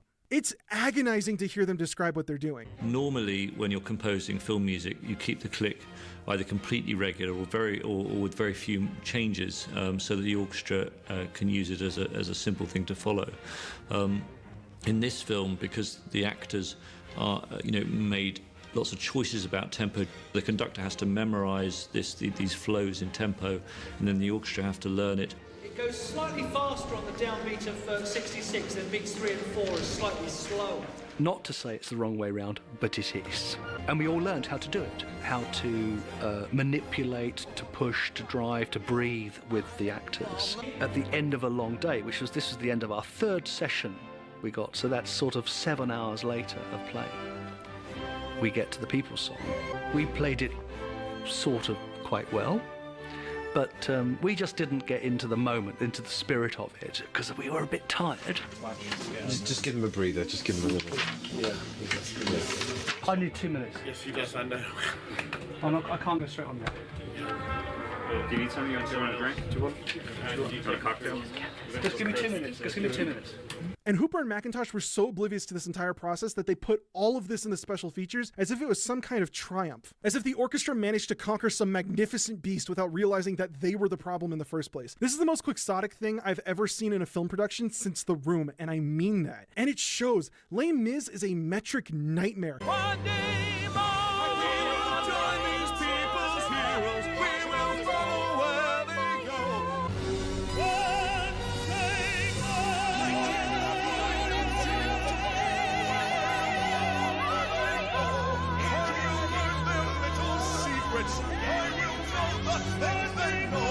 And when it came to Cats, they dialed all this up to 11. It's all about creating a frame where the actors got incredible freedom to make choices in the moment that bring alive the lyrics. They even brought Simon Hayes back, who won an Oscar for his work on Les Mis, and rightly so. That was an insane amount of work that he had to do for Les Mis. The first time that Tom and I met, he was talking to me about the honesty and the energy that you get from a live vocal recording. We've pioneered live vocal recordings on Les Mis, but this is Les Miserables on steroids. In an article penned by the different audio leads on set discussing what they did to facilitate Hooper's expectations while working on Cats, Victor Chaga, I hope I'm pronouncing your name right, the Pro Tools music editor, specifically outlines how they rigged up this 5-track musical system where at the press of a button, they could switch between a playback of pre-recorded music, like a mock-up of the orchestral track, a playback of an orchestral track but with a live piano over the top to help guide the performers with certain cues that they might be struggling with, a live piano playback with a click track based on a tempo map of the pre-recorded material, a live piano playing but with a few reference clicks from a click track, like having a metronome count you in but then the piano goes from there, or finally, a setting where they can let the piano player play completely free, following whatever the actors decided to do on stage. And all of this was happening in the middle of takes. One part of a number could be played to a click track, while the next would be performed alongside the piano player, following whatever the actor wanted to do, and then back again. It is stunning to read about because it almost feels like the audio equivalent of Mythbusters on meth. Creating this absurd playback system is kind of like strapping a rocket engine onto a 3-wheeled shopping cart. Like, yeah, it is extraordinarily impressive that you managed to pull this off, and I feel really sorry for the team of, and let's be real here, top-of-the-line audio engineers. These people are literally at the top of their field. Imagine if you had world-class cancer researchers working on a marketing campaign for the health benefits of mouthwash enemas. That's about what we're dealing with here. So when the ensemble feels like they're suddenly listening to a click track, it's because they are. Someone pushed a button, and now they all have a metronome